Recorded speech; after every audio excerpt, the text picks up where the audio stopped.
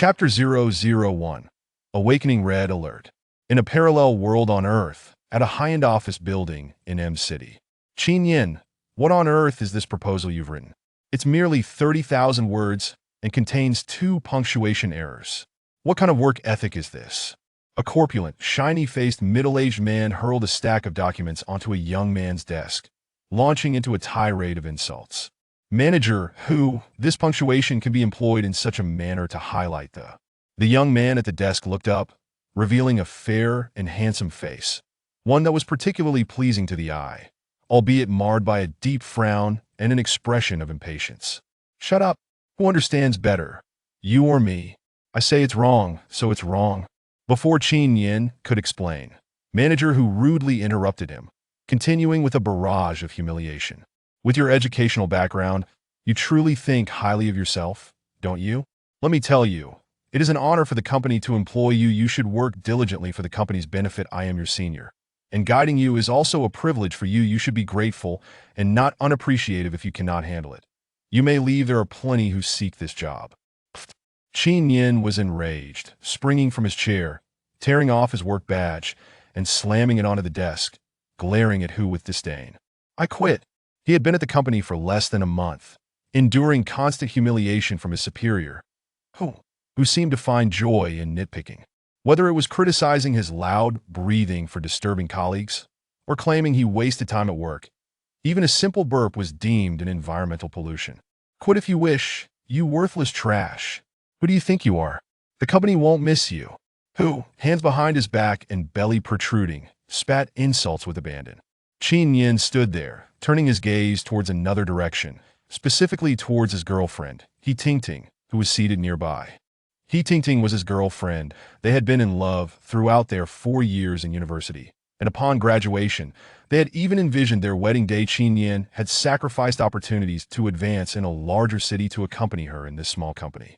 However, Qin Yin, manager who is right, since you've made a mistake, you should acknowledge it. If you cannot do this job, then leave. He Tingting, adorned with heavy makeup and fashionable attire, stood up and spoke coolly, not even glancing at Qin Yin. Tingting you. Her words struck him like thunder, leaving him dazed. He could not believe that she was unable to see Hu's deliberate provocation. Qin Yin was not a misogynist, and would never demand He Tingting resign alongside him. He merely sought some comfort from her, even if just a glance, yet he never anticipated this outcome. Qin Yin, let's break up. Manager who is my boyfriend now, he is my future. As these words fell, the office erupted into a buzz of whispers, all eyes turning to Qin Yin, filled with confusion, sympathy, but mostly mockery and ridicule. Tingting, we've been together for 4 years. You can't just. Qin Yin's lips turned pale, his mind reeling, as if he hadn't yet grasped the reality. They had only been at the company for a month, and He Tingting had already moved on to someone like the corpulent Hu? Suddenly, he noticed the gleaming gold watch on He Tingting's wrist, and everything clicked into place. He Tingting's family background was similar to his own. She could not possibly afford such a luxury item unless it was a gift from Hu. Realization dawned upon him, and he bitterly smiled, his expression sorrowful. In just a month, could a materialistic society truly transform a person so drastically? We have entered society. I no longer have time to play romantic games with you. You can offer me nothing over the 4 years. I owe you nothing. I have the right to choose my own life. Moreover, I have long since ceased to like you. He Tingting's expression was devoid of emotion as she coldly interrupted all of Qin Yin's fantasies. Get lost. The company doesn't support useless people. Hu's expression was smug, his lips curling in satisfaction as he glanced at He Tingting, pleased with her previous performance, already contemplating a reward for her that evening. Qin Yin's face turned ashen, his mind blank, feeling as if his world had turned gray. His clenched fists had turned purple from the strain. He Tingting's words struck him like a heavy hammer, brutally crushing his heart. But what could he do? She was right. She had the right to choose. Suddenly, a voice exploded in his mind. Ding dong, the red alert conquest system has been activated. Ding dong. Would you like to receive your activation reward? 6 mobilized soldiers and a Nighthawk helicopter? Ding dong. A large number of unidentified meteorites from another world are approaching Earth, expected to arrive in 1 hour. Assessing the dangers posed by the meteorites. Ding dong, attention, attention. The meteorites carry a large number of unknown viruses that will cause biological mutations. Warning. Warning. In 10 minutes, Earth will enter the apocalypse. Alert level, red. Countdown, 10 minutes. What is happening? Qin Yin's mind was clouded. Unable to comprehend red alert? Wasn't that a game? He remembered playing it for a spell when it first came out. And what about this apocalypse? Am I dreaming? Or have I been struck so hard that I'm hallucinating? Why are you still standing there? Weren't you acting tough just now? Now you want to stay? Fine, kneel and shout a few times that you're worthless, and I might consider letting you stay. Who assumed Qin Yin's days was due to regret over resigning, and continued to humiliate him. Some colleagues felt who was overstepping, but since who was the chairman's uncle, they dared not speak up for Qin Yin. Ding dong. Would you like to receive your activation reward? The cold voice echoed again. Claim. Worthless? Lost in thought. Why are you talking to yourself? Hurry up and get lost. Seeing Qin Yin's lack of response, who raised his right hand and swung it towards the back of Qin Yin's head without holding back. Qin Yin, having been a member of the martial arts team in school, possessed a certain level of skill and reacted with astonishing speed in an instant. He turned around, gripping Huss' incoming hand tightly and crushing it with a sharp crack, eliciting a pained scream from Hu. Then a commotion could be heard at the door, clearly the security personnel from this floor rushing over. What are you doing? Let go. I'm telling you, intentional harm is a crime. Two security personnel wielded their batons. Warning Qin Yin Huss Group recognized the urgency of the situation, fearing Qin Yin might act out of desperation and refraining from making any rash moves. Let go. Let go of me. My nephew is the company's president. If you dare hurt me, they'll have you killed.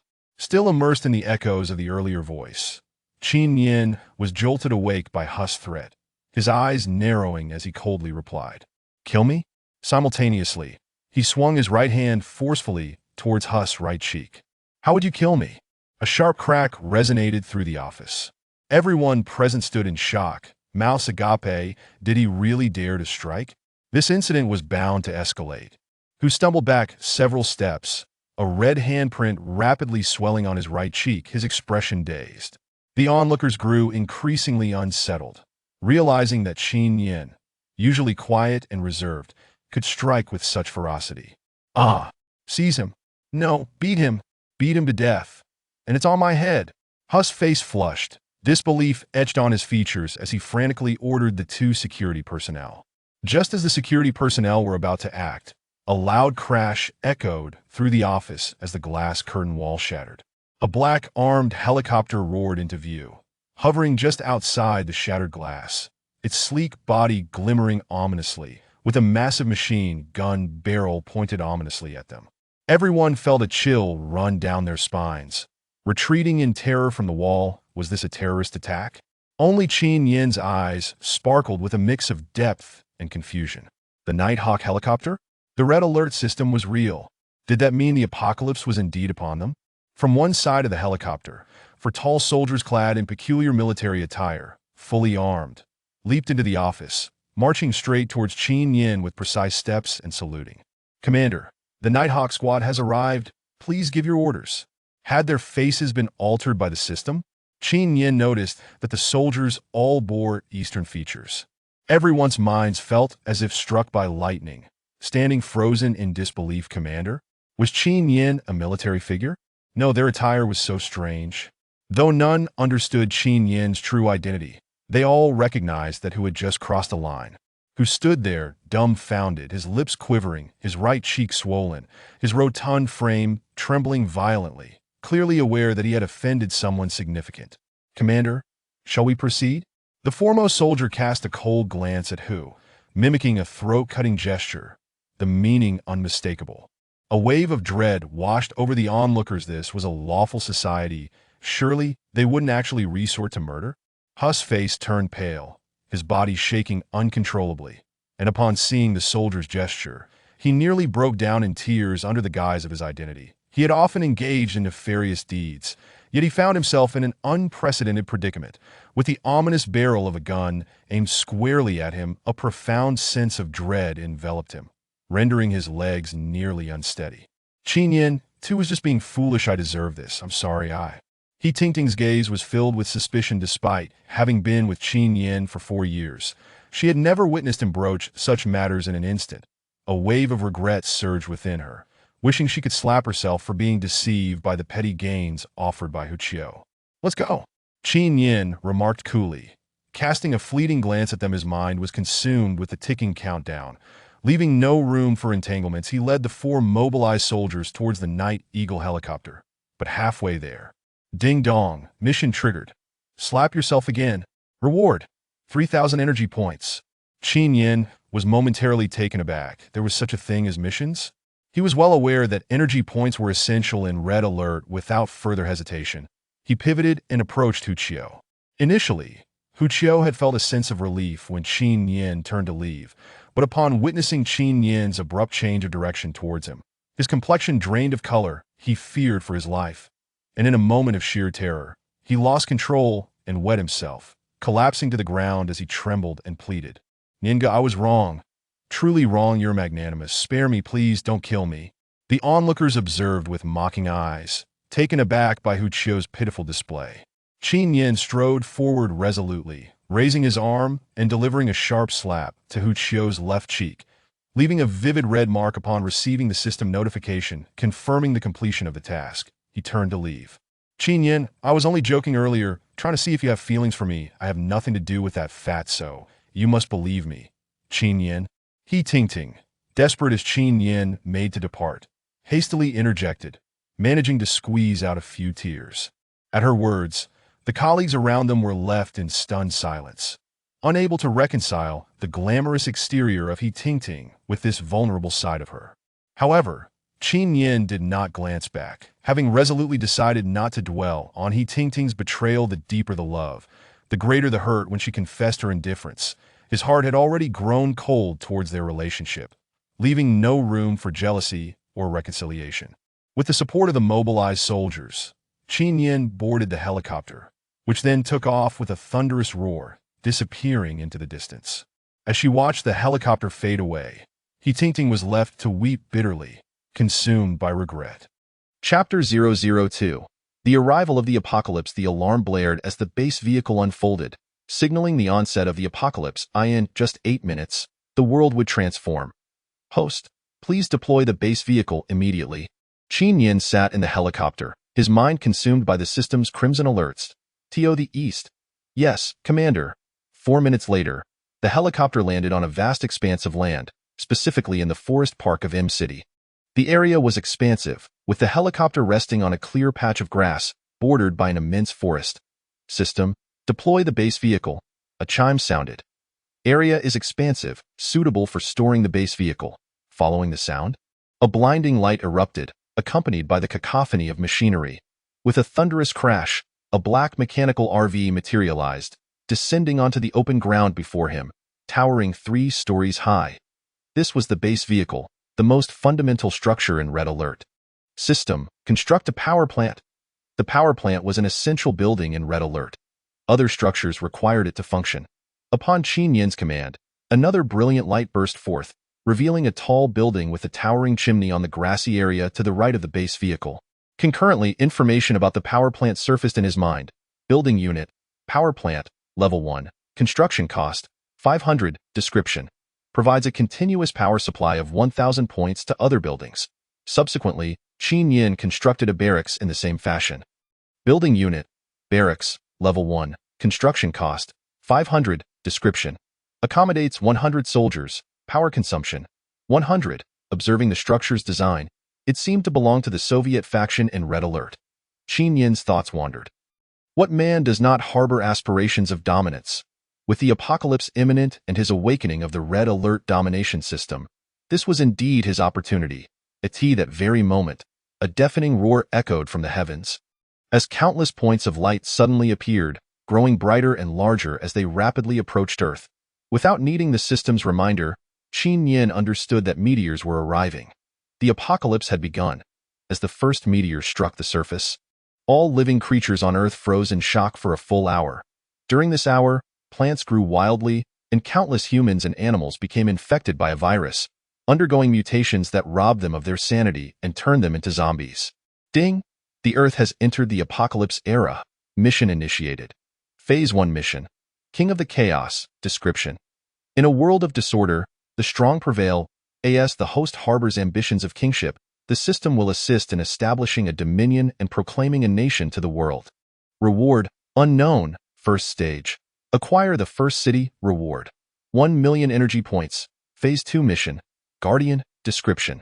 With the Earth in turmoil and zombies rampant, slaughtering humanity, the host, as a human, must eradicate the zombies and protect their kin. Reward, unknown, first stage. Eliminate 10 mutated creatures, reward, 1,000 energy points. First mission reward multiplied tenfold. The series of missions jolted Qin Yin awake. Confused, he looked around, only to be startled by the sight of trees growing wildly, each towering over 100 meters, and even the grass beneath him had grown to waist height. He felt as if he were in a primeval forest. Recognizing the 6 mobilized soldiers guarding him, Qin Yin realized this was no dream. The apocalypse had arrived, and his era had begun. System, how can I acquire energy points? Host or summoned mobilized soldiers can obtain energy points by eliminating mutated creatures immediately. This was indeed promising. As he pondered, Qin Yin ascended into the base vehicle, greeted by a plethora of sci-fi electronic screens, leaving him awestruck. His first impression? Impressive. The second? Astonishing. The third? Formidable. System, what are these points of light? Qin Yin noticed a screen densely populated with red dots of varying sizes. This is the life detection radar of the base vehicle. It currently detects targets within a 10-kilometer radius. Each red dot represents a life form. Upon hearing this, a chill ran down Qin Yin's spine. The most perilous aspect of the apocalypse was the presence of numerous living beings. He had been so focused on finding open ground that he had overlooked the fact that the forest was teeming with animals. If they all mutated and charged his base, it would spell disaster. The game starts on hell mode. System, can I select a different location? No, wait. Why are these dozens of dots moving? They seem to be heading towards us. System, oh no.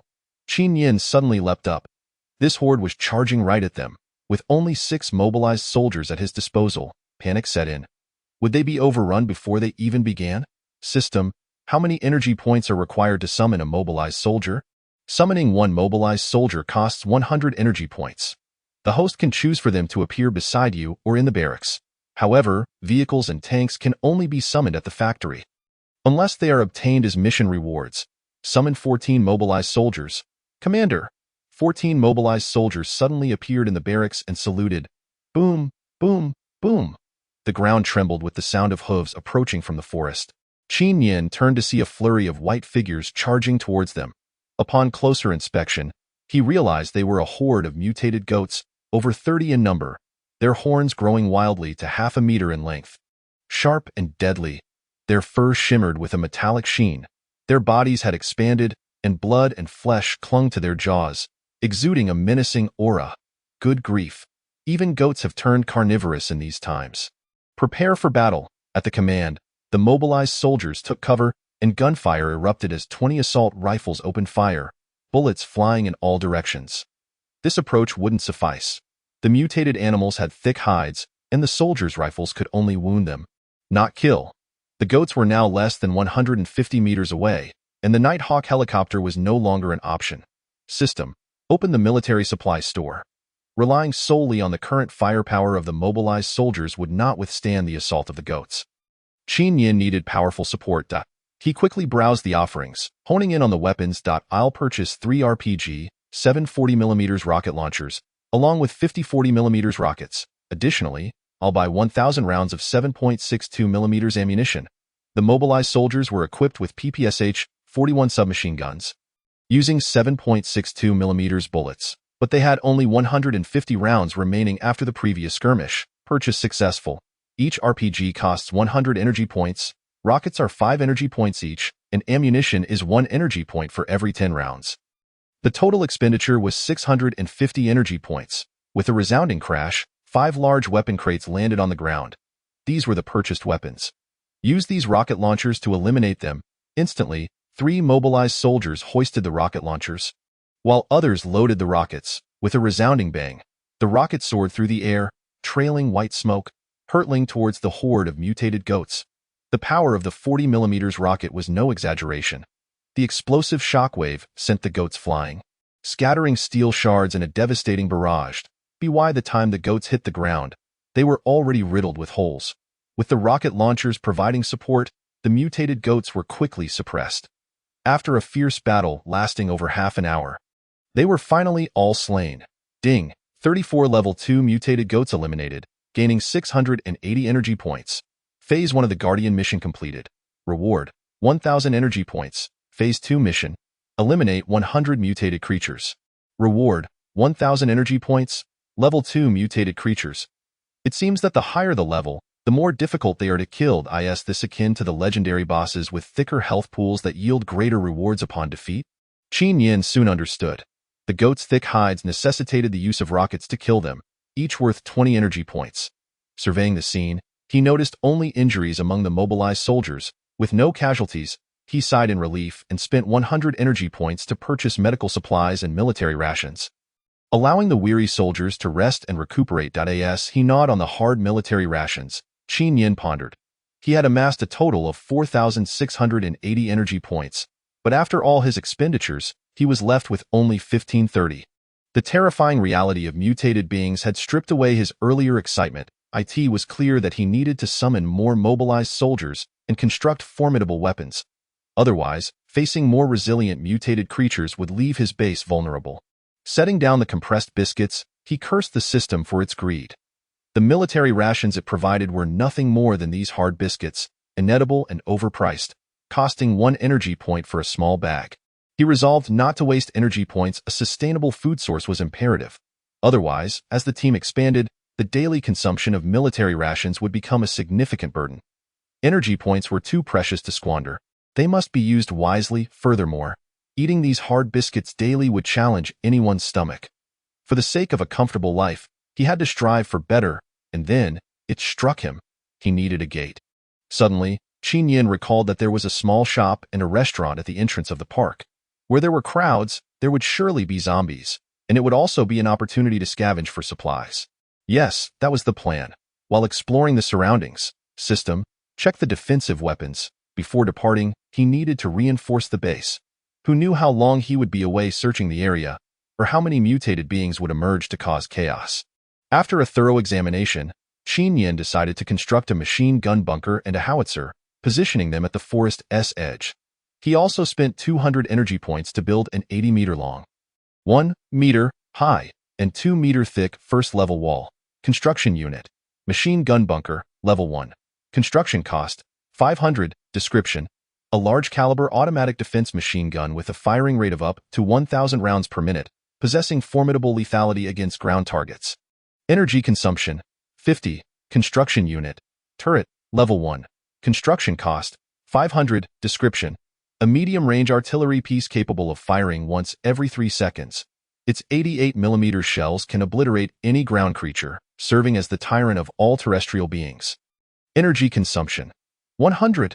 Qin Yin gazed at the descriptions detailing their formidable power, secretly impressed, feeling a surge of confidence. Whatever mutated beings dared to approach would be merely sources of energy points. Death awaited them all.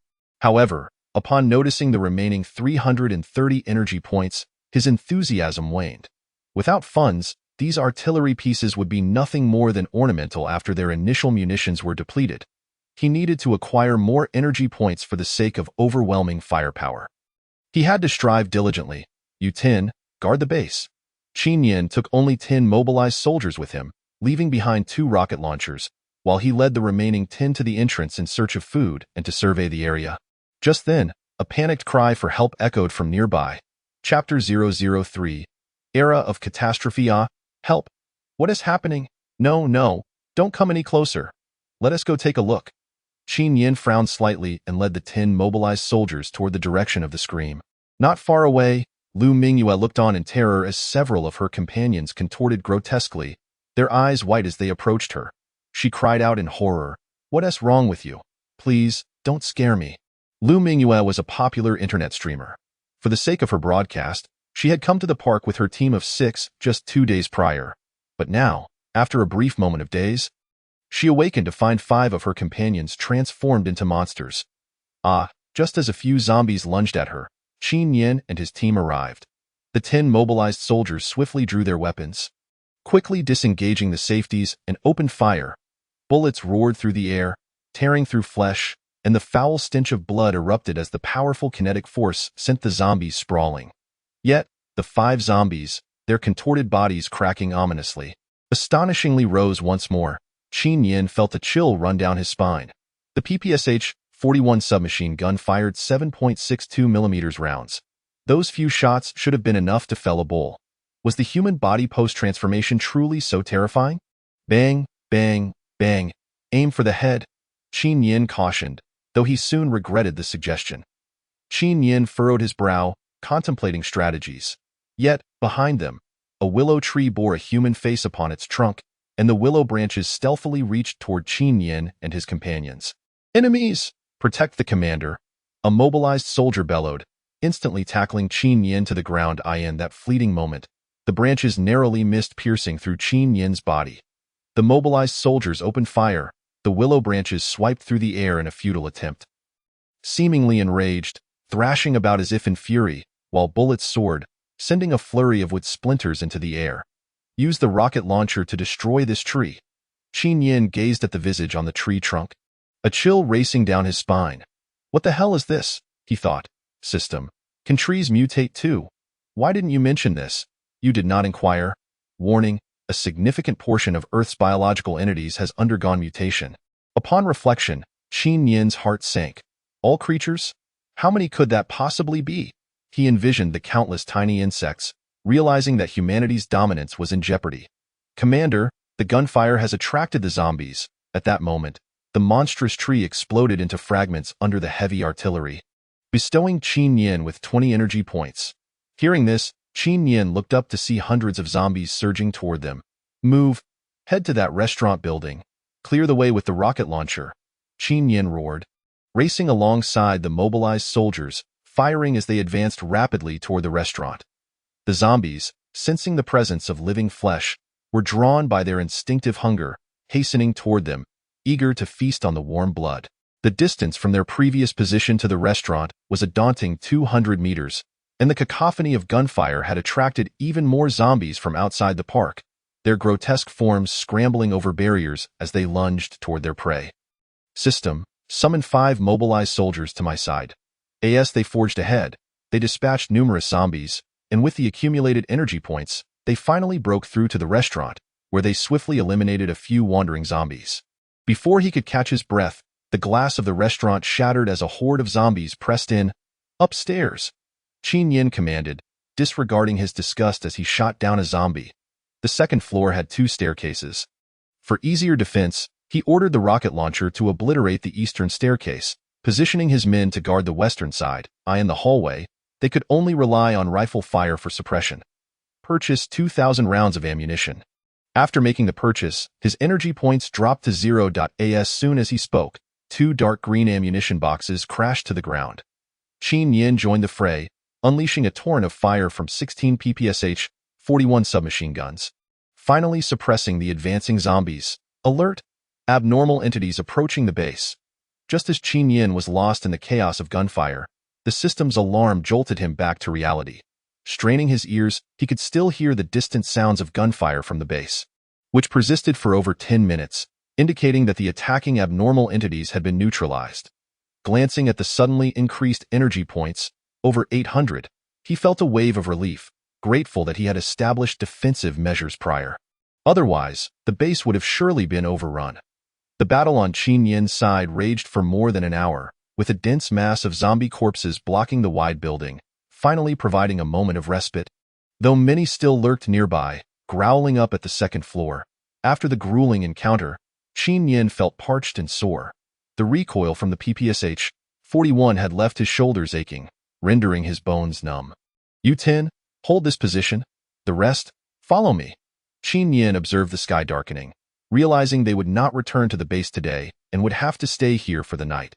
Leading 5 mobilized soldiers through the dimly lit corridor, they cautiously explored each room on the second floor of the hotel, searching for any signs of life and provisions. Qin Yin shot off the handle of one door and, upon entering, found a tidy room, indicating it had not been occupied. Thus, no zombies were present. Relaxing, he skillfully opened the small refrigerator, finding it stocked with beverages and snacks. Such service was truly a rarity. He handed each of the 5 mobilized soldiers a bottle of soda, while he guzzled down a can himself, feeling a sense of revival wash over him. Let us move to the next room, however, when Qin Yin shattered the door of another room in the same manner. A terrified scream erupted from within, nearly causing him to lose his composure. "Who's in there? Come out!" Qin Yin shouted, bewildered at how someone could remain hidden amidst such chaos. Don't come any closer." The trembling voice responded, unmistakably that of a girl. Upon entering, they found a young girl clad in a pink top, cowering in a cramped bathroom, clutching a thermos tightly, her eyes wide with fear as she regarded the intruders. This thermos likely her only means of defense. "Commander, there are no others?" The mobilized soldiers who had entered with him confirmed after searching the other rooms. Qin Yin nodded, taking a closer look at the girl, who appeared to be no more than 20. "Who are you? How did you end up here?" In a situation such as this, should she manage to open the door and escape, she would have to confront the mutated creatures herself. If she failed to escape, then it would simply be her destiny in the days to come. She would face the mutated beings on her own, and whether she could survive would depend on their whims. Thus, Qin Yin waited quietly outside the door, while other mobilizers remained inactive without a command from their leader. "Ah!" Hiseki screamed in terror, as the mutated monkey had already breached the security window, rushing directly towards her. Driven by a desperate will to live, Hiseki managed to shift aside a heavy object, creating a small gap in the door through which she squeezed her body with all her might. Just in that instant, a mutated monkey's paw reached out, clawing towards Hiseki. Qin Yin swiftly pulled her aside, while a mobilizer struck the monkey's paw with the butt of his rifle, then thrust the gun inside, aiming directly at the creature's head. Bang, bang, bang! The powerful shots sent the mutated monkey flying, its head exploding like a watermelon, blood and flesh splattering everywhere, instantly killing it. Witnessing the gruesome scene, Hiseki could no longer bear it and began to vomit uncontrollably. Qin Yin paid her no further heed. Saving her had already been the extent of his benevolence. He led his group back to the corridor, only to discover with astonishment that the zombie corpses they had previously pushed into the hallway had been reduced to mere husks. "System, what is happening?" As Qin Yu stepped closer, he was shocked to see the corpses vanishing at a visible rate, as though something were consuming the flesh. Upon further investigation, he learned that the viruses within them were devouring their own bodies. In the early stages of mutation, the viruses were extremely unstable and required vast amounts of flesh to sustain themselves. This explained the mutated creature's insatiable hunger for blood. After defeating them, without a source of flesh to consume, the viruses would turn on the mutated beings themselves, leading to the rapid disappearance of the corpses, which would likely be complete within 12 hours post-mortem. Would the viruses be released back into the air after devouring their hosts, potentially causing a second outbreak? No. Once the corpses were consumed, they too would perish. Qin Yin felt a sense of relief. It was fortunate that way, for otherwise, the earth would soon be overrun with corpses, and no one had the time or resources to clear such a massive accumulation. After Hiseki spent some time retching in her room, she glanced blankly at the horrifying scene within, her heart pounding with fear, unwilling to remain alone. She dared not approach Qin Yin and the others near the staircase, instead choosing to rest at a distance, wary of both the terrifying creatures and Qin Yin's group. "Who are these people?" Hiseki observed the mobilizers closely.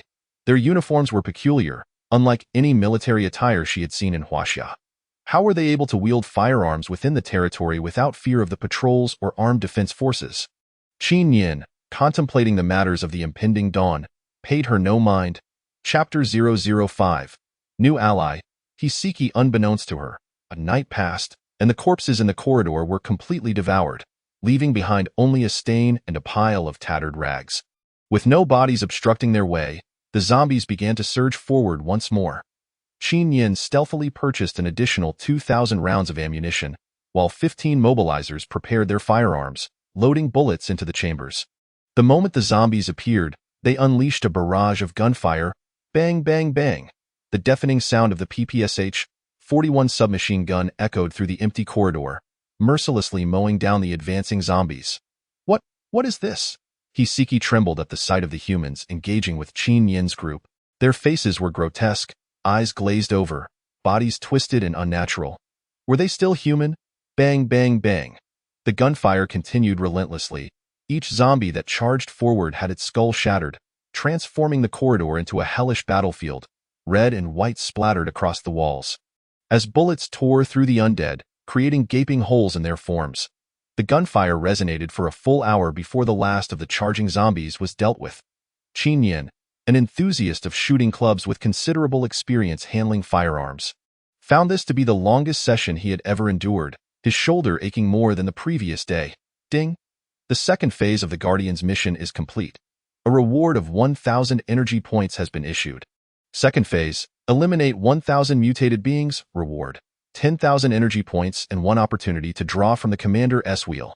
As Qin Yin and his team finished dispatching the zombies, the system's notification chimed, and the prospect of the Commander's draw filled him with anticipation. Could he summon those commanders from Red Alert? He wondered if they possessed their own consciousness. We will descend through another corridor to the warehouse. Collect the supplies, and then return, Qin Yin quickly ordered, as this corridor was blocked by the corpses of zombies, leaving only the previously destroyed corridor as a passage. Please, don't leave me, Hiseki exclaimed in desperation as she saw Qin Yin's group preparing to leave. She had just glanced out the window and observed the chaos in the square, where bloodstains had yet to dry and tattered rags fluttered in the wind, resembling a scene from a war-torn movie. Yet devoid of any corpses, she began to realize that something was amiss. Under normal circumstances, the emergence of such a large-scale gunfight would have prompted an immediate response from the armed defense forces. Yet, a night had passed without any sighting of them, compounded by the sudden appearance of strange soldiers and those bizarre, terrifying humans, along with the formidable bioengineered monkey. The world had surely changed. Do not follow us. However, as Qin Yin and his team reached the other side of the corridor, Hiseki timidly trailed behind them. I have already shown you mercy by saving you. Don't expect any further kindness from me. Qin Yin's voice turned cold. Having rescued her was already a considerable act of compassion, and to follow him further would be to overstep. I have value, Hiseki stammered, on the verge of tears. Terrified that this lifeline would slip away, if another monstrous creature were to appear, she would be doomed. I studied warehouse logistics management in college, and I overheard you mention needing to go to a warehouse. I can help you manage supplies. Truly, take me with you, Hiseki implored earnestly, this being her only expertise. Qin Yin initially intended to refuse, but upon hearing the mention of logistics management, he felt a flicker of interest. He began to seriously contemplate the matter.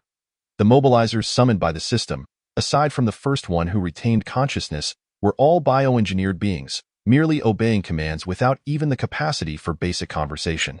This had left Qin Yin feeling disappointed and bored. He needed a normal person for conversation and communication, lest he suffer psychological issues from prolonged isolation.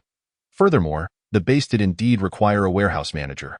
He recalled that within the building was a bunker storage area, and while supplies were currently scarce, it would soon become a logistical challenge as they accumulated. He genuinely needed someone with professional skills. What is your name, Hiseki? A junior at Donga University. I came here for a vacation, and I never expected to wake up to the sound of gunfire. She spoke quickly, fearing that Qin Yin might change his mind. You were asleep the entire time? Yes, after being startled awake by the explosions, I thought it was a terrorist attack. I didn't dare make a sound and hid in the bathroom. Hiseki cast a nervous glance at Qin Yin, wondering if they were indeed the Kanbu faction. Qin Yin found himself speechless. How could she sleep through the thunderous noise of the meteor crash? How deep must her slumber have been? However, the mobilizers' uniforms posed a dilemma. Initially regarded as a secret unit by Lu Mingyue, they were now perceived as Kanbu members, which vexed him greatly.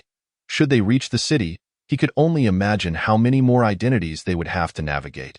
Yet, the uniforms were inherent to the mobilizers, and he had no means to alter them. Aren't you afraid we might be Kanbu members? Not at all. You have such a refined appearance. It's clear you are a good person. How could you possibly be one of them? Hiseki's expression appeared somewhat stiff, yet remaining here posed a greater danger. Rather than confront those repulsive, unknown creatures, she preferred to accompany Qin Yin, an individual of dubious origin. Let me clarify. By joining us and entering the base, you may not be able to leave for 6 months or even longer, and thereafter, you will not be able to detach from us. Qin Yin was not jesting. Before the Red Alert base became formidable, she could not leave at her whim. Moreover, she would inevitably learn many secrets, making it impossible for her to be released. I agree. Hisiki gazed at Qin Yin with a face full of skepticism, her heart heavy with despair. Had she just escaped the dragon's den only to fall into the tiger's lair? Yet, at this juncture, what other options did she have? Chapter 006. Supplies. I am Qin Yin. And these are my brothers. Qin Yin introduced himself. What were those things we just encountered? What transpired outside? Hisiki still could not regain her composure, bewildered by the state of the world. Just yesterday, countless meteors from outer space fell to Earth, unleashing a terrifying virus. Many living beings on the planet were infected, transforming into aberrations, the very creatures she had just witnessed. Upon hearing this, Hisiki fell into a profound silence, unsure of how to respond, feeling as though she were trapped in a dream. Noticing her state, Qin Yin chose not to press further, allowing her time to process the information. Before long, they arrived at a corridor where an explosion had severed the building in half. The lower section had been completely obliterated. Fortunately, the floor was only about 4 meters high, and the destroyed portion was merely around 2 meters, making it manageable. The first mobilized soldier leapt down, followed closely by the others. Once they landed, they immediately took up defensive positions, and soon Qin Yin and the remaining soldiers jumped down, catching Hisiki as she fell. They then made their way to a warehouse, which was sealed shut by a stainless steel door. Lacking keys, Qin Yin and his comrades resorted to using an RPG-7 to blast it open. This was a cold storage facility, albeit not particularly large. The park itself saw few visitors, resulting in a limited supply of provisions. After inventorying their findings, they discovered 33 bags of 50-pound rice, over 50 boxes of noodles, and approximately 300 pounds of various fruits and vegetables. Most astonishingly, they found 5 processed pigs frozen in the cold storage, along with an abundance of seasonings, all intact. Unfortunately, the aquatic products housed in an outdoor fish tank had been ravaged by zombies, which Qin Yin found somewhat regrettable. He instructed 5 mobilized soldiers to search for vehicles while he and the others began consolidating all the food and seasonings. Even gathering pots and pans, for military supply stores did not stock such items. Even if they did, Qin Yin was reluctant to spend precious energy points on them, as they were far too valuable at this moment. Hisiki also lent a hand, assisting in the efforts. Qin Yin noticed numerous water stains on the ground, likely left behind by the thawing frozen goods, indicating that humanity's electrical grid had been incapacitated. At that moment, worry crept into his heart. Without electricity, the refrigerated food would spoil quickly. It seemed imperative to hasten their pace and venture into the city to gather provisions before they rotted away. System, construct bunker storage.as. Qin Yin issued the command. A brilliant light flickered nearby, and a circular building materialized before him, crashing to the ground. Simultaneously, the building's description appeared in Qin Yin's mind. Building unit, bunker storage, level 1, construction cost, 500. Description, provides 10,000 kilograms of storage space, divided into frozen and ambient temperature sections. Energy consumption, 100, a frozen section. Qin Yin's heart soared with joy. This would alleviate concerns about food spoilage in the future. Before long, the mobilized soldiers who had gone in search of vehicles returned, driving back a medium-sized truck. Though the rectangular cargo area had been dented by the aberrations, it was the only vehicle available, and they had to make do with it. The soldiers began loading supplies onto the truck. Qin Yin refrained from assisting with the transportation of goods, and Hisiki also paused, approaching him to converse. Eager to learn more about Qin Yin, as they chatted, they stepped outside. That moment, 2 luxury cars barreled towards them from another direction, pursued by a horde of frenzied zombies. A young man leaned out of the window of one of the vehicles, hurling objects at the undead. The young men and women inside the luxury cars screamed wildly, the deafening beat of the car's DJ blaring. Each time an object struck a zombie, the others erupted in cheers, as if they were not fleeing for their lives, but reveling in a game. Hey, there are people ahead. A young woman in the passenger seat of a red Ferrari spotted Qin Yin and Hisiki standing by the roadside. Run them over. The driver, a red-haired youth with a delinquent appearance, caught sight of Qin Yin and Hisiki, his eyes gleaming with excitement. Instead of slowing down, he pressed the accelerator to the floor, the Ferrari roaring like a wild stallion as it charged towards them. The 3 others in the car did not attempt to stop him, joining in the frenzied shouting. They were fully aware that the world had changed. Chaos and death surrounded them. Killing two people meant nothing now. No one would ever know. Qin Yin's expression darkened, his gaze fixated on the oncoming luxury vehicle. Hiseki's eyes widened in disbelief. These individuals were brazenly disregarding the law, intent on running them down in an instant. Qin Yin drew the handgun concealed at his waist, firing 3 rapid shots. One bullet struck the right tire, causing the Ferrari to skid and veer off course, crashing into a lamppost, and immediately, black smoke began to billow from the hood. The 3 young men and 1 woman cursed as they extricated themselves from the deployed airbags, clambering out of the wrecked vehicle. "Damn it, kid! How dare you shoot up my car?"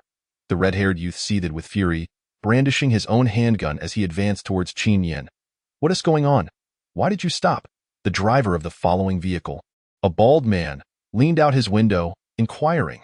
"The luxury car is wrecked because of this kid." The young woman who had been in the passenger seat appeared anxious, having witnessed the gruesome manner in which the undead devoured humans. Upon hearing this, the bald man's expression shifted. A broken vehicle was indeed a troublesome predicament, prompting him to exit the car, followed closely by the others. Qin Yin's pupils constricted. It was bizarre that these individuals were all armed. He understood that gun ownership was illegal in Huaxia, making their possession of firearms all the more perplexing.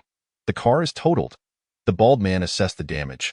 The tire was completely ruined, and the interior was a chaotic mess due to the airbags. "Damn it, kid, I'm going to kill you." The red-haired youth, enraged by the destruction of his vehicle, raised his handgun and fired 4 shots in quick succession. Qin Yin had already been on guard upon noticing their weapons. He yanked Hiseki and retreated towards the restaurant. As soon as he sensed the red-haired youth's aggressive intent, he yanked Hiseki along, tumbling into the restaurant. Bang, bang, bang, bang. All 4 shots shattered the rear window, causing it to explode. Bang, bang, bang. The red-haired youth fired an additional 6 shots, emptying his firearm. "Give me bullets," he bellowed. "Kill them." The bald man, realizing the gravity of the situation, no longer held back and signaled his companions to take action. Yet, before they could move, Qin Yin sprang into action, firing a shot that struck the red-haired youth squarely in the right leg. Then, like a leopard, he lunged forward, pressing the gun against the youth's head before the others could react. Chapter 007. To kill or not to kill? Ah! The red-haired youth shrieked in agony, probably experiencing such pain for the first time in his life. Blood gushed from his thigh, creating a gaping hole. Qin Yin gripped the red-haired youth by the throat, pushing him forward, while his other hand firmly held the gun against the youth's head, confronting the group. "Let him go." The bald man and his companions raised their firearms, aiming directly at Qin Yin. "Kill him! Kill him!" "Ah!" The red-haired youth screamed in terror, his face contorted in anguish. Having been pampered since childhood, he had never endured such suffering. Qin Yin regarded them coldly, his mind racing. The apocalypse had only just begun, and these individuals were already brazenly committing murder. If this continued, what chaos would unfold in the world? "Kid, let him go, and I'll let you leave." The bald man took a deep breath. Though he spoke as if conceding, his eyes betrayed a menacing glint. Qin Yin stared back at them, unfazed, a cold smile forming in his heart. "Let him go, and I'll let you leave. You only have 1 gun. If you kill him, we could easily turn you into a sieve with our numerous firearms. Let us each take a step back. You release him, and I'll let you go." Estimating the time, Qin Yin presumed the mobilized soldiers should arrive soon, prompting him to release the red-haired youth. Without Qin Yin's support, the youth collapsed to the ground, the pain in his leg overwhelming him. He crawled towards the bald man and his companions, who hurriedly assisted him. "Kill him! Kill him! Ah, damn it! Take them both out!" The red-haired youth let out a piercing scream, the excruciating pain in his thigh striking directly at his mind. "Kid, don't blame us for being ruthless. You simply crossed paths with the wrong people." The bald man, seeing that the red-haired youth was unharmed, exhaled a sigh of relief. The identity of the red-haired youth's father was no ordinary one. He then turned his gaze towards Qin Yin and the others, and his expression darkened with malice as he raised his hand to draw his weapon. However, a gunshot rang out. The bald man's right hand, which was gripping the pistol, was instantly obliterated, reduced to a mass of mangled flesh that splattered in all directions, sending excruciating pain coursing through his brain as he let out a horrific scream. The other youths were instantly taken aback. Wasn't it the bald man who fired? How did his own hand get shattered? Were there enemies? It was only then that they realized, attempting to flee for cover. But it was too late. The conscripts had arrived, surrounding them from multiple directions, their PPSH-41 submachine guns aimed directly at them. What? A wave of dread washed over them, their hairs standing on end as they looked at the strangely attired soldiers. Their minds went blank, staring down the dark muzzles of the guns, paralyzed with fear and unable to move. "Commander, are you all right?" The only conscript with a semblance of independent thought stepped forward, saluting Qin Yen with a guilty expression. They had just put their commander in danger, a grave dereliction of duty on their part. "Commander," the faces of the young men and women turned ashen. Were these people from the military? The very ones they had intended to kill? Realizing this, their legs trembled, cold sweat pouring down their backs, with some faint-hearted individuals collapsing to the ground in despair. "Put down your weapons, and I might consider sparing your lives," Qin Yen said, his gaze cold as he looked at the oddly dressed 5 men and 3 women. "Drop your weapons," the conscripts shouted in unison, intimidating these individuals, their fingers poised on the triggers. The group struggled with their expressions. They could tell that if they did not comply, the conscripts would not hesitate to fire. What to do? Should they surrender? "Put down your weapons," the conscripts shouted again, 2 or 3 of them locking their aim on one person, ready to pull the trigger at the slightest sign of resistance. With a clang, under the pressure from the conscripts, the first person ultimately dropped their weapon, and with that example set, the others quickly followed suit. There was no other option. They were utterly no match for these soldiers, and any resistance would lead to their execution. Subsequently, the conscripts confiscated their weapons, and Qin Yen picked one up, recognizing the insignia. It turned out to be weapons from the Big G shooting range, which explained everything. The Big G shooting range was officially sanctioned by the government, designed for firearms enthusiasts to practice. Qin Yen had trained there himself. These individuals had probably visited the range and, with the onset of the apocalypse, taken the firearms with them. "Commander, how should we deal with these people?" Upon hearing this, a cold glint flashed in Qin Yen's eyes. Although his expression remained calm, his heart was in turmoil. Did he really have to kill them? It was easy to admire those in power who ordered massacres from afar, but when faced with such a decision himself, it felt agonizingly difficult. Qin Yen, Hiseki felt the murderous intent emanating from Qin Yen. Being kind-hearted, she instinctively opened her mouth to speak but quickly stopped herself. This was not her place, nor did she have the right to intervene. "Sir, we were wrong. We understand our mistakes. Please give us a chance. We were drunk and confused." The others realized the peril they were in and hurriedly knelt, pleading for mercy, their faces as pale as death. "Execute the red-haired one and the bald man. As for the rest, let fate decide." Qin Yen ultimately broke free from the shackles of his conscience and issued the death order. This was a post-apocalyptic world. He held the reins of power, and these people had just attempted to kill him. Why should he let them go? "You can't kill me! You can't kill me!" The red-haired youth's lips trembled, and upon hearing Qin Yen's words, terror filled his eyes as his body shook uncontrollably. He then screamed frantically, "I am Chen Wenhao. My father is Chen Jigang, the inspector of Beiwang province. You can't kill me. You can't kill me." The conscripts remained expressionless. Qin Yen's orders had been given, and they would only execute them. Point 2 of the conscripts advanced, seizing the struggling and howling red-haired youth and the bald man, dragging them away before executing them with 2 shots. The sound of Chen Wenhao's anguished screams abruptly ceased, sending a chill through the hearts of the onlookers, who felt a mix of relief and regret. Thankfully, they had refrained from firing earlier, or they too would have met the same fate. "Commander, the zombies are closing in. Should we eliminate them?" "No need." Qin Yen raised his right hand and fired 2 shots, shattering the rear tires of the nearby vehicle, then coldly regarded the remaining 3 men and 3 women. These individuals were hardly innocent.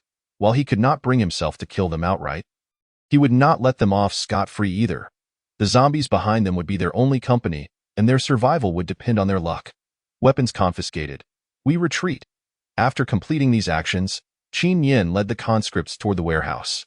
The remaining 6 individuals breathed a sigh of relief, yet the pursuing zombies were already upon them, lunging excitedly at the remaining 6. Their faces turned ashen as they attempted to flee in a vehicle, only to remember that it had been wrecked and their firearms confiscated. In that moment, They had no means of defending themselves against the zombies. As panic set in, the zombies charged, one sinking its teeth into the arm of a girl in red. She screamed in terror, pleading for her companions to save her, but the others, gripped by fear, could no longer afford to care for her and fled for their lives, the zombies eagerly pursuing them. Chapter 008.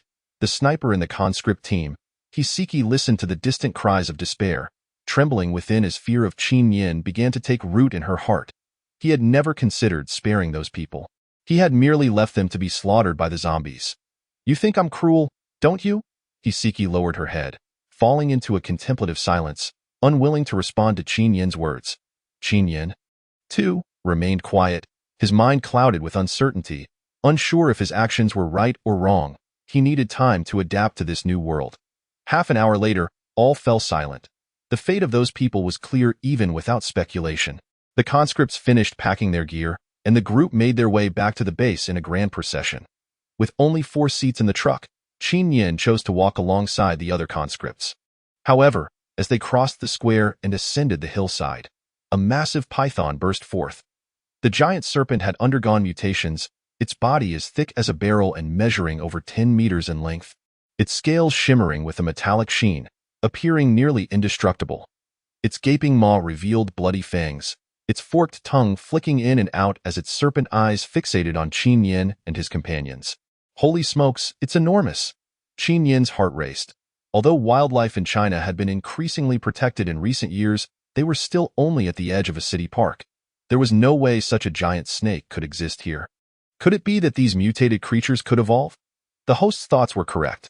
Mutated beings could enhance their physical abilities through consuming their kin or feasting on large amounts of blood, thereby evolving.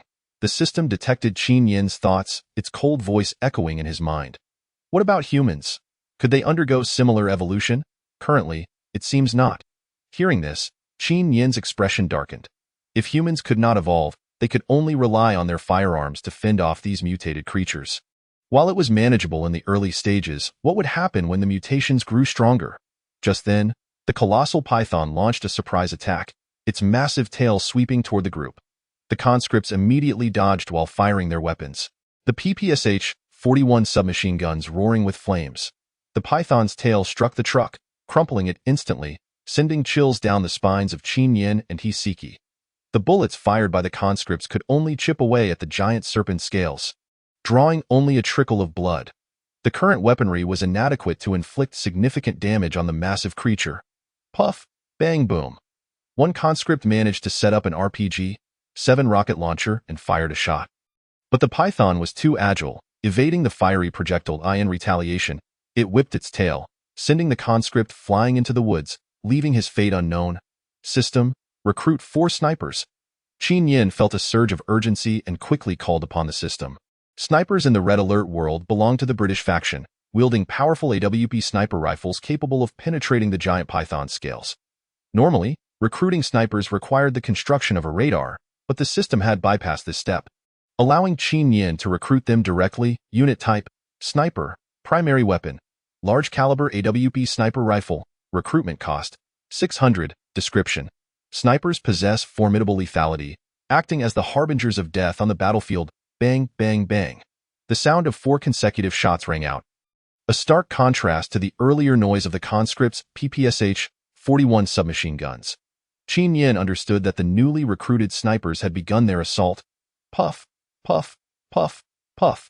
The colossal python erupted with 4 gaping wounds, blood gushing forth, as its impenetrable scales proved no match for the AWP's bullet. In agony, the serpent was instantly consumed by rage. Thrashing wildly, and a mobilized soldier, caught off guard, was devoured whole. Witnessing this, Qin Yin felt a surge of urgency and drew his pistol, joining the fray. Fortunately, with the assistance of 4 snipers, Qin Yin and his comrades gradually wore down the creature's stamina, ultimately sending it to the heavens with a single artillery round. Ding! Level 3 mutated entity eliminated. Earning 50 energy points. Current host's remaining energy points: 3608. As Qin Yin gazed upon the lifeless python, no trace of joy flickered within him. It was merely a level 3 mutated entity that had cost him dearly. With each soldier swallowed whole meeting an untimely demise, and the one recently flung away was grievously injured. Uncertain how many ribs were broken, Hiseki, who had initially harbored some disdain for Qin Yin's ruthlessness, found her sentiment waning upon witnessing his bravery alongside the soldiers in peril and the sorrow he displayed for the fallen. System, are there any medical facilities available? Qin Yin was also somewhat perplexed by the system. The buildings, units, weapons, and so forth it possessed were not confined to a singular version, but rather a collective of all versions. He recalled that in a particular version, injured soldiers could seek treatment at a repair factory. Yet this was reality, and there remained a stark difference from the game. One could hardly expect injured soldiers to be repaired alongside vehicles. The original repair factory had split into two entities. One, a battlefield hospital dedicated to treating soldiers, equipped with specialized physicians, where purchased medical supplies would directly deduct from the host's energy points. The other retained the name repair factory, tasked with maintaining vehicles and tanks, requiring engineers to be recruited independently. With newfound clarity, Qin Yin hesitated no longer and proceeded to construct a battlefield hospital. Building unit, battlefield hospital, level 1. Medical staff, 10. Construction cost, 500. Description, provides a place of recuperation for injured soldiers, accommodating up to 100 casualties. Commander, the sniper team has arrived. Just as Qin Yin resolved the issue of the wounded, the 4 snipers, clad in green camouflage, approached briskly, each wielding a long rifle, and saluted him. Well done, Qin Yin instinctively replied, treating them not merely as tools despite their lack of independent thought. Let us move, return to base. By the time Qin Yin and his team made their way back to the encampment, dusk had descended, and 5 mobilized soldiers quickly set about preparing a meal with the supplies they had brought back. The grassy expanse now bore several imposing new structures. What was once a relatively open field felt somewhat constricted. Yet Qin Yin's heart swelled with reassurance. This was his base, his sanctuary in a world gone awry, and his means to assert dominance in this post-apocalyptic landscape. Hiseki was utterly bewildered. Had this not been an empty grassy plain? During her visit days prior, she had traversed this very spot. How had these peculiar edifices materialized so suddenly? She stood dumbfounded, increasingly unable to fathom Qin Yin and his associates. Qin Yin led Hiseki into the circular bunker warehouse. This is your workplace. Refrain from wandering about and focus on your duties. As you can see, this world has transcended our understanding. If you falter, do not blame me for casting you out. Hiseki merely smirked. Surveying the circular warehouse and disregarding Qin Yin's stern words on their return journey, she had observed his concern for the injured soldier, which eased her previous grievances and illuminated his complex character. Cold on the surface, yet warm within. Chapter 009. Waging war to sustain war. What's wrong? Can't sleep. Hiseki, rising in the dead of night, found Qin Yin lost in thought beside a cluster of electronic devices and approached him. Qin Yin had arranged for Hiseki to reside in the command vehicle, which now resembled a 3-story villa with numerous rooms. As a female, she could not share quarters with the male mobilized soldiers. So she was assigned here, lacking the authority to operate the command vehicle anyway. Just contemplating some matters, Qin Yin's demeanor towards Hiseki was relatively amiable, a courtesy extended due to her proven worth in the warehouse, allowing her to gradually integrate into their fold. Neither knew what to say, and thus they sat in silence. Do you think we can survive? Hiseki's inquiry took Qin Yin aback. He turned to see an abyss of confusion reflected in her eyes. Qin Yin sighed internally. The deaths of the mobilized soldiers earlier that day had deeply unsettled him. The mutated entities were terrifying. He had initially believed that with the system's assistance, his growth would be swift. Yet the evolution of these entities outpaced his expectations. Get some rest. You'll need to familiarize yourself with the warehouse tomorrow, Qin Yin advised gently. All right, Hiseki replied, her heart heavy with concern for her family. She had contemplated asking Qin Yin for help but, upon seeing him isolated, suspected he was also unable to assist in retrieving her family. Thus, she remained silent, praying in her heart instead. Qin Yin lingered, silently observing the increasing number of large glowing dots on the electronic screen, aware that more and more mutated entities were evolving. His sense of crisis intensified. The deaths of the mobilized soldiers served as a stark reminder that they were not invincible, barring their lack of independent thought. They were merely ordinary soldiers. No, he could not allow the mutated entities to evolve unchecked any longer. It seemed necessary to alter his plans. He must prioritize addressing these threats. Otherwise, venturing into the city would be untenable. With the food he had previously procured lasting a few more days, he resolved to deal with the mutated entities here first. System: review defensive structures. The Nighthawk helicopter was rendered inoperable due to the meteorite, meaning he lacked aerial fire support. Given that this area was forested, vehicles and tanks were impractical. Relying solely on manpower would be futile. Thus, he devised a plan to lure them out and systematically eliminate them using defensive structures. Currently, he possessed 3,108 energy points, and with astute management, he could establish a formidable firepower perimeter, drawing the mutated entities out in waves for annihilation. Waging war to sustain war. He now had machine gun bunkers and turrets for ground defense. What he lacked was low-cost anti-air defenses, as the forest was populated primarily by birds, devoid of large raptors. After considerable deliberation, Qin Yin selected a Soviet anti-aircraft gun and 2 sentry guns.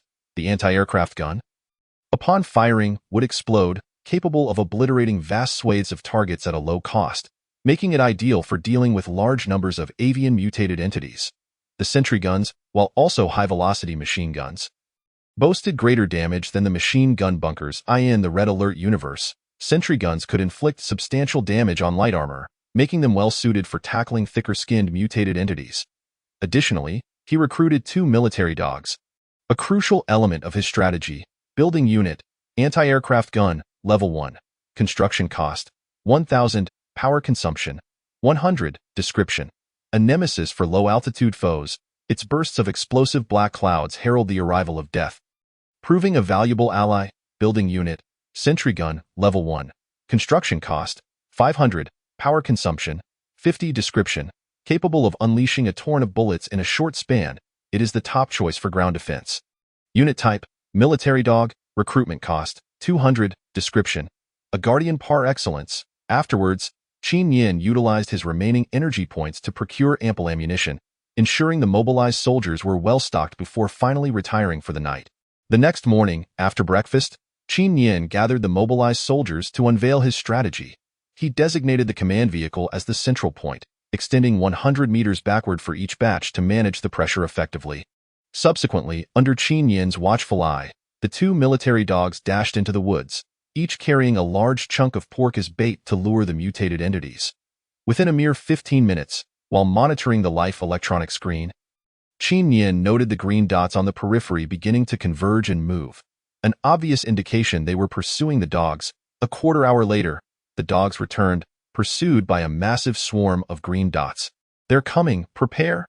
Qin Yin bellowed, alerting the mobilized soldiers outside. Moments later, the ground trembled violently, a sensation magnified 100-fold compared to the previous herd of mutated goats. "By the heavens!" Qin Yin gazed in astonishment at the sight of countless beasts surging from the direction of the forest. Watching the military dogs racing back, an overwhelming sense of doubt flooded his mind. Could it be that those 2 had ventured too deep? How could they have drawn out so many? Yet, there was no time for contemplation. He immediately issued the command to open fire. What Qin Yin was unaware of was that the life radar equipped on the base vehicle could only detect life forms of level 2 or higher. It could not even detect humans. This meant that what he saw on the electronic screen were merely the mutated entities of level 2 and above, while the number of those at level 1 remained unknown. As the mutated entities entered the firing range, the sentry cannon and machine gun bunkers unleashed a torrent of fire. The mobilized soldiers fired without hesitation, and the mutated entities in the front ranks fell in droves. However, those behind surged forward with reckless abandon. The insatiable thirst for fresh flesh drove them into a frenzy, their eyes glowing red as they charged fearlessly. Yet, they were met with the terrifying onslaught of bullets, leaving limbs scattered across the scene. Under the relentless firepower of the base, the advance of the mutated entities slowed considerably. Hiseki dared not look any longer after a single glance. The scene was too gruesome, so she retreated to the base vehicle. Inadvertently facilitating Qin Yin's operations. System: purchase 3,000 rounds of 7.62mm ammunition, 6,000 rounds of 12mm, and also procure 50 40mm rocket shells for me. The machine gun bunkers and sentry cannons fired 12mm rounds, and these 2 weapons were terrifyingly effective, with a firing rate of up to 1,000 rounds per minute. While they killed numerous mutated entities, the ammunition was rapidly depleting. Fortunately, upon killing mutated entities, energy points could be obtained to replenish ammunition. He refrained from deploying the turret, as the 88mm shells it utilized were too costly and somewhat wasteful at this stage. According to the system, artillery shells with a caliber of 50mm or less cost 5 energy points per round, and for every additional 50mm, the cost increased by 5 energy points, with the 88mm shells priced at 10 energy points. However, bullets were unaffected by caliber when it came to pricing. It seemed that the strategy of sustaining warfare through warfare was indeed feasible. Chapter 010.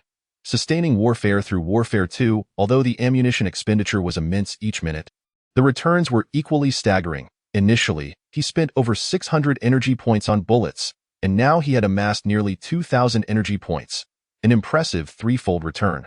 Qin Yin's gaze was alight with excitement as he observed the mutated entities clashing on the battlefield. He had already tasted the sweet rewards of systematically eliminating these entities. These were energy points. Within just a few minutes, the bodies of the mutated entities had piled into a mountain, yet the onslaught from behind showed no signs of abating.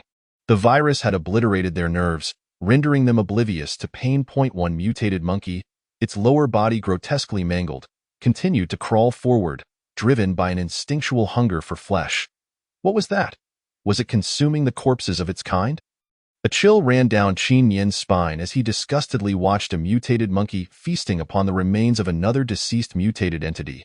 Disgusted, he raised his weapon and shot, obliterating the mutated monkey. This was a particularly peculiar virus. Upon infecting biological organisms, it generated new cells that required constant nourishment. Otherwise, they would devour the host's flesh and blood until it vanished. However, if overfed, these viruses would mutate further, which explained the rapid evolution of the mutated entities. Therefore, in order to survive and evolve, the mutated entities were compelled to consume flesh. This was their remaining instinct. Generally, their primary target was unmutated biological entities. As such, flesh was fresh to them. If those were unavailable, they resorted to devouring their own kind. In desperate circumstances, they would turn on each other, continuously evolving.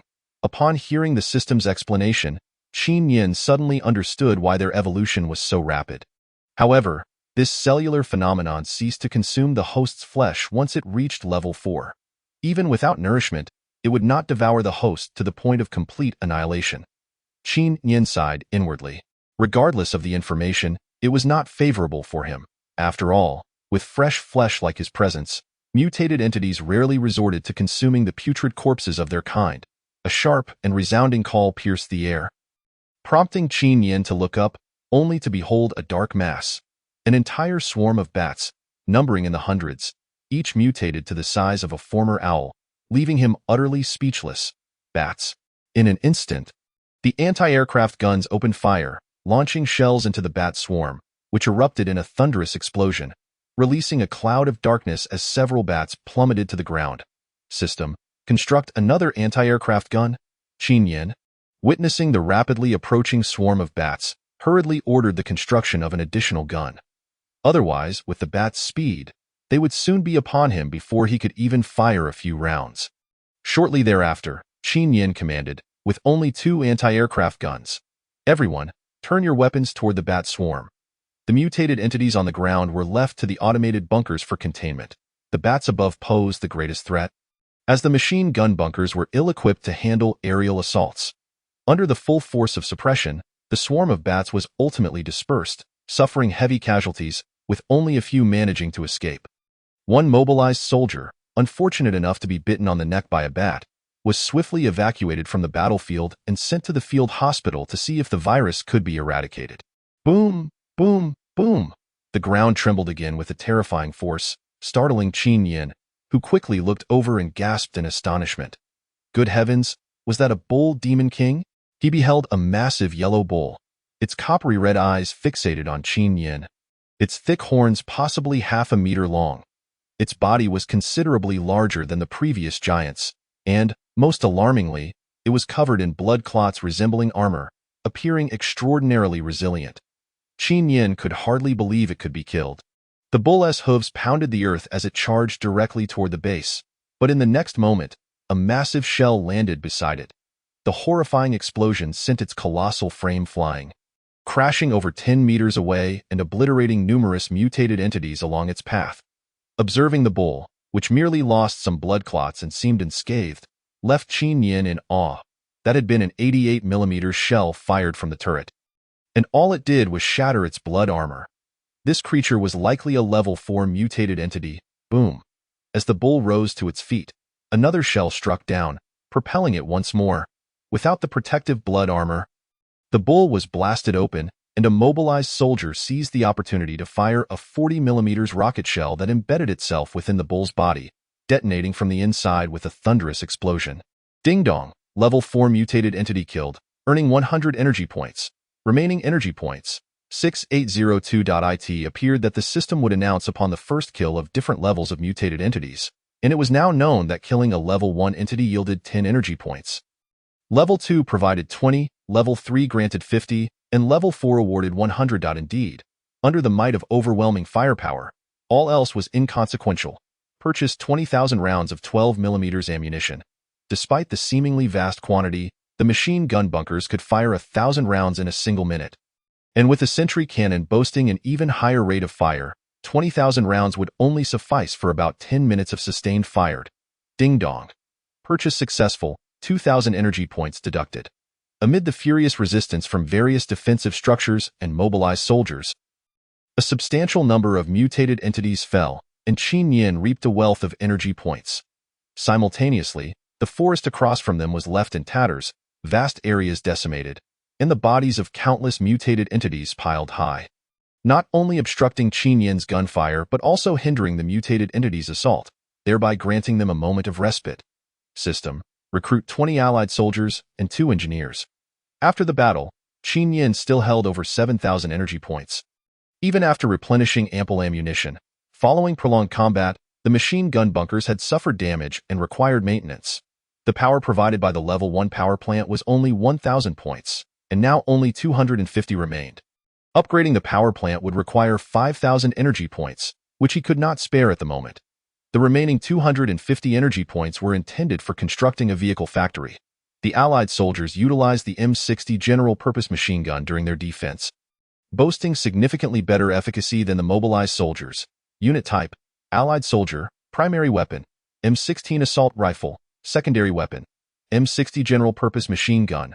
Recruitment cost: 100. Unit type: Engineer. Recruitment cost: 500. Description: Engineers can repair damaged building units and also maintain tanks and vehicles. Serving as the backbone of logistics, upon the arrival of the 2 engineers, they immediately set to work repairing the damaged areas of the machine gun bunkers, while the Allied soldiers familiarized themselves with the environment and positioned their general-purpose machine guns. Chapter 011. Armed Defense Forces. Is everything all right? Hiseki, hearing the cessation of combat outside, emerged to inquire, feeling a sense of relief upon seeing Qin Yin and the others unharmed. Her gaze fell upon the towering pile of corpses nearby, and she could not help but shudder. Were these all mutated entities? How terrifying! You need not come out. You cannot assist here. Upon spotting her, Qin Yin hurriedly urged her to return to the vehicle, as she found it cumbersome to procure ammunition outside. I shall proceed to the warehouse. Hiseki noticed that a group of mobilized soldiers had begun preparing lunch in the warehouse and desired to assist. Very well. I shall arrange for someone to escort you there. With great restraint, Hiseki averted her gaze from the corpses and made her way towards the warehouse, accompanied by several mobilized soldiers for protection. She too was in need of work.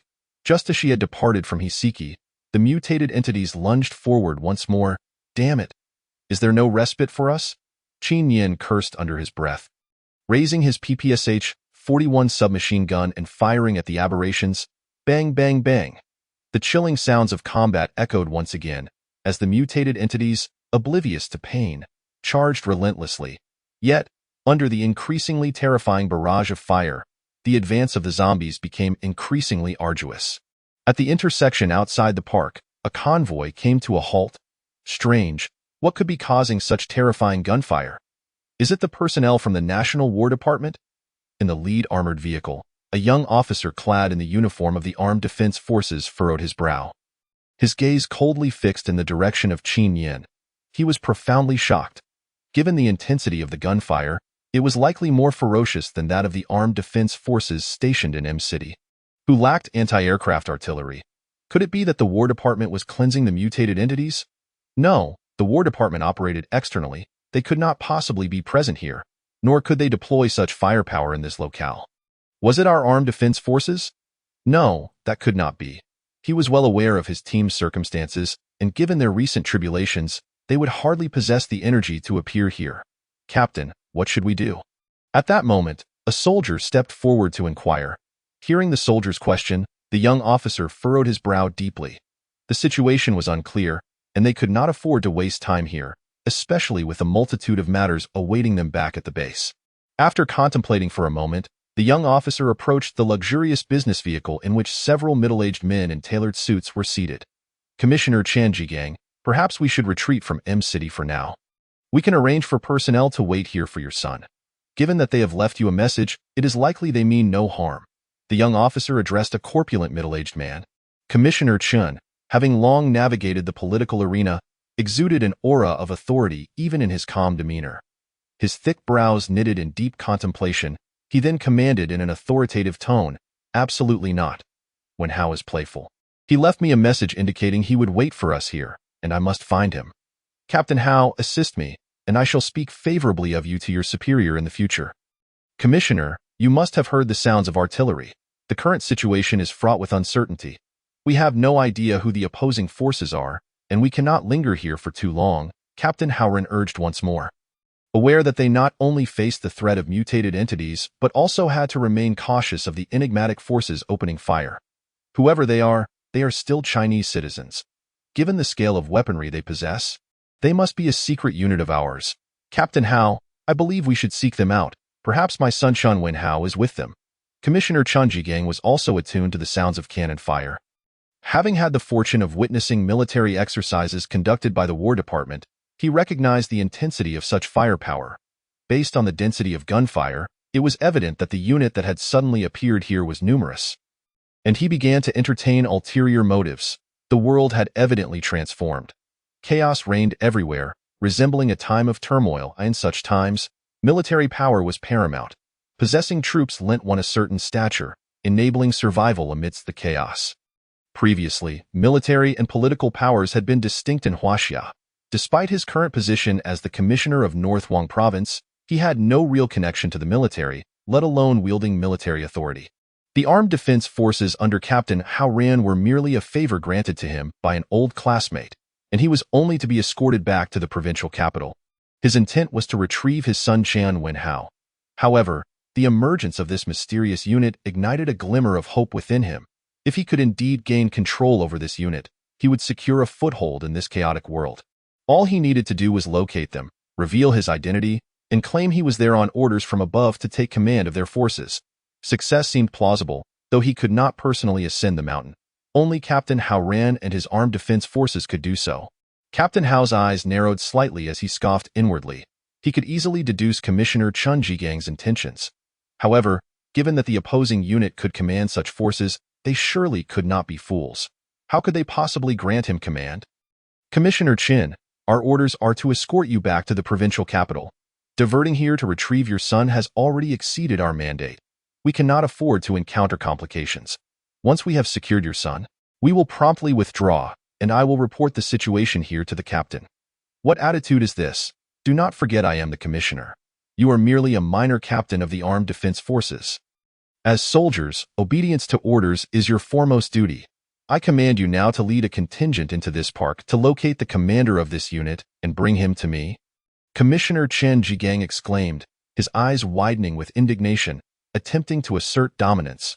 Commissioner Chun, while your rank is substantial, you lack the authority to command us. Captain Haoren remained unfazed, showing no desire to engage. Regardless of whether the opposing force harbored hostility, who knew how many mutated entities lurked in the mountains? Their approach would be tantamount to courting death. In these exceptional times, I possess the authority to take command of you. Now, immediately arrange for personnel to ascend the mountain. Commissioner Chen Jigang barked, an air of arrogance enveloping him as he sought to compel Captain Hao Ren into submission. Commissioner Chun, I shall reiterate, you have no right to command us. Diverting here has already surpassed my operational limits. If you persist in this demand, I can promptly lead my men away.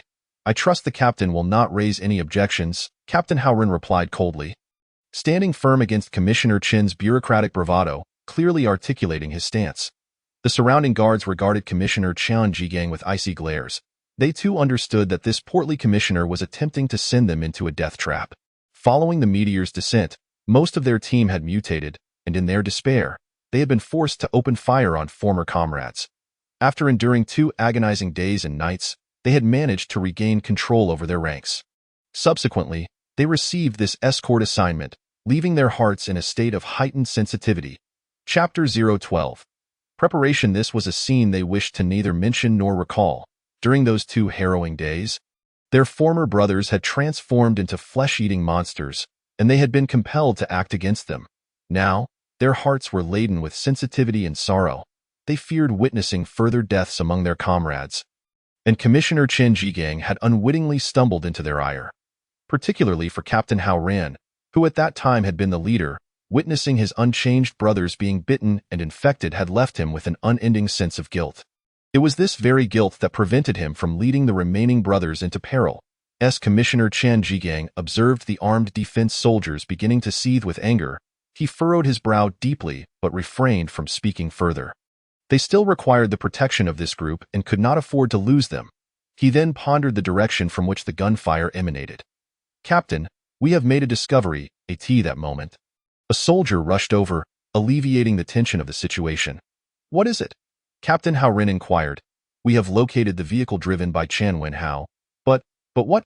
Captain Hao Ren scrutinized the hesitant soldier, a foreboding sense of dread flashing through his mind. "Captain, follow me," the soldier urged, leading the way as Captain Hao Ran and Commissioner Chan Jigang hurriedly trailed behind. Soon, they laid eyes upon a red Ferrari, crashed against a lamp-post, the front end severely damaged, and the vehicle stained with the foul odor of blood, presumably left by zombies. "This is Ah Hao's car," Commissioner Chen Jigang exclaimed. This vehicle had been a gift for his son's 18th birthday, a specially purchased 4-seater Ferrari, the vibrant red color chosen by his son himself. Commissioner Chen's expression turned grave. In that moment, an overwhelming concern for his son gripped him, and anxiety flooded his heart. Had something happened to him? Why had his car met such a disastrous fate? The tire tracks indicated that the tire had been blown out, causing the vehicle to lose control and crash into the power pole. "Captain Hao, you must help me. Ah Hao is my only family," Commissioner Chen Jigang pleaded, his tone unusually desperate, his heart laden with unease. "Captain, there are bloodstains here." At that moment, a soldier discovered the blood and bullet marks within the restaurant. "Captain, the back warehouse has been completely emptied. Nothing remains." The door of the warehouse was blown open by a rocket launcher. After reviewing the reports from the team in the rear warehouse, Hao Ren could not help but speculate as he gazed upon the bullet holes and bloodstains before him. It seemed all too likely that this young Master Chun had encountered a dire fate. The blood on the ground was that of an ordinary human, devoid of the foul stench associated with mutated beings. Coupled with the fact that the tire tracks had been blown apart by bullets, it became evident that the confrontation with Chen Wenhao was not against mutated creatures, but rather against armed humans. With this realization, Hao Ren stared into the now quiet mountains, understanding the situation with startling clarity. The team from the mountains had emerged in search of sustenance, and for reasons unknown, they had clashed with Chen Wenhao, resulting in a grim outcome for him. Chen Jigang, a seasoned figure in the bureaucracy, was quick to grasp these implications, though disbelief gripped his heart. His fists clenched tightly as tremors coursed through his body. "Commissioner Chun, this place is too perilous. We must depart at once and escort you back to the provincial government. We can deliberate on our next steps later. What do you think?" Hao Ren felt the weight of the moment. The recent upheaval now compounded by the emergence of a mysterious group willing to challenge the law and take lives. Alas, M-City is rife with troubles. "Captain Hao, according to the laws of Huaxia, as members of the National Armed Defense Forces, you are obligated to ascertain the identities of this brutal armed group that has appeared within your jurisdiction. Furthermore, they could very well be the culprits behind the murders of innocent civilians. And you have a duty to apprehend them for the sake of justice," Chen Jigang lamented, his grief over his son's death overwhelming him. He yearned to uncover the identities of these individuals immediately, to apply legal pressure upon them, and to compel them to reveal information that could lead to avenging his son. casting aside his previous concerns about controlling this group. Commissioner Chen, we understand your feelings. But you heard the gunfire just moments ago. Given their firepower, we are ill-equipped to engage them directly. Any reckless assault would leave us vulnerable. Howren cautioned, I don't care. The occurrence of such events within your jurisdiction is your responsibility, and you must investigate thoroughly and provide me with an explanation. Rest assured, Commissioner, once I return to my unit, I will report to the captain. We will take action to uncover the origins of this group. Howren replied, attempting to reassure him. No, we must act immediately. Simply send 1 or 2 individuals to scout the situation, to gauge their numbers, and prepare for what lies ahead. The intensity of Chen Jigang's gaze ignited a firestorm of concern among the others. This rotund official seemed undeterred in his reckless desire to place lives at risk. Sending even 1 or 2 individuals into the fray would likely lead to their demise, regardless of whether the armed group harbored ill intentions. For the mutated creatures on the mountain posed a lethal threat. Commissioner, do not blame me for the warning, but the gunfire has ceased for some time. If they discover our presence, we will find ourselves in dire straits. Howren implored, almost tempted to abandon the situation entirely, frustrated by the obstinacy of his superior. However, Qin Yin had already orchestrated a perimeter around them. After the mobilized troops had dealt with a considerable number of mutated creatures, those remaining began to withdraw, prompting Qin Yin to send his troops in pursuit of the fleeing mutants, inadvertently stumbling upon this lingering convoy. Upon receiving the report, Qin Yin promptly led his men to the scene. Upon observing their congregation near the restaurant, he sensed an anomaly.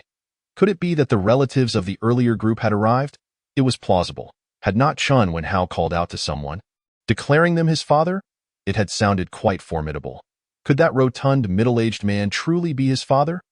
Qin Yin swiftly expended an energy point to acquire a military-grade binocular, and the longer he scrutinized the corpulent figure, the more he was convinced that it resembled the earlier Chun Wenhao. It appeared that indeed, the parents had come.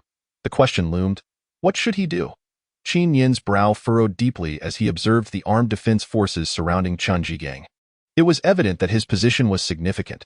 Judging by the demeanor of his entourage, they seemed to be escorting him in Huaxia. There were 3 types of defense forces. First, the patrol units responsible for maintaining public order. Second, the armed defense forces tasked with riot control. And third, the national military forces dedicated to repelling foreign adversaries. A person of such stature as to warrant protection from the armed defense forces must undoubtedly possess considerable influence.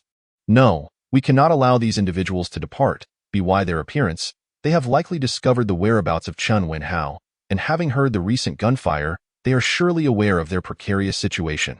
If news of this incident were to leak, it would undoubtedly be detrimental to USDT. It is best to remain discreet. Any ostentation would spell doom. Now is not the time to reveal their presence. He lacked the capacity to confront the national military forces. Prepare for action. Chapter 013. The operation. While Chen Jigang and his companions hesitated, Qin Yin's mobilized troops had silently surrounded them. Who goes there?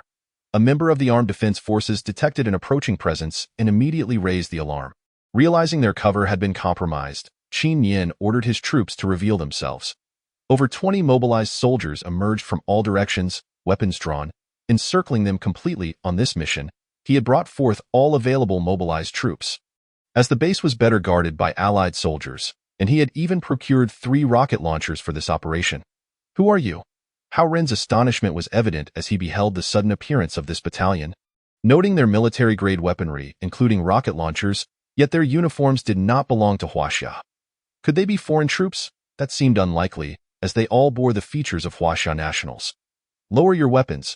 After a moment of contemplation, Qin Yin spoke to them. He found himself in a quandary. These individuals had discovered the existence of his team, and while he could not let them go, he also could not resort to violence. For he was no cold-blooded killer.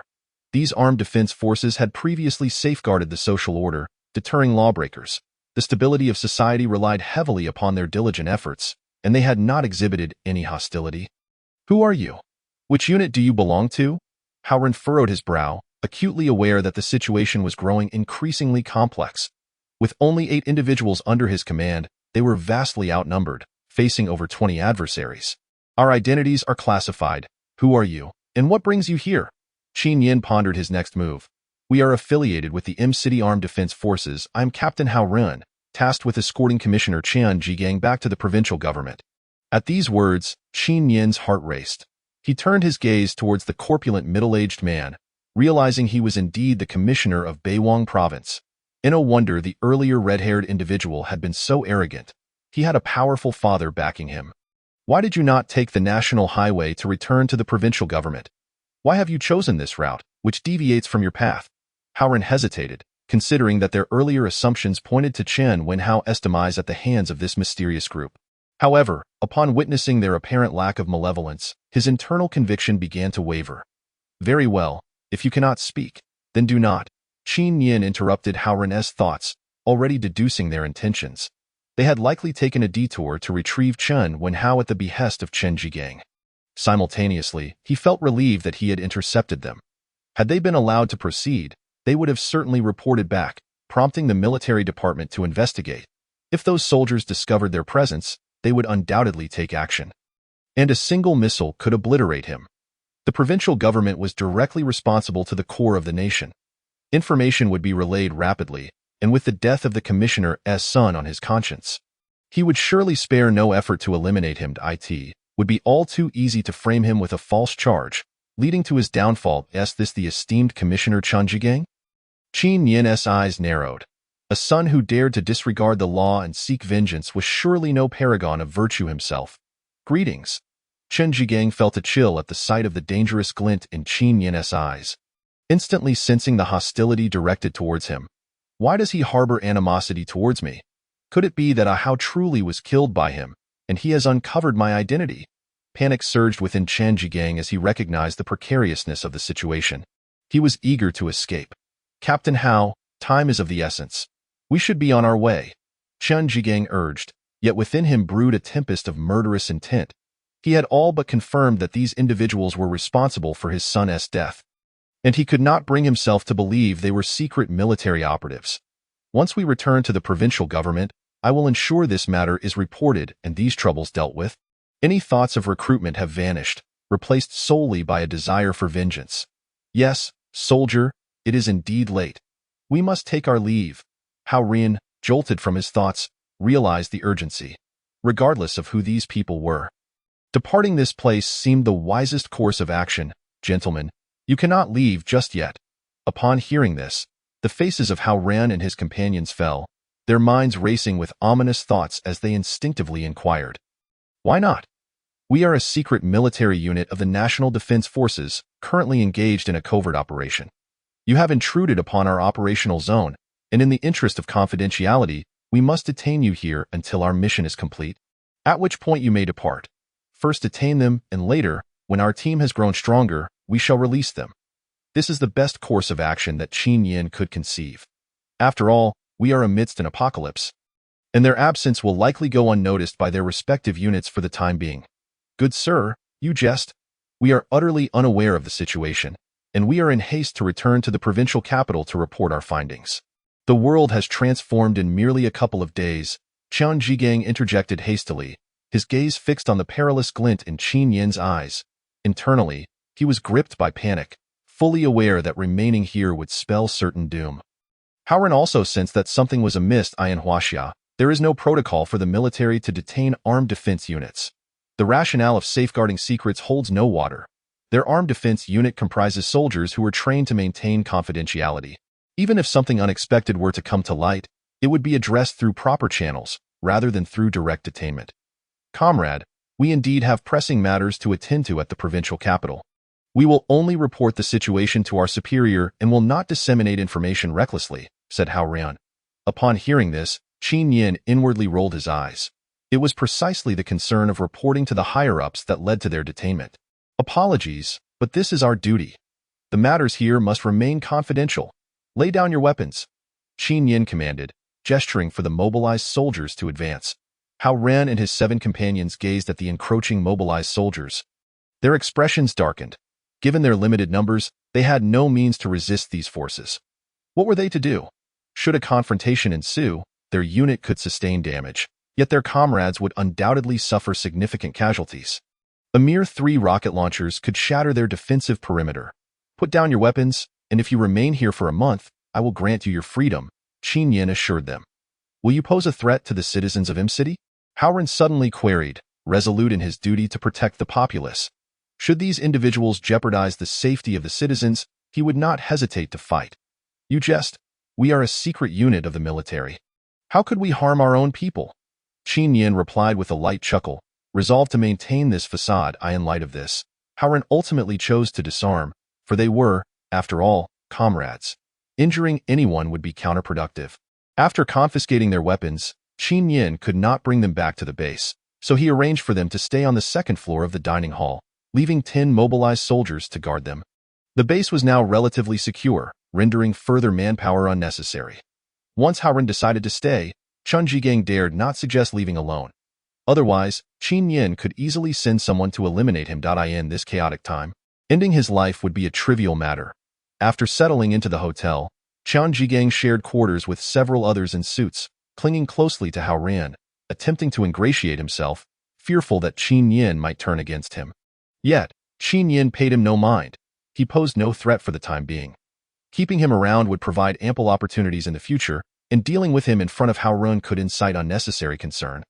Hampering their detainment strategy, in the ensuing days, Qin Yin's demeanor towards the armed defense unit was rather cordial, providing them with provisions akin to those given to the mobilized soldiers, as he contemplated another issue. Among the system's phase tasks was the necessity of possessing a city, and once he had captured a city, maintaining order would require personnel. The soldiers summoned by the system lacked independent thought.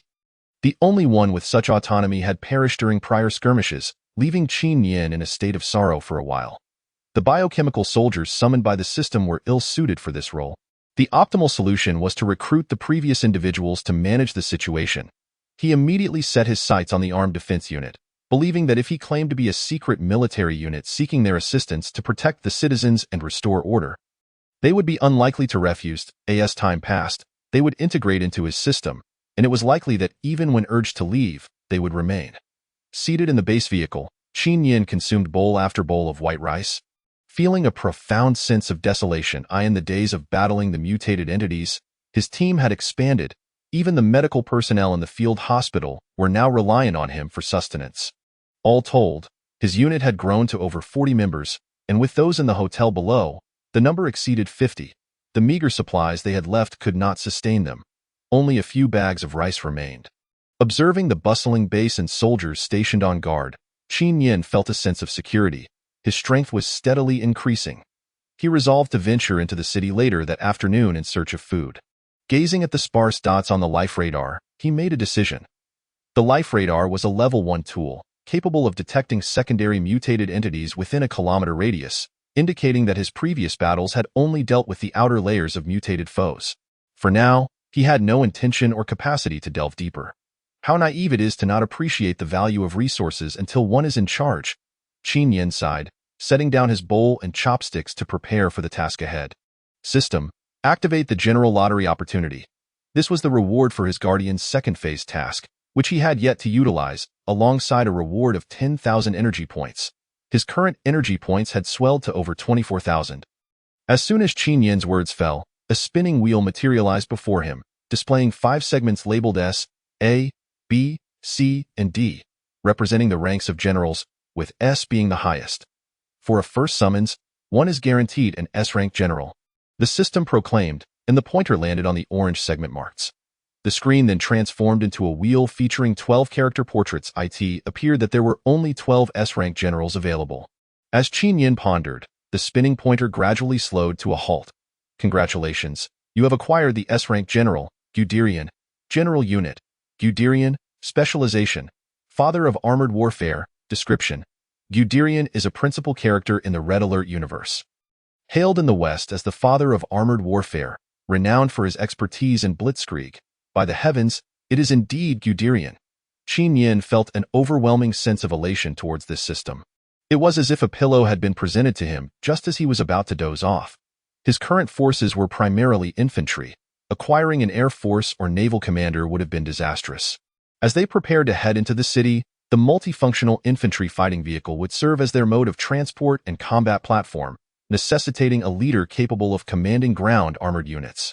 It could be said that Guderian was the most suitable general for their current needs. Guderian, at your service, Commander.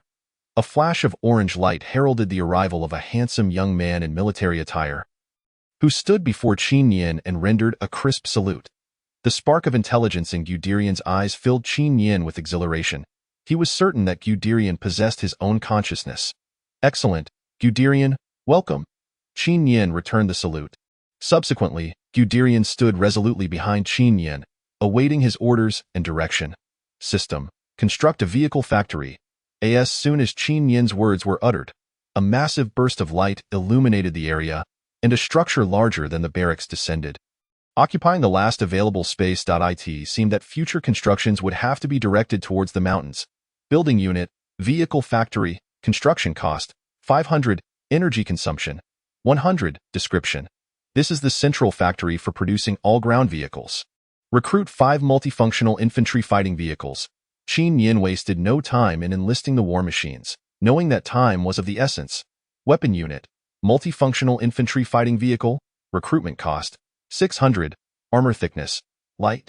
Weaponry, swirling missiles, adaptive armament, necessary building, vehicle factory description.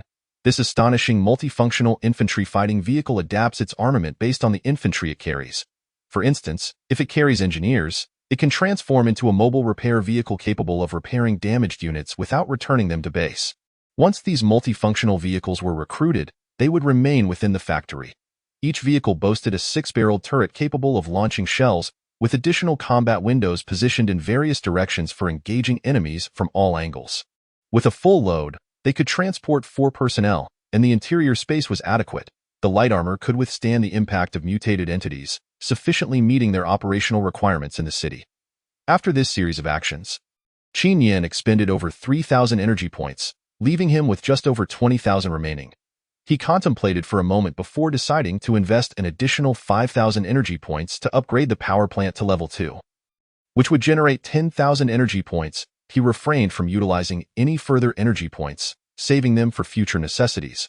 That very afternoon, Qin Yin departed the base, heading into the city in search of sustenance.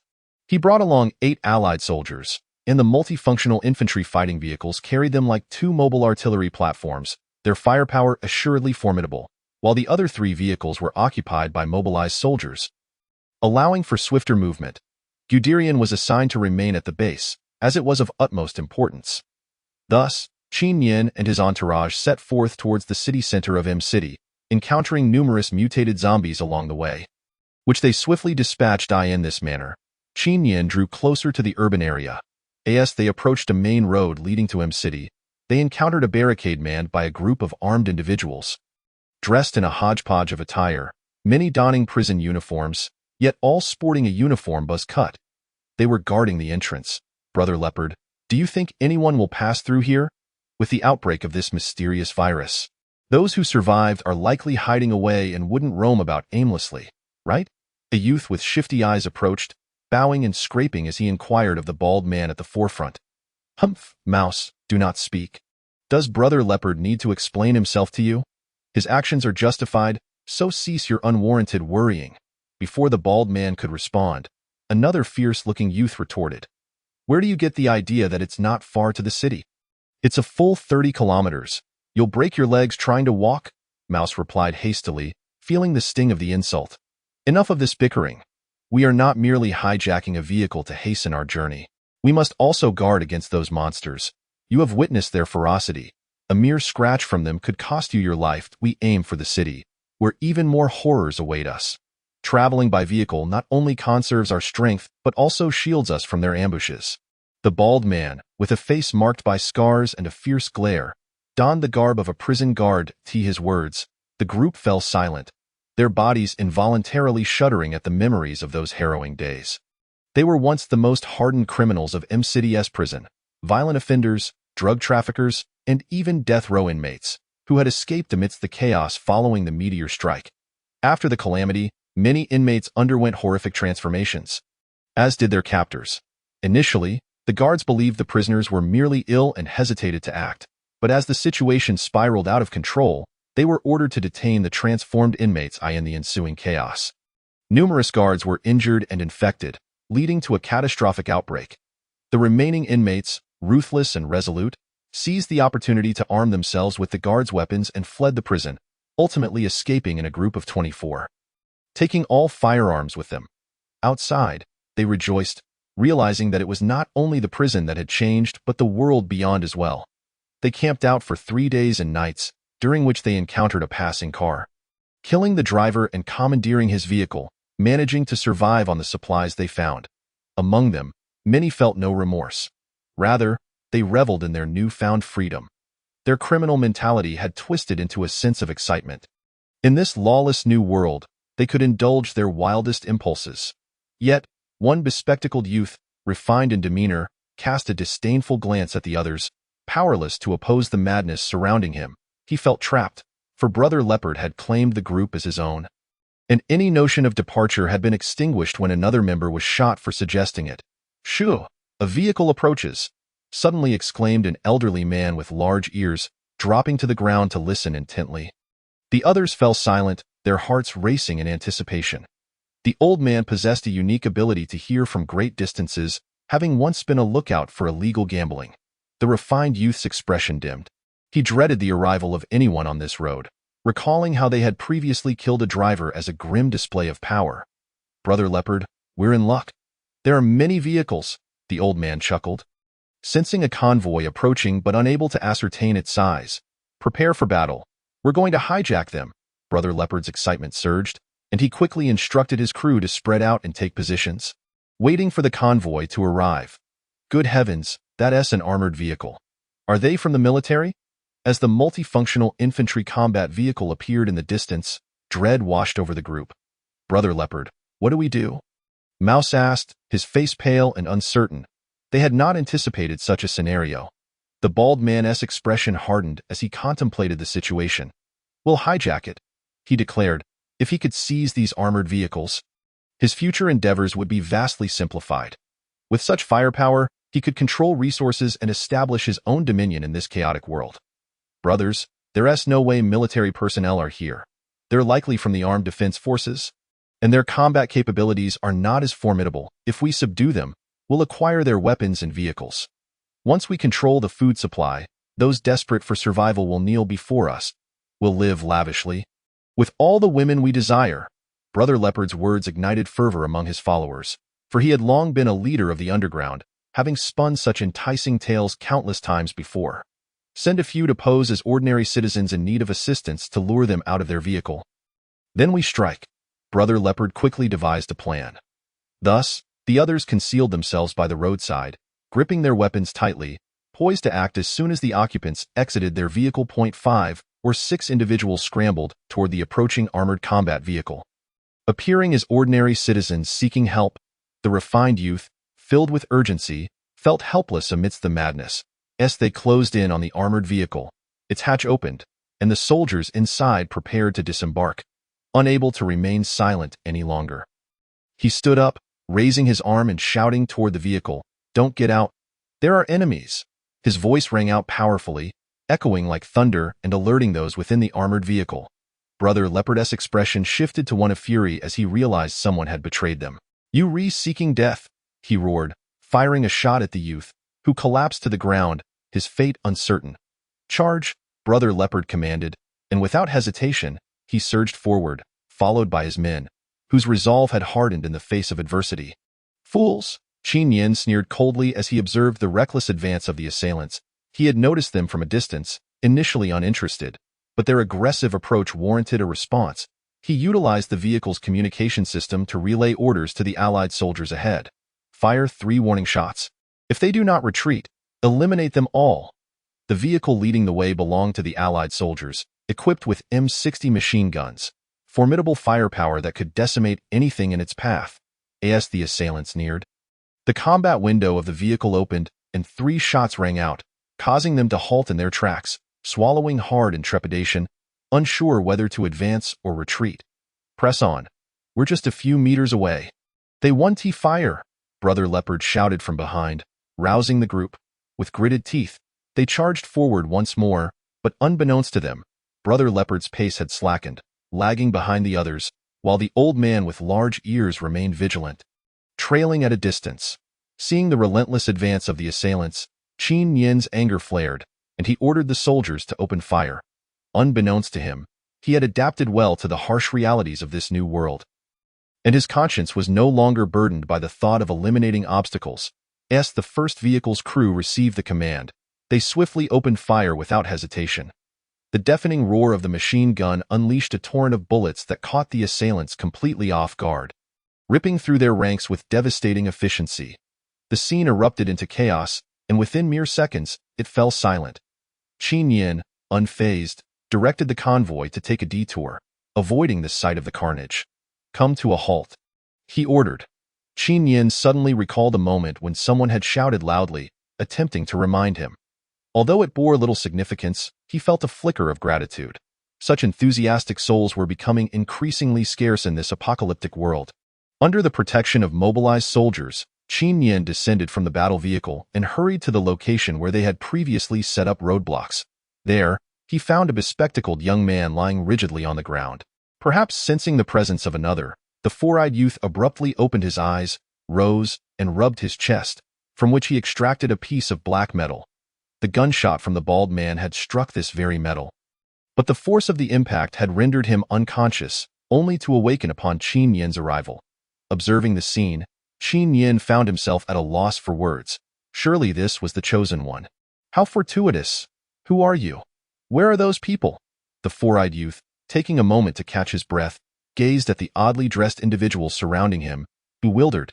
"We are a secret unit of the War Department. Who are you, and what brings you here?" Qin Yin took the opportunity to invoke the authority of the War Department. Upon hearing that they were affiliated with the War Department, the bespectacled youth immediately relaxed. "I am Zhao Qingming, a convict from City M. There was an incident in the prison, and I managed to escape with the others. By the way, what about those lunatics?" Zhao Qingming, now half reclining, had not witnessed the events that unfolded behind him due to the roadblock obstructing his view. "Why were you incarcerated in the first place?" Qin Yin deftly sidestepped Zhao Qingming's inquiry, observing that this well-meaning individual resembled a learned scholar. It was difficult to fathom how he ended up in a high-security prison in City M. "I was wrongfully accused." Zhao Qingming suddenly covered his face and wept. "I was an intern at Beiwang Agricultural University, assigned to a national food research facility. However, one of my superiors secretly sold the agricultural data we had developed. When the situation was uncovered, he framed me for it." Upon hearing that he was from an agricultural university, Qin Yin's eyes brightened. This was precisely the kind of talent he needed. The time. "I was completely unaware. That scoundrel deceived me into believing he was on a business trip and even booked a hotel for me. However, he instructed me to book my own flight abroad. That very night, after I checked in, the inspection team arrived at my room, where they found the materials. That scoundrel testified against me, claiming I intended to smuggle the data out of the country. At that moment, I was utterly dumbfounded, realizing I had been ensnared by this rogue. Yet, with the evidence stacked against me, I was powerless to defend myself. Ultimately, I was sentenced to a harsh punishment and sent to City M to serve my time." Just 2 days later, the horrific events began. Qin Yin was momentarily speechless. Was he truly this Navi? Beiwang Agricultural University was one of the foremost institutions in Huaxia, and Zhao Qingming's internship at a national food research facility suggested he was quite accomplished, making him a valuable asset. Although he currently lacked the means to cultivate crops, Zhao Qingming's worth would undoubtedly become apparent in the future. Eventually, Zhao Qingming was persuaded to board the battle vehicle. Though it accommodated only 4, the interior space was still quite ample, as it was designed as a combat platform that required space for ammunition storage. Thus, the group set off once more towards the city center. However, after Qin Yin and his companions departed, 2 cautious heads emerged from the nearby grass, revealing the bald man and the elderly gentleman with large ears. They had retreated earlier, and upon witnessing the Allied soldiers setting up machine guns, they hastily rolled into the roadside foliage, narrowly escaping a dire fate. "What a useless bunch!" The bald man cursed as he gazed upon the field strewn with corpses, feeling no remorse, but rather anger that these individuals had not seized the battle vehicles for him. Simultaneously, he was taken aback by the ruthless actions of those on the vehicles. After merely firing 3 warning shots, they had commenced a merciless assault. Wait a moment, those individuals cannot belong to the 3 major military factions. They would never be so brutal towards ordinary citizens. Even if we harbored ill intentions, they would not systematically execute everyone. Could they be foreign troops? It was plausible, given the peculiar attire of those individuals. With this thought, the bald man rose and made his way towards the city center, his mind still preoccupied with the battle vehicles, intent on finding someone to take action against in the urban area. "Brother Leopard, wait for me," the elderly man with large ears called out, hastily pursuing him. Chapter 017. A bountiful harvest. As Qin Yin's convoy approached the city center, he was met with a sight of chaos that filled him with trepidation. "Mother, Xiaoyao, are you all right?" The outbreak of the virus occurred in the morning, during rush hour. The streets were choked with vehicles. After the mutation, these cars remained abandoned, rendering the roads impassable, much to Qin Yin's astonishment. Ultimately, Qin Yin found an auto repair shop just outside the city. After dispatching a few wandering zombies, he designated it as their temporary camp. "Leave 10 people to guard the vehicles, the rest follow me inside." Qin Yin instructed swiftly, splitting the mobilized soldiers and allied troops into 2 groups. He led one group inside while Zhao Qingming remained at the repair shop. Subsequently, Qin Yin, accompanied by 4 allied soldiers and 6 mobilized troops, commenced their operation, advancing towards the city center. In this apocalyptic age, the number of mutated beings was staggering. The data provided by the system merely scratched the surface. In time, those who had not been directly consumed by the mutated beings would inevitably succumb to transformation if bitten. Among all the mutated beings, the fastest to evolve were insects like cockroaches, followed closely by rats, which scurried through the city's nooks and crannies, emerging from various crevices to attack. In truth, City M was classified as a secondary city, boasting a population of nearly 7 million. However, the remaining populace was unlikely to exceed 700,000. During the early stages of the apocalypse, many individuals had yet to adapt to the new environment. Numerous uninfected people who were bitten would be eliminated, resulting in a very high mortality rate. Yet, as time passed, survival rates would improve as people acclimated to their surroundings. However, the challenges they faced would only intensify. With food shortages, widespread power failures, building collapses, and a myriad of other issues looming on the horizon. Yet, such matters were not Qin Yin's immediate concern. His foremost priority was to seek sustenance while eliminating zombies to acquire ability points and expand his strength. Additionally, he aimed to rescue valuable survivors, a new contemplation inspired by his conversation with Zhao Qingming. Zhao Qingming had been quite astute. If they wished to rebuild social order, such individuals were indispensable, especially the elites from various industries. Once he established his own territory, the demand for skilled individuals would be immense, and the biosoldiers summoned by the Red Alert system would not suffice. He also entertained the idea of establishing a gathering place within the city.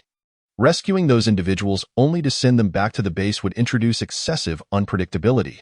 They would have to remain in the city for the time being. Cautiously, the group of 10 made their way along the route, striving to avoid gunfire while searching the roadside establishments. After 2 hours of careful navigation, they finally arrived at a commercial district. Both sides of the street were lined with shops, their doors wide open during business hours. Although the contents inside had likely suffered considerable damage at the hands of the zombies, indeed, upon entering the mall, Qin Yin was greeted by a scene of utter chaos. A massive statue at the entrance lay toppled.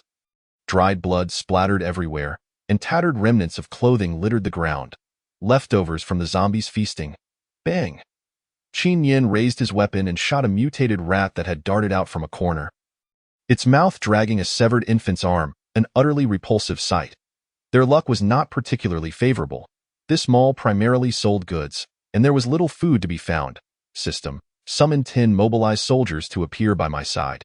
Qin Yin realized that if he intended to remain in City M for combat, he required sufficient manpower. Recruitment successful, payment of 1,000 ability points completed, leaving a balance of 14,680 ability points.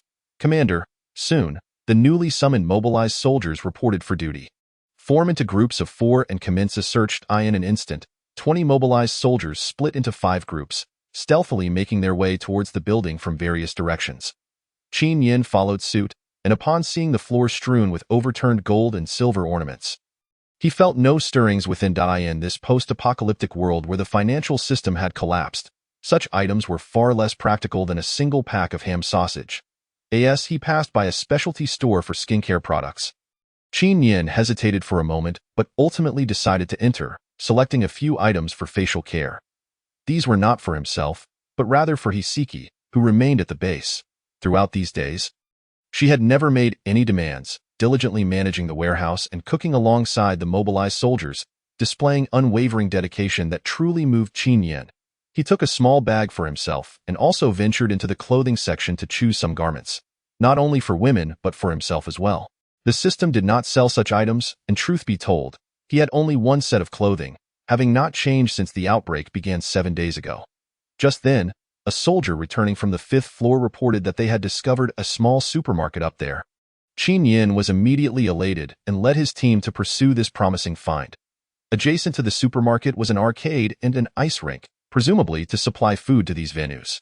As Qin Yin scanned the supermarket, he found it predominantly stocked with fast food items, boxes upon boxes of bread and instant noodles, along with a variety of beverages and snacks.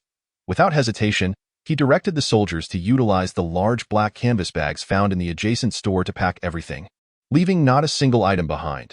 Initially, Qin Yin contemplated leaving, but upon discovering a layout map of the commercial street at the exit, originally intended to guide visitors, he realized it would now serve his purpose.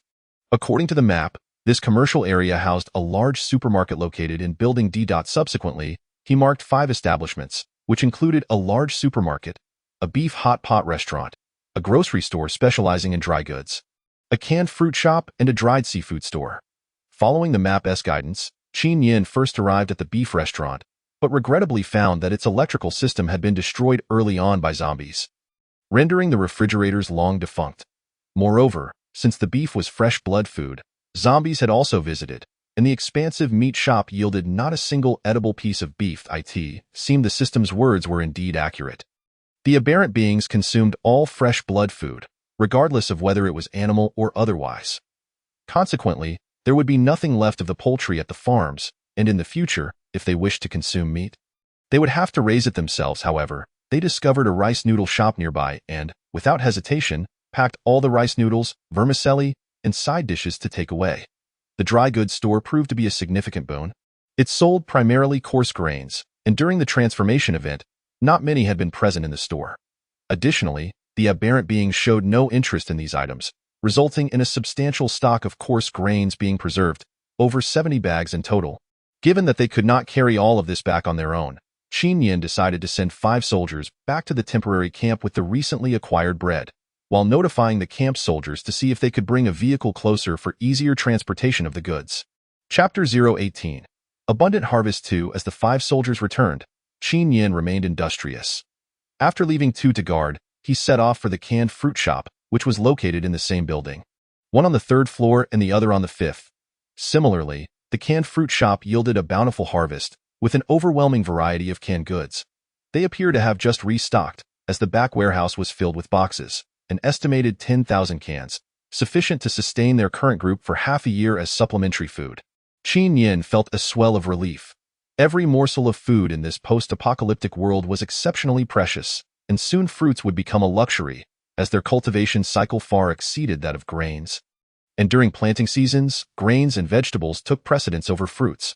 They transported all the canned goods back to the dry goods store on the 3rd floor, simultaneously packing the grains displayed there, leaving not a trace behind, and awaited the arrival of the soldiers. 2 hours passed before the soldiers finally arrived, following Qin Yin's instructions to bring all-purpose combat vehicles. Even Zhao Qingming accompanied them. As they struggled to clear the obstructive vehicles along the way to drive the combat vehicles in, however, the traffic in the commercial area was too congested. They had no choice but to park outside. A 6-minute walk from the location. Considering they now had food and needed labor, Qin Yin summoned 10 more soldiers and 3 military dogs. The soldiers could scout the surroundings and transport food, while the dogs could alert them to any aberrant beings, especially those of the animal variety. Subsequently, Qin Yin organized the soldiers to carry 2 bags each and began transporting the grains, working tirelessly for over an hour before finishing the task. To make room for the combat vehicles to load the food, they left only the driver behind, while everyone else disembarked to walk, each carrying a bag of dry goods. Initially, Qin Yin had thought Zhao Qingming too frail to assist, but he insisted on shouldering a bag of soybeans, stating, "I am now a member of this team. I cannot merely eat without contributing." This declaration earned Qin Yin's admiration for Zhao Qingming. Thus, they remained vigilant as they hurried back to the temporary camp, the automobile repair shop, before sunset.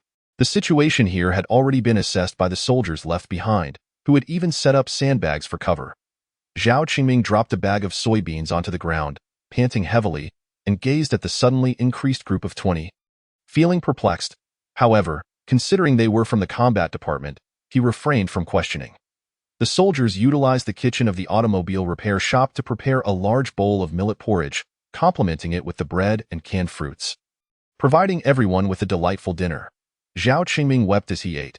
In the days following the apocalypse, aside from a piece of black bread, he had not consumed any other food. The moment he hoisted the soybeans, he had nearly fainted from exhaustion. Now, as he savored the once ordinary millet porridge and bread, he felt as if he were indulging in a feast, ultimately cleaning his bowl with the bread until not a grain remained. System: purchase 20 night vision goggles.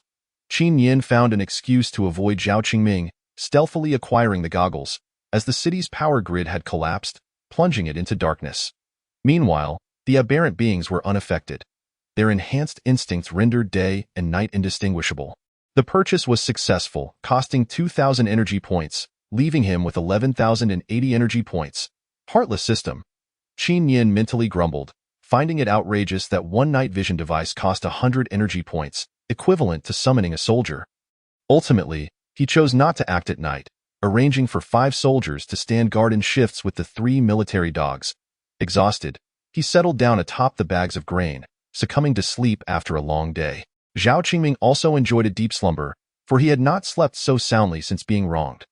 The following morning, Qin Yin led 30 mobilized soldiers, driving the multifunctional infantry combat vehicle back to the commercial street. Zhao Qingming remained asleep, so Qin Yin did not disturb him, leaving 10 soldiers to protect the food they had found the previous day.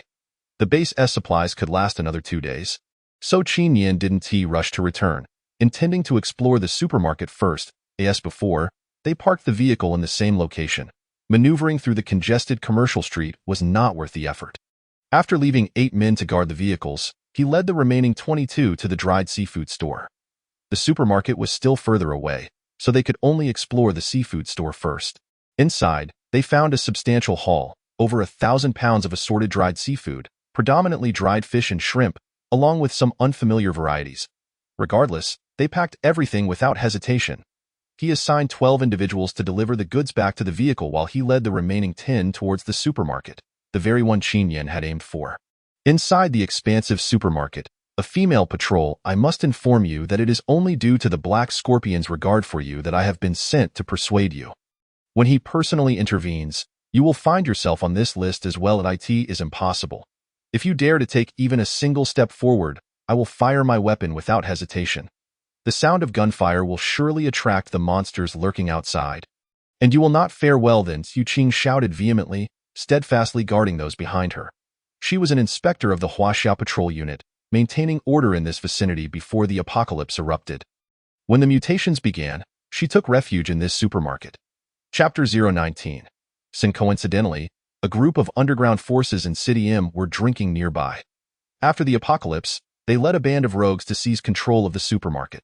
These individuals, through sheer ruthlessness and formidable psychological resilience, managed to eliminate all the mutated zombies within the supermarket, leaving approximately 40 survivors inside. Initially, they behaved with some decorum, but after 2 days, their true, repugnant nature was revealed. They began to prey upon the women who remained inside. They took 2 girls to the 2nd floor, and they have yet to return. Realizing the grave situation, Xu Qing immediately took measures to protect the remaining women. Unable to act covertly, these men brazenly demanded that all the women serve them, claiming that they had fought off the zombies and thus deserved their loyalty. Naturally, Xu Qing vehemently refused and took even greater care to safeguard the women. Armed with a gun, she initially had the assistance of several righteous young men in their fight against the assailants. The rogues, hesitant to act openly, resorted to controlling the food supply, using it as bait. As days passed, hunger drove nearly everyone to pledge allegiance to the Black Scorpion, with even some women selling their bodies for a taste of delicious food, willingly ascending to the 2nd floor to become others' playthings. Ultimately, only Xu Qing and the 7 remaining women stood firm. The 2 earnest young men had been dragged away to fend off the zombies and never returned. One could easily surmise they had met their demise. Xu Qing was filled with rage, yet felt utterly powerless. What are you waiting for? Do you not wish to play anymore? I can assure you, follow Brother Black, and all your desires will be fulfilled. These women will belong to you today. Seize them and indulge as you wish." The young man with yellow hair dismissed Su Qing, turning to his companions. Upon hearing this, the men's eyes gleamed with lewd intent. Their breathing grew rapid, and their gaze fixated hungrily on the women behind Su Qing, their throats working to swallow. Witnessing this, the yellow-haired youth inwardly sneered, eager to see how Su Qing would react. Whether she would dare to pull the trigger. Once ordinary citizens, these men had aligned themselves with the Black Scorpion out of desperation for sustenance. Under the extreme pressures of the past few days, their inner moral barriers crumbled, and malevolent thoughts began to take root, particularly after witnessing the debauchery on the second floor. Stirring their base instincts further in a moment of impulsive folly, a man in a suit took a step forward. "Stop!" Su Qing's heart raced. If anyone acted, the others would surely follow suit. This is merely a viral outbreak. The military will soon send experts to manage the situation and rescue us. If you commit such acts now, you will surely face the judgment of the LAW. Do you truly wish to bear the burden of infamy? Awaken to the truth. They are using you. Su Qing shouted desperately, attempting to restore their sanity. The men hesitated, the malevolence in their eyes diminishing, yet they remained fixated on the girls. "Damn it, a bunch of spineless lechers." The yellow-haired youth cursed loudly before addressing Su Qing again. "Su Qing, your gun has at most 3 bullets left. With so many of us, how many can you possibly kill? Hear us what we'll do. We won't touch you or the other 2 girls, but the other 5 will be ours. Get lost. If you dare to make a move, I swear, one of those bullets will surely blow your head off." Su Qing's expression was tense as she gripped her handgun tightly. "Damn it, just attack. Take these bitches," the yellow-haired Li San bellowed. Ready to act recklessly, however, a lackey dashed down from the second floor, whispering something to Li San. Li San paused, cursed under his breath, and then led his men back upstairs. The citizens who had allied with them felt their morale deflate after Li San's departure, their expressions evasive, unwilling to meet Su Qing's gaze, retreating to the other side to rest. "Brother Black, what's going on?" Li San approached the Black Scorpion, who stood by the window, observing the outside world with a furrowed brow. About 10 of their original followers were present, all trusted subordinates. The Black Scorpion, a man in his 30s with a scorpion tattoo on his forehead, peered outside, his expression tense. Li San followed his gaze and spotted 11 figures advancing towards them, weapons glinting in the sunlight. These 11 were Qin Yin and his group. Is that the military? Li San's heart sank, his voice trembling. If their misdeeds were discovered, they would face execution multiple times over. Initially, there had been many who resisted their authority, but those individuals had mysteriously disappeared, having been secretly eliminated, their bodies used to lure zombies away. In one of the open rooms on the second floor, several girls lay disheveled and bound to beds, their eyes vacant, exuding an aura of despair, if not for the rise and fall of their chests. One might mistake them for corpses. These were the heinous crimes perpetrated by these men, a microcosm of the world's current evils, as similar atrocities unfolded in every corner of the globe in this apocalyptic world. The most loathsome creatures were not the mutated beings, but rather the hearts of me and I. In the absence of legal constraints, the inner darkness of these individuals erupted, manifesting in actions that most simply expressed themselves through the violation of the women nearby. Those are not the military. Their attire is wrong. Although the Black Scorpion felt anxious, he managed to maintain his composure as the leader, discerning the difference. "What should we do, Brother Black? They seem to be heading straight for us." Li San's gaze remained fixed on the approaching soldiers, fear creeping into his expression. He had grown fond of this lifestyle and wasn't ready to die just yet. After pondering for a moment, the Black Scorpion replied, "We cannot allow them to enter. Here is the plan. You take your men downstairs and guard the entrance. If they choose to leave, we shall ignore them. If they wish to enter, block them at the door and assess their needs. If we can accommodate them, do so, but drive them away if necessary." "Understood, Brother Black. I will head down now." Li San prepared to leave. "Return and keep an eye on those women. Do not let them notice the newcomers," the Black Scorpion cautioned him. "Rest assured, Brother Black, our exit is in the opposite direction, and they won't notice a thing." Li San swiftly led his men down. When they sealed the doors, they had left a narrow passageway just wide enough for one person to pass through, leading to the Western District, precisely where Qin Yin and his group were approaching. Meanwhile, Su Qing and her companions were in the Eastern District, completely unaware. However, one of the girls bound to a bed overheard everything. Her vacant eyes suddenly revealed a flicker of resolve as she managed a sorrowful smile. Chapter 020. I am no good Samaritan. Upon Qin Yin's arrival at the supermarket, he immediately sensed something was amiss. He noticed the individuals on the second floor peering down at them. The supermarket's various windows had been sealed tightly with paper, and the main entrance was barricaded with an array of items. Shopping carts haphazardly piled to block every entrance completely. Seeing this, Qin Yin sighed inwardly. Realizing the place had been overtaken, he contemplated leaving. Since others had seized control, there was no need for him to intervene. However, a piercing scream for help plunged them into despair. "Help! Help me!" The shrill cry echoed down from the second floor, startling not only Qin Yin, but also Su Qing below. Su Qing's expression shifted, her anger flaring as she rose, but the men dispatched by the Black Scorpion held her firmly in place. "Officer Su, a few zombies have merely wandered in. This is not your concern. We will handle it. If you leave, we will have no choice but to act against them. You fiends, how dare you?" Su Qing had faced many threats, but this was the most direct and lethal. If she departed, the women behind her would undoubtedly fall victim to their cruelty. Seeing Su Qing quiet down, the Black Scorpion's men breathed a sigh of relief. "Damn it, shut your mouth!" The Black Scorpion, enraged by the girl's defiance, clamped his hand over her mouth and nose. The girl struggled to breathe, her face turning purple, yet her eyes sparkled with a sense of liberation and derision directed at the Black Scorpion. This was her intention. A desperate yearning for death. Li San stood by the passage, panic rising as he noticed the group gazing up at the second floor. Qin Yin furrowed his brows. This supermarket was not as it appeared. "Let us proceed with caution." Following Qin Yin's orders, the soldiers dispersed, surrounding the area. "Brother Black, they're coming in." A lackey rushed to report. "Damn, that wretched woman." The Black Scorpion released the girl who had long ceased to breathe, cursing under his breath as he turned towards the window. Upon seeing the enigmatic soldiers closing in, an overwhelming sense of agitation enveloped him. "Come, follow me down.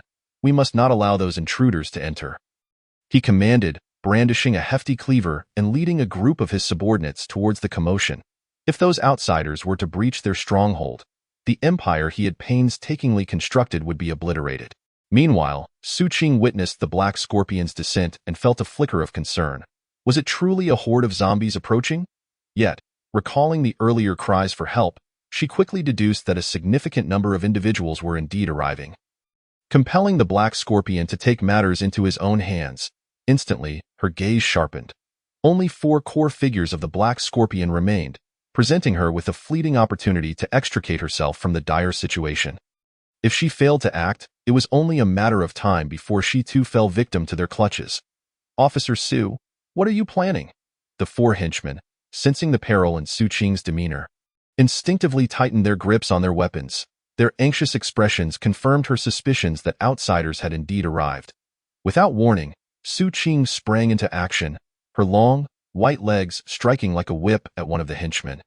Having graduated from the Inspection Academy, she was well versed in hand-to-hand combat, even having won accolades in close-quarter tournaments, rendering her more than capable of dealing with the 4 ruffians. In an instant, the 4 henchmen were subdued, each knocked unconscious by a swift blow from the butt of her firearm. "Get up, follow me," she commanded. The 7 women quickly rose and trailed behind her towards the eastern entrance. The ordinary citizens, witnessing the unfolding chaos, also recognized the urgency and hurriedly followed in Su Qing's wake. Qin Yin squinted, observing the increasingly tense expressions of those inside, a wave of revulsion swelling within him as he began to piece together the grim reality. "We are from the War Department, here to escort you to safety. Please step aside and allow us passage," he declared, suppressing his disdain to seek confirmation. If they permitted entry, it would indicate no issues. If they resisted, the situation would be dire. "Sir, it's chaotic outside. We feel safe here, so we want to be going out," Li San replied, peeking cautiously from his hiding spot, his head barely visible as he addressed the soldiers from a distance. A chill coursed through him as he considered the implications of their identity. Were they genuinely from the War Department? Memories of his prior misdeeds flooded his mind, igniting panic within him. His demeanor solidified Qin Yan's suspicions that foul play had transpired. Inciting a deep-seated fury, "Engage! Spare those who lay down their arms!" Qin Yan commanded the mobilizing soldiers. Following orders, they opened fire, their overwhelming firepower taking down 2 or 3 of the Black Scorpion's gang who were unable to evade in time. The remaining members panicked, scrambling in disarray. They were merely ordinary thugs, lacking the firepower to match the soldiers. Within a minute, the mobilizing force had secured the corridor and entered the supermarket. "Halt! Who are you? How dare you murder in broad daylight? Is there no law left?" The Black Scorpion Qin Yan addressed the remaining few women, indicating that the situation over there was likely under control. Subsequently, he dispatched 2 mobilizers to hastily depart for the location where the convoy was parked, instructing them to return to the automotive repair shop and transport all the provisions back to the base, which was running low on supplies. Afterward, he planned to summon more mobilizers to this location. Given the intention to establish a gathering zone here, a considerable military presence was essential. Once he had completed the arrangements, he found himself with only 8 mobilizers remaining and realized he would need to call forth reinforcements. System summoned 20 allied soldiers and 10 mobilizers, while simultaneously purchasing 5 RPG, 40mm rocket launchers, accompanied by 100 rounds of rockets. Additionally, procure 50,000 assorted ammunition rounds for me and ensure their immediate presence outside. Qin Yan swiftly procured the necessary battle supplies, expending nearly all of his remaining energy points. Before long, the newly summoned soldiers arrived, carrying various ammunition boxes, leaving the remaining civilians in a state of trepidation. Soon, both the mobilizers and allied soldiers had assembled, awaiting Qin Yan's orders. "Do you wish to survive? There exists an opportunity for redemption. Will you seize it?" Qin Yan suddenly directed his gaze towards the 13 ordinary civilians behind him. "Yes, anything." A bespectacled man stepped forward, and with him, the others followed suit. "Excellent. Your task is quite straightforward. Load these scattered bullets into magazines to ensure the soldiers maintain their firepower." The bullets acquired from the system were disorganized, haphazardly piled within the ammunition boxes, necessitating manual loading into magazines for usage. This presented a chance for the civilians to contribute meaningfully. "Not a problem. We can handle such trivial tasks," upon hearing that it was merely a minor chore. They eagerly assured him, and Qin Yan handed them some magazines for initial familiarization. Afterward, Qin Yan, along with the mobilizers, temporarily sealed off the passageway, demolishing any climbable structures surrounding the exterior walls to prevent zombies from scaling them and launching an assault from the rooftop. Once these measures were completed, he felt a sense of relief. Qin Yan opted against engaging in combat on the rooftop, as he lacked the necessary base vehicles to establish anti-air defenses. A surprise attack from airborne mutated entities would spell disaster. He organized the forces into small teams: 2 allied soldiers, 1 mobilizer, and 1 ordinary civilian tasked with ammunition loading formed each group, totaling 10 firepower teams, with each pair of teams sharing 1 mobilizer operating a rocket launcher for fire support. The remaining 3 civilians were designated to pass rockets to them. With 2 entrances to defend at the supermarket and zombies advancing from the east, he stationed 6 firepower teams on that front. Qin Yan took the last 3 mobilizers to patrol various areas, ready to respond wherever needed. Chapter 022. Intense battle. Merely 10 minutes later, the terrifying horde of zombies arrived, stretching from one street to another. Having traversed an unknown number of blocks, it was only now that Qin Yan comprehended the eerie silence that had enveloped the city. Although some survivors remained, the vast urban expanse was devoid of sound. The horror lay in the fact that any noise would summon countless zombies. As the zombies drew near, it was the 6 firepower teams stationed to the east that opened fire first. The M60 machine guns employed by the Allied soldiers unleashed a formidable barrage, their rapid-fire capability unleashing a torrent of lethal metal that mercilessly engulfed the advancing zombies. The terrifying downpour of bullets ruthlessly harvested the undead. Yet the onslaught seemed unending, as wave upon wave of zombies surged forward, utterly oblivious to the concept of death. The immense population of City M had birthed a staggering number of zombies. Although this area was primarily commercial with fewer residents, the influx of workers was substantial. The deafening roar of machine guns and the explosive blasts of RPGs incessantly attracted more zombies, as they annihilated wave after wave without pause. Far more frenzied than during the previous encounters with forest mutants. Soon, The western exit also came under siege, with machine guns roaring and dispatching zombies, yet the tide of the undead approaching was no less than that from the east. However, this location was bolstered by 2 fewer firepower teams, rendering their defense considerably more challenging than that of the east. Recognizing the mounting difficulty, Qin Yin led the mobilizers to provide support, contemplating the need to summon additional forces to withstand the relentless assault. You 4, head to the east to assist. The situation there is more dire. Qin Yin directed several ordinary civilians to shift eastward, ensuring that they remained unaware of his summoning activities. As they departed, Qin Yin promptly summoned 10 allied soldiers. With their reinforcements, the tide of battle began to shift, pushing the zombie horde back and gradually regaining the upper hand. Ding! The system has detected that the host now possesses 100 combat soldiers. Successfully surpassing the novice phase, future soldier summons will only be available from the barracks. Upon summoning, the system immediately issued this warning, causing Qin Yin's heart to sink. The impact of this restriction was profound. If he awaited reinforcements from the base, he might well be devoured before their arrival. However, he was powerless to alter the system's decision. You 8, proceed to the east to support your comrades. Once the situation here is stabilized, I will send more personnel to assist there, where the fighting is more arduous. Half an hour later, Officer Su Qing descended from the 2nd floor and approached Qin Yin. How are things here?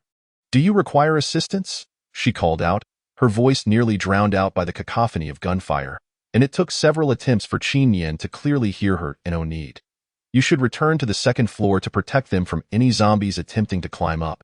Qin Yin quickly declined her offer, aware that Su Qing was armed with only a small handgun, which would be of little use in the midst of such a direct confrontation. It was wiser for her to ensure the safety of those upstairs amidst the chaos.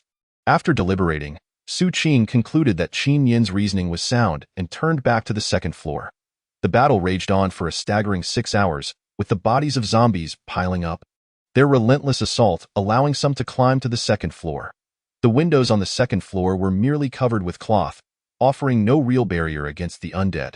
As the zombies breached the 2nd floor, combat conditions deteriorated on both levels, forcing Qin Yin to transfer the fight to the rooftop, disregarding the potential threat of aerial mutated entities. The terrifying onslaught of zombies exerted immense pressure on Qin Yin and his crew, prompting even the women to lend a hand in reloading ammunition. Thankfully, after 6 exhausting hours, the battle concluded, leaving a mountain of zombie corpses stacked high, and this indeed caused Qin Yin to glance sideways, as she had not anticipated that anyone could maintain such clear judgment under these circumstances. However, she did not disclose her identity. In the face of their relatively weak power, they must be a covert force of the War Department. We are the secret unit. Whether you believe it or not. Alright then, you must have met Commander Lee from the Eastern Combat Zone, who was responsible for inspecting the special forces of the War Department. Naturally, he personally examined us at that time. Qin Yin instinctively responded. Suddenly, Su Qing flashed a mischievous smile at Qin Yin before turning back to her resting place, leaving Qin Yin momentarily stunned with her parting words. The commander of the Eastern Combat Zone is surnamed Tang, and the one responsible for inspecting the Special Covert Forces is Commander Wang from the Central Combat Zone. Chapter 023. The first gathering zone time swiftly passed to the next day. When the sun rose, the corpses of the zombies had been completely devoured, leaving only a heap of bloodied, filthy rags where the mountain of bodies once stood. Most of the zombies in this area had been eradicated the previous day, leaving only a few scattered remnants. Qin Yin aimed to entirely eliminate the remaining zombies in this sector while clearing the streets, transforming this commercial district into her first gathering place. What could that be? Leading the mobilized soldiers to clear away the tattered clothing, Qin Yin unexpectedly encountered a bizarre creature gnawing on a zombie's arm, its scarlet eyes fixated on them, seemingly intent on devouring them. Take action, eliminate that peculiar creature, Qin Yin ordered softly. The mobilized soldiers swiftly raised their rifles and pulled the triggers, all 3 shots striking the strange being, instantly killing it. Subsequently, Qin Yin and her troops approached, discovering a creature resembling a dog with tentacles. System, what is this thing? Qin Yin was certain that this was not a creature native to Earth. Returning to host, this is a beast brought by the meteorite. A beast? Those meteorites that descended upon Earth did not merely carry terrifying viruses. They also brought with them an abundance of cells, which feed on mutated beings. the higher the level of the mutated beings. The more these cells favored them, growing rapidly after consumption. Furthermore, once these creatures reached level 5, they could control the actions of the mutated beings. This one was merely a level 1 beast formed from those cells, and its reproduction method would be akin to that of bees, swift and efficient. A chilling dread enveloped Qin Yin as she realized that the meteorites landing on Earth was no mere accident. First, the virus transformed the globe, and now these cells were consuming the mutated beings, as if the Earth itself had become a colossal restaurant, with the viruses transforming all living beings into food for these cells to devour and grow. Was there an extraterrestrial force intent on destroying Earth? At that moment, Qin Yin felt a profound anger. Her planet was being treated as a breeding ground by another world. Host, you can dissect the beast's head to take a look. Upon hearing the system's suggestion, Qin Yin promptly instructed the mobilized soldiers to proceed, resulting in the extraction of a milky white crystal. System, what is this? This is an energy crystal, which can be exchanged for energy points at a ratio equivalent to the level of the mutated beings. Qin Yin felt a surge of joy upon hearing this. In that moment, a multitude of thoughts raced through her mind. Once she established a city, survivors would inevitably arrive. She could not solely sustain them or assign them all to agriculture. Rather, it would be most fitting for them to hunt these beasts. She needed these crystals, which could serve as currency. The crystals acquired by the survivors through hunting could be traded with her for weapons, ammunition, or food. In this manner, she would gain energy points while they secured their survival. What a perfect arrangement! At that moment, thousands of miles away in Kyoto, the leaders of Huaxia convened to discuss a proposal. Gentlemen, what are your thoughts? The first leader's brow was deeply furrowed. Since the onset of the apocalypse, he had been concerned for the populace and had not enjoyed a single restful night. I support lifting the ban, allowing our citizens to bear arms to combat the crisis. The second leader was the first to express his stance, a discussion that had begun the day before. I too support temporarily lifting the ban. Otherwise, our citizens would have no means to confront those monsters, the third leader stated, also expressing his position. The other members showed no opposition, and the proposal was swiftly approved. Orders were issued to each combat zone to stabilize their forces and establish safe zones nearby to rescue the surviving citizens. Furthermore, all light weapon depots across the nation were to be opened, permitting every adult citizen to receive a firearm and 100 rounds of ammunition. Before long, the first leader drafted the orders, printing countless copies. Due to electromagnetic interference, all communication devices were rendered inoperative, necessitating that the War Department's troops personally deliver the messages to various combat zones and major cities nationwide. Brave soldiers, we entrust the fate of our citizens to you. At that moment, the senior officials of Huaxia bowed deeply to these soldiers, who were tasked with disseminating the message across the nation. Rest assured, we will accomplish the mission. Thousands of soldiers responded in unison, their voices resonating through the heavens. To expedite and ensure the message reached every corner of the nation, 30,000 soldiers were assigned to this critical task. The sooner the message was delivered, the sooner firearms could be distributed, thus saving more of their fellow citizens. With mutated beings rampant, issuing this order was nearly a death sentence, yet they pressed on resolutely, for they were the warriors of the Huaxia War Department. The soldiers of Huaxia. This day marked the 10th since the apocalypse began, and upon realizing that the situation had spiraled out of control, the Huaxia leadership swiftly decided to distribute weapons, a decision that ultimately saved countless survivors and significantly increased their chances of survival. Of course, Qin Yin remained unaware of these developments. In the following days, Qin Yin thoroughly cleared the entire commercial district, relocating all vehicles from the streets, barricading them in certain areas to construct defensive military positions and prevent being overwhelmed by zombies. On the third day, support from the base arrived, bringing along 10 grizzly tanks, each summoned at the cost of 500 energy points. Had it not been for the consideration that large-scale tank warfare could not be conducted in the city, she would have summoned even more. Additionally, 2 armed mining vehicles were included.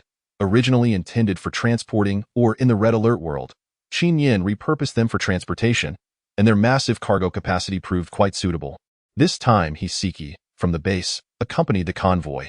After several days apart, her demeanor towards Qin Yin had softened considerably, her delicate, bird-like appearance sending chills down his spine. Unbeknownst to him, when Hiseki received the clothes and cosmetics he had sent back with the mobilized soldiers, she had been moved to tears. What girl does not cherish beauty? Qin Yin's thoughtfulness brought her a sense of solace amid the fear she had felt for days, which is why she treated him with such tenderness. Currently, Qin Yin possessed a staggering 70,000 energy points. Feeling extravagant, she spent 10,000 to upgrade the barracks, increasing its capacity to 1,000 soldiers at level 2. However, considering the ongoing food issues, she refrained from summoning more troops. After 7 days, Qin Yin and her team finally managed to cleanse the entire commercial district, eliminating all zombies, while the number of gathered survivors exceeded 100, which posed a significant headache for Qin Yin. Chapter 024, Humanity. Just as Qin Yin pondered how to arrange for these individuals, Zhao Qingming approached her. We can have them cultivate land in the suburbs. Planting cassava. I've observed that area, and it is highly suitable for agriculture. Zhao Qingming candidly expressed his thoughts. M-City was initially merely a second-tier city, and its outskirts were primarily the area surrounding the former repair shop where Qin Yin and others had stayed. That region was once covered with rice fields, but those rice crops had undergone some mutations, leading to the complete destruction of the fields. During the cleanup of the mutated entities, the mobilized soldiers had also eradicated those fields, as it fell within their controlled area, an environment deemed safe and geographically suitable for cultivating crops. Furthermore, the mutated creatures showed no interest in these grains and would not destroy them. Zhao Qingming opted not to plant rice, but rather to cultivate cassava, which has a shorter growth cycle and higher yield. Qin Yin assigned 10 mobilized soldiers to Zhao Qingming, instructing him to organize the approximately 100 survivors to till the land and plant crops. Meanwhile, he continued to clear the streets and establish defenses. Over the past few days, the mobilized soldiers had slain dozens of mutated beasts, the most formidable being at level 2. These beasts had begun to grow and proliferate rapidly, spreading across various regions of the earth. It was also noted that these mutated creatures exhibited a pronounced inclination to harm humans. They did not consume humans but rather killed them, leaving the corpses for the mutated entities to feast upon, only to subsequently devour the entities themselves, as if fattening them up for slaughter. Humans were merely the fodder in this grim scenario. Qin Yin observed that neither he nor the summoned mobilized soldiers generated energy points when slaying the beasts. They could only extract crystalline substances for absorption. However, killing the mutated entities still yielded energy points. He immediately grasped that this was a limitation imposed by the system, designed to prevent him from acquiring double energy points for defeating a beast. 2 days passed, and trouble arose in the cassava cultivation area, not from a zombie attack, but from the survivors beginning to revolt. Initially rescued by the mobilized soldiers, these individuals felt immense gratitude. During the first 2 days of land cultivation, they were enthusiastic and industrious. Yet, merely 2 days later, their laziness began to surface. As urban dwellers, they could not endure such laborious agricultural work, nor could they tolerate living under the control of others regarding food distribution. They yearned for unearned sustenance. Under the influence of some instigators, they began to rally others, and ultimately, this group of over 100 collaborated to oppose Zhao Qingming's arrangements, now standing in confrontation with the mobilized soldiers. What are you doing?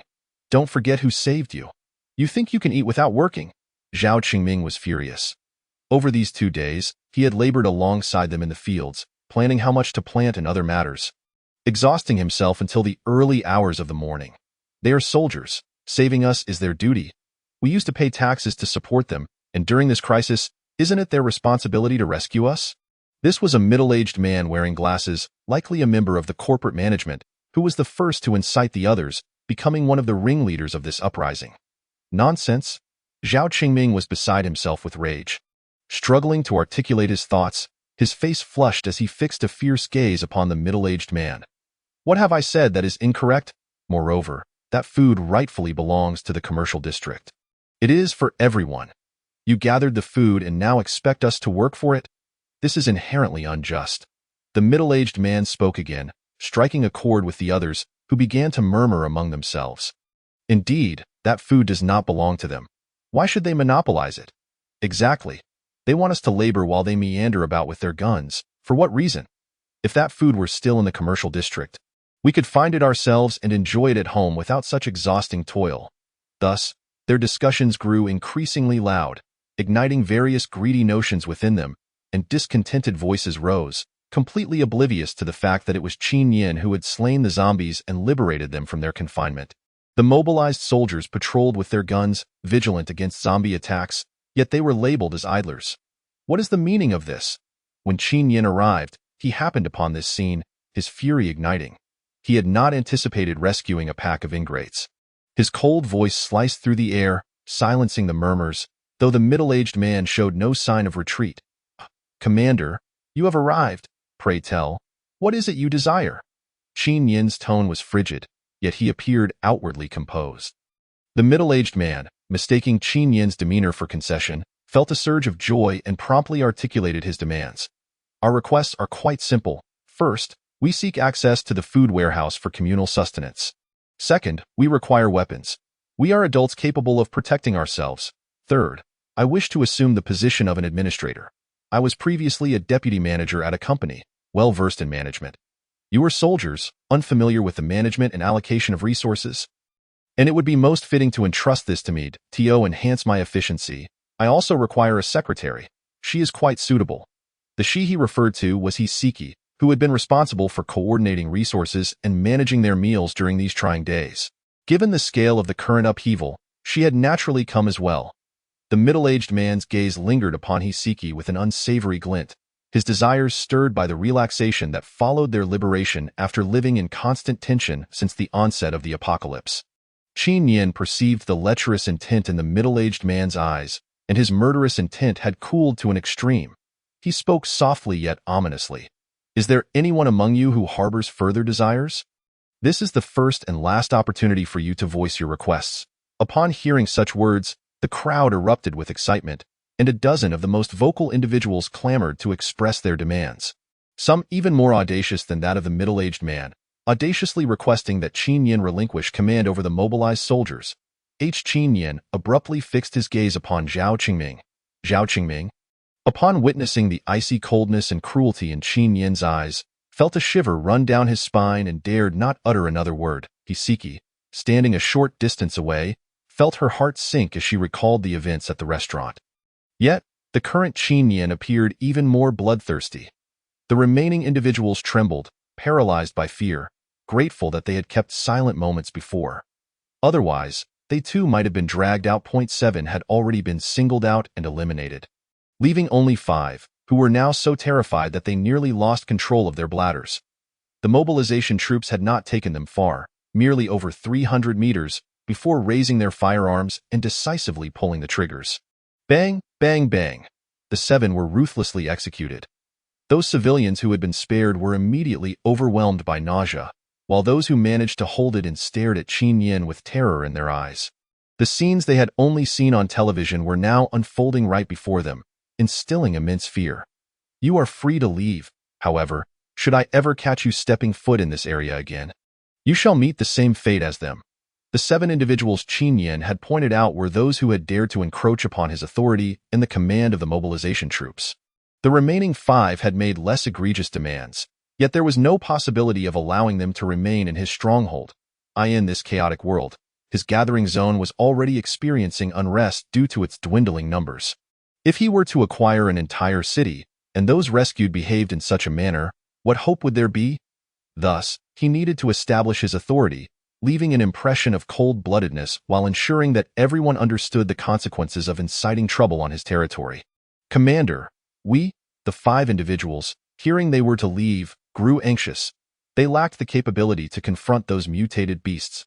Departing from this safe zone would be akin to courting death. However, upon seeing Qin Yin's frigid gaze, they knew they had no chance left, their greed having sealed their fate. The 5 departed with heavy steps, each harboring resentment in their eyes. Subsequently, Qin Yin surveyed the remaining individuals and spoke. "I am aware of your discontent, but stifle it. The zombies we fought tooth and nail to eliminate shall have this region governed by us for the time being. We are the ones who gather food. If you desire it, you must pay the corresponding price. If you wish to avoid labor, you may also leave this place. City has many areas where food abounds. Feel free to seek it." The crowd lowered their heads, too intimidated to meet Qin Yin's gaze, equally hesitant to depart, having witnessed the ferocity of the zombies during their days in the shelter. "From now on, we will operate under a wage system. You will assist with cultivation, and we shall compensate you for your labor. You may come and go as you please. No one will coerce you," Qin Yin declared loudly.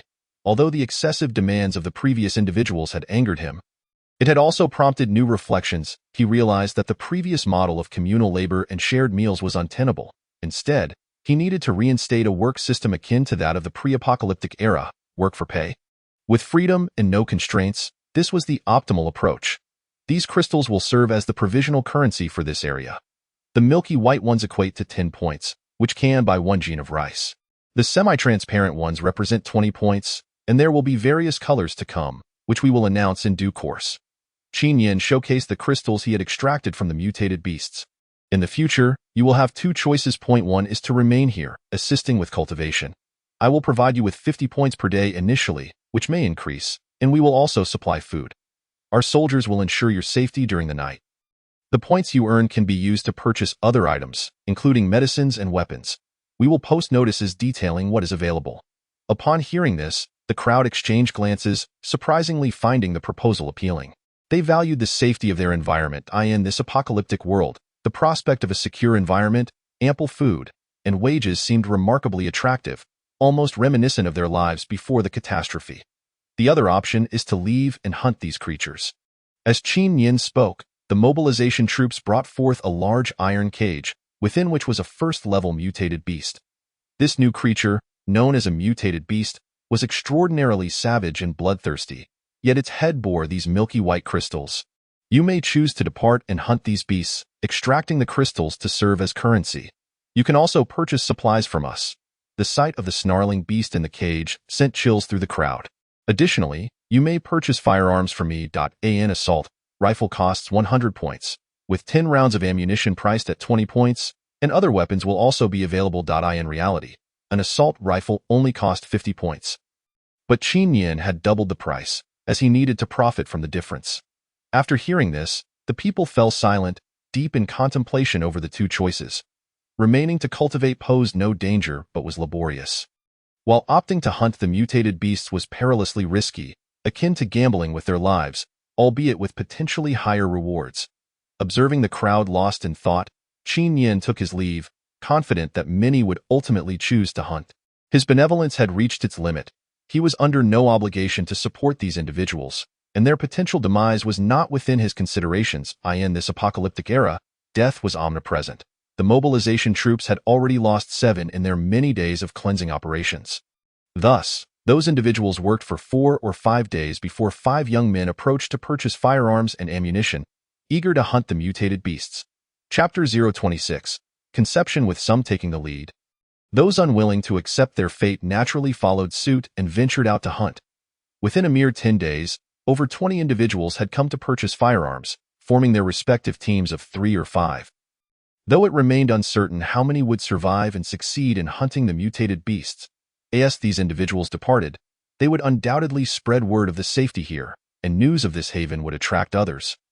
Gradually improving trade prospects. It seemed imperative to visit the Mingshan Seed Research Institute soon.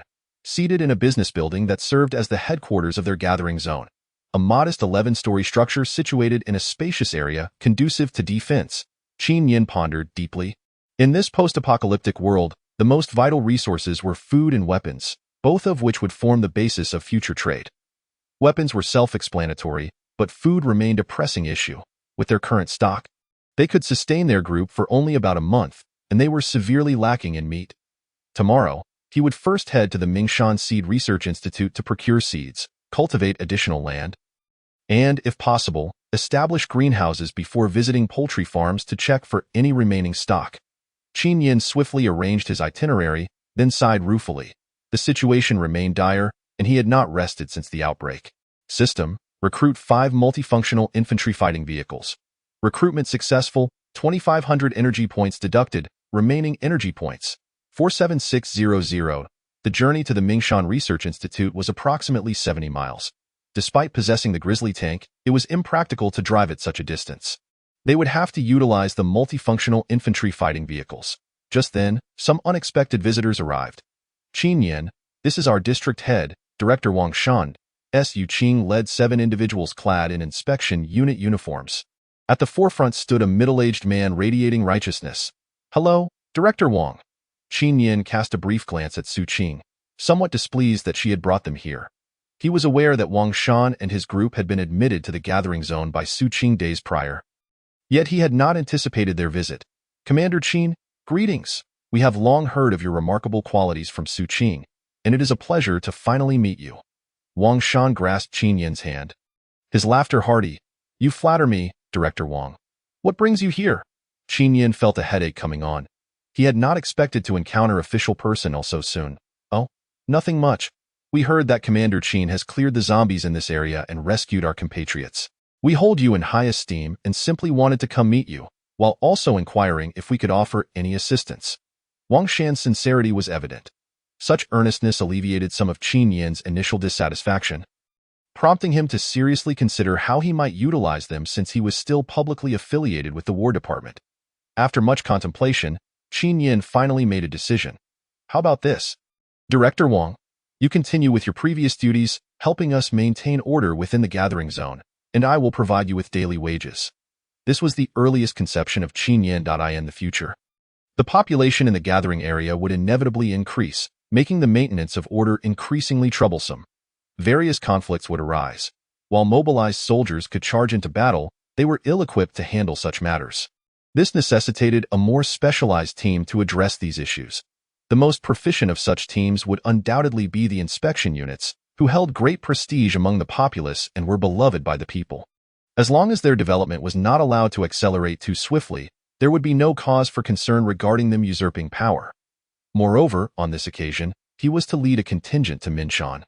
With food supplies running low, Qin Yin hesitated to recruit more soldiers.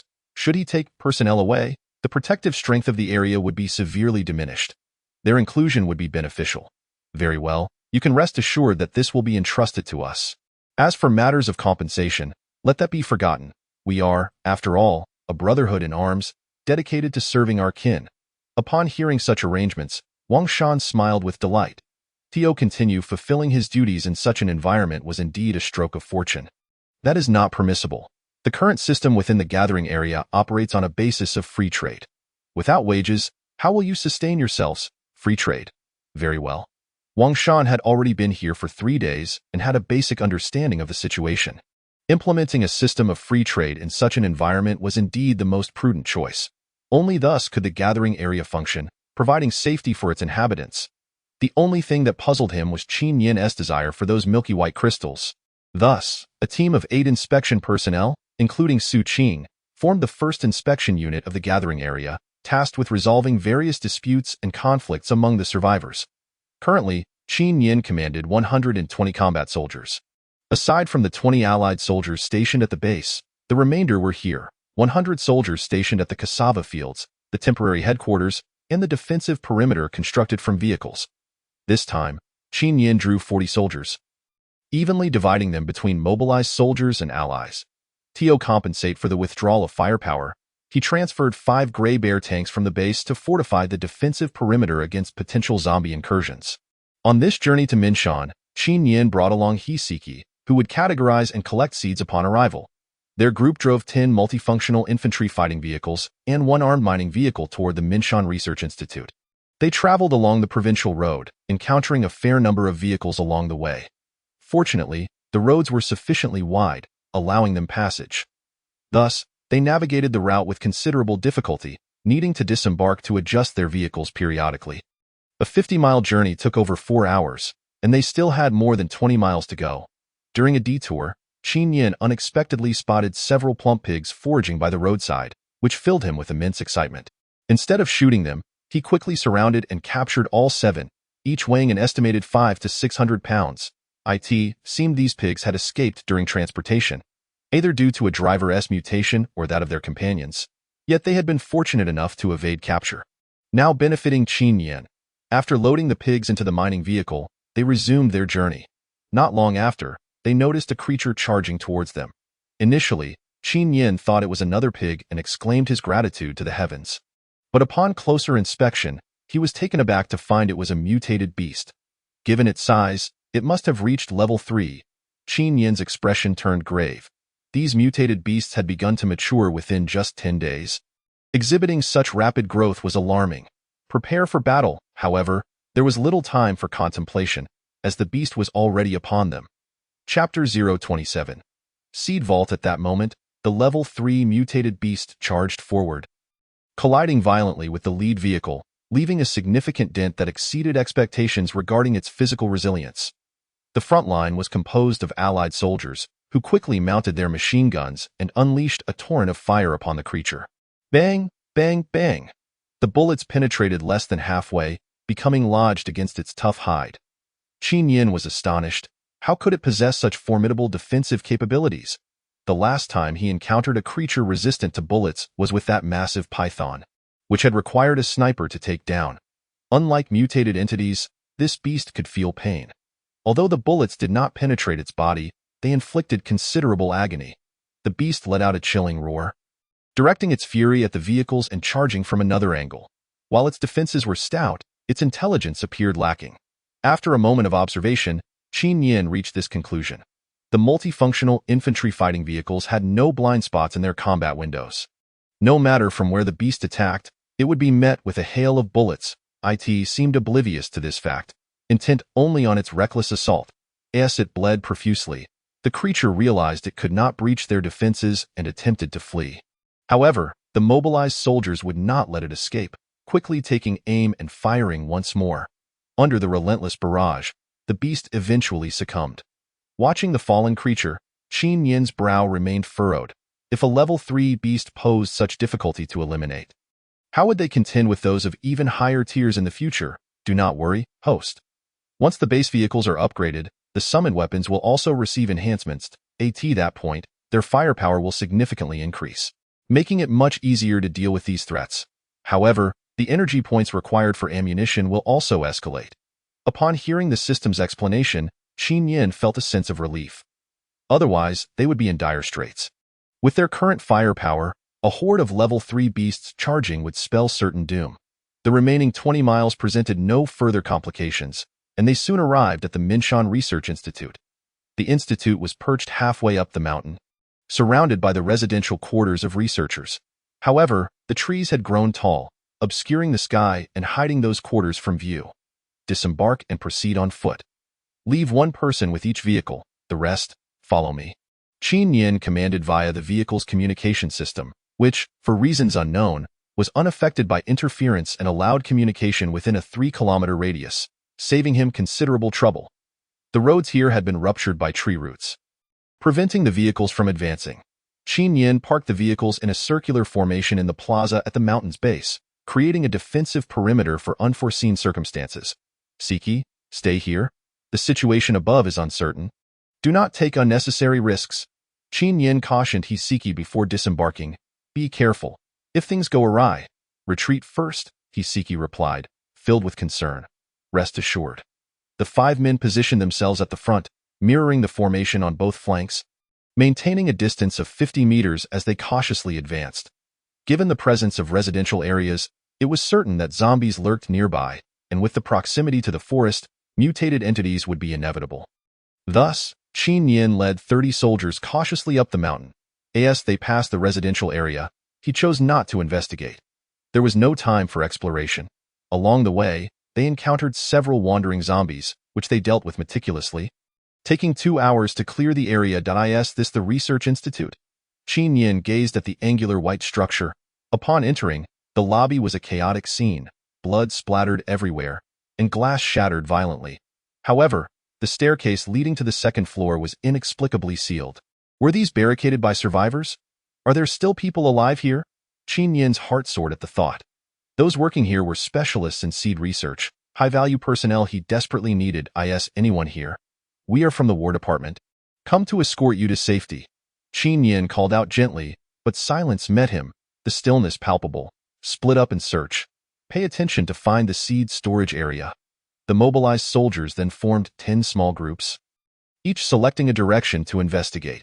After a lengthy search, they found no signs of life. Commander, we have located the seed vault, one soldier reported. Qin Yin's spirits lifted as he hurried to gather his troops and head over.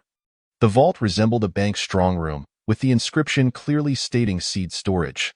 Yet, the heavy metal door bore numerous dents, as if something had violently battered it. What on earth happened here? Were these dents made by mutated entities? What terrifying breed could cause such destruction, and why would it come here? Does it have a penchant for seeds? Qin Yin's mind swirled with confusion, Unable to comprehend, he could only focus on opening the metal door. System, purchased 2 kilograms of explosives. The door to the seed vault was locked. Without a password, entry was impossible. The only option was to blast it open. The explosives were quickly set up and detonated. With a thunderous boom, the sturdy metal door buckled, and the door frame suffered extensive damage. As Qin Yin and his soldiers entered, they were immediately taken aback by the sight before them. Lying in Qin Yin pondered deeply and soon grasped the situation. These individuals had survived the apocalypse and had likely endured in this place for some time.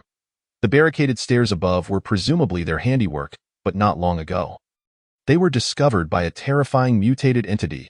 In a state of panic, they sought refuge in the seed vault, simultaneously sealing the door. The indentation on the door must have been left by that aberration.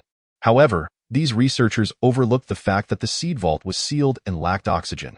When the air inside was exhausted, they inexplicably failed to unlock the door, ultimately succumbing to asphyxiation.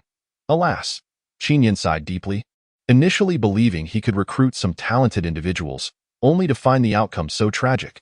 Bring a few people to carry their bodies out and dig a grave in the courtyard for burial. After attending to these matters, Qin Yin finally turned his attention to the seed vault. The Minshan Research Institute was the largest in the province, also serving as a repository for seeds. The place was filled with shelves towering over 4 meters high, each laden with transparent glass jars brimming with a vast array of seeds, varieties beyond count. The collection of seeds here likely numbered in the hundreds of millions. Chapter 028.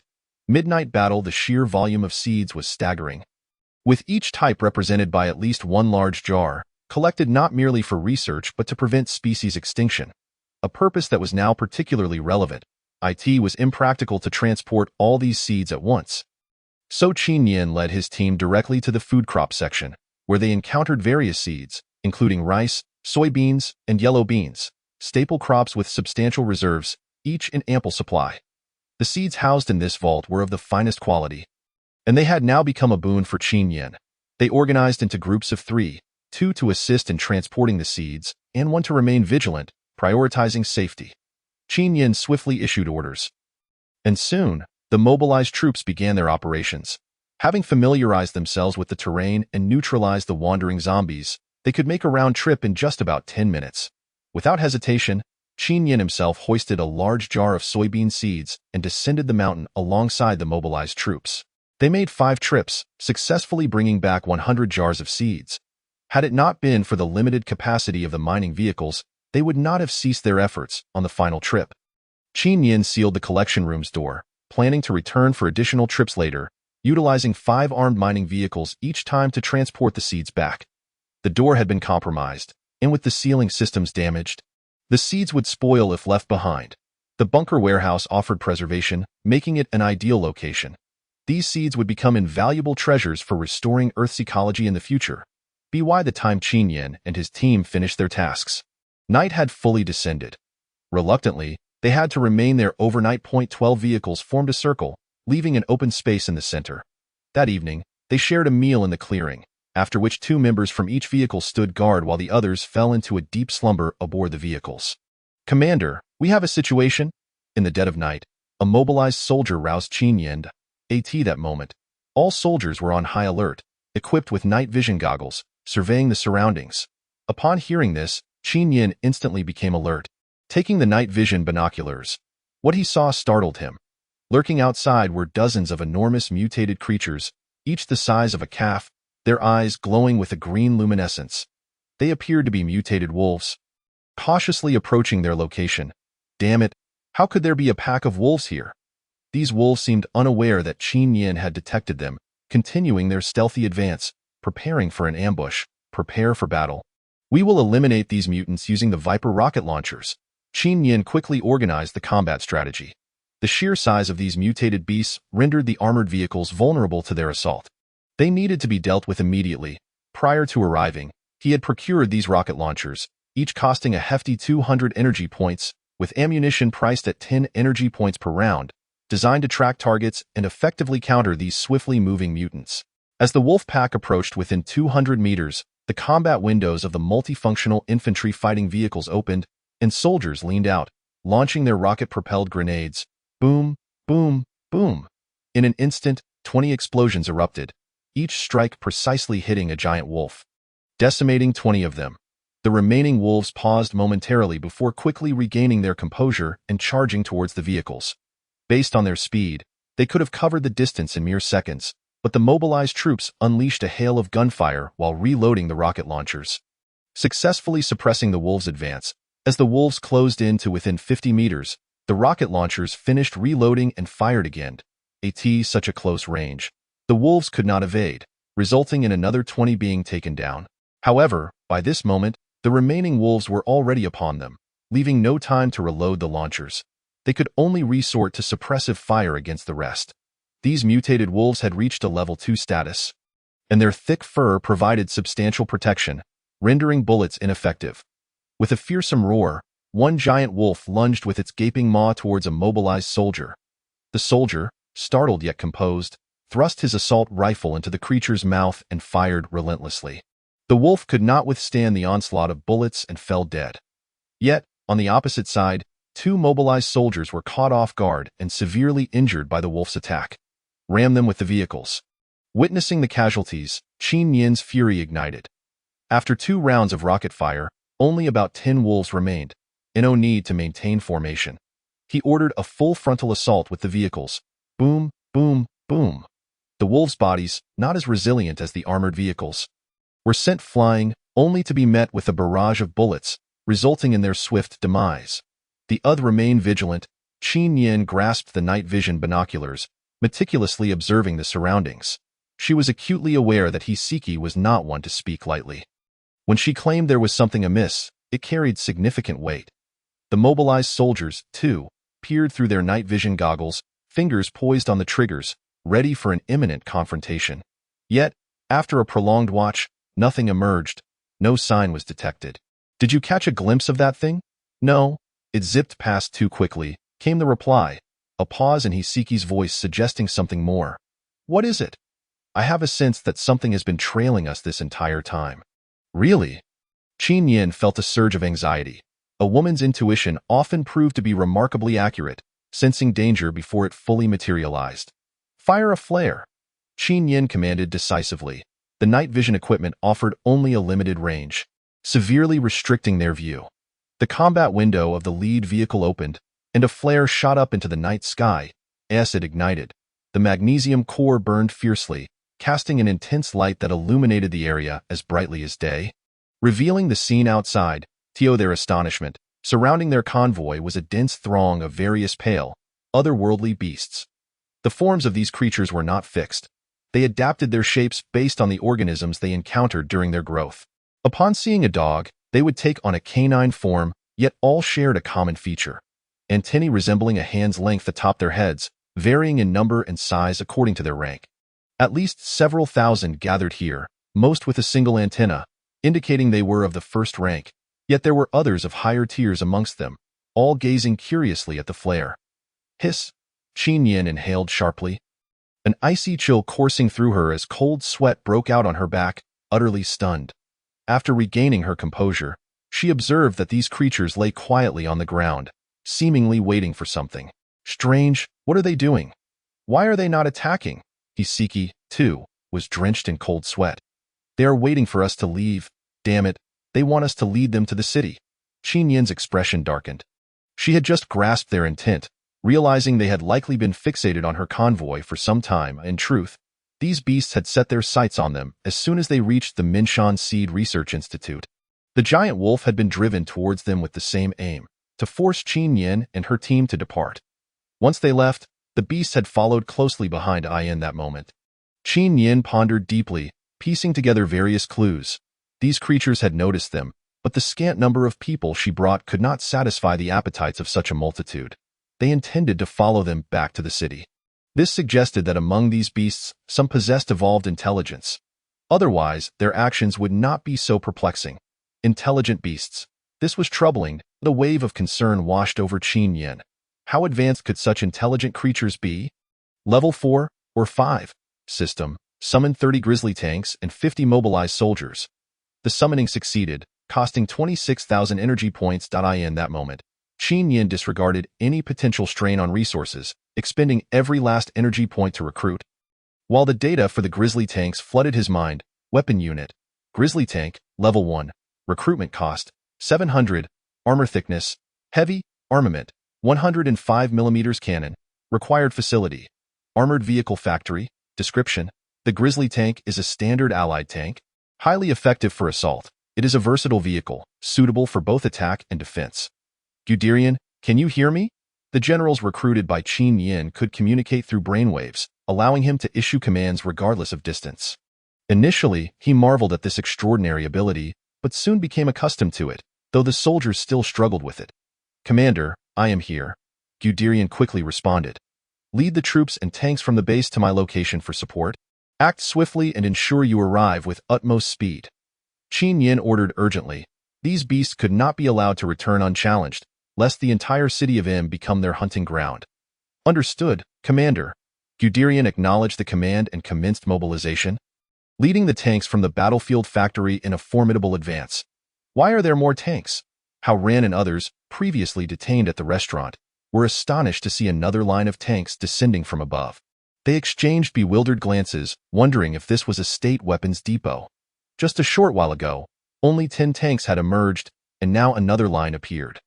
Meanwhile, during their confinement, Chen Jigang was restless, fearing Qin Yin would concoct an excuse to eliminate him. After issuing orders to Guderian, Qin Yin closely monitored the beasts. The path they had taken was already cleared. At a speed of 60 kilometers per hour, the Grizzly tanks would reach their location in 20 minutes. They had to hold their ground for that duration, their mission now focused on buying time. The creatures seemed oblivious to the impending danger, and Qin Yin remained still. The longer they delayed, the more advantageous it would be for them. Are you scared? Do you regret coming out with us? Qin Yin quipped lightly to Hiseki, attempting to alleviate the intense tension. No regrets. Without you, I might have perished in that restaurant, Hiseki replied. Unaware of Qin Yin's broader strategy, she understood the formidable strength of these beasts, believing they stood little chance against them, and felt hopeless about their escape. Yet, with the acceptance of despair came a strange relief. As she reclined in her seat, studying Qin Yin's face, and suddenly confessed, Qin Yin, I think I've developed feelings for you. Have you ever felt the same? Chapter 030. Hiseki's confession. What? Qin Yin was momentarily taken aback. Bewildered by the unexpected turn of events, Hiseki's face flushed, but at that moment, she met his gaze with newfound courage and continued earnestly, At first, I thought you were a cold-hearted person, but later I realized there was a gentler side to you. In the days you were absent, you appeared in my dreams every night, and that's when I realized I had fallen for you. Despite the many guards around the base, your absence left me feeling utterly vulnerable. Hiseki gazed intently at Qin Yin, raising her hand to touch his face, but ultimately withdrew it. When I arrived in M City, I noticed you had changed. Your once warm and gentle heart had turned cold and ruthless. During the cassava field incident, I desperately wished the one giving orders wasn't you. In that moment, I glimpsed the chill within you, the disappointment, and a hint of bloodlust. Qin Yin, although the apocalypse is grim and brutal, revealing the darker sides of humanity, I truly hope you do not let it taint you, that you do not become a cold-blooded killer. Qin Yin remained silent for a long time, having never considered her words. Before the apocalypse, he had just emerged from a painful experience. His wounds were still fresh when he was thrust into the bloody chaos of the new world, forcing him to reopen those scars. He had been compelling himself to adapt to this harsh environment. After learning of the rapid evolution of the aberrant creatures, the pressure on him intensified. He felt the need to strengthen his forces swiftly, to stabilize the situation as quickly as possible. Under such strain, erroneous thoughts began to creep into his mind, leading him to believe that slaughter was the optimal solution. What has happened to me? Initially, I struggled for long periods over ordering Chen Wen Hao and his accomplice's execution, yet now, I issue kill orders without a second thought. I have even begun to view humans as aberrant entities. Dissenters and rebels must be eliminated. What is wrong with me? Is this merely adapting to the apocalypse, or has my psyche twisted, morphing me into a bloodthirsty monster? Qin Yin inhaled deeply, cold sweat pouring down his brow. Had it not been for Hiseki's timely reminder, he might not have realized how far his thoughts had strayed, how perilously close he had come to a dangerous mindset. Thank you, Siki. Qin Yin expressed his gratitude sincerely, while simultaneously sidestepping her overt emotional confession. Having never contemplated such feelings, in his mind, post-apocalypse was solely about growing stronger, constructing interference towers, recruiting combat aircraft, and eventually returning to rescue his parents and sister. Moreover, having recently endured a failed relationship, he subconsciously recoiled from any emotional entanglements. Upon hearing Qin Yin's response, Hisiki felt a mix of joy and disappointment. She was glad he had acknowledged her words, but disheartened that he did not reciprocate her feelings. Qin Yin, if those creatures charge at us, please give me a shot beforehand. I do not wish to perish at their hands. Qin Yin was taken aback. Suddenly realizing why Hisiki had chosen this moment to express her thoughts, he quickly reassured her. Siki, there is no need for concern. We will not perish, Hisiki's expression fell, believing Qin Yin was merely offering comfort. Truly, we have reinforcements on the way. They will arrive shortly, Qin Yin reiterated, sensing her disbelief. What? Hisiki was momentarily taken aback. Did the presence of support not imply that she and her companions could survive and escape? What about the words she had just uttered? Her face flushed crimson with embarrassment, feeling utterly humiliated as she wished to sink through the floor of the vehicle and escape from this place. Yet outside lurked ferocious beasts, rendering such a notion impractical. Reluctantly, she turned her head away, unable to face Qin Yin, overwhelmed by shame. Minutes passed, and the beasts seemed to grow impatient, beginning to stir restlessly in the distance. A creature resembling a fox stood watch, its elongated eyes fixed intently on the convoy, glimmering with an intelligent light. Remarkably, it sported 5 antennae atop its head, clearly orchestrating the gathering of over 3,000 creatures that had emerged from the same nest. Realizing something was amiss, why had these humans not yet departed? It commanded the horde of beasts to encircle them, intent on forcing them onward. The vehicles were positioned with their backs against one another, ready for battle. Without waiting for the creatures to close in, 20 rocket projectiles were launched, erupting into 20 brilliant fireballs that devastated the nearby beasts, leaving them in a gruesome state, while the shockwaves sent others flying. The beasts emitted a cacophony of eerie shrieks, abandoning their stealth as they charged forward. Open fire with all your might, Qin Yin roared, activating every combat window and maximizing their firepower. A relentless barrage of bullets rained down upon the beasts, felling those in the front lines, most of them merely first-tier creatures, vulnerable to the lethal onslaught. However, as the front ranks fell, the fearless ones behind surged forward to take their place, charging ahead with reckless abandon.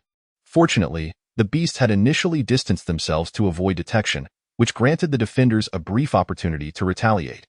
The merciless hail of gunfire swept across the battlefield, while the multifunctional infantry fighting vehicle unleashed its missiles for the first time. Each of its 6 barrels firing in succession, creating a deadly display that claimed countless lives among the charging beasts. Under such intense bombardment, it was nearly impossible for the first and second-tier beasts to survive. Yet, the more formidable third-tier creatures proved difficult to eliminate. After the 4th salvo of rockets, they began to close in. One particularly menacing canine beast lunged forth, its massive frame swirling with a terrifying vortex. Its razor-sharp claws aimed directly at a soldier wielding a rocket launcher. The beast had quickly grasped the threat posed by these weapons. The multifunctional combat vehicle featured 4 combat windows, 2 of which were positioned to allow soldiers to stand. In the midst of launching a rocket, the soldier had extended most of his body outside the vehicle, leaving him vulnerable. He was swiftly slashed across the arm. The canine beast, after landing, leapt again, its maw agape to bite the soldier. Crouch! The soldier's eyes blazed with desperation as he bellowed a warning to his comrades, simultaneously thrusting the rocket launcher into the creature's gaping mouth, unhesitatingly pulling the trigger. Boom! The projectile detonated within the third-tier beast, tearing it asunder, but the explosion at such close proximity unleashed a catastrophic shockwave, obliterating Guderian swiftly compiled the data. Upon hearing these figures, Qin Yin's heart convulsed painfully, his gaze filled with self-reproach and sorrow. The loss of so many soldiers weighed heavily on his conscience. Had he not been disdainful of the tank's slow maneuverability and taken them into battle, perhaps those brave warriors would have survived. After a prolonged silence, Qin Yin's heart gradually began to settle. This was the most significant loss he had endured since the apocalypse began. Although these soldiers were bioweapons summoned by the system and lacked independent thought, he had come to regard them as ordinary humans. Losing 17 brothers in one fell swoop was an unbearable grief. Thus, when Guderian had managed all affairs, dawn had already broken. "Commander, these are the energy crystals left behind by the aberrant beasts," Guderian announced, approaching with 2 large crates filled with energy entities harvested from the battlefield. The bodies of the aberrant beasts dissipated rapidly after death, vanishing within just over 2 hours, leaving behind a substantial collection of energy crystals. System: recover 1 crate. Qin Yin intended to reclaim only 1 crate, reserving the other as operational funds for the settlement, as they now had food seeds and could commence large-scale cultivation. Recovery successful, obtaining 48,060 energy points. Throughout the return journey, Qin Yin's mind was a whirlwind of thoughts. He resolved to expedite the control of City M. If he could seize it and upgrade the base vehicle, the soldiers' weapons, now at level 2, would mitigate such devastating casualties in the future. Construct a maintenance factory. The damage to the armored vehicles was severe, and relying solely on mobile engineers for repairs was insufficient. A factory needed to be established to utilize specialized equipment for maintenance. Construction unit. Maintenance factory, level 1. Construction cost, 500. Energy consumption, 100. Description. The maintenance factory is an essential construction, serving as the place to repair your damaged armored vehicles. Currently, it can repair 10 armored vehicles simultaneously, taking 1 day. While there was no time for recruiting armored vehicles, the maintenance process required a significant duration, which surprised Qin Yin. He then summoned 50 mobilized soldiers, 50 allied troops, 6 snipers, 15 military dogs, and 3 engineers, disregarding any concerns about food supply. He had to capture City M swiftly. Chapter 032. Clearing the development zone. Are we in heaven? On the way back? The previously unconscious Hiseki awoke, gazing at Qin Yin with a question in her eyes. "No, we are all alive," Qin Yin replied, a hint of tenderness flickering in his gaze. In the moment their battlefield was upturned by the aberrant beasts. Hiseki had disregarded her own safety, reaching out to protect Qin Yin's head, fearing he might be injured, only to be knocked unconscious herself. Such selfless action during a life-and-death crisis had touched Qin Yin deeply. Following this ordeal, a warmth began to thaw his previously icy heart. "Are we really alive?" Hiseki, still somewhat dazed, suffered from a mild concussion, her memories fragmented. "Yes, we are alive. We will soon return to the base." "You should rest for a while," Qin Yin said, draping a blanket over her for comfort. Minutes later, they arrived at the base where their armored vehicles were stationed, transferring all vehicles for repairs and taking the injured, including Hiseki, to the field hospital for treatment. Subsequently, all unusable grain seeds were stored in the bunker. After a day of recuperation at the base, Qin Yin departed, leading a formidable tank force toward the city. This time, he aimed to seize City M entirely, unimpeded by anyone. Simultaneously, he brought Guderian along. Commanding the entire city's extermination efforts alone proved challenging, and having a professional like Guderian to assist was invaluable. He had newly recruited soldiers, and his army had surpassed 300, with 40 tanks at their disposal. Before long, Qin Yin reached the urban area, handing over the seeds to Zhao Qingming and instructing him to expand the planting zones as much as possible. He then took command at the temporary camp headquarters, collaborating with Guderian on strategies to eliminate the zombies and the ever-growing number of aberrant beasts to gain complete control over City M. City M comprised 5 large districts, and their current focus was on the eastern newly developed zone, which had a relatively sparse population compared to the densely populated older districts. Ultimately, they decided to employ a tactic of luring the enemy, first addressing the aberrant beings in the development zone. Similar to the previous base defense battle, they would lure the aberrant beings in batches into the defensive fortifications they had constructed, then eliminate them. This was the optimal strategy, indeed the only one available. Subsequently, Qin Yin selected the city square, an expansive area suitable for tank operations, where the absence of defensive structures made the tanks the most formidable weaponry. Over the following day, Qin Yin organized his soldiers to push vehicles onto the streets, encircling them thoroughly, blocking all other accessible routes. Underneath the vehicles, he had buried high explosives purchased from the supply store, which, in conjunction with the vehicles, would be sufficient to annihilate a plethora of aberrant beings. It took 2 full days to complete this extensive defensive perimeter, forming a semicircle with 20 entry points, each accommodating a Gray Bear tank, while another followed closely behind. The outer edge of the semicircle marked their operational zone. Qin Yin expended nearly 10,000 energy points purchasing an innumerable supply of ammunition, stacked in boxes. Most critically, he acquired 30 Flame God 100mm howitzers, which, aside from the tank firepower, provided robust support. 10 snipers were positioned on high buildings, tasked with targeting the higher-level aberrant beasts. On the afternoon of the 23rd, 7 military dogs were deployed simultaneously, darting in various directions to attract the aberrant beings. Merely half an hour later, the terrifying tide of zombies and aberrant beings surged forth, sending chills down the spine. Bang, bang, bang! In an instant, as the military dogs returned to safety, the tanks and howitzers unleashed a merciless barrage, ruthlessly obliterating the charging aberrant beings. Waves of aberrant beings fell, while Qin Yin's energy points continued to rise. However, he soon noticed a considerable number of smaller aberrant beings, like rats and cockroaches, appearing on the battlefield.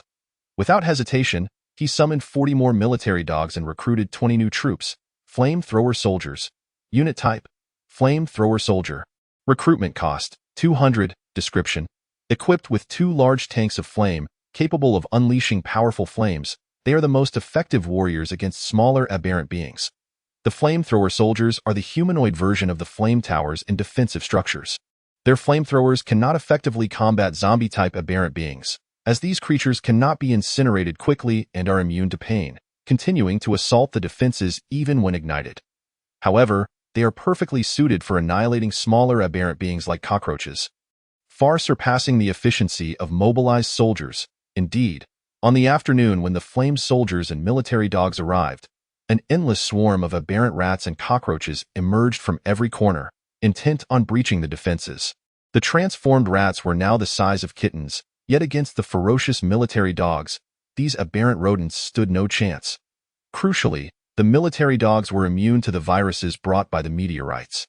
The infections could not harm the dogs summoned by Qin Yin. 50 military dogs raced about, swiftly taking down the emerging rats. Meanwhile, the hordes of aberrant cockroaches and other small creatures were incinerated by the flamethrower soldiers. Watching the tide of cockroach aberrant beings, a shiver ran down Qin Yin's spine. Yet, as he observed their eradication, a sense of relief washed over him. Thankfully, he had prepared in advance. Otherwise, these creatures could have obliterated his defenses. The cleansing operation targeting the aberrant beings in the development zone lasted a grueling 2 days, marked by fierce battles. On the second afternoon, as zombies surged forth, Qin Yin ordered the detonation of the previously buried explosives, obliterating everything in their path.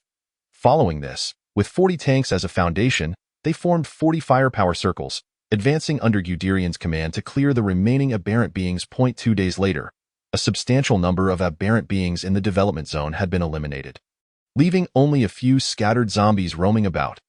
The aberrant beasts, evidently possessing higher intelligence than the aberrant beings, had been sighted on the battlefield on the first day, yet none appeared thereafter, likely retreating due to the horrifying casualties they suffered.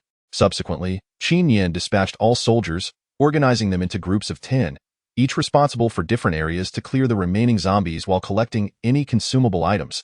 If food supplies dwindled, they would have no choice but to resort to the meager military rations provided by the system.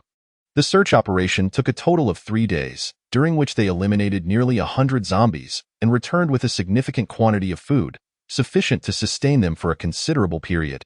Additionally, a number of survivors were rescued.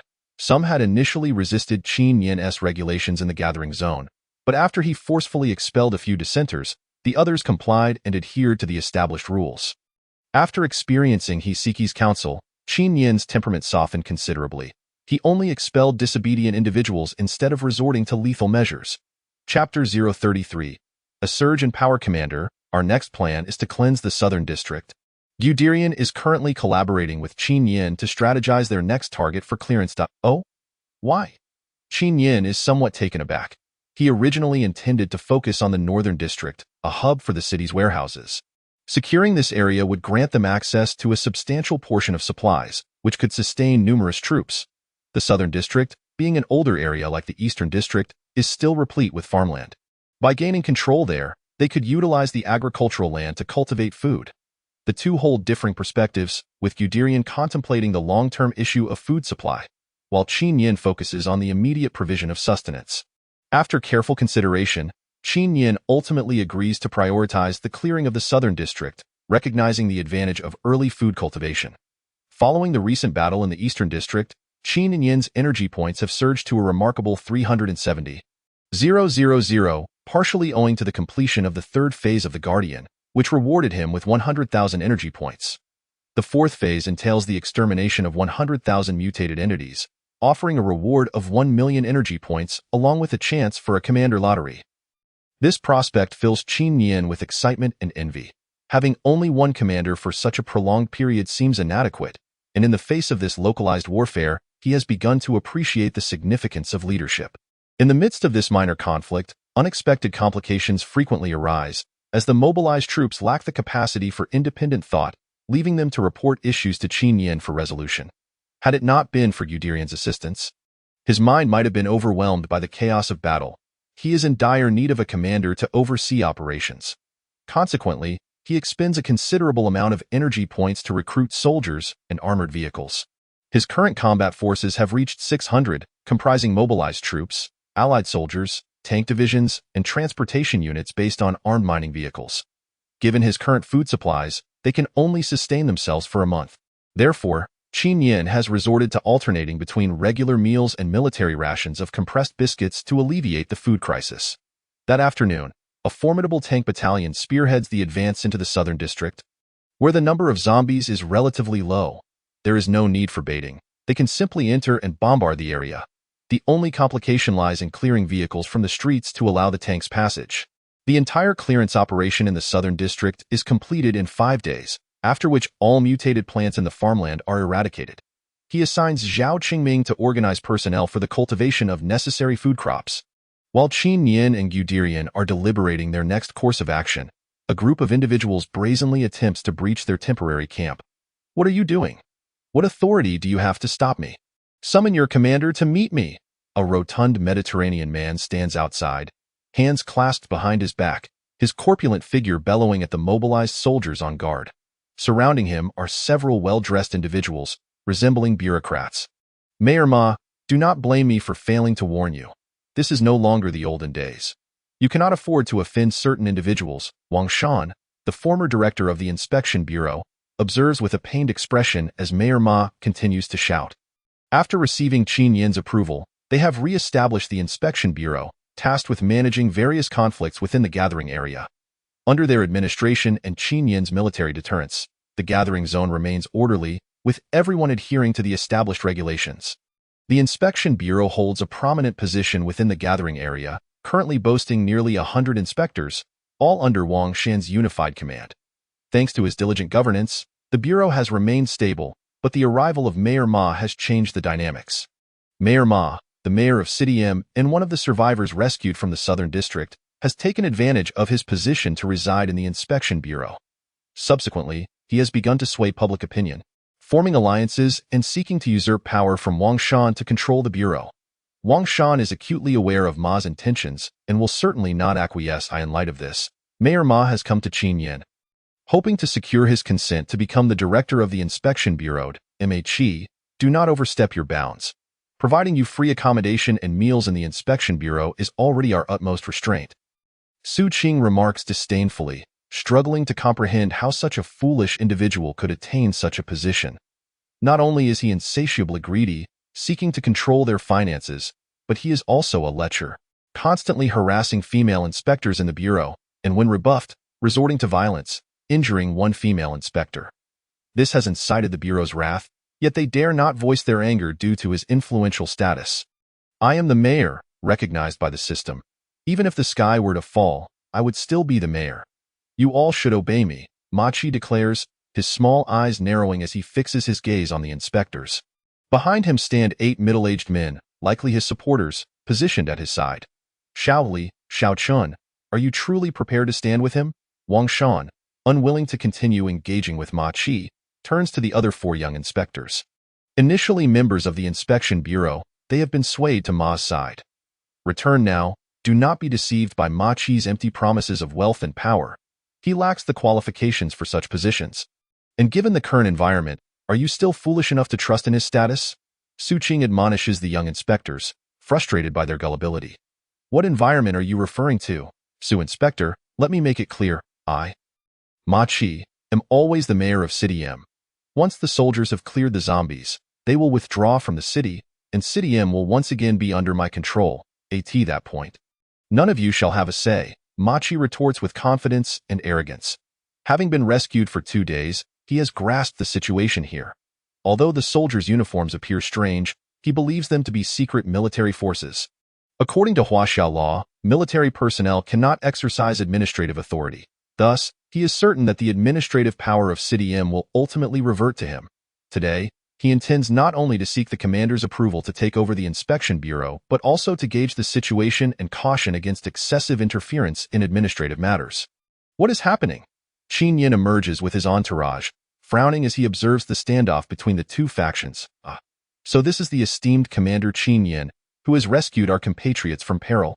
I have long admired your name.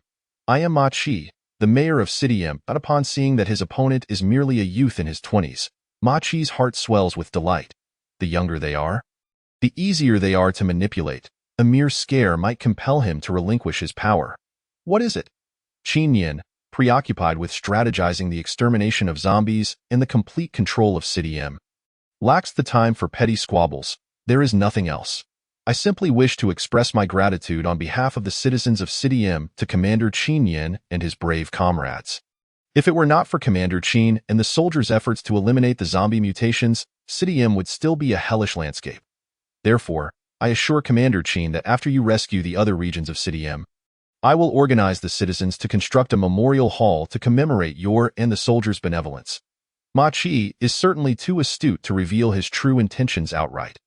Qin Yin casts a disinterested glance at the rotund mayor, noting his skillful use of bureaucratic language. Although his words are laden with praise for Qin Yin and his comrades, the underlying message is clear. Go on and rescue the other citizens. And when you're done, leave quickly. We will build a memorial to honor you. Well, is there anything else? Qin Yin, uninterested in engaging further, allows the mayor to continue his delusions. Furthermore, I wish to contribute my efforts. As mayor, I believe it is my duty to take the lead in the fight against zombies and to stabilize the order of the safe zone, thereby calming the public's emotions. Thus, I hope Commander Qin will permit me to join the Inspection Bureau.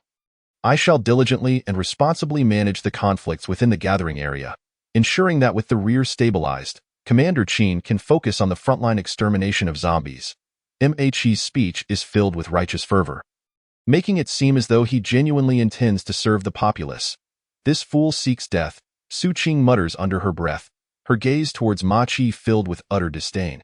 After spending several days together and considering the cassava field incident, she has come to understand Qin Yin's high aspirations for power and his intense aversion to being spied upon. While the Inspection Bureau is ostensibly under Wang Shan's direction, the true authority lies with Qin Yin. Ma Chi's encroachment upon the Bureau's control is tantamount to courting disaster. However, she refrains from warning him, having long harbored a deep-seated loathing for the rotund, indolent, and lecherous mayor, as expected, upon hearing Ma Chi's words.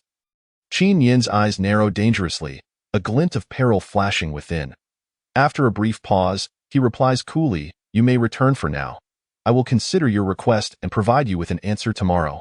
Commander Qin, there is no need to wait until tomorrow. It can be done now. As it happens, my colleagues from the Inspection Bureau are present, and I must take them to inspect the food storage situation at the warehouse shortly.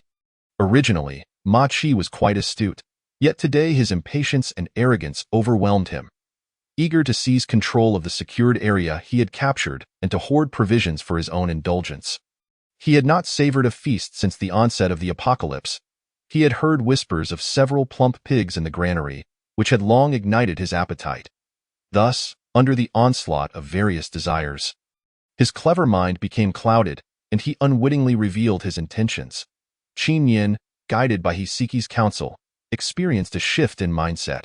Rather than erupting with anger, he regarded Ma Chi with a frigid gaze, akin to that of a spectator observing a lifeless corpse. Given the circumstances, he had a matter to trouble Mayor Ma with. While clearing the southern district, they had discovered a substantial cache of gold and silver artifacts, and assistance was needed to transport them back to the warehouse. He inquired if Mayor Ma might be available for such a task. Of course, it is our duty to serve the secure zone. These trivial matters are best left to us. Machi readily agreed, his eyes glinting with greed, in his mind.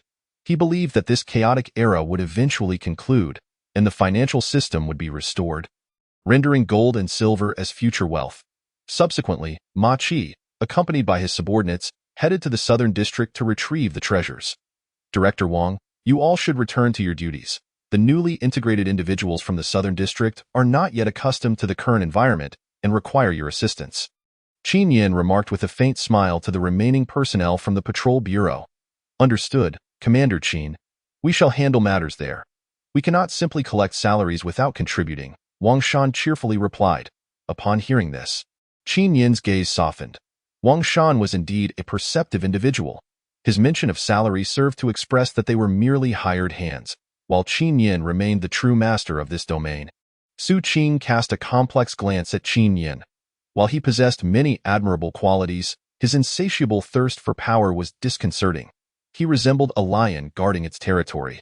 Should anyone venture too close, hostility would erupt, and if he sensed a threat to his dominion, he would lash out. Once the patrol bureau personnel departed, Qin Yin issued a cold command to the mobilized soldiers to discreetly deal with Ma Chi and his associates. In truth, Qin Yin had been observing since rescuing Ma Chi.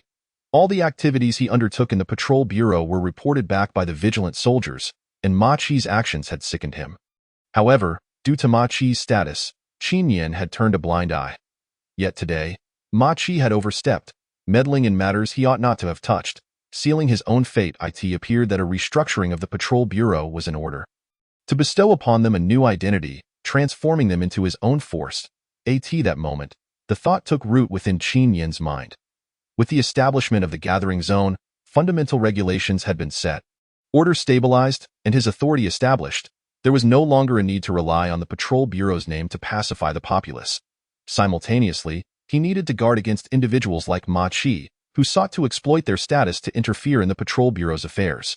By transforming the patrol bureau into a completely new institution, a force belonging solely to him, no one would dare encroach upon it. That afternoon, as Ma Chi and his group escorted the gold and silver artifacts to the southern district, they were ambushed by mutated beasts, and news of the entire team's demise swiftly reached the patrol bureau. The members of the bureau rejoiced upon hearing this. Retribution had finally arrived for that rogue. Su Qing sighed silently, choosing not to voice her thoughts, while Wang Shan sat in his office, gazing thoughtfully outside. That evening, Qin Yin and Gudriel finalized their battle plans for the northern district. The northern area, designated as the warehouse zone, was littered with countless abandoned trucks, making it impractical to clear the roads. Thus, they would have to employ a strategy of luring the enemy. They swiftly selected a location for the battlefield and began organizing soldiers to shift the discarded vehicles. Constructing a defensive line. Many of the cars from the pre-apocalyptic era were still functional, but the strength of the mutated beings was terrifying, rendering the vehicles as fragile as paper. Consequently, they had to abandon them entirely. Currently, the greatest utility of these derelict vehicles lay in their potential to form a barricade. Thousands stacked together would create a mountain of cars, allowing soldiers to stand atop and fire, making it impossible for any mutated being to breach such a defense. Chapter 035. The construction of a new force. My current vision is as follows. The Patrol Bureau will be renamed the Executive Guard Bureau, with only minor adjustments to the regulations. Upon renaming, it will become a brand new institution with a unified uniform. At that time, Wang Shan will be appointed as the director, and Su Qing, you will serve as the deputy director. The personnel allocation will consist of 200 individuals.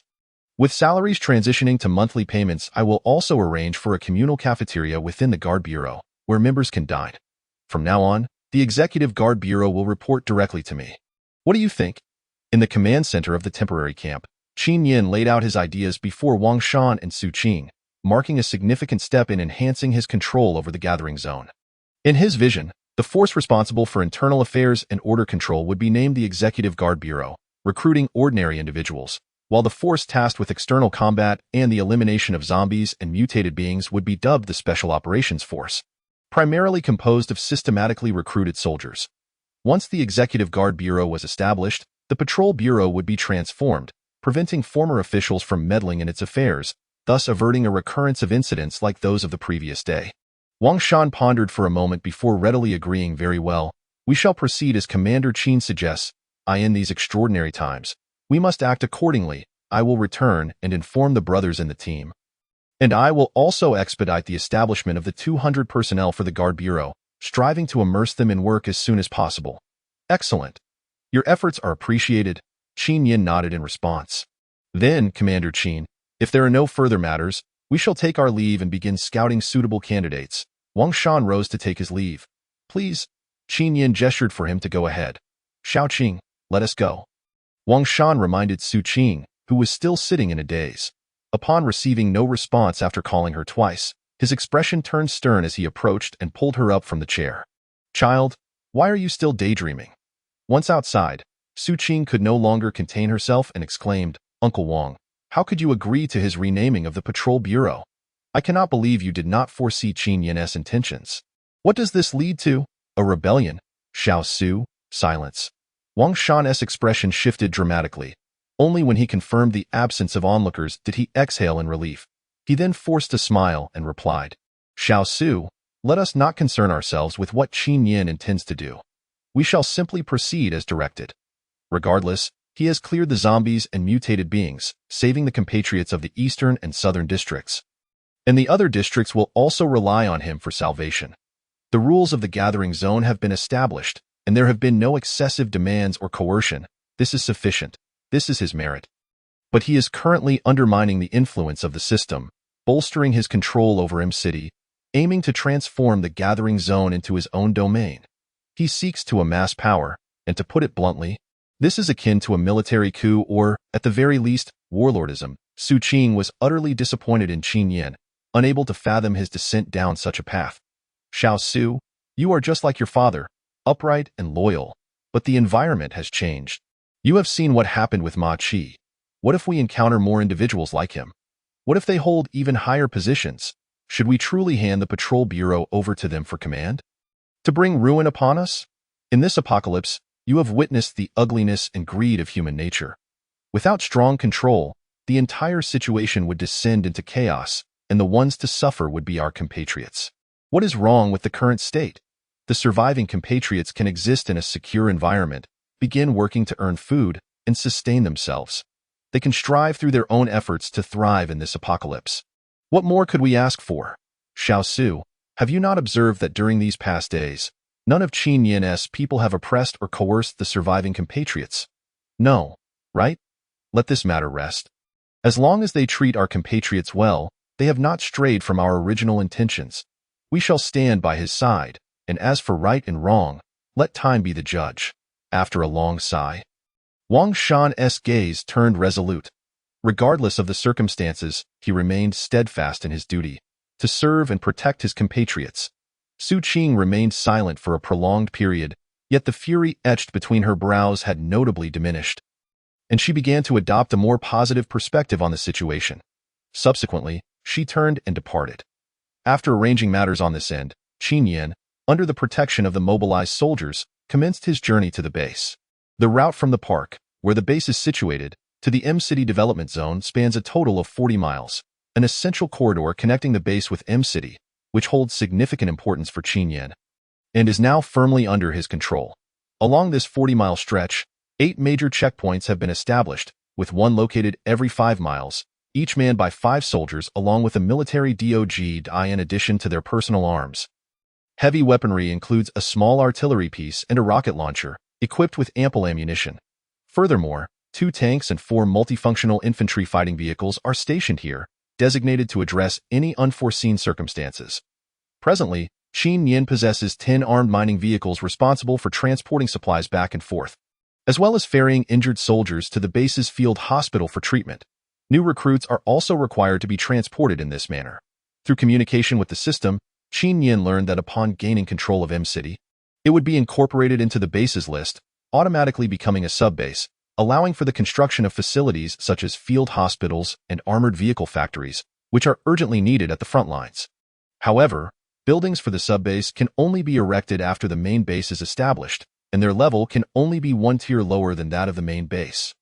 Under the guardianship of the mobilized soldiers, Qin Yin arrived at the restaurant at the foot of the mountain, where he had detained Hao Ran and his companions for nearly a month. The situation had been sufficiently controlled, allowing for their release. "Commander Qin, can we truly leave now?" Hao Ran exclaimed, nearly overwhelmed by boredom during the past days. Upon hearing of their impending departure, he was filled with immense excitement. "Naturally, our mission has proceeded quite smoothly.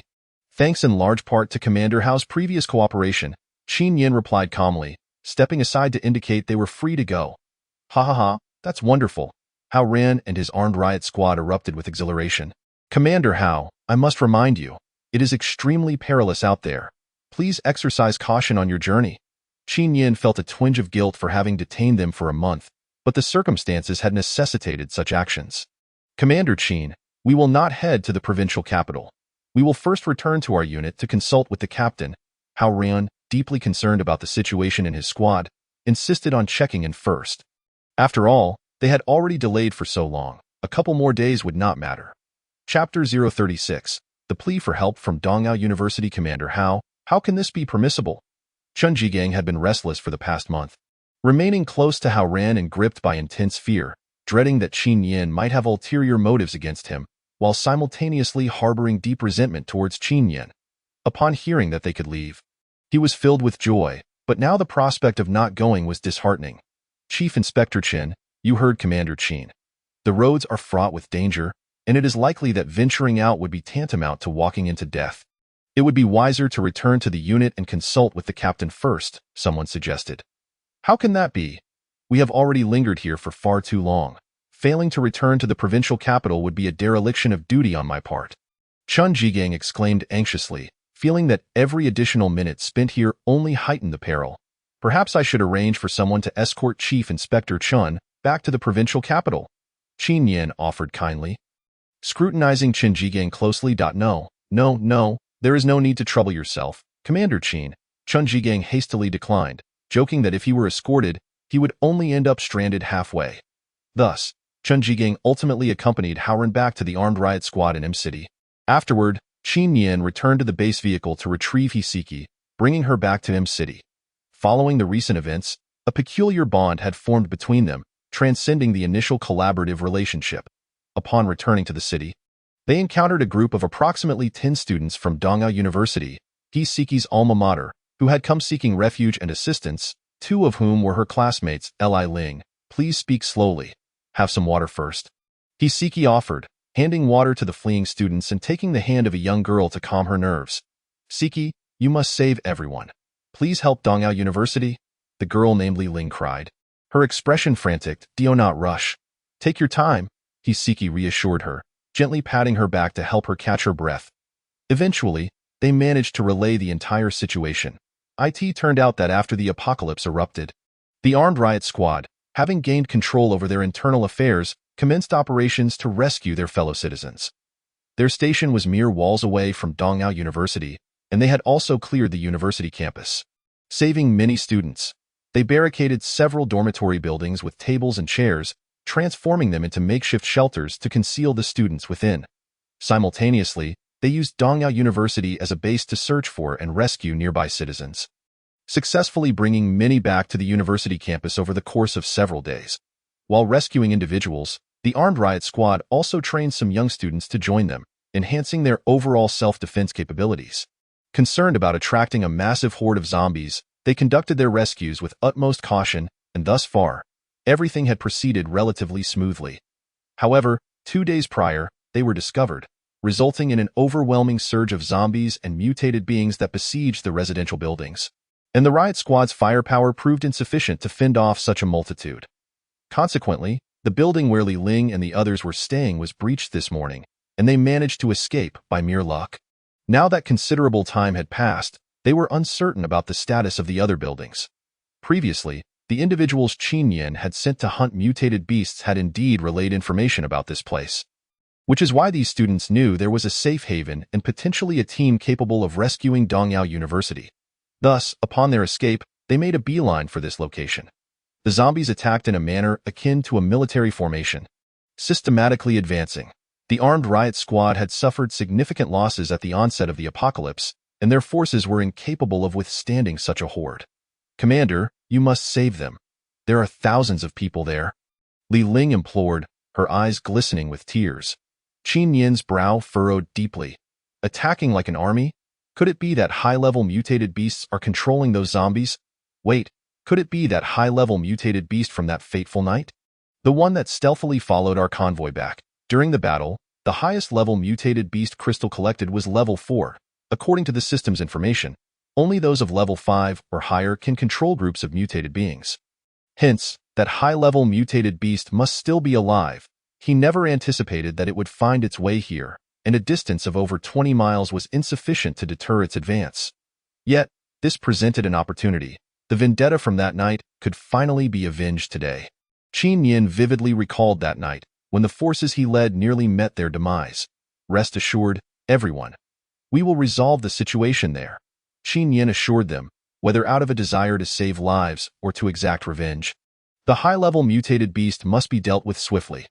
Otherwise, once it grew stronger, it would orchestrate a zombie tide to attack their position. "Thank you, Commander." The students expressed their gratitude in unison, though they found the nature of these squads peculiar.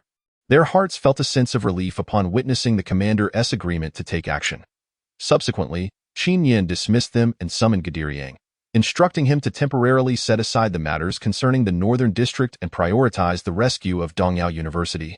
Since it was a high-level mutated beast causing the chaos, he would need to deploy tanks. Otherwise, the losses would be catastrophic. Dongyao University is located in the Western District, and if they were to go directly, it would require traversing the entire Central District, which was congested with vehicles, making it impossible for tanks to pass through. They would have to take a detour. "Let us take the provincial highway and exit at Baihui. From there, it's only a distance of 20 miles, Qin Yin suggested, pointing at the map, recalling that they had previously cleared this section of the provincial highway when they visited the Min Mountain Seed Research Institute, which would now prove advantageous. "Understood, Commander." Guderian also concurred with Qin Yin's plan. Previously, the 100 tanks had already been deployed to the battlefield in the Northern District, and their withdrawal was taking too long. Consequently, Qin Yin had no choice but to summon an additional 50 Grey Bear tanks while simultaneously recruiting 100 mobilized soldiers, each tank equipped with 30 rounds of ammunition. Furthermore, he brought along 50 allied soldiers. Proceeding in a grand convoy toward Dongyao University. In truth, Qin Yin's urgency stemmed from personal ambition. He wished to attract the outstanding talents from Dongyao University. As the gathering area expanded, an increasing number of affairs required management, necessitating a substantial influx of skilled individuals. For instance, the mere task of resource management demanded numerous personnel. Hiseki had initially managed supplies for a small group of dozens without issue, but now, in the gathering area housing over 3,000 people, the resources from the eastern and southern districts were under Qin Yin's control, with Hiseki solely responsible for their management, which was undoubtedly overwhelming. Similarly, Zhao Qingming faced the daunting task of planning crop cultivation while assessing the most suitable planting locations, as well as scheduling fertilization and irrigation, an impossible endeavor for one person. Additionally, the allocation of survivor housing posed a significant challenge, as a considerable number of houses remained unoccupied, ripe for distribution to the few survivors from the apocalypse.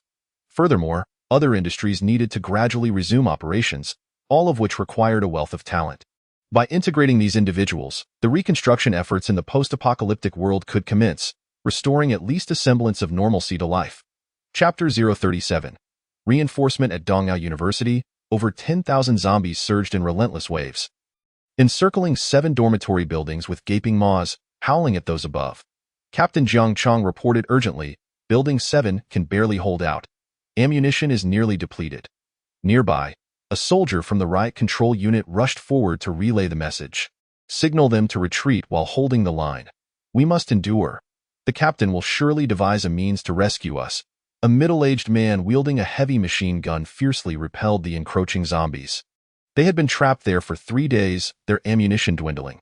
Initially, they believed their position would remain concealed, given the proximity to the military base, and thus had not transported ample supplies of ammunition.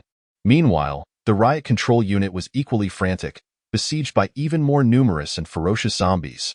Their available ammunition could not be dispatched, and with so few personnel remaining, the risk of being overwhelmed loomed large. Upon receiving the signal, the defenders in Building 7 began a tactical withdrawal, moving to higher floors to alleviate the terrifying onslaught of zombies. Not far away, atop a high-rise, a fox-like beast observed the battlefield, orchestrating the zombies' assault, with several remains of mutated bodies lying beneath it, clearly remnants of a previous meal. This fox-like beast was none other than the fifth-level creature that had previously clashed with Qin Yin. "It's over, Captain Jiang." Building 3 is also on the verge of collapse. The zombies are advancing to the upper floors. Reports of further misfortune sent a chill through everyone's hearts. Damn it. Fight back fiercely and clear out the zombies here. Look for any chance to provide support, Jiang Cheng roared, cleaving a zombie in two, yet they had no opportunity for reinforcement. The pressure was immense, and without adequate ammunition and manpower, any attempt to escape would lead to death. The defenses in Building 3 faltered, and a horde of zombies surged inside, shrieks of terror and frantic resistance echoing from within. With nearly 500 to 600 people trapped inside, once the zombies breached the building, none would escape. Jiang Cheng, consumed by anxiety, found himself powerless, while the fox-like beast displayed a semblance of human-like glee at the scene unfolding. Just as it prepared to launch a full-scale assault, Qin Yin's tank brigade arrived.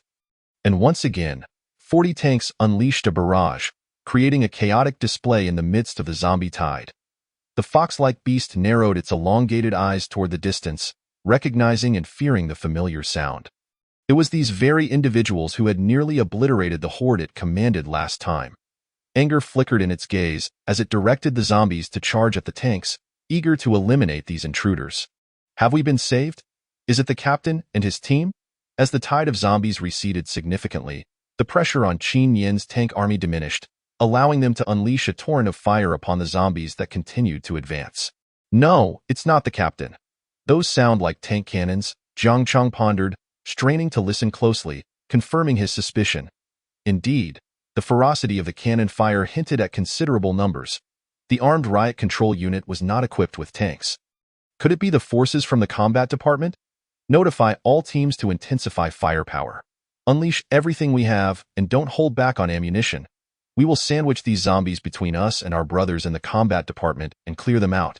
Jiang Cheng commanded decisively, realizing that their earlier restraint was no longer necessary. Instantly, a surge of exhilaration coursed through the soldiers. Having believed their demise was imminent, the unexpected arrival of reinforcements ignited fierce resolve within them. They disregarded the pain from recoil, firing relentlessly. Meanwhile, Guderian took command of the operations, with Qin Yin engaged in battle from within one of the tanks alongside the mobilized soldiers. Guderian organized the 50 tanks into 25 pairs. Zombies, unlike the beasts, were relatively less formidable, and 2 tanks working in tandem sufficed. Dongyao University, a recently constructed institution, sprawled across a vast area, accommodating the tanks for combat, while the riot control unit's base, being smaller, warranted only 10 tanks for deployment there.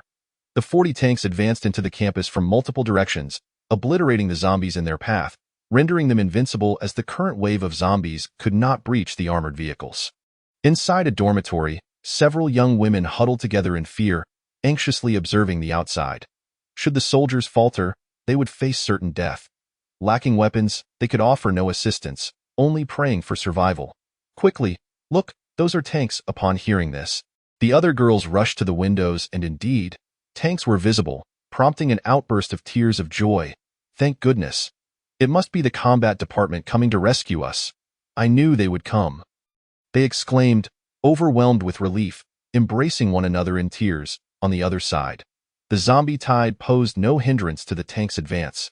It was nothing short of a massacre. The fox-like beast, witnessing the futility of the zombies' efforts to halt the tanks, threw its head back and let out a terrifying screech that resonated throughout the city. More alarmingly, similar cries echoed from countless locations across City, as if in response. Something amiss?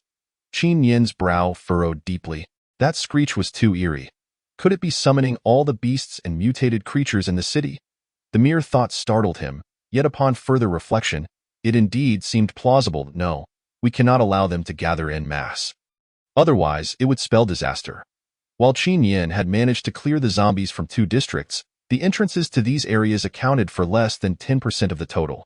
the central and western districts housed the majority of the population, with nearly 70% of M-City's populace concentrated in these regions. Just as now, Dongyao University, situated on the outskirts of the western district, could effortlessly attract close to 100,000 zombies. If the other districts were to converge, survival for those here would be impossible. Teams 3 and 4, return immediately and instruct our brothers in the northern district to engage in combat at once. We do not seek total annihilation, merely delay the zombies there if possible, lure some from the central or western districts. Teams 5 and 6, return to the main base immediately and summon reinforcements. Qin Yin swiftly devised a plan. Regardless of whether the beast was rallying its forces, he needed to prepare for the worst. System: summon 100 rhino tanks, along with 400 mobilized soldiers and 400 allied soldiers. Additionally, recruit 100 snipers, military dogs, and flamethrower soldiers each, and expend the remaining 20,000 energy points on necessary ammunition. Little did Qin Yin anticipate that his decision to rescue Dongyao University would evolve into a monumental battle. Chapter 038. A difficult battle. This is troublesome. Qin Yin's brow knitted in concern. Events seemed to spiral beyond his control. Guderian prioritized the rescue of the armed riot control unit and opened the passageway there. As circumstances spiraled beyond control, the only recourse was to fight with all one's might. The armed riot control unit must have stored a significant arsenal of weapons. Liberating them and rallying those trapped to collectively resist this crisis was imperative. Yet, at that moment, Qin Yin could hardly fathom the arduous and brutal nature of this battle.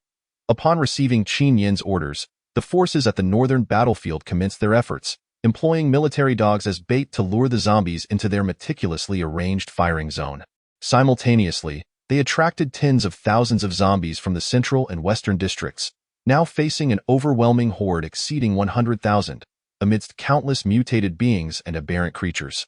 Fortunately, they were well prepared, stocked with an abundance of ammunition, and fortified by a barricade of over 1,000 stacked vehicles, along with artillery positioned at the ready. Qin Yin orchestrated a maneuver of most tanks to change direction, breaking out of the campus to clear the zombies surrounding the riot control unit's base, successfully opening a passage before the other waves of zombies could encircle them.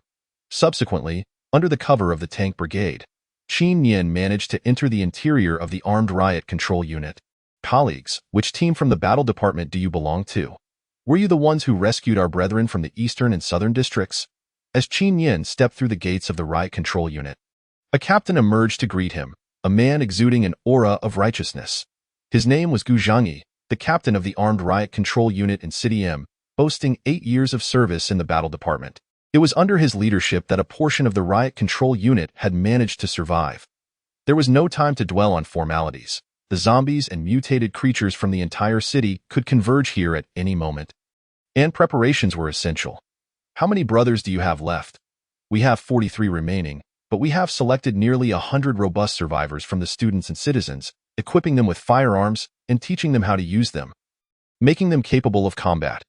Most are stationed in the dormitory buildings, leaving only 7 warriors and 10 civilians at the base, Gu Zhengyi replied, detailing their current personnel composition.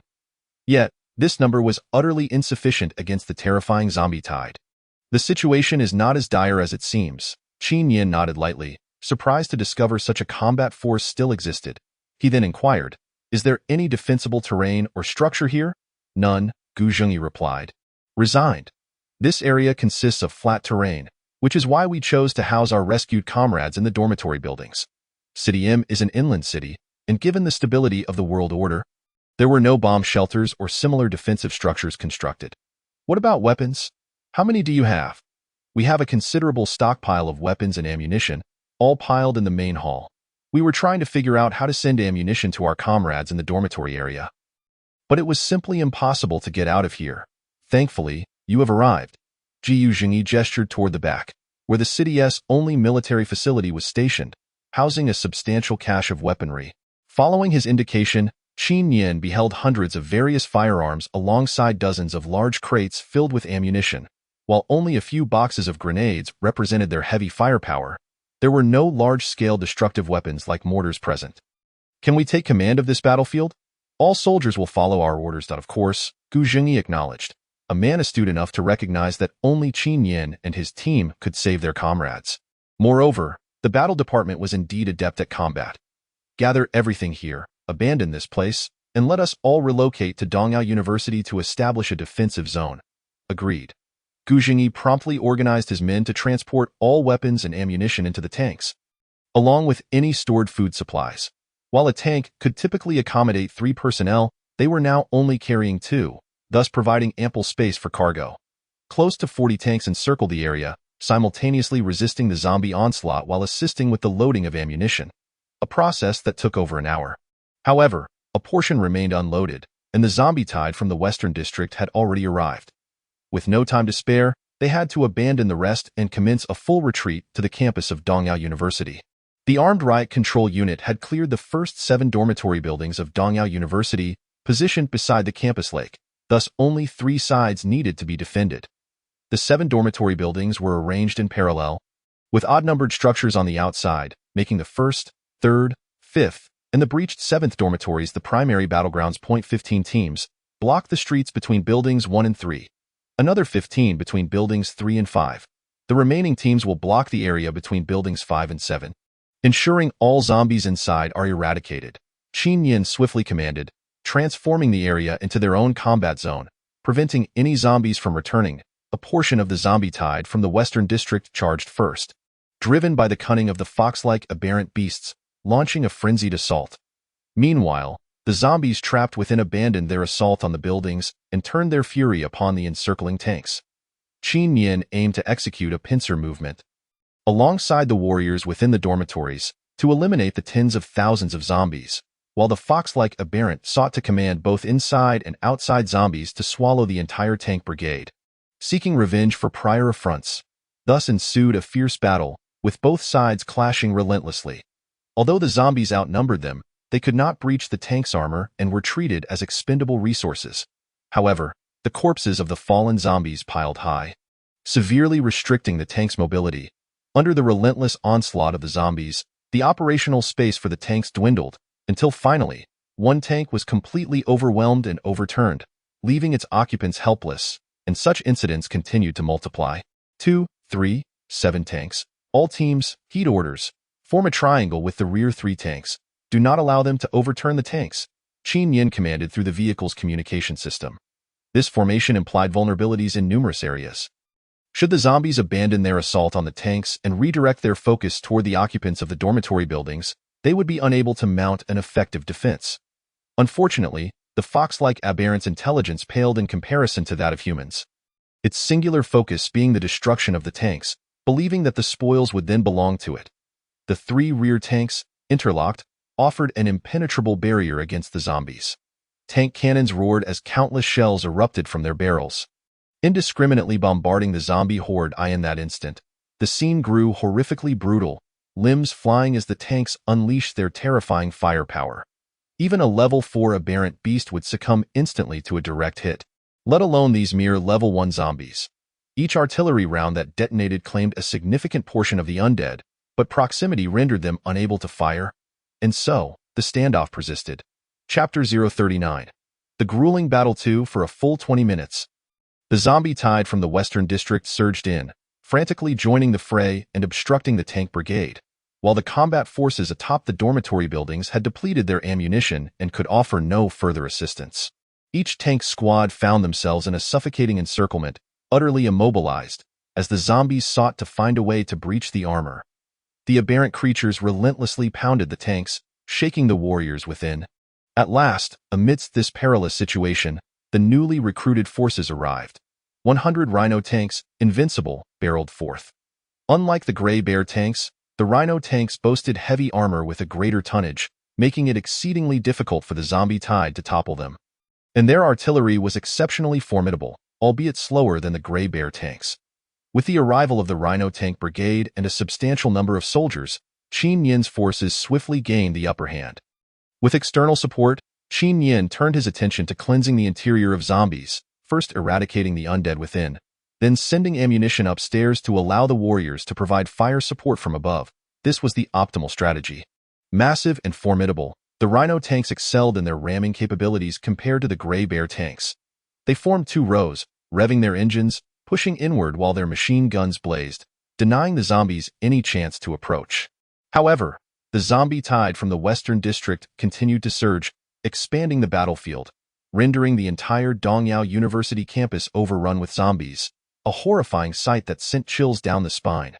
Finally, bolstered by the external support of the Rhino tanks, the Gray Bear tanks under Qin Yin's command broke free from their plight, laboriously pushing through the layers of zombies that had ensnared them, and after more than an hour, successfully cleared out the tens of thousands of zombies that had initially surrounded them.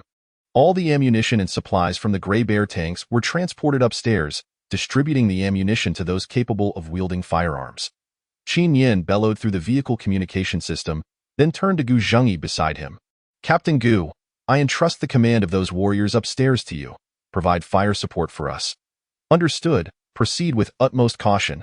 Gu Zhengyi immediately acquiesced, startled by the realization that an estimated hundreds of thousands of zombies had congregated here. Fortunately, they had previously moved with utmost caution. Otherwise, if such a horde had been roused, their demise would have been inevitable. Subsequently, the supplies from the tank were fully unloaded and distributed among the combat-capable personnel, after which the Gray Bear tank roared back to life, rejoining the fray. After half an hour of fierce combat, the Gray Bear tank finally met up with the reinforcements from the Rhino tank. Only 3 soldiers remained on each tank, while all others disembarked, including snipers and other specialized troops, as this was not their battleground. Once the teams regrouped, Qin Yin bellowed to consolidate their forces. This time, the Rhino tank had brought a significant number of troops, including 100 snipers, 100 flamethrowers, and 100 military dogs, among others. Guderian, I entrust the battlefield outside to your command. Strive to conserve your strength before inflicting harm upon the enemy. Qin Yin swiftly ordered, guiding the soldiers disembarking from various tanks. Understood, Commander. Guderian promptly accepted command. With the support of 100 Rhino tanks, he could reorganize the combat zone.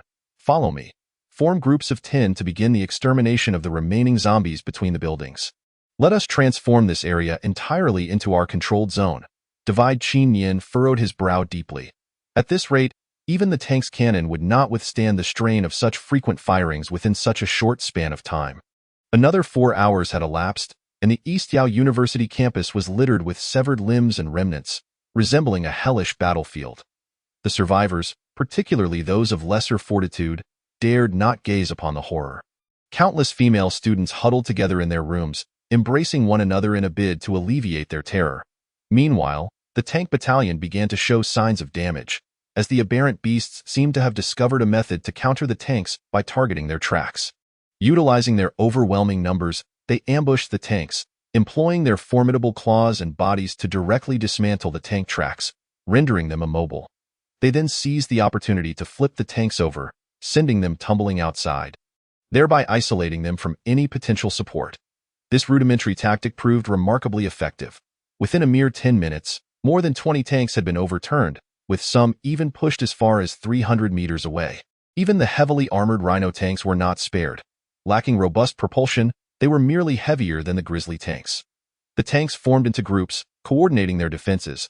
Witnessing this dire situation, Guderian had no choice but to issue the order to tighten their formation. They aimed to push the tanks into the river. Standing atop Building 7, Qin Yin observed the trajectory of the tanks being pushed away, his expression darkening.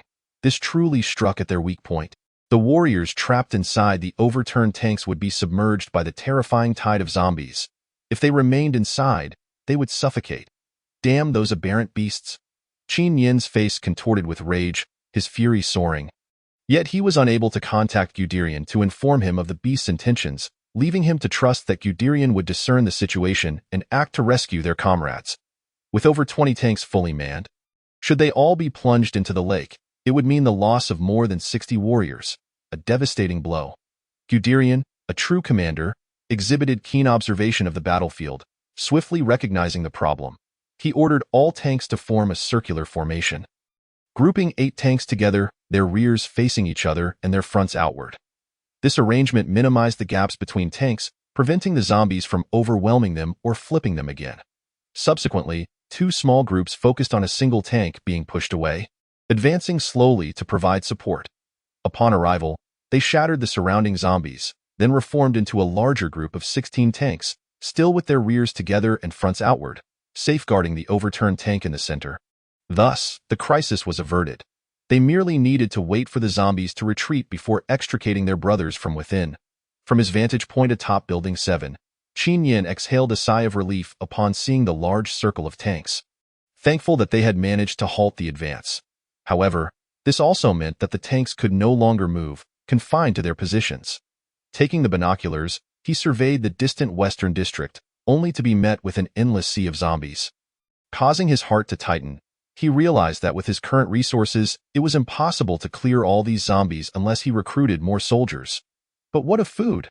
The cassava had only recently been planted, and other food supplies were similarly scarce. The availability of food would only dwindle, leaving him to wonder how to sustain an army. Would they be reduced to consuming hard, dry rations? The soldiers he could recruit would lack both experience and sufficient physical conditioning. If they subsisted solely on these rations, they would quickly become exhausted and unable to perform. Yet, without manpower, how could he address the immediate dilemma? At that moment, Qin Yin found himself ensnared in a profound quandary. Chapter 041. The Strenuous Battle for Weight? Qin Yin suddenly looked up, realizing he had overlooked something crucial: the provincial grain warehouses. Each provincial government in Longhua established its own grain storage, housing hundreds of thousands of tons of various grains. This initiative served two purposes: to prevent food shortages and crises, and to regulate the market, preventing unscrupulous merchants from hoarding supplies and inflating prices. Qin Yin had not previously considered this, and since such matters were seldom reported publicly, his memory of it was tenuous at best, only vaguely recalling its existence. In that moment, the realization struck him. He sprang to his feet, mentally chastising himself for not thinking of it sooner. If he could seize control of the grain supplies there, he would no longer need to worry about food shortages in the short term, allowing him to sustain himself until the crops matured. First, he would secure M-City, then take the provincial government, utilizing their supplies to weather the initial phase. However, that was the provincial government, teeming with a terrifying population and an even greater horde of zombies. Yet high risk often yields high rewards. It was a gamble. If he did not act, his warriors would suffer tremendously in this battle. Qin Yin quickly plotted his course and awakened the system. Upgrade the barracks to level 3. Payment of 50,000 energy points. Upgrading time: 1 day. With nearly 1,000 warriors approaching the barracks limit, he had no choice but to upgrade. After a grueling half-day of battle, his energy points had surpassed 1 million. If he could endure for just 1 day, he could recruit soldiers en masse, thereby stabilizing the situation. However, surviving that day would not be easy. Soldiers were human too and would tire, while the zombies would continue their relentless assault. No, he could not remain passive. He needed to liberate the tank battalion. Only by having them operational could they rotate out for rest. But how? Qin Yin furrowed his brow deeply, contemplating a strategy to free the tank battalion when suddenly an idea flashed through his mind. With that thought, Qin Yin immediately rose and began issuing orders. Everyone, concentrate fire on one tank group to suppress the zombies. Upon receiving the command, the soldiers focused their firepower on the nearest target. With their overwhelming firepower, the zombies in proximity were systematically eliminated, creating a clear zone.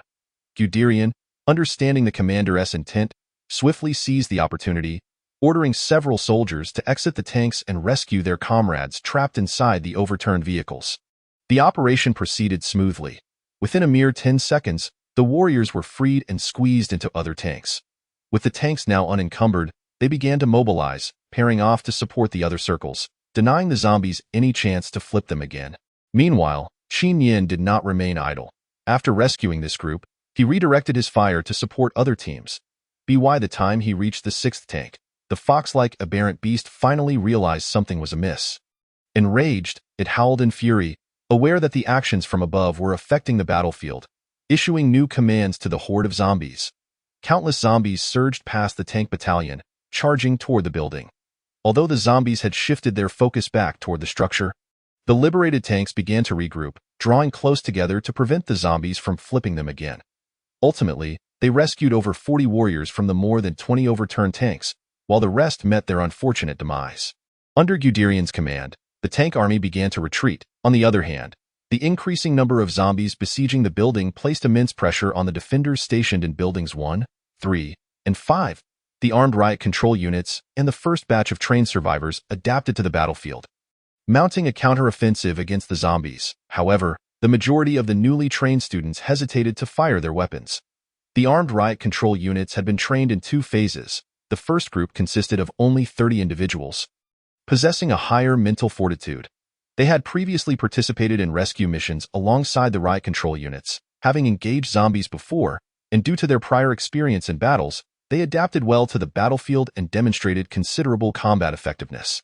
The second group, numbering 100, was just beginning to learn how to use firearms and had never witnessed bloodshed. During their earlier encirclement, they had lacked sufficient ammunition, leaving them with no opportunity to confront the zombies. Previously, they had only shot at distant targets, which were unclear and less psychologically daunting. Now that zombies were charging up close, the sight of bullets exploding in a spray of blood and dismemberment became overwhelmingly gruesome. They witnessed the carnage in vivid detail, and many were overcome with fear, paralyzed into inaction. Observing the rising panic among his comrades and the impending risk of their defenses being breached, Gu Zhengyi felt an acute sense of urgency. Understanding their plight, he sought to bolster their spirits with encouraging words. Students, do not be afraid. They are no longer human. If we do not stop them, they will breach our defenses, and the female students and our defenseless comrades behind us will perish at their hands. You are all men, strong and resolute. In this moment of crisis, summon your courage to protect our compatriots. Each of you is a hero, fighting to save lives. Do not fear. You can do this. Gu Zhengyi's impassioned and righteous exhortations had a profound impact. A bespectacled youth, though pale, gritted his teeth and pulled the trigger, firing the first shot. Bang! The bullet whistled through the air, piercing the skull of a zombie, causing it to collapse instantly. Bang, bang, bang, with a leader in place. The others began to open fire, significantly increasing their firepower and slowing the advance of the zombies. However, the threat of a breakthrough remained, as their numbers were insufficient to defend 3 buildings simultaneously. Commander, it seems that buildings 1 and 3 are struggling to hold their ground. While Qin Yin was studying the map, a mobilized soldier approached to report. Suddenly, Qin Yin smacked his forehead in realization. How could he have forgotten this? Their firepower was incomparable to his own, and yet the area below was swarming with zombies, making it impossible to cross. The upper floors, each dormitory building was merely 50 meters apart, allowing for a feasible ascent. Lead your brothers to support buildings 1 and 3, sending 50 men to each building, and use ropes to climb across from the rooftops. Soon, a contingent of mobilized soldiers and allied troops began traversing the rooftops for support, with warriors stationed on each roof to defend against airborne mutated entities, making the binding of ropes quite manageable. With the assistance of these soldiers, the situation at buildings 1 and 3 stabilized rapidly, at least preventing a breach. However, a swarm of mutated entities soon descended from the sky, drawn to the fierce battle that had erupted below. Chapter 042. The Dawn of Victory in the Sky. Countless flying mutated entities surged forth, predominantly avian mutations, alongside numerous bats and insects. Fortunately, Qin Yin had stationed 5 flamethrower soldiers on the rooftops, their fiery onslaught proving lethal to the insectoid mutants, incinerating them before they could approach. In an instant, combat erupted on the rooftops as terrifying anti-aircraft machine guns roared to life, unleashing streams of bullets that swept toward the flying mutants. Subsequently, the missile launchers began to fire mercilessly at the entities, igniting fierce clashes above. Simultaneously, a horde of rat mutants emerged, not from the front line but rather from the lakes behind, swimming directly toward the battleground. Thankfully, Qin Yin had deployed military dogs, who promptly detected the threat and charged forth, tearing into the rat mutants, while countless smaller mutated entities burrowed up from the ground to disrupt the front line in a flurry. All military dogs and flamethrower soldiers mobilized to intercept this wave of mutants. Focus on the higher-tier mutated beasts, find that elite creature and eliminate it.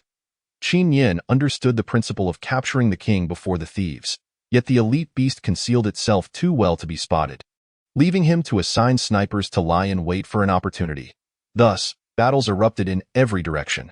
The tank battalion, in coordinated efforts, successfully retreated, as this union of defense significantly reduced casualties, albeit the pace of zombie extermination drastically slowed. Just then, a group of individuals traversed the combat zone below, swiftly approaching Building 7, each burdened with large crates. "Commander, we're here to deliver food," a girl shouted, catching the attention of Qin Yin above.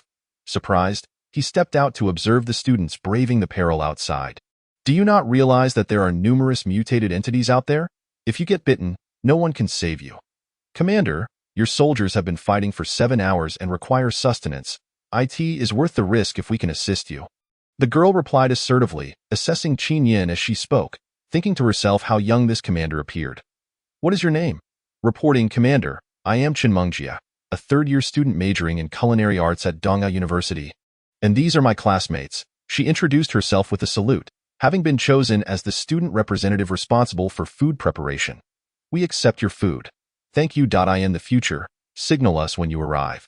And I will have the soldiers come to guide you, Qin Yin stated earnestly. Understood. Thank you, Commander. Chen Mengjia responded with sincerity. Subsequently, Qin Yin accepted the food they had brought, which primarily consisted of steamed buns and rice, accompanied by some meat and cabbage. Simple fare indeed. He then arranged for the soldiers to take turns resting and began consuming the food to replenish their energy. Chen Mengjia and her team assessed the situation. Seeing that the number of zombies around buildings 1 and 3 was overwhelming, they could not deliver the food directly. Instead, they utilized ropes to connect the 2 buildings, with one end secured on the 5th floor and the other on the 4th, allowing gravity to facilitate the sliding of food across. Thus, the battle raged on until night fell. At last, Qin Yin seized the opportunity to replace the soldiers inside the tanks, allowing them to eat and rest, while the mobilized troops who had been resting upstairs took their places in the tanks to continue the fight. System: replenish ammunition.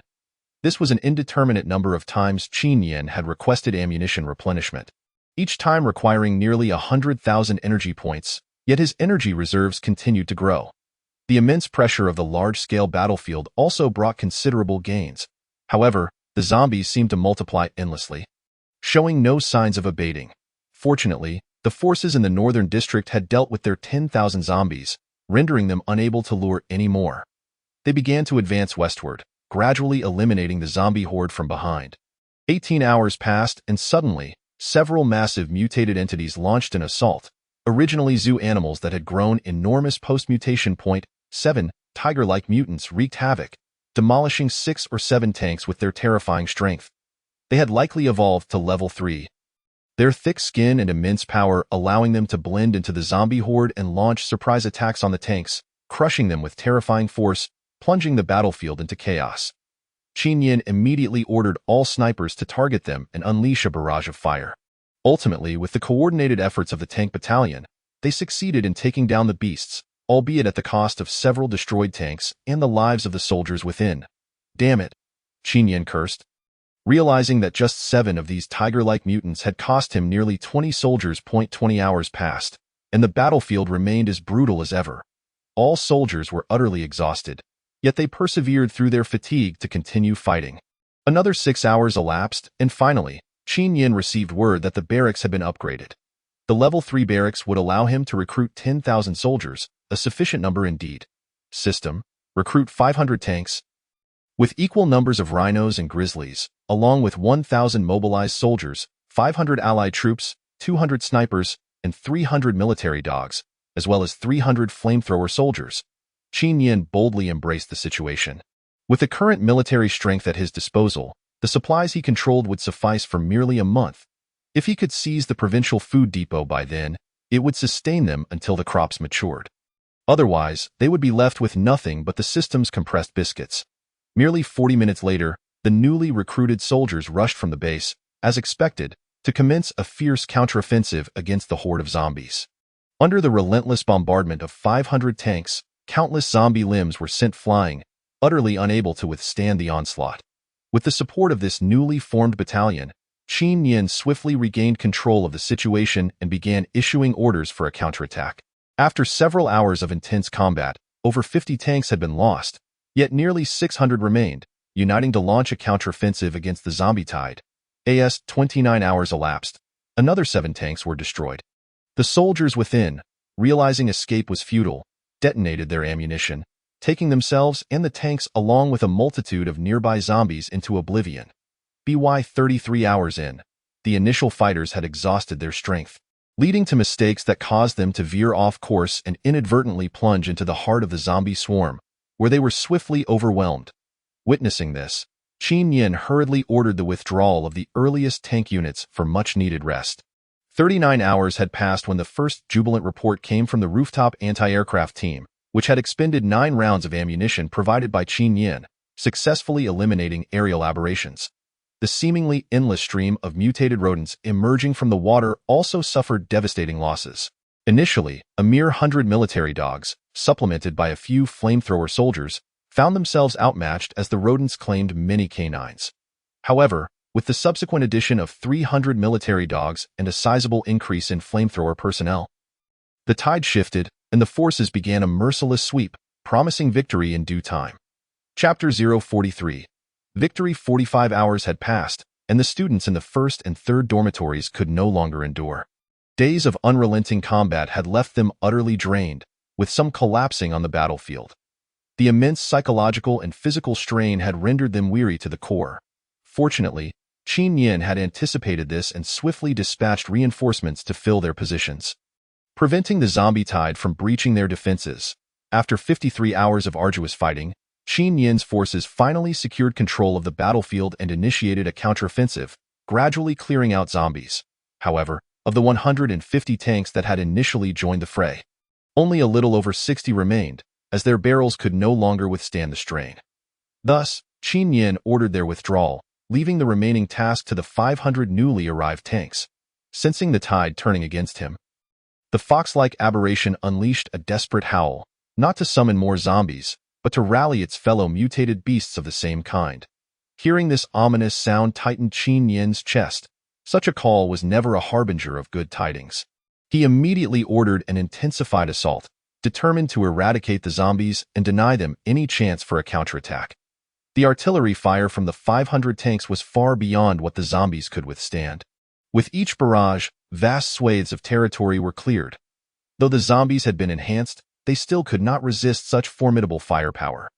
Under this relentless bombardment, their numbers dwindled significantly, and Qin Yin's forces began to push the horde back by over 300 meters, drawing them away from the dormitory buildings. 55 hours in, the anxious army of aberrations arrived, a dense mass of fearsome beasts of varying forms, many of which were classified as level 3 or 4, capable of inflicting damage on tanks. Especially with the overwhelming support of zombies, they could easily close in on the tanks, using their terrifying claws or robust physiques to breach the armored vehicles. True to form, the arrival of the beast army led to the loss of several tanks, forcing a retreat and a tightening of the defensive perimeter. System: purchase 100 Viper rocket launchers, equipped with 10,000 rounds of ammunition. The Viper rocket launchers were guided and had previously proven effective against giant wolf aberrations during the research at Minshanseed Institute. Now, they would be employed against these level 3 and 4 beasts. Simultaneously, all snipers were mobilized, redirecting their aim towards the aberrations. The combined efforts of hundreds of snipers and 100 Vipers inflicted severe casualties upon the beasts, providing crucial cover for the tank army's retreat. 20 minutes later, the tank battalion had regrouped, forming a line against the backdrop of the nearby buildings, and commenced bombardment of the zombie horde. Observing the relentless artillery fire, which ruthlessly obliterated the zombies, Qin Yin couldn't help but reflect on the advantages of having energy points. Such firepower rendered any tactical maneuvers moot. Had the base vehicles been upgraded to include missile launchers, they could have engaged in long-range bombardments, sparing countless soldiers from sacrifice. As 68 hours passed, despite the damage inflicted upon his tank battalion by the aberration army, Qin Yin's forces did not waver in their resolve, and the zombie collapse remained inevitable. Under the overwhelming artillery, the initiative shifted back to Qin Yin, and the tanks began a full-scale advance, cutting through the endless waves of zombies. System: replenish ammunition. A sense of relief washed over Qin Yin. It appeared he had regained control of the situation. After 3 days and nights of grueling combat, he had finally seized the upper hand, albeit at a tremendous cost. Beyond the expenditures for weaponry and troop recruitment, Qin Yin still boasted nearly 5 million energy points, an enviable fortune. 78 hours later, the zombie tide was fully pushed back from the Dongyao University campus, and witnessing the inevitable defeat, the fox-like aberration vanished. Some remaining aberrations fled, while those zombies left behind were mercilessly harvested by Qin Yin's tanks. After 80 hours, the tank battalion successfully reunited with the Northern District forces, signifying the eradication of countless zombies. "Commander Qin, have we won?" Gu Zhengyi queried as he descended from his battle position to reach the command center in Building 7. "Indeed, we have triumphed. We have survived," Qin Yin replied, utterly fatigued. What had begun as a minor rescue operation had escalated into a harrowing ordeal that lasted over 80 hours. Filled with elation, Gu Zhengyi rushed back to announce the news, igniting a wave of jubilant roars from several dormitory buildings. The tension that had gripped them for days broke free in that moment. As everyone erupted in joyous shouts and tears of relief, they had won. They had survived. The soldiers who had fought in the battle collapsed to the ground, succumbing to exhaustion. After issuing a command for all personnel to rest, Qin Yin himself succumbed to slumber, having reached his limit. Subsequently, the tank forces and northern district troops arrived at the dormitories, where the remaining zombies numbered in the hundreds of thousands, albeit scattered across the central and western districts. Posing no immediate threat, the cleanup could wait for another day. All tank personnel collapsed into their seats, falling into a deep sleep for 15 hours. After regaining their strength and consuming the provisions prepared by the students, they began tending to the aftermath. First, they rescued the 700 injured, arranging for their transfer to the battlefield hospital in the base. This battle had claimed the lives of over 300 soldiers, marking one of the most devastating losses. Qin Yin sighed softly as he organized the collection and dignified burial of their remains. Next, he mobilized the remaining combat-ready forces to advance into the central, northern, and western districts to eliminate the remaining zombies, ensuring M-City remained firmly under their control.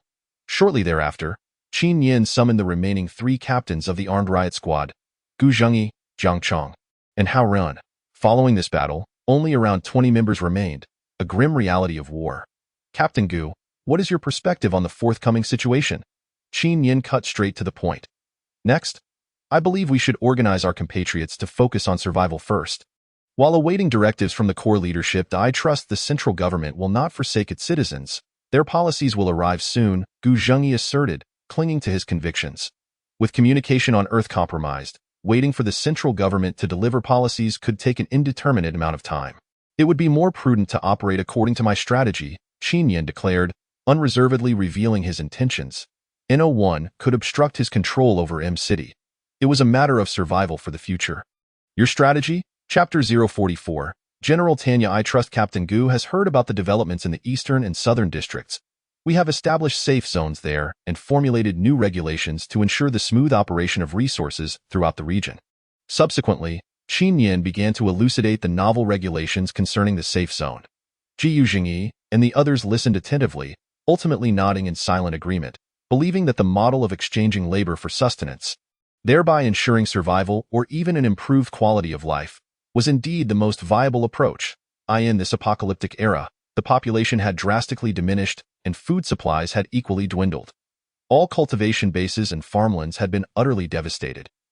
And similarly, livestock facilities were unlikely to have anything left. Although some food stocks still existed, they would not last long. Without labor, once the available provisions were exhausted, the entire population would face dire consequences. By centralizing food distribution and linking it to work, such a policy may appear selfish, yet it is fundamentally logical.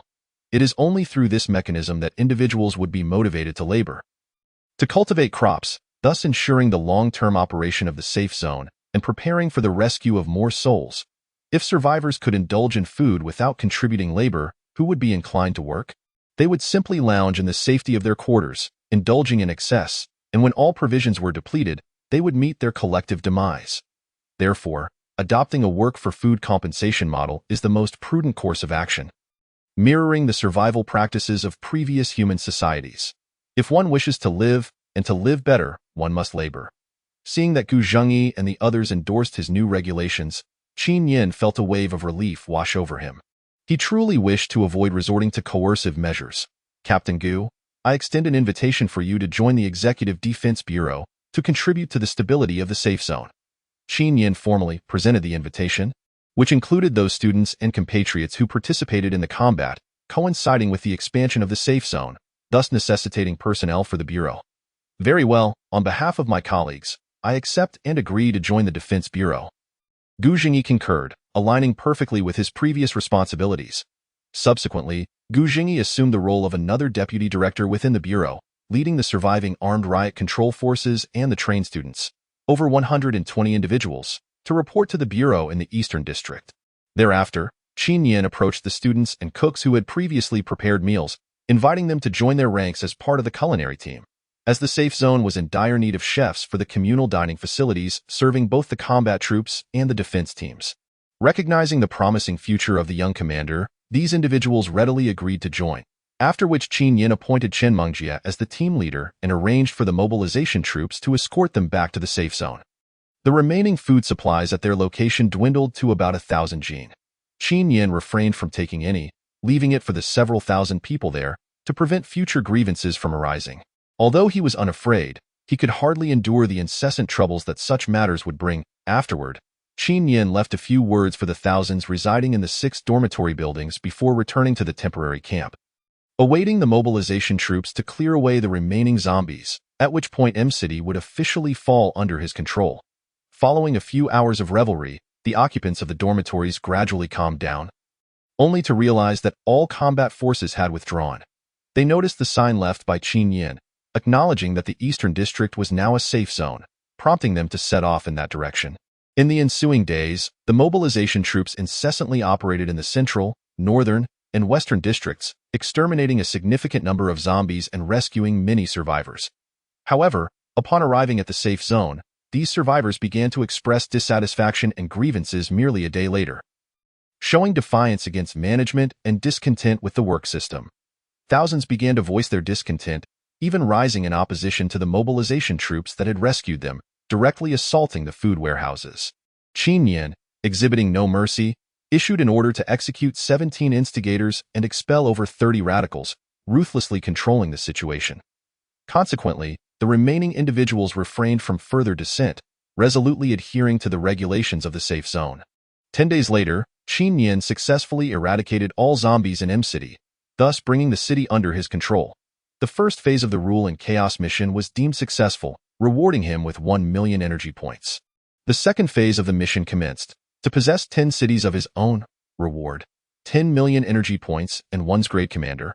M-City voluntarily became the first subbase of the mobile base, subsequently designated as A, permitting the construction of buildings within the subbase, which, while one level weaker than the main base, would retain equivalent functionalities. Upon detecting that the host possessed his first city, the mobile base underwent automatic upgrading, a process lasting 1 day, after which it would be capable of constructing a greater variety of buildings and recruiting more formidable military units. Furthermore, upon successful upgrade, all combat and weapon units recruited by the host would be automatically elevated to level 2. The host's first city would yield N's grade commander as a reward, available for collection upon successful upgrade. Upon hearing this, Qin Yin felt an overwhelming surge of excitement. He had finally achieved a level 2 upgrade, which would significantly enhance the combat prowess of his warriors. More importantly, after reaching level 2, he could construct interference towers and aerial command centers, enabling the production of aircraft, thus allowing him to return home to retrieve his parents and sister. It was impossible not to feel exhilarated by such prospects. System: activate the commander recruitment opportunity. Qin Yin suddenly recalled that he still had one recruitment opportunity left, earned through the completion of a Guardian mission, a chance he had possessed for quite some time but had yet to utilize. Now, having progressed through 7 stages of the Guardian mission, he was tasked with eliminating 10 million mutated entities, which would reward him with 100 million energy points and a chance to recruit a commander. Congratulations, Commander! You have obtained a grade Commander Tanya, Commander Unit. Tanya, description: a spy or counter-spy commander, particularly suited for assisting other commanders. Qin Yin was somewhat taken aback, not expecting Tanya to become a commander in this context, as she was originally a military unit. Tanya, I have the honor of meeting you. Commander! A flash of purple light heralded the emergence of a stunning woman from within the luminous sphere. Wow, she is breathtaking. Upon witnessing Tanya's appearance, Qin Yin momentarily stood in stunned silence. The system had transformed her visage into that of an Eastern beauty, clad in military attire that accentuated her alluring figure, with a delicate face, cherry lips, and a prominent nose, embodying the essence of a superlative beauty. Qin Yin. At that moment, Hiseki entered, spotting Tanya, and was momentarily taken aback. She had also brought along He Ling, the one who had previously sought help. Her name is Tanya, One of my commanders, Qin Yin, fearing that Hiseki might misconstrue the situation, hastily clarified, feeling inexplicably guilty as if he had been caught in an indiscretion. Oh, I see. Hiseki silently reprimanded herself for her earlier days and promptly shifted the topic. By the way, Qin Yin, I came to discuss something with you. I wish to select some of the surviving students from the school to assist me in managing the warehouse's supplies. I see. You may recruit as many as you need. I appreciate your effort in managing and categorizing the supplies. Qin Yin readily concurred, having already contemplated this idea. Then I shall get started. With Qin Yin's approval, Hiseki promptly turned to leave, aware that he was quite busy and did not wish to disturb him. Chapter 045. The Emergence of Trade Seki. Do you harbor feelings for that Commander Qin? On the way back, Li Ling teased, casting a mischievous glance at the seemingly cheerful Hiseki. The two, originally classmates, had developed a strong bond over the past few days, becoming inseparable and even sharing accommodations. I do like him, but he does not reciprocate, Hiseki candidly admitted, displaying no hesitation in her acknowledgement. Not necessarily, Li Ling countered unexpectedly. Huh? Hiseki was puzzled, despite Qin Yin's increased kindness towards her following their previous encounter. He had never shown any overt romantic interest. Did you not notice how anxious he was to clarify the identity of that commander earlier? He likely wished to prevent you from misunderstanding his intentions. I believe he harbors feelings for you as well. Li Ling, who had remained silent as an observer, was able to discern more than most. Really? Is that true? Hiseki pondered, secretly delighted yet quickly composed herself. Fearful that Qin Yin might not have such feelings after all. Indeed. My little Seki. Li Ling sighed enviously, wistfully remarking, Seki, you are truly fortunate to encounter someone like Commander Qin amid such chaos, a young man commanding an impressive army with a limitless future ahead. Li Ling, let's refrain from such talk. He has already rejected me once. This matter is a lost cause, Hiseki replied, though internally elated. She feared that Li Ling might delve deeper, prompting her to hurry away, steering them toward the gathering place of their former classmates at Donga University to enlist some students to assist in managing the warehouse. Meanwhile, Qin Yin was receiving a report from Udirians, who detailed the recent battle, which had resulted in the loss of 300 soldiers and the destruction of over 100 tanks, with the remainder suffering extensive damage, many requiring repairs at the maintenance factory. Where do you think we should establish the safety zone? Qin Yin inquired of Guderian. In such a vast city as M, with the current number of survivors barely exceeding 60,000, it is implausible to occupy the entire area. Securing just one district would suffice. Your Excellency, from my observations, it would be prudent to establish the safe zone in the Western District, as it boasts a greater number of newer buildings suitable for habitation. The Northern District contains numerous ready-made warehouses, with its flat and expansive terrain providing ample space for parking large vehicles, which could serve as a station for our armored units. Furthermore, we could also locate the barracks there. The Southern and Eastern Districts should continue to function as agricultural zones, with the potential for expansion as necessary. The Central District, being the most complex in terms of terrain and conditions, could be reserved as a battleground.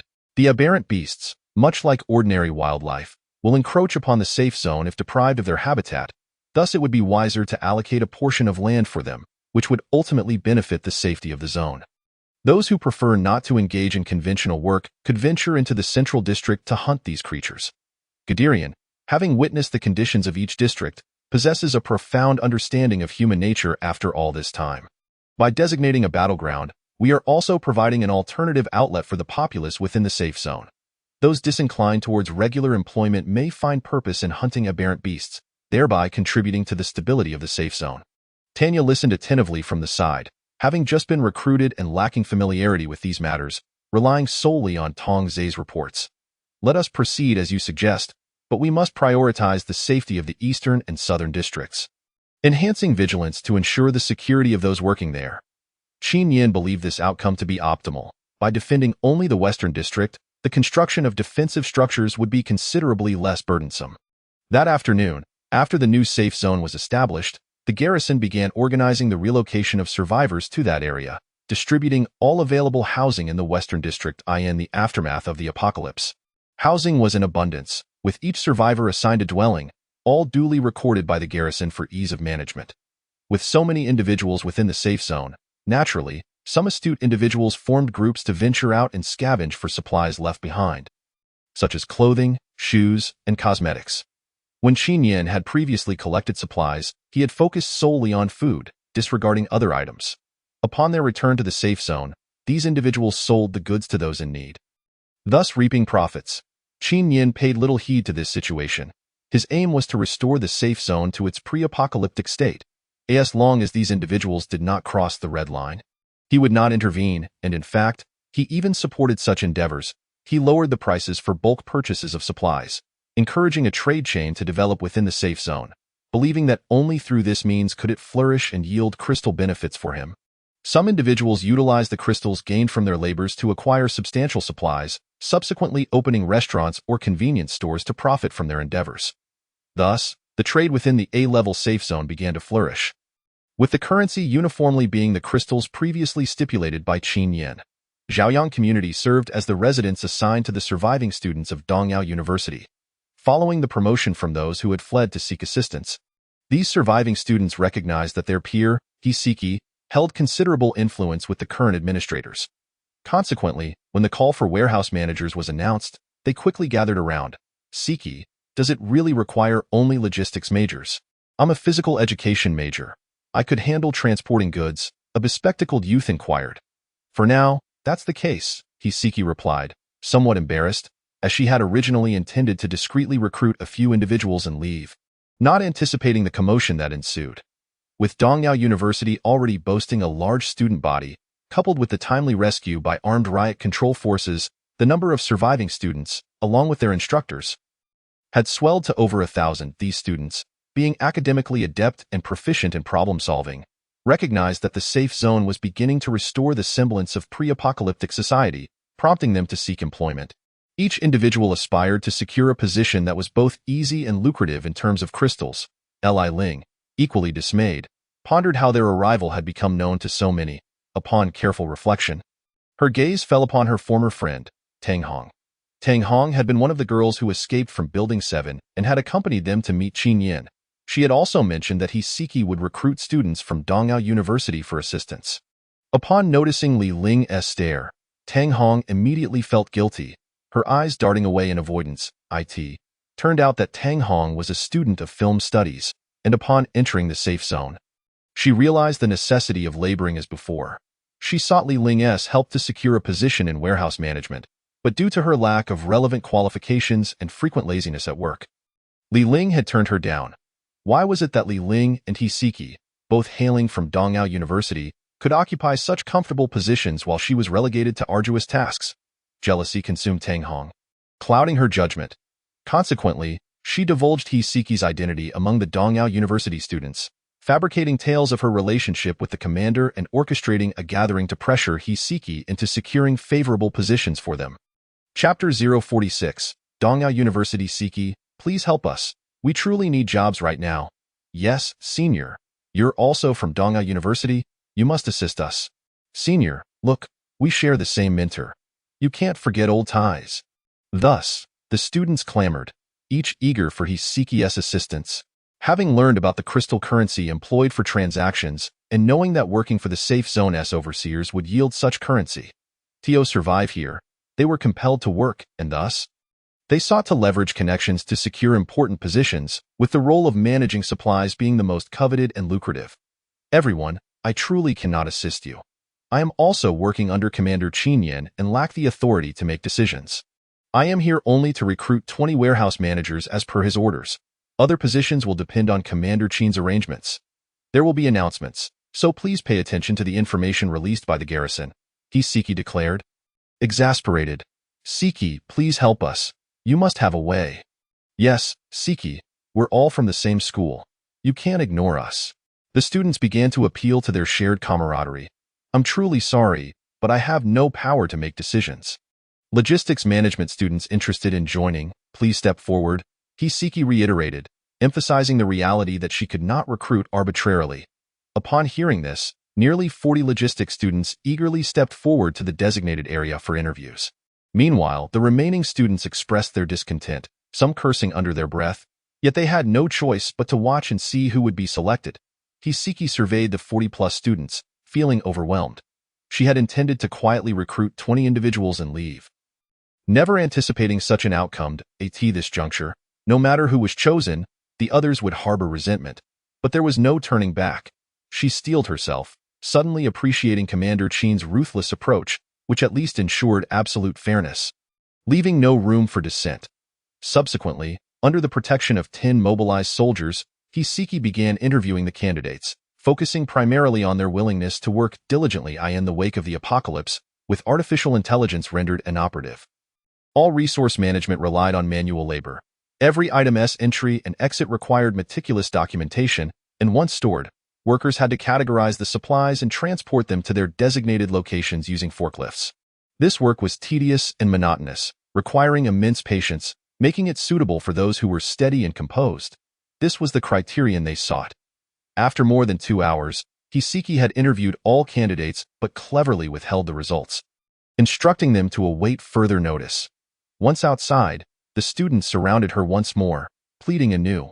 "Siki, with the city in such disarray, you must need designers for the urban landscape. That's my field of expertise. You definitely need me. Senior, everyone, please remain calm. The entire safe zone is in the process of restoring the pre-apocalyptic environment. Opportunities abound. You must seek them out yourselves." With the mobilized soldiers escorting her, Hiseki slowly made her way toward the community entrance. As it became evident that hope was dwindling, the students began to voice their frustrations. What a facade! It's only because she climbed into that commander's bed that she wields such power. The comment was made without a whisper, and nearly all the gathered students heard it, plunging the air into an eerie silence. "Tang Hong, silence yourself." Li Ling immediately recognized the voice as that of Tang Hong. Once exposed, Tang Hong ceased her restraint and boldly declared, "I have not spoken incorrectly. If it were not the case, how could she attain such a high position? To my knowledge, she is the second in command of these troops." Upon hearing Tang Hong's words, all the students began to murmur among themselves, casting peculiar glances at Hiseki, clearly convinced by Tang Hong's assertions. It was no wonder that, amidst the multitude in the troops, she was singled out for such an arrangement. The fact that she had 10 soldiers guarding her upon her exit indicated her significant favor. It was astounding that someone with such an innocent facade could harbor such a nature. Listening to the whispers, Hiseki felt tears welling up, her heart heavy with injustice. Yet, she maintained a stoic exterior. Aware that any attempt at explanation would only exacerbate the situation, she grasped Li Ling, who was eager to argue, and gently spoke. "Li Ling, let us go. There is no reasoning with them. Hiseki, you?" Li Ling's face flushed with anger. Her gaze fixed fiercely on Tang Hong, yearning to defend Hiseki's honor. "Humph, what are you pretending for? Are you afraid of what others might say? You are simply bringing shame to Dongyao University. How could our school produce someone like you, who is willing to stoop so low?" Tang Hong, relentless, raised her voice, unleashing all the resentment she had bottled up over the past few days in a torrent of vitriol. Within the culture of Long Country, the notion of returning to one's roots and the idea that an individual represents the collective is deeply ingrained. As Dongyao University was Hiseki's alma mater. She cared immensely about how her school and its people perceived her. Tang Hong's words struck a chord within her, causing her eyes to redden, nearly spilling over with tears as the stares of her peers pierced her heart like arrows, leaving her in agony and humiliation. Were it not for Hiseki restraining her, Li Ling would have charged at Tang Hong to deliver a resounding slap. At that moment, a warm hand landed on Hiseki's shoulder. Turning around, she was met with the resolute visage of Qin Yin, and in that instant, all her grievances erupted forth, tears streaming down her face. Qin Yin's typically cold demeanor softened as he embraced the weeping Hiseki, holding her tightly, reminiscent of how she had once bravely protected him in a time of dire peril. The students of Dongyao University gazed at the tall man clad in immaculate military uniform, draped in a military cape, suddenly silenced. They all recognized him as the commander of the safe zone, a ruthless officer. The other female students were instantly captivated, their hearts fluttering. This young officer was undeniably handsome. Qin Yin, already possessing striking features, had grown even more formidable through the trials of the apocalypse. His expression hardened, eyes filled with indifference, radiating an aura that kept others at bay. Standing at 6 feet tall, clad in crisp military attire and enveloped by a soft cape, He exuded an unparalleled charm. Coupled with his esteemed status, he became the focal point of the gathering. Chapter 047. Confession. What did you just say? Qin Yin's voice was icy, his gaze chilling. After the base vehicle commenced its upgrade, he intended to return and reorganize things there, as the current facilities were temporarily unnecessary. Eventually, they would relocate to a larger area, establishing a true base city. For now, the existing base and its structures needed upgrades to ensure that other sub-bases could also enhance their buildings. However, they would later contract the base along with these structures, resuming operations at their original level. However, as he passed through, he unexpectedly discovered a crowd gathered and overheard Tang Hong humiliating Hiseki. Witnessing the look of injustice on Hiseki's face ignited an intense fury within him, prompting him to stride forward. I didn't mean to. Tang Hong stammered under Qin Yin's frigid gaze, struggling to form a coherent response. The students lowered their heads, unable to meet Qin Yin's eyes, feeling both guilty over the incident and intimidated by his fearsome stare, as if they had plunged into an icy abyss. Qin Yin's gaze towards Tang Hong grew even colder, contemplating taking action to defend Hiseki's honor. Yet, at the last moment, Hiseki intervened. Let it go, Qin Yin. She was merely overwhelmed and spoke thoughtlessly. Yes, Qin Commander. I was confused. I was too anxious, and that's why I said those things. Tang Hong, genuinely frightened, felt the weight of Qin Yin's chilling gaze, knowing tales of how he dealt with insubordination often ended in execution or expulsion. Regret flooded her. How had she let jealousy cloud her judgment? She quickly bowed deeply to Hiseki, apologizing. Seki, I'm truly sorry. I wasn't thinking straight. I just wanted to secure my place here. Please forgive me. It's all right, no harm done. Hiseki gently shook her head, unwilling to dwell on the matter. She then quietly pleaded with Qin Yin. Qin Yin, let this go, please. This is my alma mater, and I don't want to escalate things. Qin Yin remained silent, merely gazing deeply at Hiseki. Gradually suppressing his anger, he then turned to the students, his tone icy. I understand your desire for stability here. I will arrange for someone to offer you positions, so keep an eye on the information released by the Defense Bureau. Additionally, you have misunderstood. It is I who am pursuing Hiseki, not what you might have assumed. If I hear any further careless talk, do not blame me for my lack of courtesy. Qin Yin's words astonished everyone present, eliciting envious glances from the female students toward Hiseki. While the male students seemed to recognize the impropriety of their earlier discourse, their faces flushed with shame as they averted their gazes. Hiseki looked at Qin Yin with surprise, but in the next moment, she understood his intention, and her expression dimmed. Without further regard for the crowd, Qin Yin turned and led Hiseki away.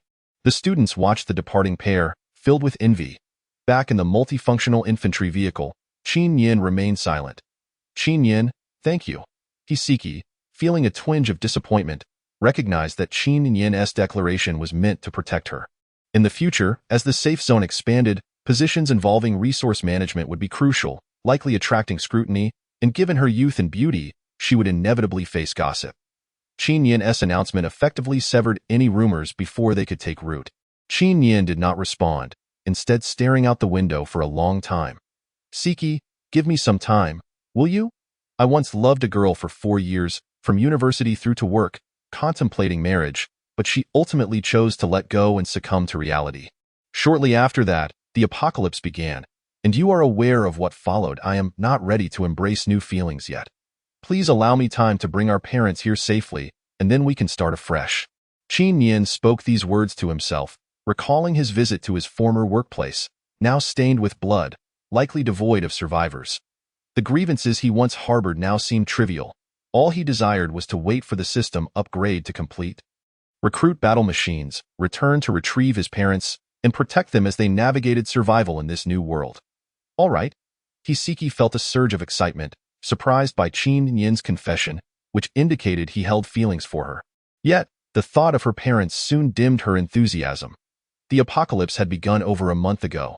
She wondered how they were faring and if they were still alive. Thus, they remained silent all the way back to the base. As Qin Yin gazed upon the cluster of buildings, he was filled with a myriad of emotions. Had it not been for the system, he might have perished during the initial outbreak of the apocalypse. The base typically housed 200 soldiers tasked with defending against any anomalous entities that might emerge from the mountains and forests. However, it was currently bustling with activity, as soldiers injured in the last battle had returned to the field hospital for recuperation, and damaged vehicles were also brought back for repairs. Subsequently, Qin Yin organized 100 men to take tanks and armed mining vehicles to the Minshan Seed Research Institute, tasked with transporting all remaining seeds back. After surveying the base, Qin Yin returned to the base vehicle, deep in thought regarding the next course of action. Following this battle, the army he commanded had grown formidable, with both the mobilized troops and allied soldiers exceeding 3,000. Additionally, he had replenished other minor troops to 500 each. The convoy of combat vehicles had also expanded significantly, with 100 multifunctional infantry fighting vehicles serving as transport to connect various districts. While the Gray Bear and Rhino tanks had been replenished to 500 units, most of which remained in the Northern District's warehouse, awaiting further orders. The armed mining vehicles numbered 100, deployed at various transfer points for the transport of personnel and supplies. Currently, the commanding officers included the S-rank Udirians and the A-rank Tanya, with the prospect of acquiring another S-rank commander by the following day, which thrilled Qin Yin, as there were only 12 S-rank commanders in existence, and he would soon possess 2 at present. The establishment of Qin Yin's military was progressing smoothly, but the issue of food remained somewhat troublesome. Chapter 048. Night Eagle Helicopter. The food warehouse was located in the provincial capital, a distance of 500 miles from the A-Safe Zone, M-City officially renamed as A-Safe Zone. However, this was the provincial capital of North Wang Province, home to 13 million people. According to the system's predicted mutation ratio, the potential horde of zombies would be terrifying. Coupled with the considerable distance, any unforeseen problems could result in delayed support. Thus, every operation must be meticulously planned and prepared for, as any oversight could lead to the loss of his soldiers. However, all of this would need to wait until he could bring his parents over. For now, he was simply waiting for the system to complete its upgrade before heading home. Thus, in Qin Yin's anxious anticipation, the time arrived on the following day. Ding dong, the base vehicle upgrade was successful. Congratulations, host. All recruited combat units have automatically upgraded to level 2, and future recruited combat units will also be level 2, including tank units. Additionally, the recruitment cost will change accordingly. Level 1 costs 100, while level 2 costs 200, and so forth. Note: combat units have only upgraded their weaponry. The physical capabilities and structure of the personnel remain unchanged. For instance, mobilized troops will have their weapons upgraded to level 2, resulting in increased damage, but the soldiers themselves will not change. Upon hearing this, Qin Yin regretted not recruiting more soldiers earlier, as future recruitment would require double the energy points. The base vehicle upgraded to level 2, granting an S-rank commander model. It also unlocked more buildings and unit types, which the host can explore further. Commander unit, model, level, S, description, proficient in various combat scenarios, capable of commanding joint operation forces, and a competent high-ranking commander. System, construct the anti-jamming tower and air combat command. Qin Yin's voice trembled slightly. He had struggled tirelessly for this moment, to construct these two structures and then return home to retrieve his parents and sister. How could he not feel exhilarated at this moment? For a long time, Qin Yin had hesitated to think about the fact that his hometown was over 3,000 kilometers away, spanning much of the nation.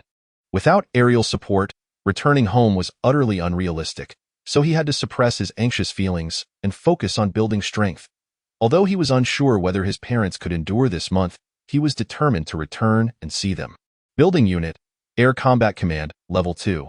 Construction cost, 1,000. Description: this building can be used to recruit aircraft and provides the necessary maintenance space for those aircraft. It currently offers a helipad capable of accommodating 200 aircraft, along with two 250-meter runways. Upgrading the Air Combat Command increases the number of helipads and runways. Each level up adds 100 helipads and 1 runway. The Air Combat Command requires a considerable amount of space. Fortunately, Qin Yin had been preparing for this day for a long time. He had arranged for soldiers to clear everything around the previous park square and leveled 2 small hills. Given that this square is close to the park entrance and connects to a wide road, with farmland on the other side, it was the perfect location for this massive Air Combat Command. Building unit, Anti-jamming tower, non-upgradable. Construction cost, 1,000. Description: capable of countering chaotic magnetic fields on Earth. allowing the host's aircraft electronic devices to function. The anti-jamming tower had not existed in the Red Alert world, but its introduction into the current reality was not entirely surprising to Qin Yan. As the Red Alert world also lacked various items available in the military supply store like rocket launchers. When he initially constructed the vehicle factory, access to recruit multifunctional infantry fighting vehicles, armed mining vehicles, Gray Bear tanks, and Rhino tanks was granted. Following the establishment of the Air Combat Command, the recruitment rights for 4 combat units were also unlocked: Night Eagle helicopter, Black Hawk fighter, armed helicopter, and Kirov airship. These 4 aerial units, like the previous 4 combat vehicles, each possess unique characteristics. The Night Eagle helicopter is balanced in performance and suitable for long-distance strikes, while also offering ample capacity for transporting troops or a small amount of supplies. The Black Hawk fighter belongs to the fighter jet category, characterized by its speed, making it ideal for ambushes or battlefield support. The armed helicopter boasts a substantial payload and terrifying firepower, serving as a formidable aerial firepower platform. The Kirov airship consumes little energy and can remain airborne for extended periods, suitable for routine defense, and will eventually be stationed in the sky above the safe zone. System: upgrade all basic buildings to level 10 and defensive buildings to level 2. Upgrade successful, spending 870,000 energy points. The host currently has 767,000 energy points remaining. The buildings provided by the base vehicle fall into 2 categories: basic buildings such as barracks, power plants, and field hospitals, which can be upgraded without limits, and defensive buildings, like machine gun bunkers, which are restricted by the base vehicle's level. These can only be upgraded to the same level as the base vehicle. After that, without hesitation, Qin Yan recruited 399 Night Eagle helicopters, plus the one gifted at the system's activation, totaling 400. Each Night Eagle helicopter costs 1,200 energy points, resulting in an expenditure of nearly 480,000 energy points. Indeed, energy points come quickly and go just as fast. These 400 Night Eagle helicopters would serve as his means to return and fetch his and Hiseki's parents. Qin Yan did not opt for the faster Black Hawk fighter, as its inability to hover made it unsuitable for such pickup tasks. Subsequently, Qin Yan began to fill the units on the aircraft. While the Night Eagle helicopter's capacity could not compare to that of transport helicopters, it still offered considerable space, sufficient for current needs, as each could accommodate 10 individuals along with a small amount of supplies. First, he supplemented the crew with 2 mobilized troops to serve as the pilot and co-pilot, followed by assigning each helicopter 1 mobilized troop and 2 allied soldiers, in addition to a newly unlocked unit, anti-air infantry. This type of infantry is equipped with specialized anti-air rocket launchers, capable of using different calibers of ammunition for various targets, making them far more proficient than the anti-air weapons Qin Yan could purchase. Furthermore, a variety of supplies would be carried aboard. The Night Eagle helicopter could travel 400 kilometers per hour, and this journey would take approximately 8 hours if they were to encounter flying anomalous beasts along the way. Delays could be significant, thus it was necessary to bring 3 days' worth of food. Chapter 049. The journey home. The journey spanned over 3,000 kilometers, and a single tank of fuel would not suffice. However, fuel could be purchased from the military supply store, just like ammunition, allowing for direct addition. This meant that in future battles, the aircraft would not need to return to the helipad for refueling, thus maintaining combat readiness for extended periods. The only drawback was that the fuel used by the aircraft was indeed expensive, costing 3 times that of the fuel used by tanks, making it another financial drain. Furthermore, the maintenance costs for aircraft were higher than those for tanks. The daily maintenance cost for a tank was 10 energy points, while each aircraft required 20 energy points per day. Following the last battle, Qin Yan's energy points had reached a staggering level, yet the expenses were equally formidable. Maintaining 1,200 vehicles daily would require 12,000 energy points, and adding in those 400 aircraft meant a daily expenditure of 20,000 energy points. Even when stationary. A reminder to the host: to effectively utilize aerial or anti-air capabilities, it is necessary to construct anti-air radar and spy satellites. Immediately construct these. Ding dong. Construction successful. Payment of 3,000 energy points. As the system's voice faded, a colossal radar emerged atop the mountain, imposing in its grandeur, while simultaneously, a small satellite appeared abruptly in space. In the realm of Red Alert, constructing a radar necessitates assigning personnel to scout the map, thereby acquiring visibility. However, this is reality, devoid of such functionality. The radar's purpose lies solely in air defense and directing fighter jets. Qin Yin felt a surge of excitement within, exhilarated to have finally reached this milestone. Father, mother, little sister, I have returned to rescue you. He then summoned Hisiki. Siki, guide Commander Tanya. Let her take you back to fetch your parents. What? Is that true? Hisiki's voice trembled, disbelief etched across her features until Qin Yin led her to witness the magnificent Air Combat Command Center, where 400 helicopters stood perfectly aligned on the tarmac, at which point she finally believed. Overwhelmed with joy, she was reminded that people are not mere wood or grass, who could be devoid of emotions. In this apocalyptic world, she had previously lacked the means to protect her loved ones and could only wish for their safety in her heart. Yet now, with the opportunity to return, how could she not be ecstatic? Hisiki's face flushed with excitement as she impulsively embraced Qin Yin, planting a kiss on his cheek. Only afterward did she realize her faux pas, her cheeks burning as she dashed away, exhilarated toward the Night Eagle helicopter. Turning to Tanya, who awaited her, she earnestly said, Sister Tanya, I appreciate your help. Miss Siki, no need for formality. Let us depart and see if we can return before nightfall. Tanya replied with a gentle smile. Qin Yin gazed at Hisiki's jubilant silhouette, a smile breaking through his usually icy demeanor, his first smile since entering the apocalypse. Subsequently, Commander Tanya, accompanied by Hisiki and 150 Night Eagle helicopters, set off toward the city where her parents resided, a mere 1,000 kilometers away, far closer than Qin Yin's destination, with fewer dangers along the way, making the number of helicopters sufficient. Guderian, for the next few days, you are tasked with organizing soldiers to eliminate the dangers surrounding the safe zone and to manage it effectively. Model, you are responsible for constructing a defensive perimeter. Ensure the safety of the Air Combat Command Center. Anyone who approaches must be driven away. Qin Yin issued orders in his mind to the two commanders, not intending to accompany them as he had a multitude of tasks to address here. Upon his return, he would head to the provincial capital to eliminate the zombie mutants there. Until then, safety here must be secured. Understood, Your Excellency, came the swift response from the two commanders. Soon after, Qin Yin boarded the Night Eagle helicopter, and 250 helicopters roared into the sky, hastily heading toward their destination. Qin Yin's parents resided in a county in the northwest, running a small grain wholesale business, while his little sister attended high school there. If they had not been infected by the virus, they could survive on the provisions from the shop. Moreover, given the county's small size and its remote location in the northwest, the number of mutated zombies would likely be fewer, significantly increasing their chances of survival compared to those in the cities. Sigh. Qin Yin anxiously leaned against the back of the seat, praying in his heart. After an hour of flight, the helicopter formation encountered its first attack, a swarm of avian mutants. Though small in size, their numbers were terrifying, akin to a vast school of fish in the ocean, countless in quantity. These mutants surged toward the helicopter formation, and in an instant, gunfire erupted. The helicopters were equipped with bombs, intended for ground targets, proving ineffective against airborne foes. They could only rely on mounted machine guns for suppressive fire. At that moment, the air defense infantry demonstrated their expertise, loading a shell of considerable caliber, its head nearly twice the size of the barrel, filled with tiny steel balls. Without hesitation, the air defense soldiers squeezed the trigger, and the shell, trailing a thick plume of smoke, soared toward the mutant avian horde before exploding, creating a vast area of destruction. Although Qin Yin could not see the steel balls scattering from the explosion, within a 20-meter radius of the blast, all avian mutants fell, with only a few surviving.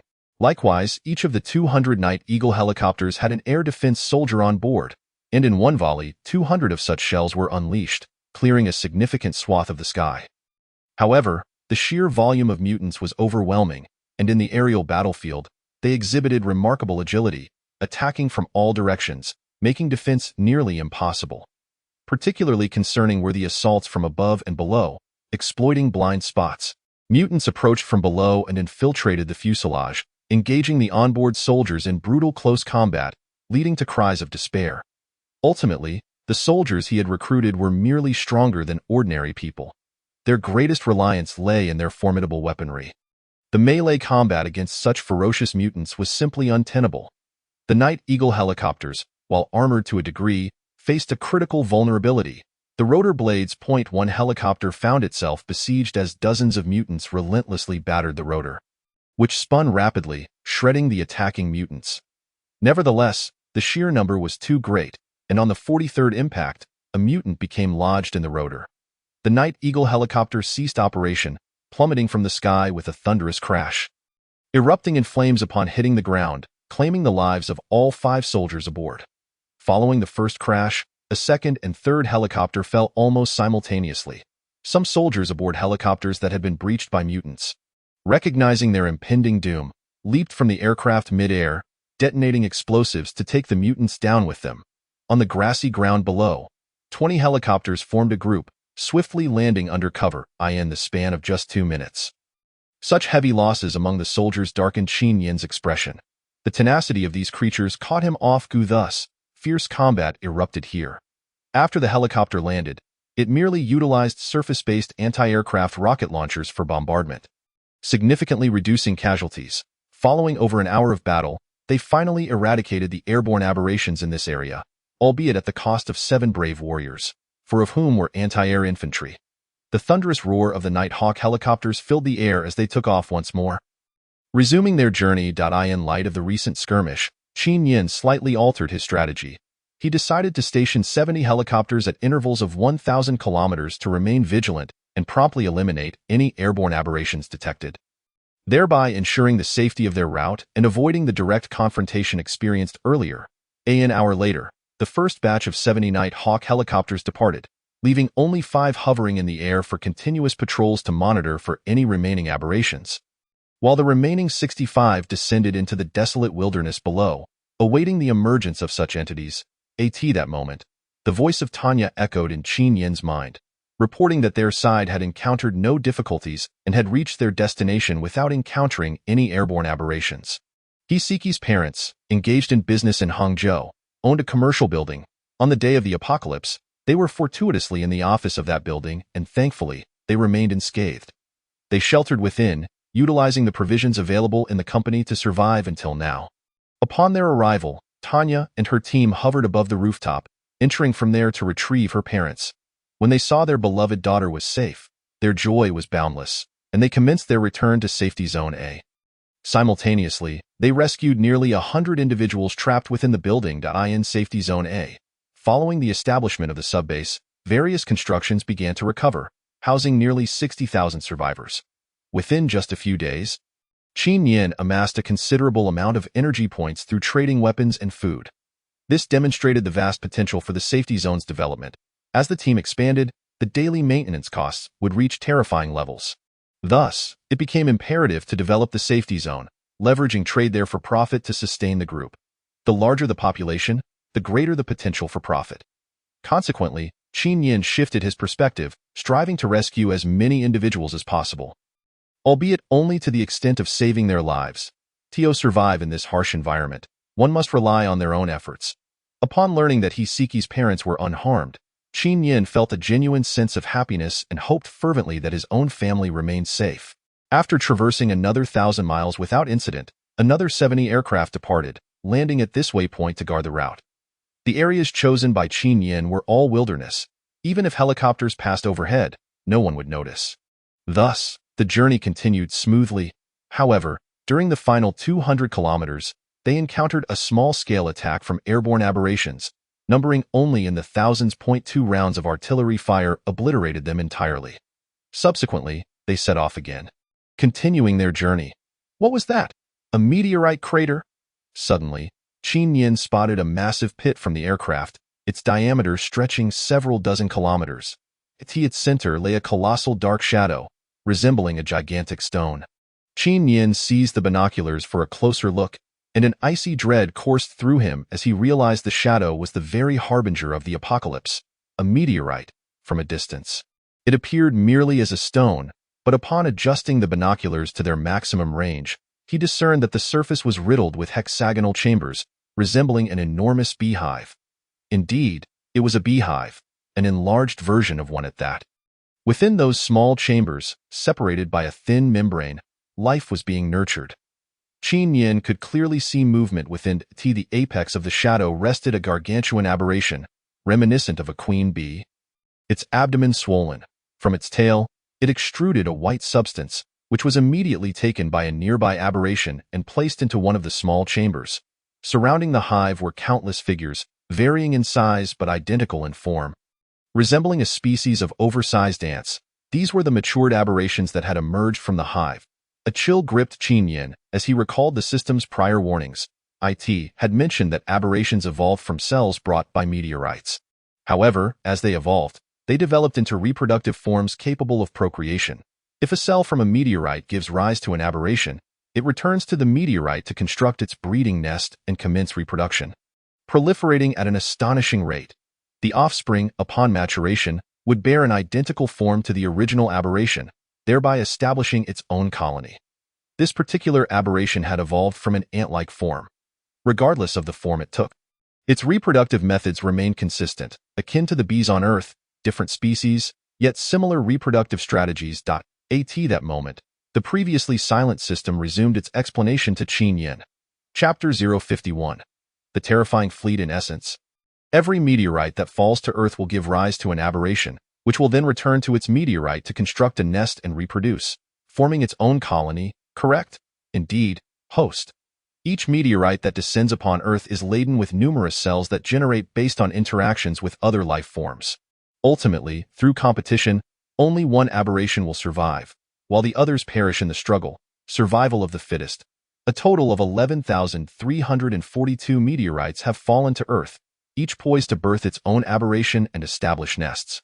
If their nests are not destroyed, aberrations will proliferate uncontrollably, leading to the complete annihilation of Earth. Over 10,000. Qin Yin gasped, profoundly shaken. His expression grew grave as he observed the meteorite crater, teeming with aberrations, thick and densely populated. Numbering at least 100,000 upon closer inspection, he shockingly discovered that this colony of ant-like aberrations included fourth-level beings, plunging him into despair. They reproduce rapidly and evolve swiftly. How could they possibly contend with such an adversary? This was still a wilderness, devoid of ample food sources for the aberrations to consume, yet they evolved at such an alarming rate. What would become of the meteorites that landed in cities? Where food was plentiful, the implications were dire. With thousands of meteorites globally, how many had already birthed aberrations? How many of these aberrations had reproduced? To what levels had these offspring evolved? Qin Yin felt an immense weight of pressure. If these aberrations were not eradicated, their rapid reproduction and evolution would ultimately spell doom for humanity. The aberrations possessed a modicum of intelligence, making them far more formidable than the mindless mutated zombies. These aberrations would continuously be bred, gradually consuming the mutated zombies while also slaughtering humans to nourish the aberrations.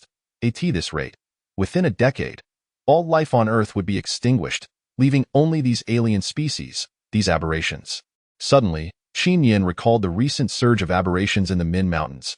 Perhaps a meteorite had fallen there as well. It seemed imperative to dispatch individuals to investigate, lest they allow the situation to fester and ultimately lead to their own demise.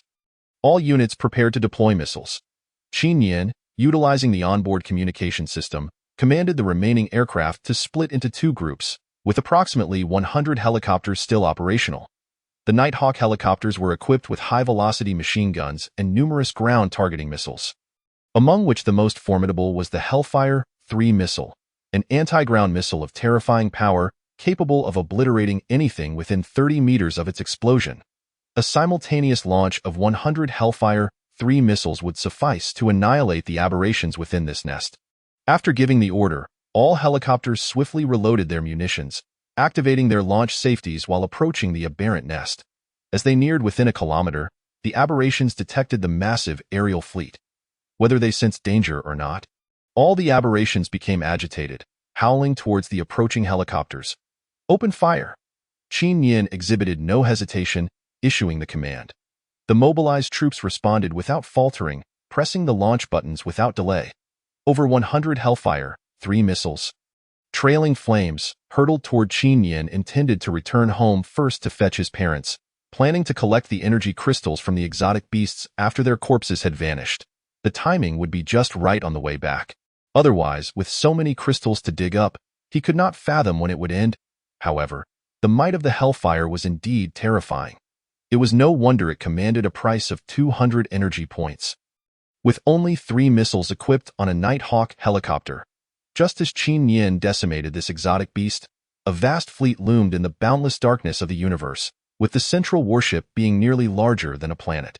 Inside the warship, a creature seated before countless electronic screens paused momentarily, then deftly swiped, opening an electronic display. After confirming certain information, it promptly made its way to the command room. Commander, the 7th observer has come to report.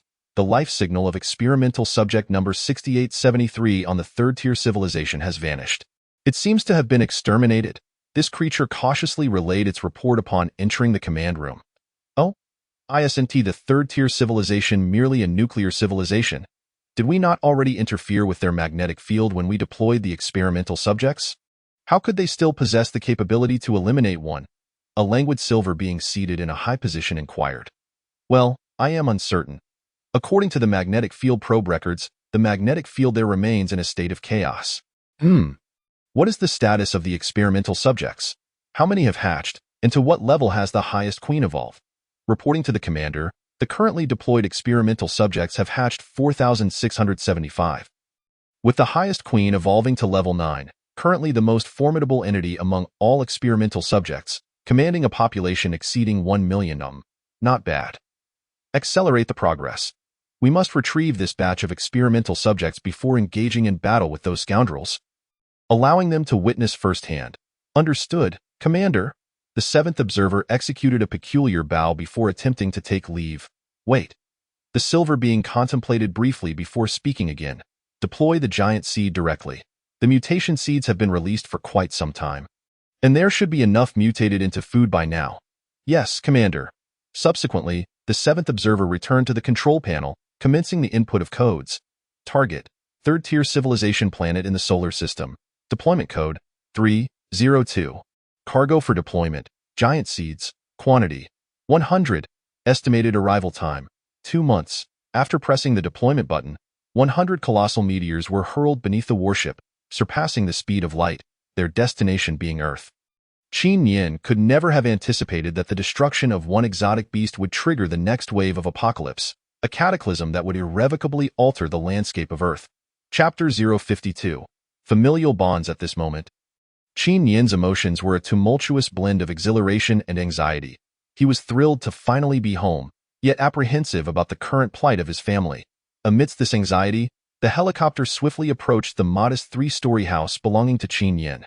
The first floor served as a wholesale outlet, complete with a small cellar where goods were often stored during times of abundance. Observing the tightly drawn curtains blocking the windows, Qin Yin's heart soared. Such signs of fortification indicated that they were still alive. Just then, the roaring helicopter drew the attention of countless zombie mutants, which began to sprint towards the aircraft.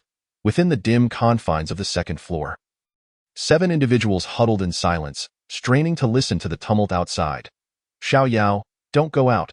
What if it's not the battle department? A middle-aged woman in her 50s firmly grasped the hand of a girl in her early teens, preventing her from leaving. Mom, that is the sound of a helicopter. It's likely the battle department come to rescue us. I just want to take a quick peek. Just one glance, the resolute girl insisted, her determination unwavering. This girl was none other than Qin Yin's sister, Qin Yao, and the woman was their mother, Li Shu. You all stay here. I'll go take a look. If I don't come back, it means there's danger, so don't come out. Just hide in the house, a silver-haired middle-aged man declared, rising with a sense of authority that exuded safety.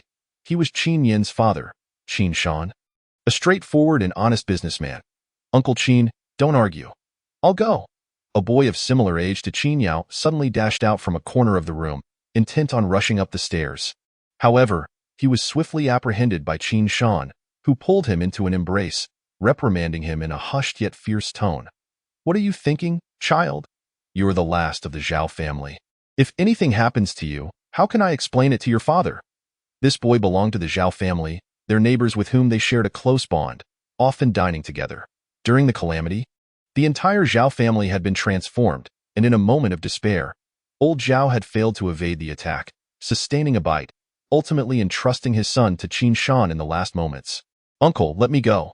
I'm young and can run fast if there's danger. Another young man in his 30s rose to offer. His wife, standing beside him, initially reached out to restrain him but reconsidered midway, lowering her hand helplessly as she buried her face in the neck of the 4 or 5-year-old girl she held, silently sobbing. Indeed, it was her husband who should venture out to assess the situation. They had set out as a family for a trip, only to be caught off guard by the meteors, plunging Earth into apocalyptic chaos, and it was Qin Shan who had pulled them into the store during the crisis, saving their lives. Throughout the past month, he had shared his provisions without a hint of bias, allowing them to survive until now. With the weight of gratitude, it was his husband's duty to brave this risk. Morally, he was the strongest among them and shouldered the responsibility of assessing the situation. Though she felt heartache, what else could she do? No, if I were to encounter trouble, you would still need to care for them. I am but an old man and cannot look after so many, but you can. Qin Shan refused all objections, turning to grasp a kitchen knife, disregarding the protests of others as he cautiously ascended the staircase. On the rooftop, Qin Yin's helicopter squadron reached the area directly above. Deploy the rope ladder. The other teams, engage the zombies and mutants. Do not allow them near here. Qin Yin commanded urgently, then descended to the rooftop using the rope ladder, followed closely by 3 soldiers. Dad, Mom, it's me, Xiao Yin. Are you here? Unable to contain his excitement, Qin Yin shouted. As Qin Shan approached the rooftop, he immediately heard the call, his eyes reddening in disbelief. He paused, listening intently, and it seemed to be true, causing him to tremble with elation as he rushed towards the rooftop. Indeed, it is Xiao Yin. It is he, my son. This sturdy man found himself overwhelmed with tears at that moment, tripping in his haste but quickly regaining his footing to ascend the stairs with fervor. Mom, that's my brother's voice. At this moment, Qin Yao exclaimed in excitement. What did you say? Li Shu clutched her daughter tightly. That's definitely brother's voice. He just called us. Qin Yao was nearly buoyant with joy. Xiao Yin, where are you? Quickly, lead me to him. Tears streamed down Li Shu's face. It had been a month since the apocalypse began, and they had constantly worried for their son, who was far away, unable to ascertain his whereabouts. Their hearts had been in turmoil throughout this time. Subsequently, Qin Yao supported her mother, hastily making their way to the rooftop, fearful of being a moment too late. Tang Yujing and his wife exchanged glances, gathering their child and young Zhao to follow suit, knowing that this family of benefactors had a son. Often, they would awaken in the middle of the night to see the benefactor couple gazing at their son's photograph. And at night, they could hear them calling for their son in their dreams. Disregarding the potential dangers outside, Qin Shan flung open the tightly shut rooftop iron door, immediately spotting his son approaching. Flanked by 3 soldiers, and tears flowed uncontrollably. It's Qin Yin, it's our son. He is alive, Dad. Qin Yin choked on his words, his eyes glistening with emotion. Only after experiencing the separation of life and death could one truly comprehend the value of familial bonds and learn to cherish them profoundly. You rascal, it's good that you're alive. Just that you're alive. Qin Shan's large hand patted Qin Yin's shoulder, trembling with emotion. Xiao Yin, is that really you? Brother. At that moment, Qin Yao and Li Shu also reached the rooftop. Upon seeing Qin Yin standing there, their eyes brimmed with tears. Mom, Xiao Yao, are you both all right? Qin Yin rushed forward to support his mother. Li Shu, weeping profusely, tenderly caressed Qin Yin's face with trembling hands, murmuring, as long as you're safe. Subsequently, unable to restrain herself any longer, she enveloped Qin Yin in her embrace and wept uncontrollably. After a month of uncertainty, her heart finally found solace. Her son was alive. Qin Yin's eyes were also brimming with tears, and upon witnessing the safety of his family, he felt an immense relief wash over him. Why are you crying? Shouldn't we be joyful that Xiao Yin is safe? Qin Shan urged his wife and children, though his own tears flowed freely. Witnessing such a scene, Tang Yujing and his family of 3 held each other tightly, observing Zhao Dingling standing alone nearby. Qin Shan welcomed him into their embrace, uniting the family in a heartfelt moment. That instant, atop the small attic, the most tender scene post-apocalypse unfolded before them. Xiao Yin, what are these? Qin Shan finally came to his senses, gazing at the helicopter hovering in the sky. Oh, Dad. These are the specialized forces newly established by the National War Department after the apocalypse. I am their commander, Qin Yin replied, choosing to act in the name of the War Department, rather than exhibiting his father's stubbornness. which might have led to unforeseen complications. Commander? Splendid. Qin Shan was unfamiliar with the nature of such a unit, but as long as it was associated with the National War Department, it was commendable, just, and purposeful. Why, dear Nian has truly made something of herself, Li Shu said, wiping her tears, overwhelmed with happiness. Qin Yao also rejoiced, proud of her brother's remarkable achievements. Oh, by the way, this is Mr. Tang Yujing and his wife. They have been taking turns with your father to keep watch during the nights, allowing us to sleep soundly. Previously, when a massive mutated rat invaded our home, it was Mr. Tang who bravely eliminated the threat. Otherwise, we would have been in grave danger. After regaining some composure, Li Shu took Qin Yin's hand and led him to Mr. Tang and his wife for introductions. Thank you, Brother Tang, Qin Yin expressed earnestly, feeling a surge of tension upon hearing about the mutant rat, but relieved to know they were unharmed. However, Mr. Tang appeared refined and cultured, and yet he had dared to confront a mutated rat. No, I was merely protecting myself and my family. Besides, if it weren't for Uncle Qin and Aunt Li sheltering us during such perilous times, we might not have survived to this day, Mr. Tang replied sincerely.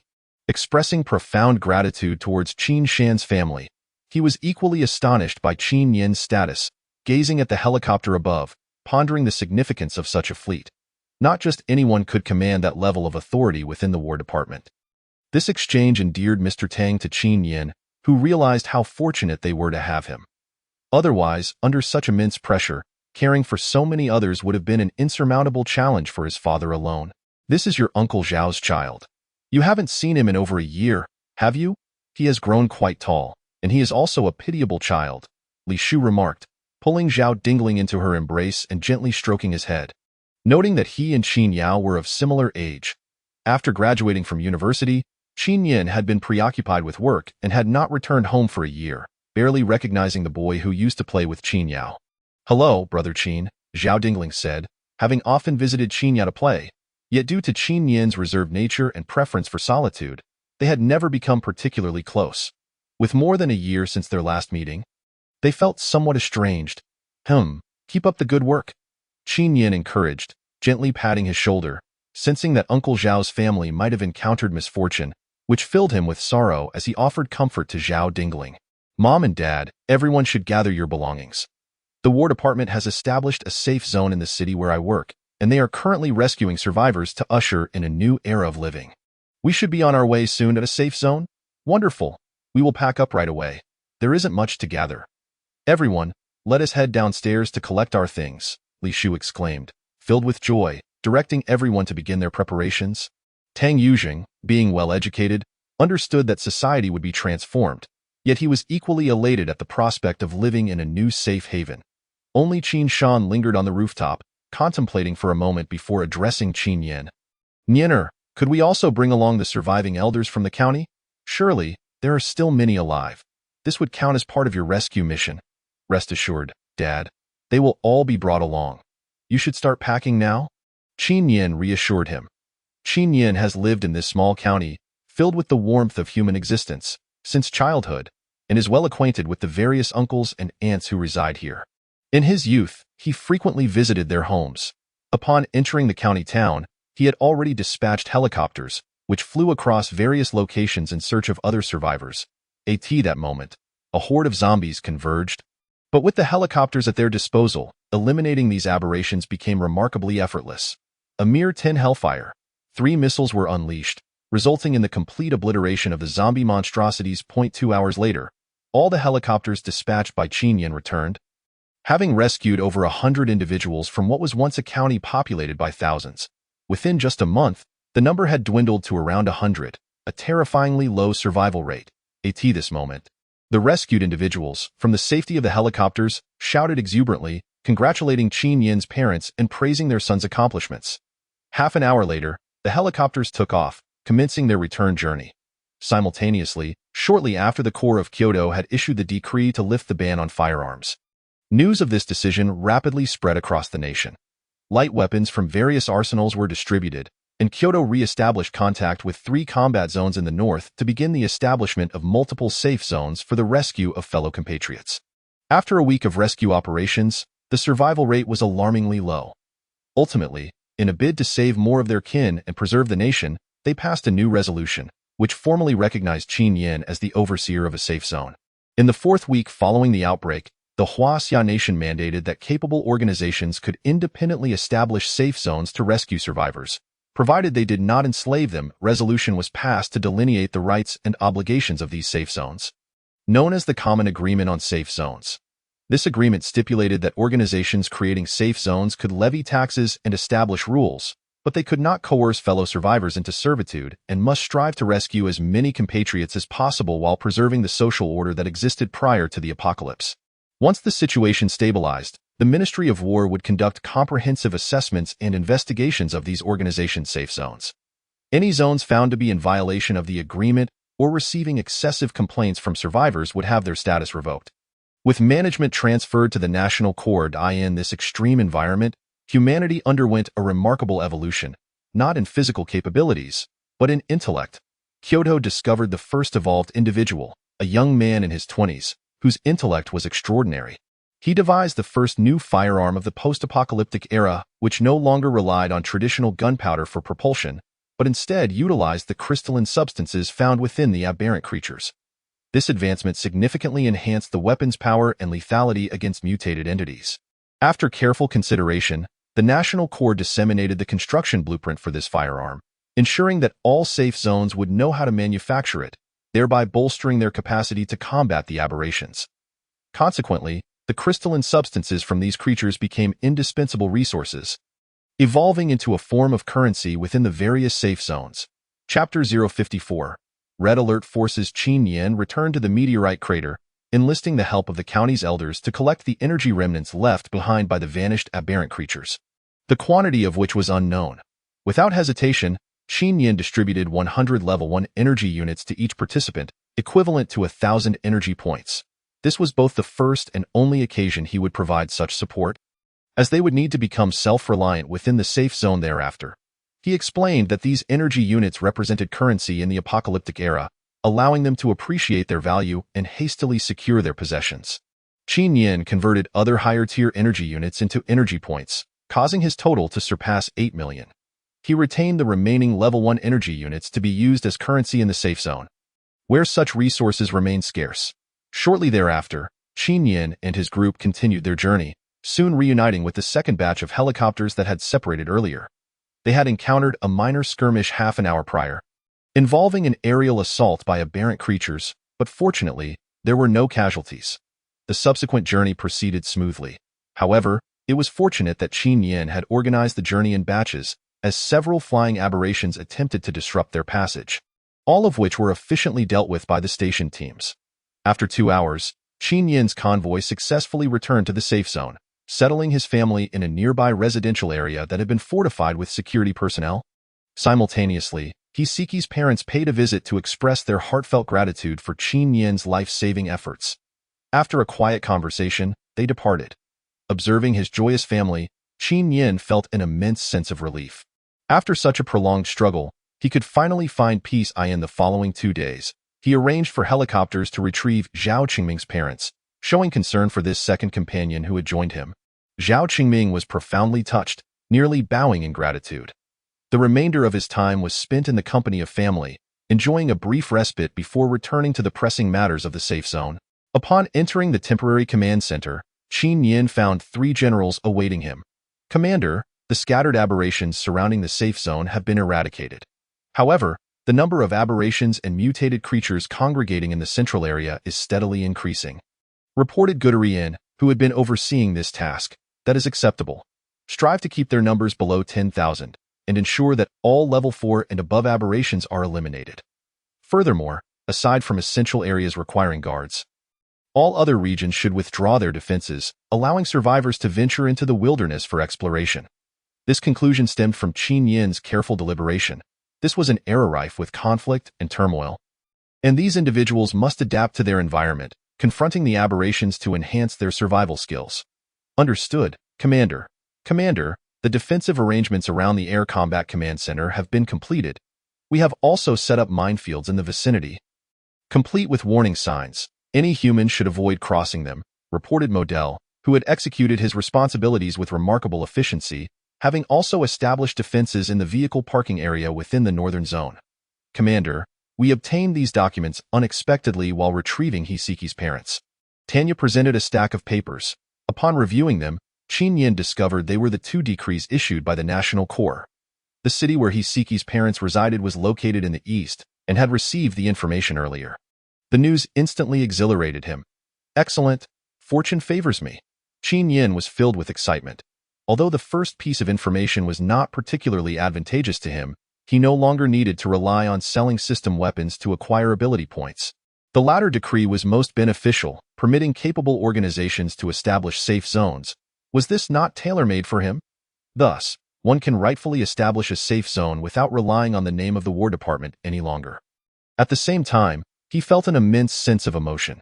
Indeed, the core of the nation genuinely cares for their compatriots. It is important to recognize that these 2 proposals would fundamentally alter the landscape of Huaxia. Yet, at this moment, they represent the best approach to rescue the surviving compatriots. The issuance of firearms could enhance individual survival rates against the zombies, while the allowance for establishing safe zones embodies the hope that the strong will take the lead in rescuing a group of survivors, enabling them to huddle together for warmth in this apocalyptic world.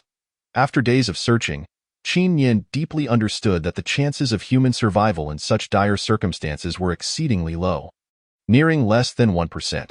When the virus erupted and mutated, the survival rate plummeted to 80%, and countless survivors could not adapt to this environment, ultimately perishing. Conservative estimates suggest that the overall survival rate for humanity has dropped to merely 2%.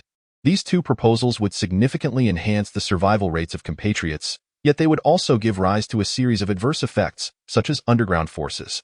Should they acquire firearms and establish safe zones, their burgeoning power might lead them to strike against other safe zones, amassing wealth for themselves while others suffer immensely.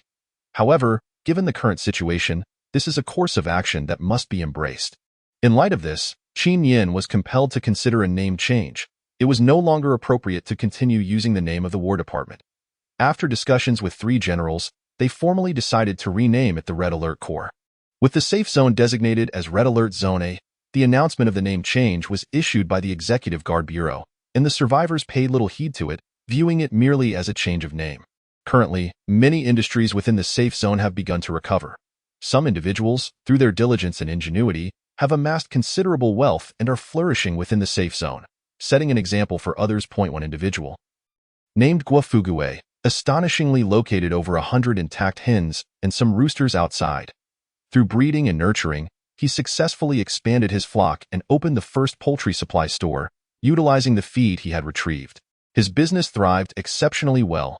Moreover, he was quite adept at his endeavors, delivering several hundred hens weekly to Qin Yin's troops, who had yet to secure a stable food source. Recognizing Guofugue's significance, Qin Yin entered into a long-term supply contract with him, much to Guofugue's delight, as he agreed to supply at the lowest price. This turned him into an object of envy among the survivors, prompting many to harness their own ingenuity to start businesses within the safe zone, leading to a swift revival of trade and generating substantial tax revenue for Qin Yin. Chapter 055. The Defensive Forces of the Safe Zone. Subsequently, Qin Yin invested heavily in constructing defensive structures around the safe zone. Initially, he built a level 9 power plant in each of the 4 cardinal directions. The electricity generated by these plants could also be utilized by ordinary survivors. However, the current output was insufficient and primarily allocated for the defensive structures. Following this, he erected defense installations such as machine gun bunkers, observation posts, turrets, and anti-aircraft artillery, all constructed in the hundreds. The expansive area of the safe zone necessitated an ample number of defensive structures. Additionally, Qin Yin recruited 10 Kirov airships, allowing them to hover in the sky for extended periods, armed with a substantial supply of direct drop bombs. Should a large-scale assault by mutated beings occur, these would serve as terrifying weapons of mass destruction. Following the recent upgrades to the base vehicles, 4 new types of defensive structures were unveiled.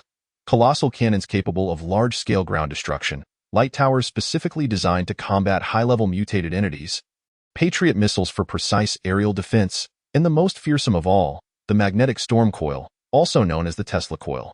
This device could unleash bolts of lightning, inflicting severe burns on enemies.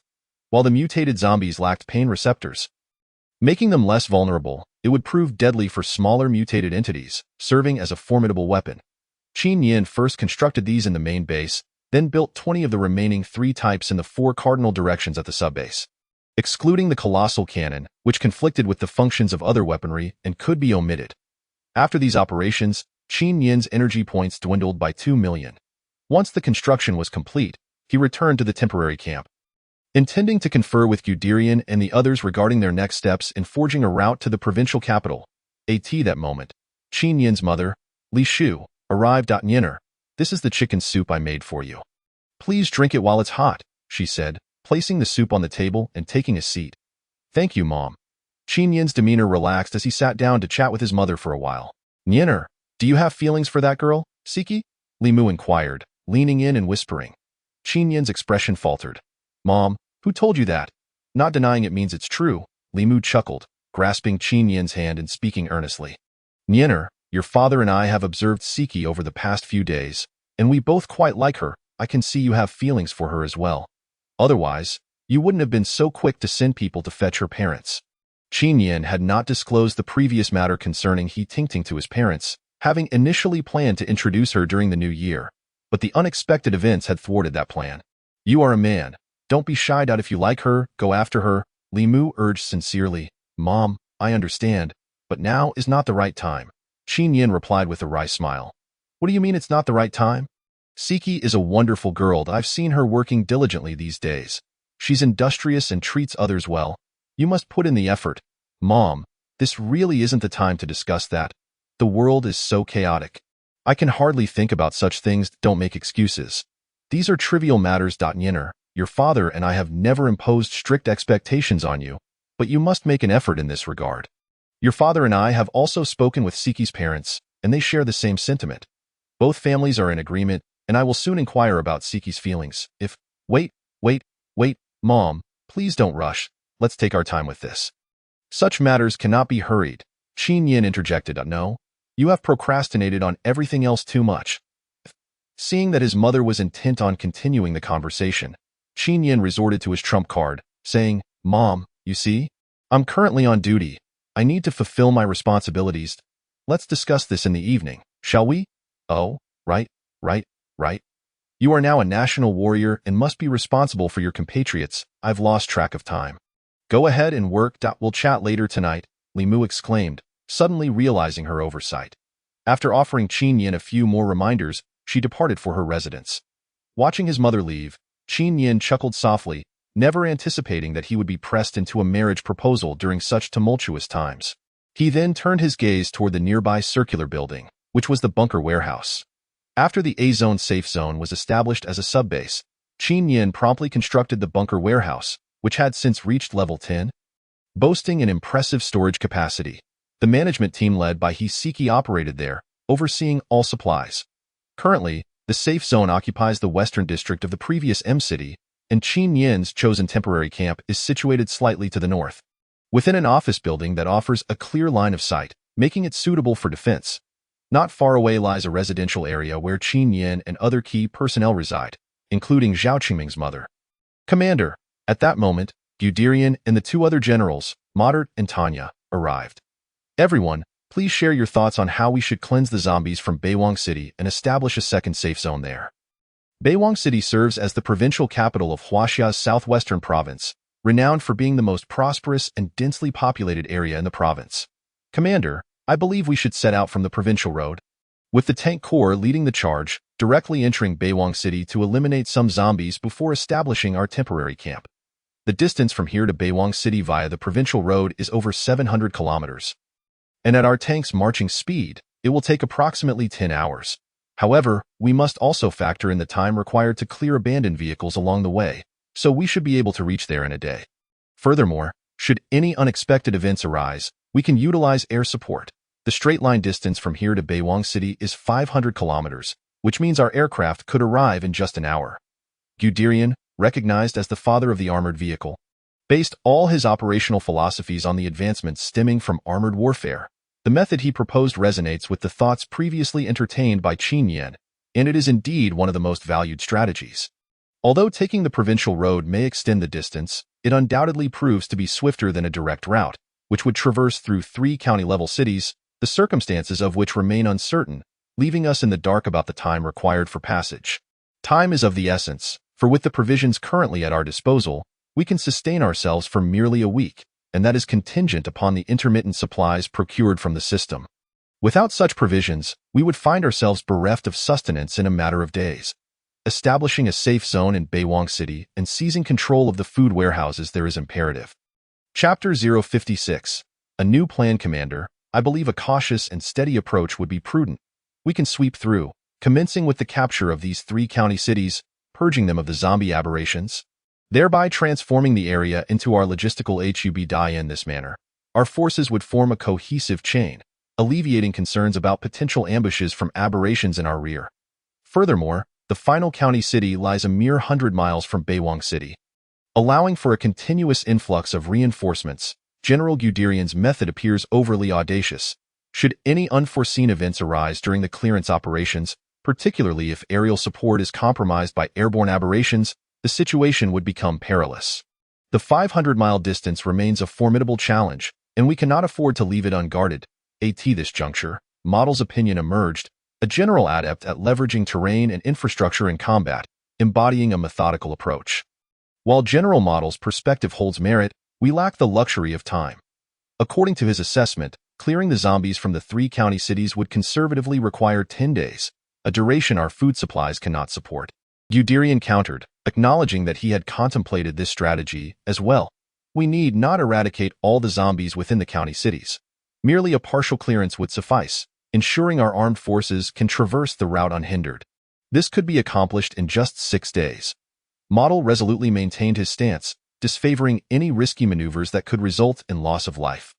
Commander, given that our primary objective is sustenance, why not deploy aerial forces directly to the food warehouses there to retrieve supplies first? Tanya's unexpected query momentarily stunned Qin Yin. Indeed, we do possess aerial capabilities now. Could this not be resolved within 3 to 4 hours? After securing provisions, we could gradually address the zombie threat in the city. However, a warning from the system interrupted his thoughts. Host, do not forget the long-term mission titled Guardian. You must aid in clearing the city of zombies and saving lives to qualify for the resources there. What you propose resembles plundering, which the system does not endorse. Engaging in such actions will trigger the system's destruction protocol. With the system's admonition ringing in his ears, Qin Yin was abruptly sobered. A wry smile crossing his face as he sought a rationale to decline Tanya's suggestion. That is unfeasible. Even 6 days exceeds our acceptable limits. We have but 1 week, and utilizing the provincial road to reach there is indeed the fastest method. As for reinforcements, I believe we need not worry, as our aerial forces can neutralize any aberrations obstructing our path. Guderian remained steadfast in his convictions. That is untenable. The area is a densely populated zone with a terrifying zombie presence. Compounded by aberrant beasts, we risk prolonged entrapment if we do not secure our logistical routes, ensuring our teams can be supported and safely extracted. Model persisted in his viewpoint, each general unwilling to yield. Perhaps we can simultaneously implement both strategies, Qin Yin proposed after a moment of contemplation, subsequently affirming his thoughts to the assembly. Given our current strength, swiftly purging Baywang City of zombies is unrealistic. Thus, we must, like General Model, secure the logistics, while also conserving time by seeking food sources, necessitating an early arrival akin to General Guderian's approach. Therefore, we can operate on 2 fronts. The mission in Baywang City will prioritize food collection, while the focus on the 3 county cities will be on exterminating zombies, thereby minimizing significant conflict between the 2 strategies. Upon hearing this, the gathered commanders concurred, recognizing the soundness of the plan. With their current forces, it was impractical to deploy all resources to Baywang City while also purging the 3 major county cities. Establishing a logistical conduit was essential. Thus, the strategy was solidified. Guderian, you shall lead half of the Grizzly and Rhino tanks along the provincial road towards Baywang Province, clearing all abandoned vehicles to ensure an unobstructed path.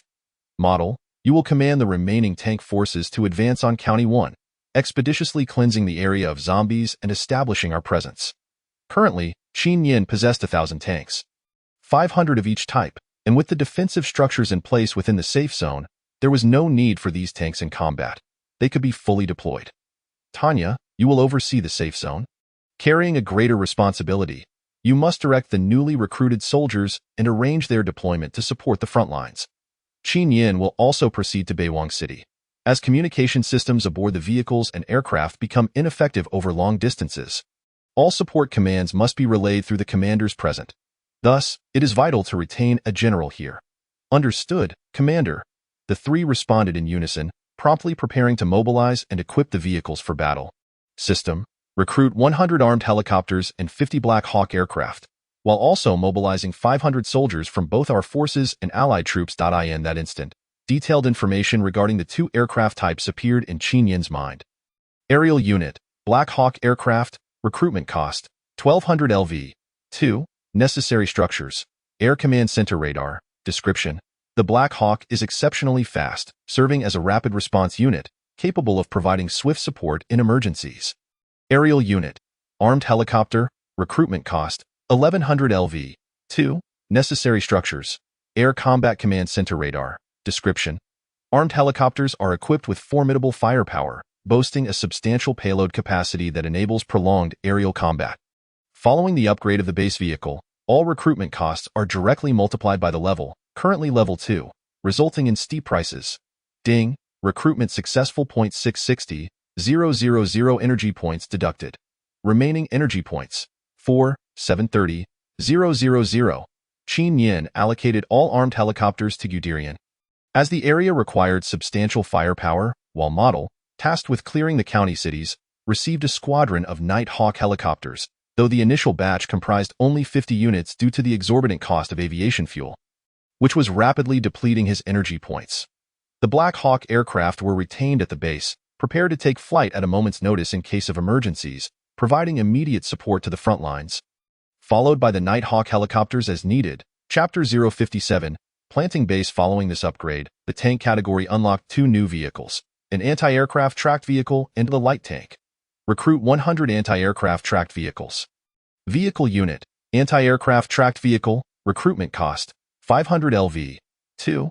Necessary structures, vehicle factory, description. Anti-aircraft vehicle, utilizing a tracked power system suitable for various combat scenarios. Ding. Recruitment successful. 100, 000 energy points deducted. These anti-aircraft vehicles, equipped with anti-air infantry, would be sufficient to combat aerial aberrations. Thus, apart from safeguarding the safe zone and critical sites such as planting bases, all other soldiers commenced operations, boarding their respective tanks to follow the mission. Qin Yin intended to accompany Model to the first county city to initiate the cleansing of zombies there, awaiting Guderian's completion of clearing the abandoned vehicles on the provincial road before proceeding to Beiwang City with the armed helicopters. Otherwise, allowing the fuel-consuming helicopters to hover in the air for an entire day would incur significant fuel costs, which equated to a considerable expenditure of energy points. Just before his departure, Tang Yujing approached Qin Yin.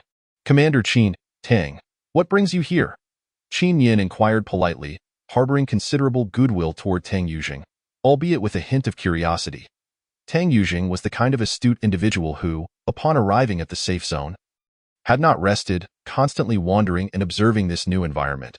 Commander Qin, I am curious if you require individuals to cultivate vegetables? The kind that are grown in greenhouses? Tang Yujing wasted no time in articulating his purpose. Tang, you don't possess the expertise in this field, do you?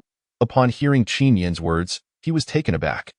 What they urgently needed at this moment were talents in agriculture. A month prior, after seizing control of the eastern district, he had cultivated high-yield cassava. Subsequently, under Zhao Qingming's suggestion, he had initiated large-scale potato farming in the southern district.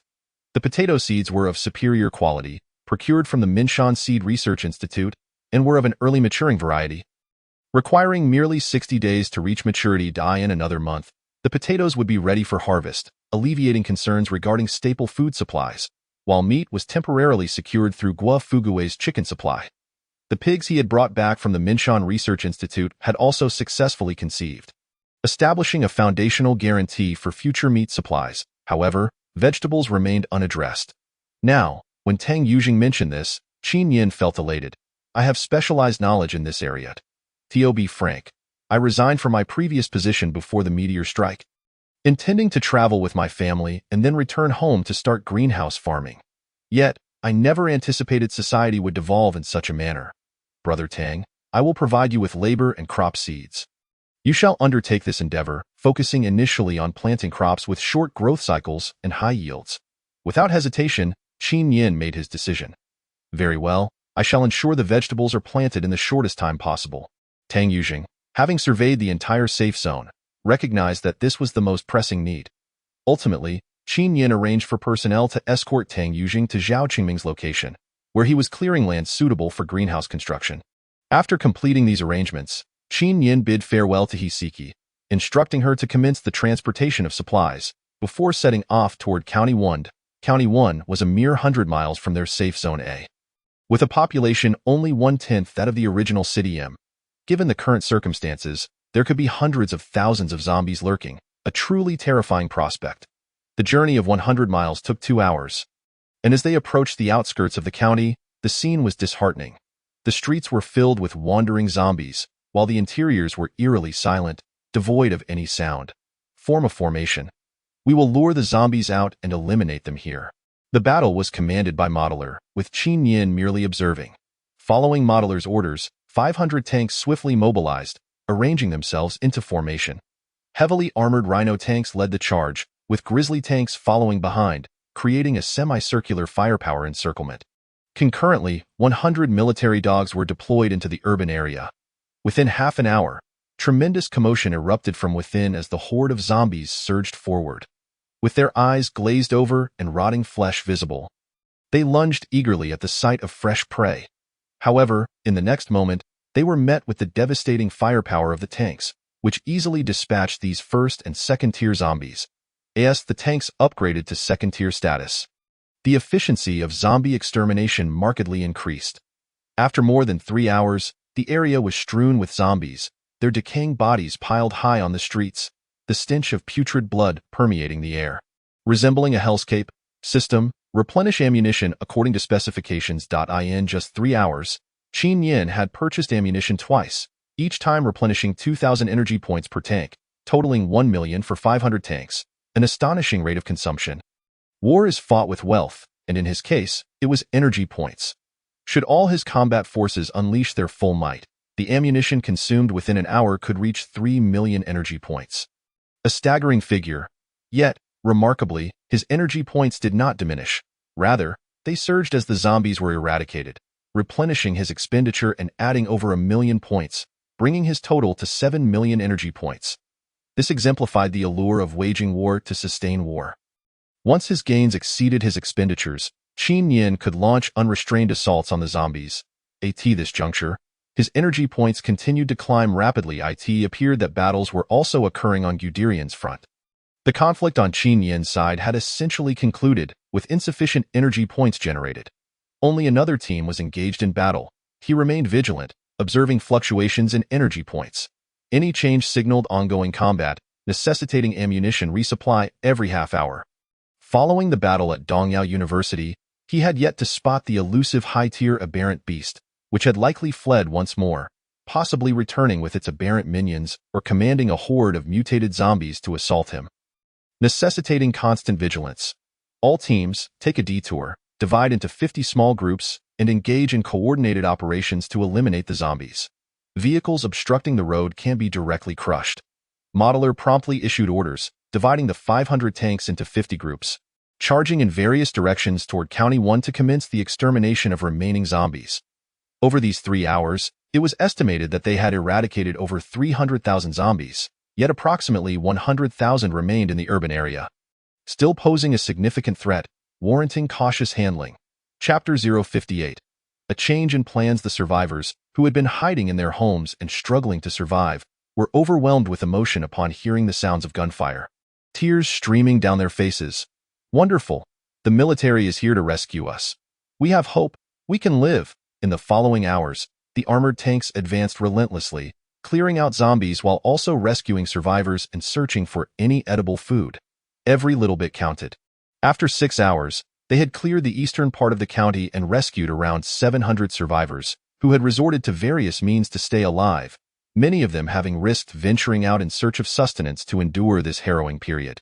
Upon their rescue, they wept profusely, expressing their heartfelt gratitude to the soldiers.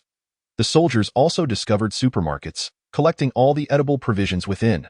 The first batch of supplies arranged by Hiseki arrived, consisting of 10 armed mining vehicles, each brimming with food.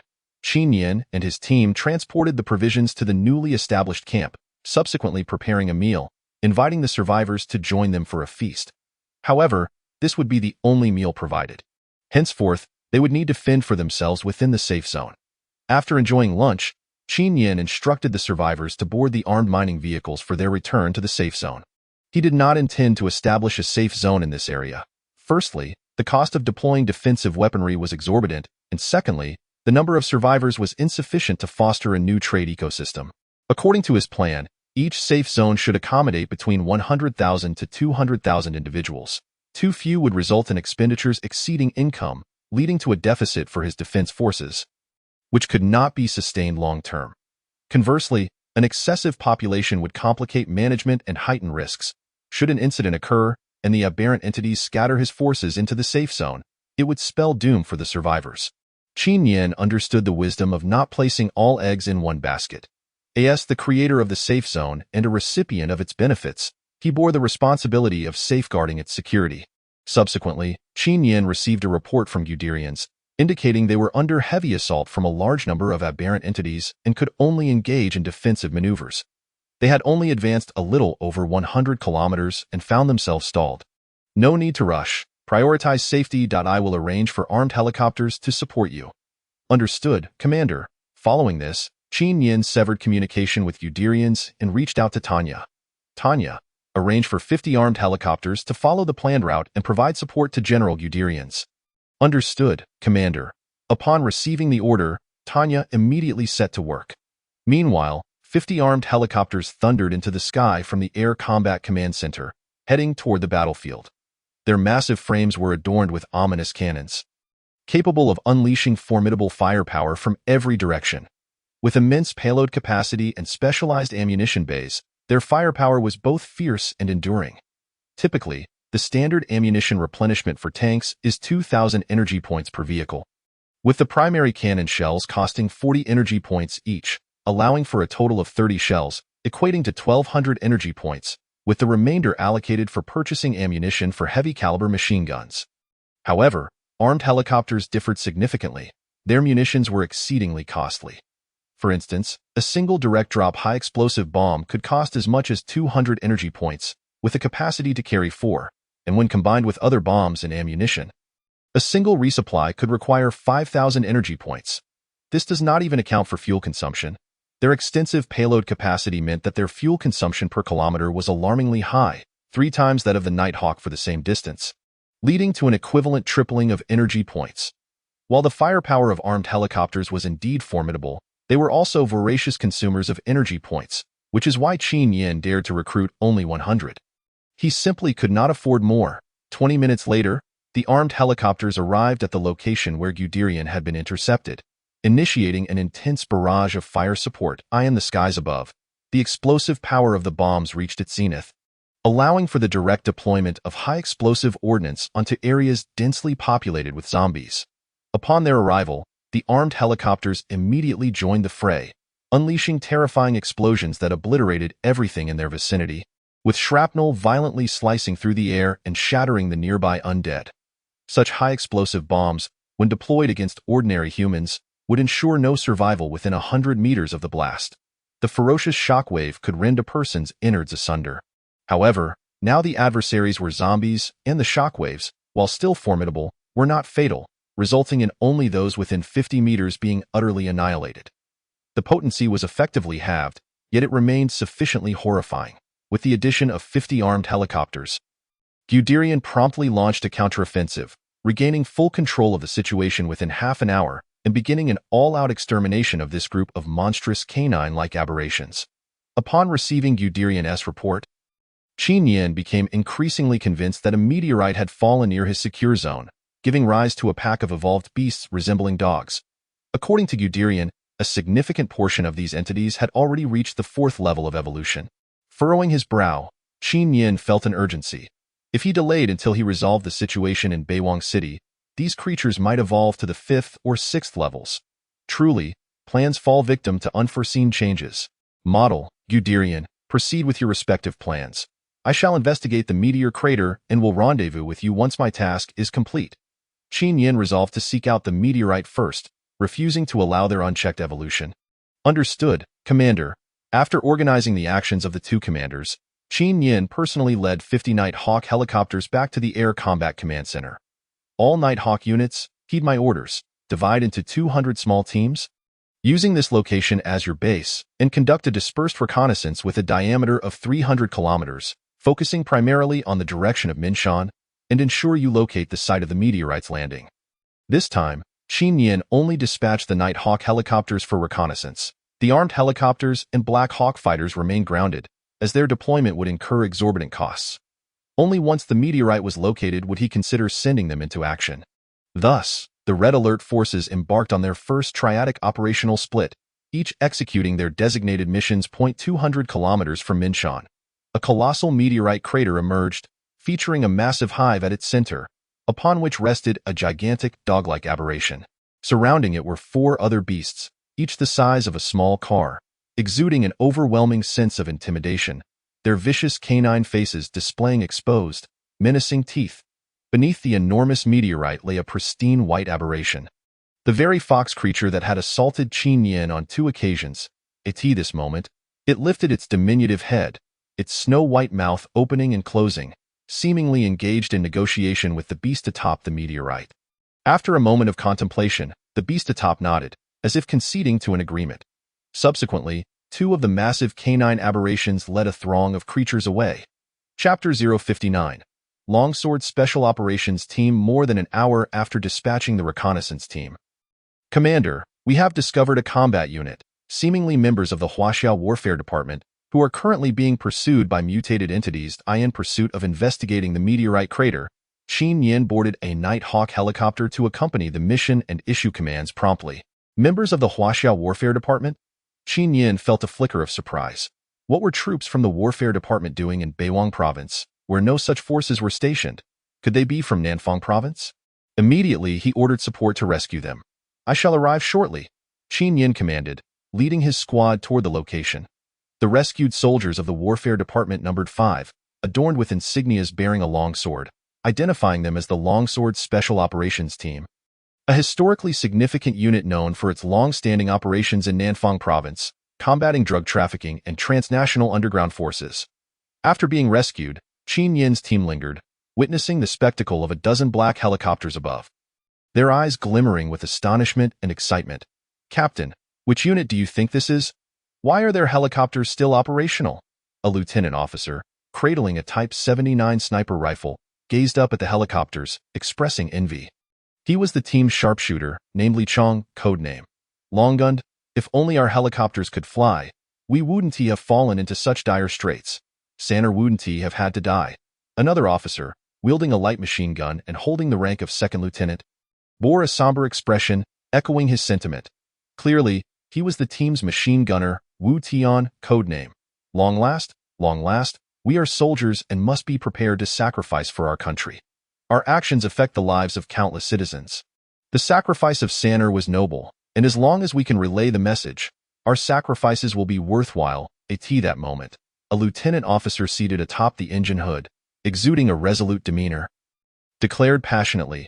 His name was Chen Dalei, the team's assault specialist, codename Longsword. Enough. We are in an apocalyptic era. Each of us could perish in the next moment, yet we must ensure our deaths hold meaning, and our mission must be accomplished. Over 100,000 citizens are awaiting our support. A female first lieutenant, peering through binoculars to observe the helicopters, interrupted their discussion, then lowered her binoculars, murmuring, "Strange, why do these helicopters lack numbers? Their model doesn't appear to belong to our warfare department." This young and strikingly beautiful officer was named Li Qing, the captain of the Special Operations Team. Look, it seems their leader is approaching. The remaining member was the demolition expert, Wu Ming.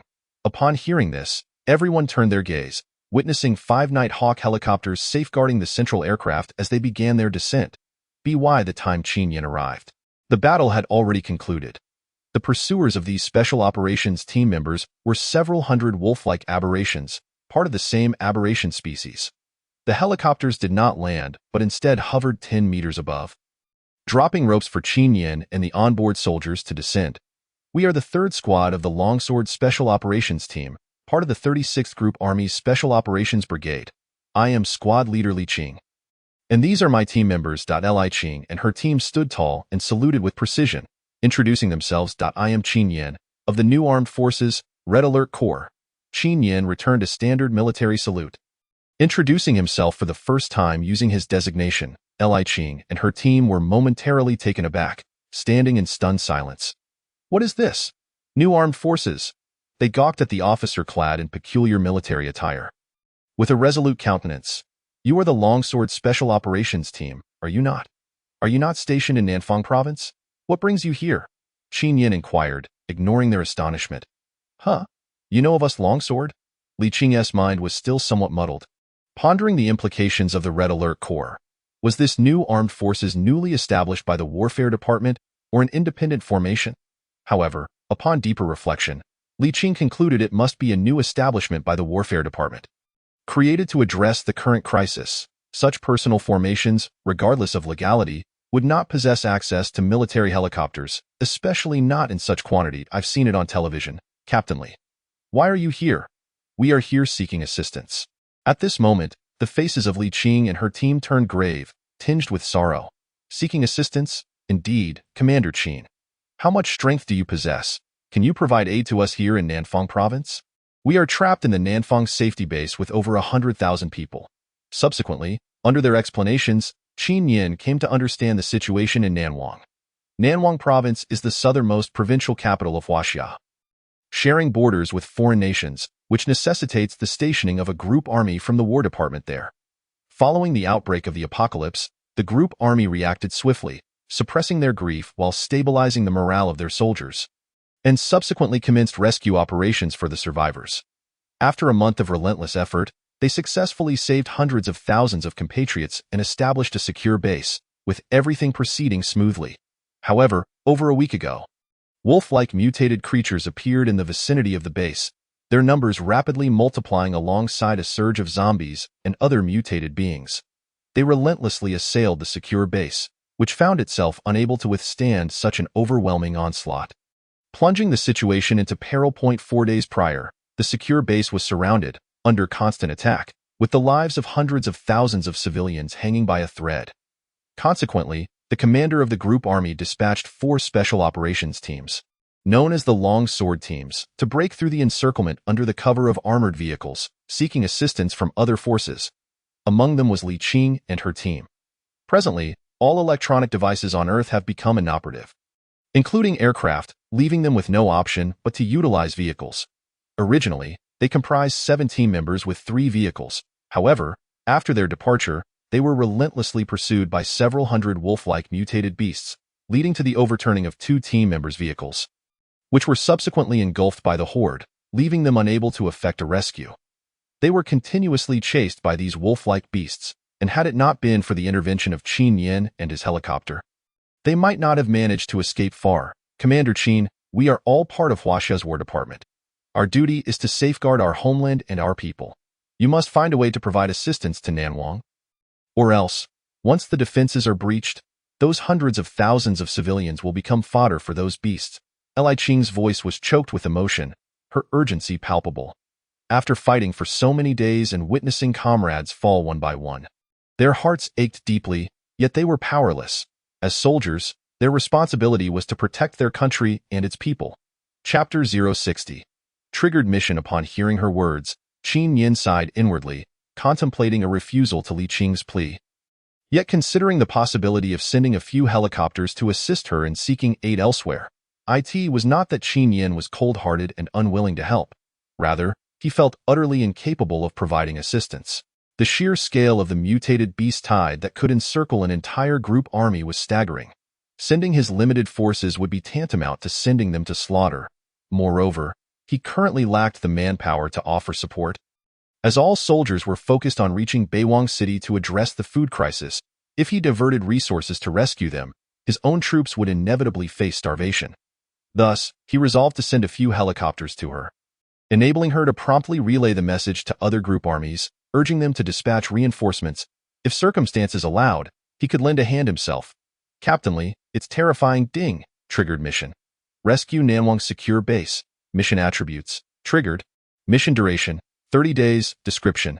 With great power comes great responsibility. As a citizen of Huaxia, it is one's duty to save compatriots and protect the homeland. Objective. Rescue 180,000 individuals at the Nanwang secure base. If the number of casualties exceeds 50, the mission will be deemed a failure, and the system will initiate a destruction phase. Reward, dependent on the host's performance. The level of assessment will determine the rank of the generals awarded, along with a substantial allocation of energy points. Just as Qin Yin was about to convey his inability to assist, the system abruptly presented him with this mission. Staring at the words indicating destruction, he felt utterly speechless. Indeed, the novels had not lied. These infernal systems were initially quite accommodating, but as time progressed, they became increasingly demanding, threatening destruction at the slightest provocation. The crux of the matter was that this destruction would also entail his own demise. Was he not being coerced into acceptance? Alas, what a world this was! Even the missions could not be self-selected. Hosts need not complain. In fact, the system is aiding you. It has just detected that the second batch of meteors has begun to enter the solar system. The host must accelerate their growth. Second batch of meteors? When will they arrive? Qin Yin was taken aback, instantly apprehensive. The terrifying impact of the first batch of meteors had yet to be fully addressed. And now a second batch was on the horizon. Was there any hope for survival? The system is still speculating, but it is unlikely to exceed 2 months. 2 months. Qin Yin's expression turned grave. He then inquired, can the system predict what consequences this batch of meteors will bring? Currently, it cannot. However, the crisis brought by the second batch of meteors will undoubtedly be far more perilous than the first. The host is advised to prepare accordingly. Qin Yin fell silent. It was obvious to anyone that the second batch would be dangerous. The pressing issue was how to resolve it. It seemed he needed to hasten his growth, even if it meant subsisting on the rations purchased from the system for the next month. Captain Lee, our strength is currently quite limited, but we will certainly devise a plan. We will do our utmost to provide assistance there. Qin Yin accepted this, yet his mind was in turmoil, pondering which matter should take precedence. Although the rescue mission allowed for a month, it remained uncertain how long the 36th Group Army could endure the onslaught of the mutated beasts. Should their defenses be breached, the survivors within would surely perish. Even the regular soldiers of the War Department faced significant challenges against the mutated entities, let alone the unarmed civilians, if they did not survive. The mission would fail outright, and he would be finished. Meanwhile, the situation in Beiwang City was crucial for food supplies and could not be postponed. Alas, what a headache! On behalf of the 36th Group Army and the hundreds of thousands of compatriots at the Nanwang secure base, I thank you. Li Qing took a deep breath and stood tall, offering a salute, her heart swelling with emotion. Captain Lee, why not return to our base to brief me on the situation? That way, I can better arrange our operational strategy. Qin Yin proposed, believing it prudent to first ascertain the situation in Nanwang. Otherwise, plunging headlong into the fray would be tantamount to courting death. Li Qing was silent for a moment before agreeing. Originally, their mission had been to head to the provincial capital of Tianshui to seek reinforcement from the 3 group armies stationed there, but it seemed that would no longer be necessary.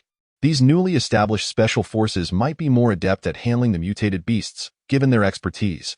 However, if Li Qing's team were to learn that Qin Yin's forces were also insufficient, they would likely be driven to despair. Commander, the team from Minshan has returned with news. They have located the target. At that moment, a soldier from the helicopter descended the rope ladder to report. After testing the communication systems, Qin Yin discovered that the airborne communication devices could transmit messages within a 10-kilometer radius, prompting him to instruct the helicopter teams to maintain a distance of no more than 10 kilometers during their search. This way, any news could be relayed efficiently. Finally, they had found it. Qin Yin's face lit up with joy. At last, a piece of good news had arrived. Captain Lee, would you like to accompany me to take a look? Qin Yin felt it would be beneficial for her to familiarize herself with the mutated beasts, after which she could report back to the higher-ups in the War Department. Once the War Department recognized the inherent dangers posed by these creatures, they would mobilize forces to eliminate the mutated beasts from the fallen meteors. Given the vast expanse of Huaxia, it was certain that numerous meteors had descended, far more than he could clear in a short time. The rapid evolutionary pace of these mutated beings posed an increasing threat with each passing day. Agreed. Though Li Qing and her companions were anxious to ascertain the situation at the Southwang base, it appeared that Commander Qin and his team were poised for action, thus they refrained from pressing too hastily. Subsequently, the group boarded a helicopter, commencing their journey towards that location. The two off-road vehicles driven by Li Qing and her team remained behind, accompanied by a small squad of mobilizers tasked with extracting the energy forms of the aberrant beasts. Intending to return with the vehicles later, the target site identified by the helicopter unit was situated 200 kilometers north of the Minshan Seed Research Institute. Without delay, Qin Yin issued orders for the remaining 50 armed helicopters and all Night Hawk helicopters to take off, while the Black Hawk jets stood ready, embarking on a grand expedition towards the Minshan Research Institute. Just as Qin Yin departed, the fox-like aberrant beast led a multitude of dog-like aberrant beasts from the forest, racing towards the safe zone. Unwilling to accept its previous defeat, this fox-like creature sought reinforcements from the dog-like aberrant beasts. Simultaneously, it traversed the forest, gathering the mutated entities within to once again assault the unit that had thwarted it twice, aiming for their complete annihilation. Due to the aberrant beasts advancing from the forest while Qin Yin approached via the provincial road, a serendipitous misalignment occurred between the two parties. Chapter 61. Extermination of the aberrant beast nest after nightfall. Qin Yin finally reached the meteorite zone. This meteorite had fallen within the forest, and the previous batch of aberrant beasts that had trailed them had originated from the cells carried by this very meteorite. Clearly, this particular aberrant beast had evolved to a higher degree, as it detected danger when Qin Yin's helicopter formation was still 2,000 meters away. Following this, a chilling roar echoed, reverberating through the entire forest. All mutated entities began to stir, converging towards the meteorite crater. Even the giant tree-like mutations uprooted themselves, shifting towards the aberrant beast, while numerous flying aberrant beasts took to the skies to confront the encroaching enemy. This was the suppression inherent in the bloodline of the aberrant beasts, allowing them to effortlessly command the mutated entities and zombies, even coercing them to their deaths or transforming them into sustenance. Observing the agitated aberrant beasts through his night vision binoculars, Qin Yin realized their position had been compromised. He promptly ordered a full-speed advance, only to be met with resistance from the smaller flying aberrant entities. Having learned from the previous encounter with these flying aberrant creatures, Qin Yin devised a strategy to counter them by employing incendiary grenades. This type of solidified T-style aerial incendiary grenade, upon detonation in midair, created a fire circle with a diameter of 100 meters. Once this fire circle came into contact with the mutated entities, the solidified fuel would adhere to them, burning until completely consumed, thus proving lethally effective against the smaller aberrant entities. As a swarm of flying aberrant entities surged towards them, 10 incendiary grenades were launched from the weapon hatch beneath the armed helicopter.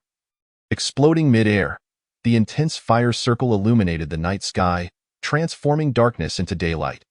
The smaller mutated entities, undeterred, attempted to breach the fiery perimeter, but before they could traverse it, they were incinerated. This incendiary ordnance successfully thwarted the assault of the flying aberrant entities, effectively dismantling their offensive. On the helicopter, Li Cheng nudged his companion Wu Tian, speaking in a thick regional accent. "Look at that. This is what professionalism looks like. When will we get a set of such equipment?" Wu Tian could hardly contain his envy. "What is that over there? An aberrant beast's nest?" At that moment, through her binoculars, Li Qing beheld the massive meteorite crater, and her breath caught as she observed the densely packed aberrant beasts within. "Those trees have legs now. Goodness, why is that dog head so large? What is it doing on that rock? Is it trying to mimic a dung beetle?" The other 4 team members snapped back to attention, scrutinizing the crater. It was their first encounter with such a meteorite pit and this cluster of aberrant beasts, leaving them all in shock, their expressions grave.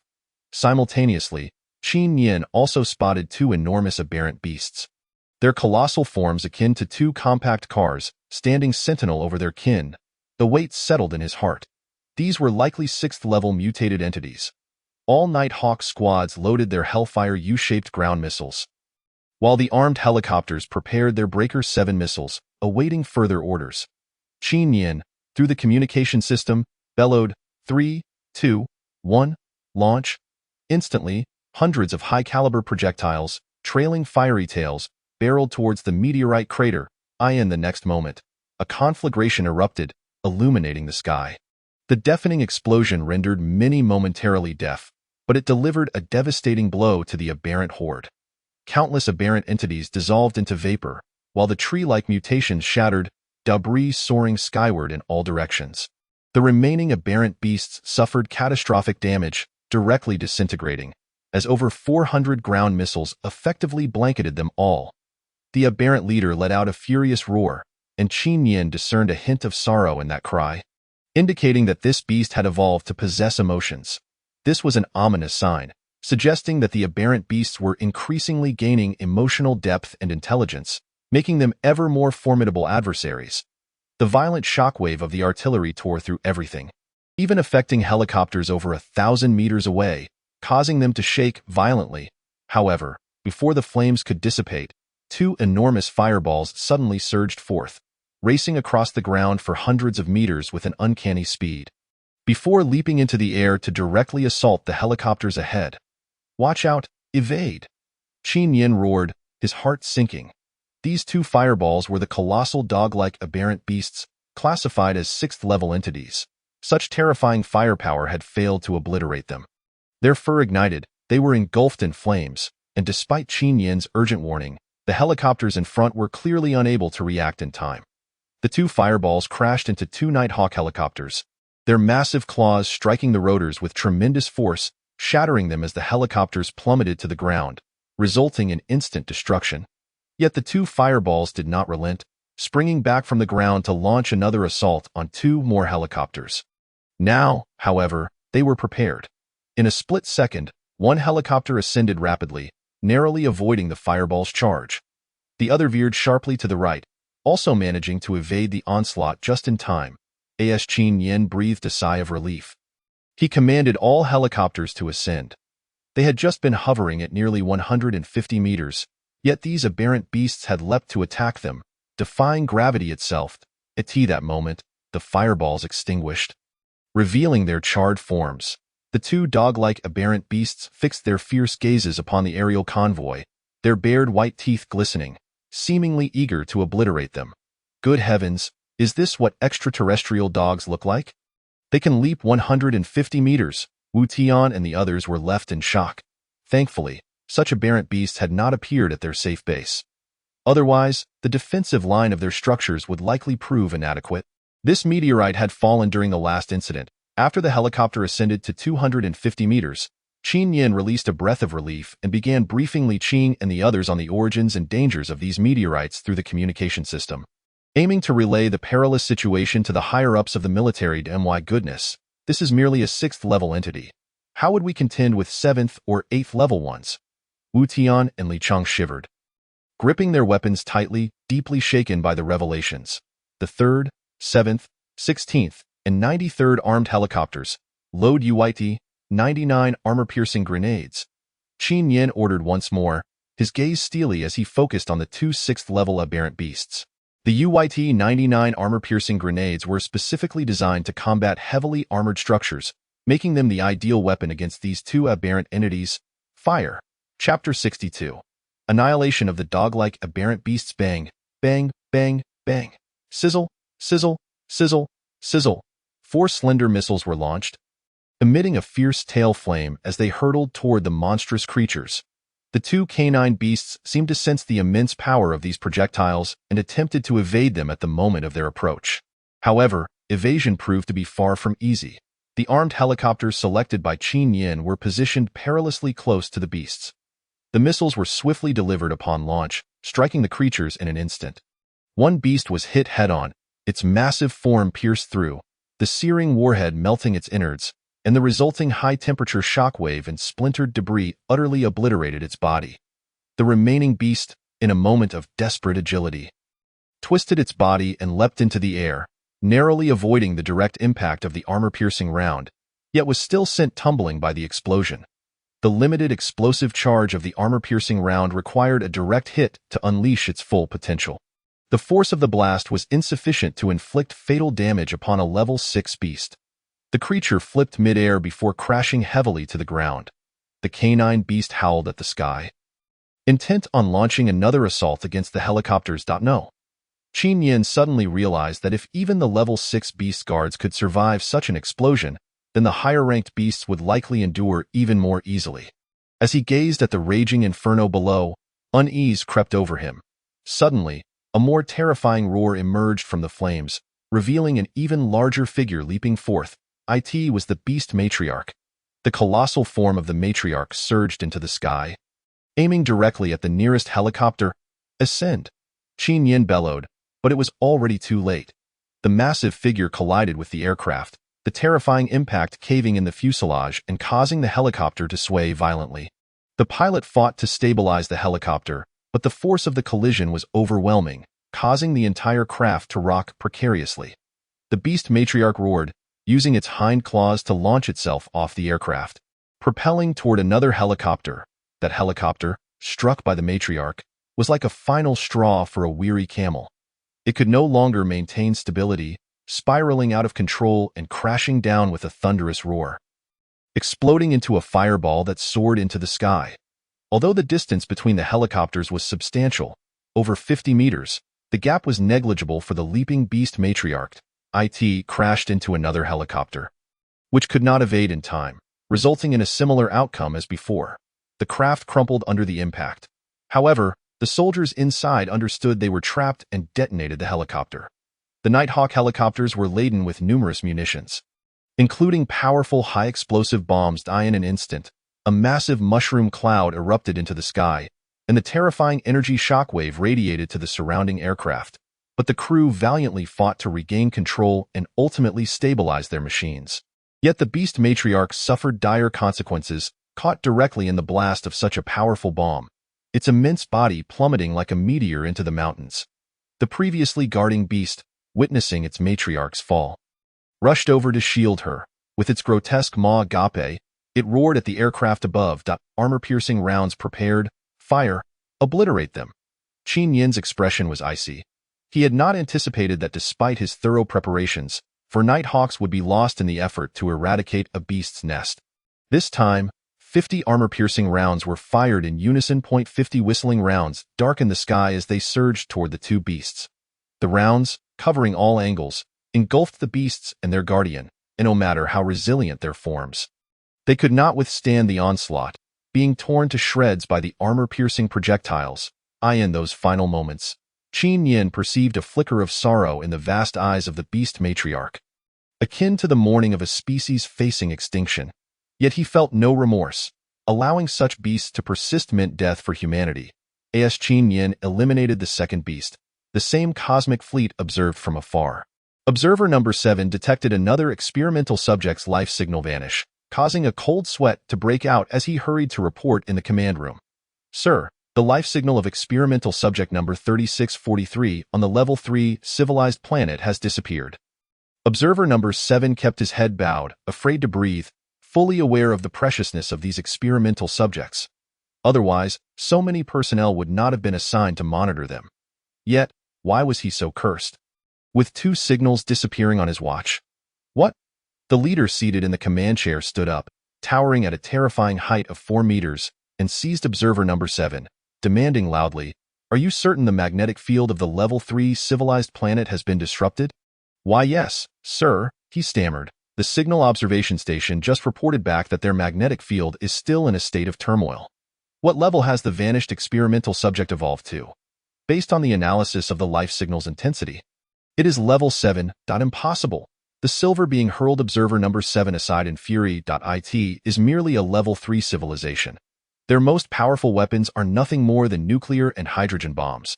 Now that their magnetic field has been disrupted, their satellites and electronic devices are incapacitated, rendering their high-yield munitions ineffective. Destroy the beast matriarch's nest. A large-scale military force must be deployed to manually launch those bombs and shells. However, such munitions are insufficient to annihilate a level 7 beast matriarch. And human-launched artillery is notoriously inaccurate. The swift, advanced beasts can easily evade them.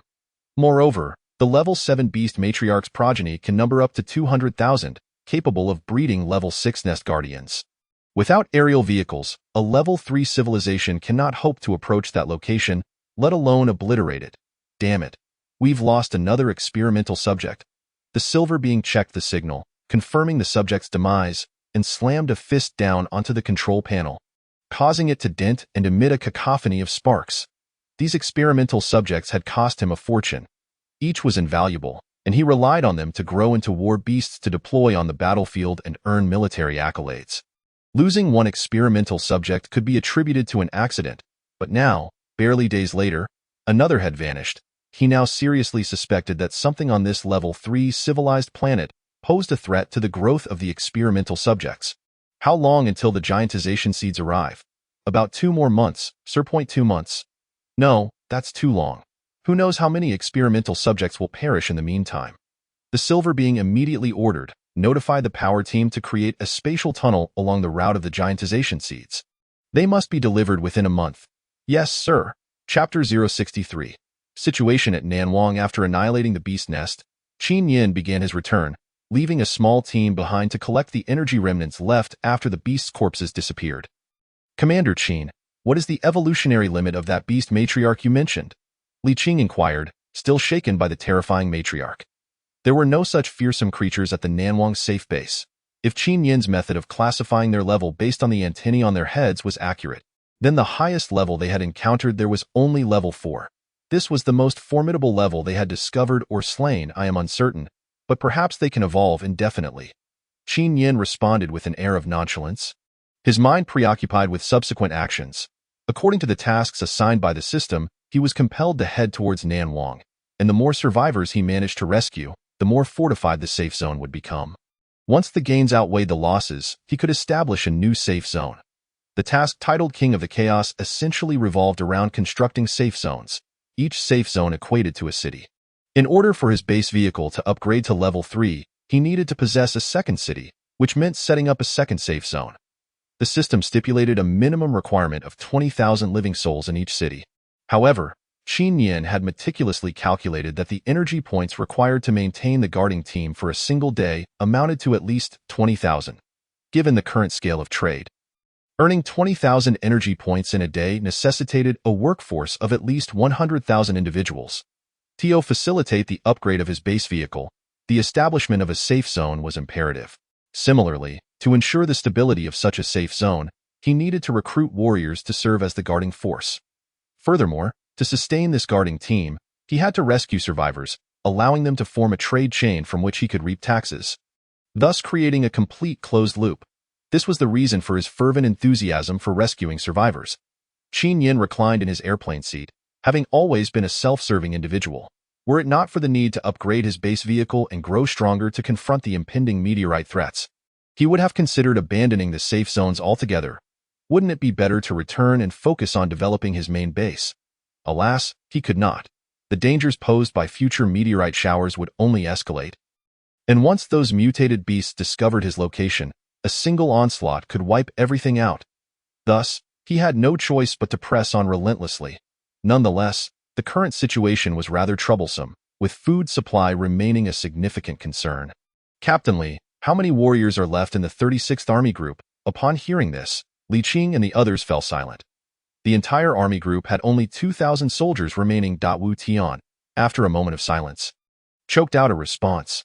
Originally, they were a special operations team. Even with a gun pressed to their heads, they would not utter a word of fear. Yet now, these iron-willed men had tears glistening in their eyes. The entire army group had lost so many brothers, who could remain untroubled by such a loss. What about those mutated beasts and aberrant entities? Have their numbers been estimated? The previous intelligence unit of the Legion had estimated, based on the density per square kilometer, that when they broke through, the number of aberrant entities congregating there had already reached around 300,000. Li Qing's expression was grave. They had utilized tanks, rocket launchers, and other heavy weaponry to forcefully carve out a path for the 4 teams to escape and seek aid. 2,000 against 300,000. How did you manage to hold your ground? This time, Qin Yin was astonished. No matter how formidable their combat prowess, such a ratio was insurmountable. In the absence of high-yield explosives, human wave tactics were exceedingly effective, especially against AC composed of pain-insensitive mutated beasts.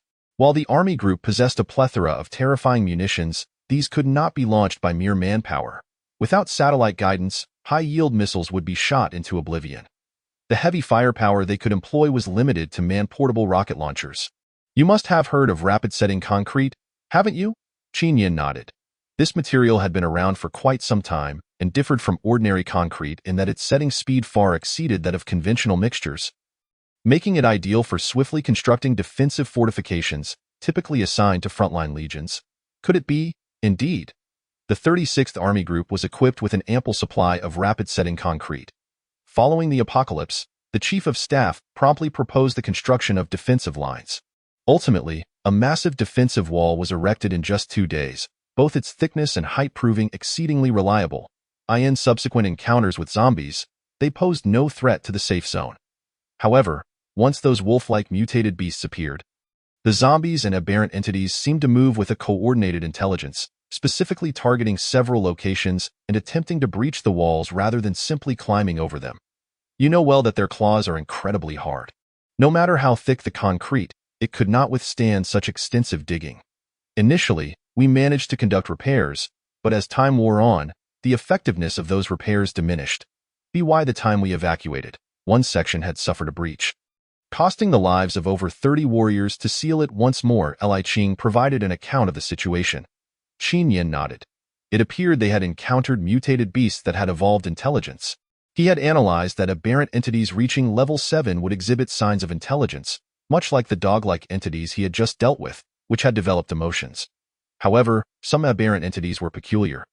Despite low levels, they possessed intelligence, akin to the fox-like entity he had faced twice. That particular fox-like entity was likely only level 5, at most 6. This suggested that the safety base in Nanwang was likely confronting specially evolved aberrant entities rather than high-level ones.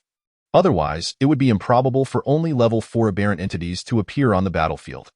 Like the dog-like aberrant entity, it was accompanied by 2 formidable level 6 guardians, and if the attackers on the Nanwang safe base were level 7 aberrant entities, then their guardians would also be present. At the very least, level 5 entities would join the fray point. One could not deny that the Nanwang safe base was quite fortunate. Do you have enough food reserves there? How long can you last? Qin Yin inquired, addressing his most pressing concern. Food. We have plenty. Li Qing replied dismissively, casually explaining it turned out that the 36th Army Group was stationed next to the food base of the Nanwang provincial government. When they constructed the defensive wall, they incorporated the food warehouses into it. Moreover, during their rescue operations, they had brought back ample supplies of food and medicine to the safe base, ensuring they had never faced food shortages. Thus, Li Qing and his team had never worried about food supplies. However, they were blissfully unaware of Qin Yin's mounting anxiety over his own dwindling food resources. Upon hearing this, Qin Yin felt invigorated. A myriad of ideas blossoming in his mind, ultimately culminating in a singular plan. Chapter 064. The Battle for the Safe Zone. He was troubled by the lack of food, while the safe base in Nanwang had an abundance. Perhaps he could directly recruit warriors to assist in defending the Nanwang safe base, allowing them to consume their supplies. In this manner, he would alleviate his food concerns, ensuring the safety of that location and reducing the risk of failing the Nanwang mission. Indeed, there was little that food could not resolve. Qin Yin contemplated the size of the team he should dispatch to the Nanwang safe base. Given the current circumstances, the only feasible entry point into the safe base would be from the air, thus precluding the use of tanks. Among the available aerial vehicles, only the Night Hawk helicopters and armed helicopters were suitable for this operation, as the Kirov airship was too slow.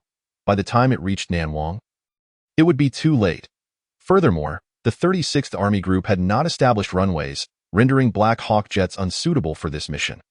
The safe base essentially formed a circular perimeter, enclosing part of the Army Group station alongside the neighboring food warehouse, which significantly limited its area. Aside from the space occupied by survivors, there remained little empty ground, meaning that only a limited number of helicopters could land. After careful consideration, Qin Yin decided to deploy 50 Night Hawk helicopters and 50 armed helicopters to proceed first. He did not expect to eradicate the hordes of aberrant entities. He merely sought to assist the Army Group there in maintaining their defenses. Once he had addressed matters on his end, he would focus his attention on that front. However, he was unable to spare any generals for that task. Each of the 3 generals was occupied with their respective duties, and he too had to remain to coordinate efforts here. Alas, what a headache! Just as Qin Yin wrestled with this dilemma, a contact signal from Tanya echoed in his mind. Commander, the A-level safe zone is under attack from a large-scale horde of aberrant entities and mutated beasts. As soon as the connection was established, Tanya's slightly anxious voice came through. A large-scale horde of aberrant entities. Could there be another aberrant entity leader here? The first aberrant entities, having evolved through cellular advancement, had undergone intense competition, leaving only a limited number. A large-scale horde could only stem from the progeny of those aberrant entity leaders. What form do these aberrant entities take? They are dog-like in appearance. With two of them the size of small cars. Dog-like aberrant entities? Wasn't that the very species they had just eradicated? Suddenly, a thought struck Qin Yin. Could it be that the special aberrant entity had summoned the forces of the dog-like aberrant entities? The more he pondered, the more plausible it became. Subsequently, Qin Yin's body trembled, and his gaze turned sharp. The timing was impeccable. This time, he would annihilate you right there. Although their two previous encounters had failed to kill it, he had discerned that it was a fox-like aberration. Initially, it had posed a significant threat to Qin Yin, being a high-level aberration. Lacking aerial capabilities, it was challenging to unleash a substantial explosive payload, making it difficult to eliminate. However, the circumstances had now shifted. The energy released from high-explosive bombs could utterly dissolve it. Tanya, issue the command for all Black Hawk fighters to take off. Hold them at bay for me. I require merely 10 minutes to return. Qin Yin immediately commanded. AT present. The only deployable aircraft from the Air Combat Command were these, as the remaining fighters had been brought here to eradicate the aberrations. Meanwhile, as Qin Yin hurried back, the most intense battle erupted in the safety zone. Countless aberrations and their mutated forms relentlessly assaulted the perimeter. In an instant, all defensive structures surrounding the safety zone activated their assault. The sound of machine guns erupted as fortified bunkers unleashed a torrent of bullets, ruthlessly slaughtering the mutated forms, leaving a carpet of spent shells on the ground. Simultaneously, 6-barreled anti-air missiles launched a coordinated barrage, bombarding the large aerial aberrations above with ferocious firepower. Magnetic storm coils radiated waves of electricity, obliterating the smaller, flying mutated forms. The Lightning Tower emitted beams of energy, mercilessly incinerating high-level aberrations, such as those of the 4th and 5th tiers. Guard cannons, anti-aircraft artillery, and turrets unleashed their full firepower, expending vast quantities of ammunition every minute. Above, the Kirov airship dropped an array of bombs, ruthlessly decimating the mutated forms below. Explosions echoed everywhere, and the relentless barrage of explosive energy hurled the encroaching aberrations into the air, tearing them apart, preventing any advance. Thousands within the safety zone were drawn to the chaos outside, climbing atop high buildings to witness the battle beyond the walls. After Safety Zone A became the first forward base, Qin Yin erected a formidable wall around it, 4 meters thick and 10 meters high, resembling ancient fortifications, encircling the safety zone while leaving gates at critical points for entry and exit. Simultaneously, soldiers could stand atop the wall to engage and repel attackers, a project that cost Qin Yin nearly 200,000 energy points. The defensive structures were strategically positioned either in front of the wall, outside, or directly atop it. The machine gun bunkers, for instance, were placed externally and utilized automated electric-powered guns, ensuring that soldiers would not suffer casualties should aberrations approach. Witnessing the gruesome scene of carnage beyond the walls, those within the safety zone who had harbored illusions of safety, believing the outside world posed no real danger, were suddenly filled with dread. These were truly monstrous entities. It was far safer within the confines of the safety zone. On an inconspicuous stone far from the battlefield, a snow-white fox aberration stood, its elongated eyes reflecting a contemplative expression. It was perplexed by the terrifying weaponry at play, recalling that the last time they had employed mobile units. How had it transformed into this? Looking up, it beheld 10 massive hovering machines, their firepower even more fearsome, each explosion clearing vast areas and inflicting devastating casualties. Just then, 50 Black Hawk fighters roared in, releasing a barrage of trigger bombs. Black Hawk fighters were classified as combat aircraft, employing two primary methods of attack. One involved precision-guided missiles capable of accurately striking distant targets, while the other entailed flying directly above the target to drop impact bombs that detonated upon hitting the ground. This method was cost-effective and proved optimal against the densely packed wave of aberrations. The 50 aircraft carved out a vacuum, creating explosion craters that appeared deliberately excavated, with the aberrations reduced to mere severed limbs, a gruesome spectacle in the face of the overwhelming firepower within the safety zone. The advance of the aberration tide slowed significantly, yet they continued to press forward. After all, numerous fourth and fifth-tier aberrations still remained, their formidable bodies absorbing the relentless barrage of bullets. Following a month of evolution, many of the mutated forms had ascended to fourth and fifth-tier existence. Without these defensive structures, relying solely on the previous tanks for defense would have proven exceedingly difficult, no matter how one viewed it. The tanks lacked the firepower necessary to inflict widespread destruction like aircraft could. As the aberrations surged forward, the Fox aberration surveyed the battlefield with its keen eyes, suddenly noticing the central district. Where towering buildings could shield the aberration horde's assault. It then howled skyward, directing another segment of aberrations to converge on the central district and launch an attack from there. This tactic proved effective.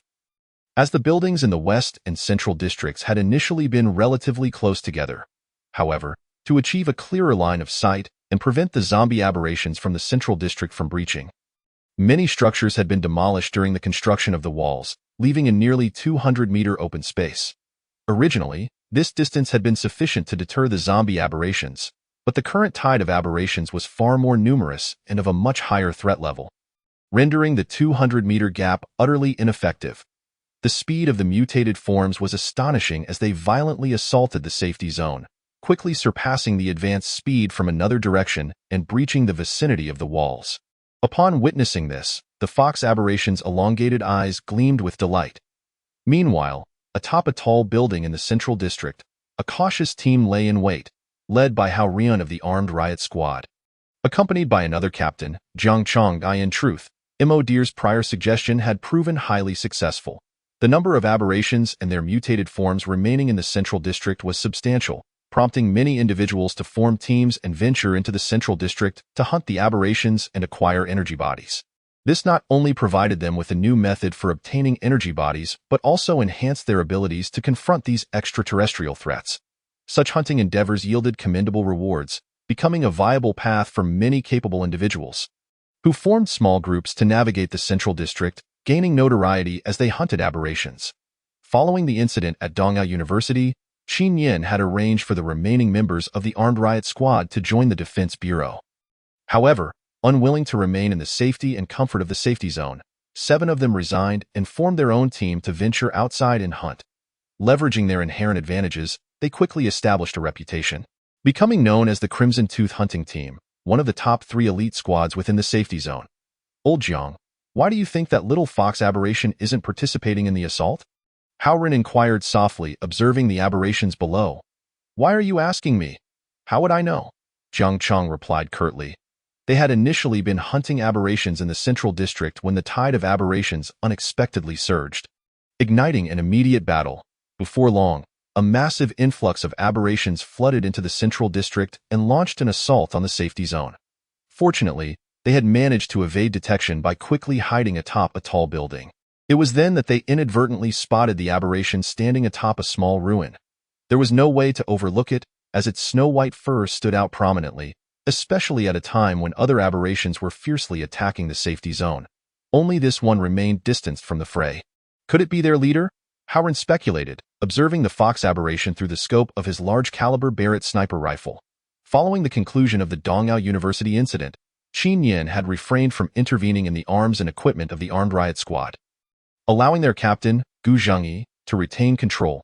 Later, when core policy directives reached the safety zone, Gu Zhengyi distributed the weapons he had at his disposal according to the requirements, primarily to those venturing into the central district to hunt aberrations. Gu Zhengyi believed that the Earth's environment had fundamentally changed, and humanity should not continue to live within the confines of a sheltered safety zone. They needed to venture outside to understand and confront those monstrous entities, thereby enhancing their survival capabilities. As such, he was highly supportive of those small teams engaging in hunts. Former members of the armed riot squad, like Hao Ren and his companions, naturally enjoyed better treatment, as they could select their own weapons. Consequently, their squad opted for a large-caliber Barrett and, with a touch of audacity, requested another, an exceedingly formidable weapon. It's quite possible.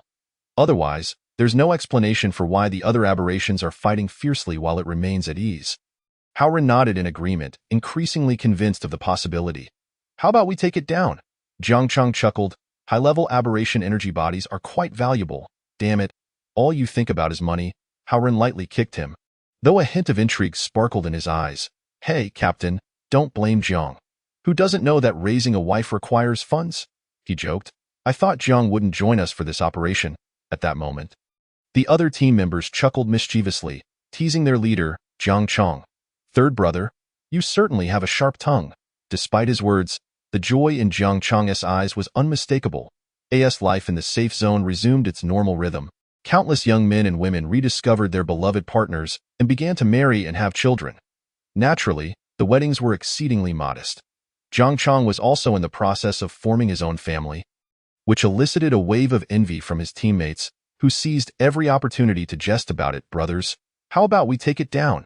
If it dares to bring a beast to assault our home, we shall eliminate it, Howren whispered, for they were soldiers, still keenly aware of their mission. Let us get it. It's just one creature. Although it is a level 5 beast, we have the numbers and firepower to take it down. Previously, Qin Yin had taught the entire safe zone how to discern the levels of the aberrant beasts, and after some time, they had mastered the skill with ease. The fox aberrant beast before them indeed bore 5 antennae, indicating its level 5 classification. Little 7, prepare yourself. I'll aim for the head. You target the spine at the neck. Jiang Chang instructed, you count to 3, and we'll strike simultaneously. Howren swiftly organized the plan. In their small team, he and another soldier were the snipers, tasked with wielding the formidable rifles they possessed. Understood, Captain Hao. Little 7 was an exceptionally young lad who had joined the armed riot control unit less than a year ago. Yet he exhibited an astonishing talent for marksmanship. After the squad was formed, Howren had personally invited him to join. Chapter 66. Fierce Battle. Get ready. Jiang Chang raised his right hand, signaling the two to prepare. Subsequently, Howren and Chen Qi each took position at a window, setting up their Barrett rifles, disengaging the safety, and gently chambering around before resting the stock against their shoulders, their sights firmly locked onto the fox aberrant beast. The fox was intently observing the battlefield, reveling in its clever decisions, blissfully unaware that 2 powerful rifles were trained on its head from a building merely 200 meters away. The fox beast was quite cunning. In every battle, it maintained a distance from the fray, ensuring that, even if its kind faced defeat, it could make a swift escape. Moreover, to avoid drawing attention, it preferred to operate alone, making it easier to conceal itself. These very tactics had allowed it to escape Qin Yin's grasp twice, yet today, they would lead to its demise. Prepare. 3, 2, 1. As Jiang Chang shouted 1, Howren and Chen Qi simultaneously squeezed their triggers. Bang! The sound of 2 rifles echoed, as 2 large-caliber bullets sliced through the air, hurtling toward the aberrant beast.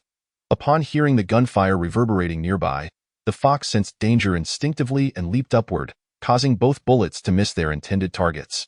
The shot aimed at its head struck its neck, while the one aimed at its neck tore through its chest, instantly erupting into 2 clouds of blood mist. The Barrett's ammunition was of a large caliber.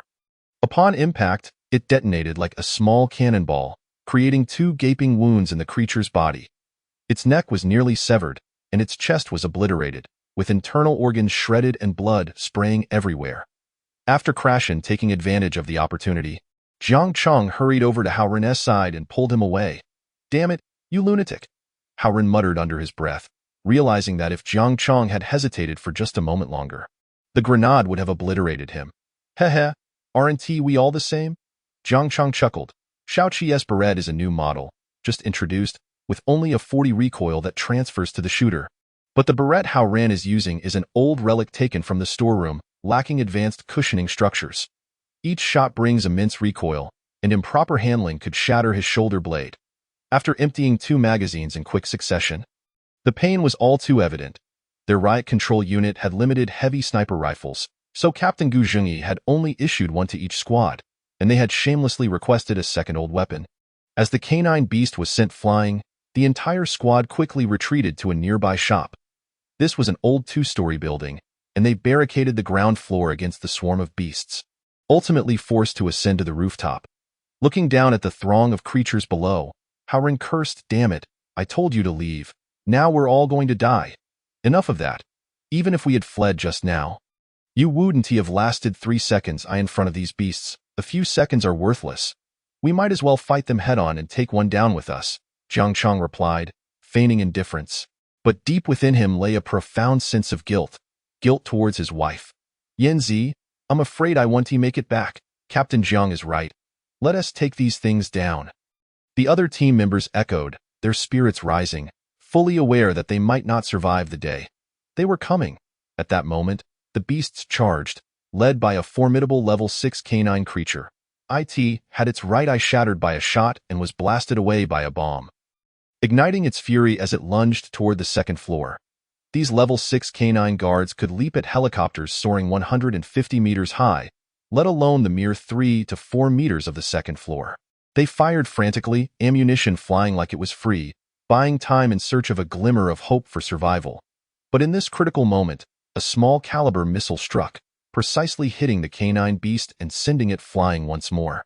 Look, it's Commander Chin's Red Alert Unit, a voice exclaimed in delight as a squadron of Night Eagle aircraft swiftly approached, closing in within mere seconds.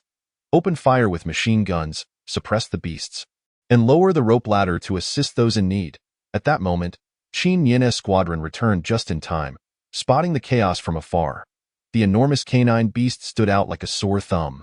Recognizing it as the progeny of the recently exterminated beast, they unleashed their powerful machine guns to suppress the other creatures, preventing them from storming the second floor, while one helicopter rapidly descended, lowering a rope ladder, quickly, one at a time.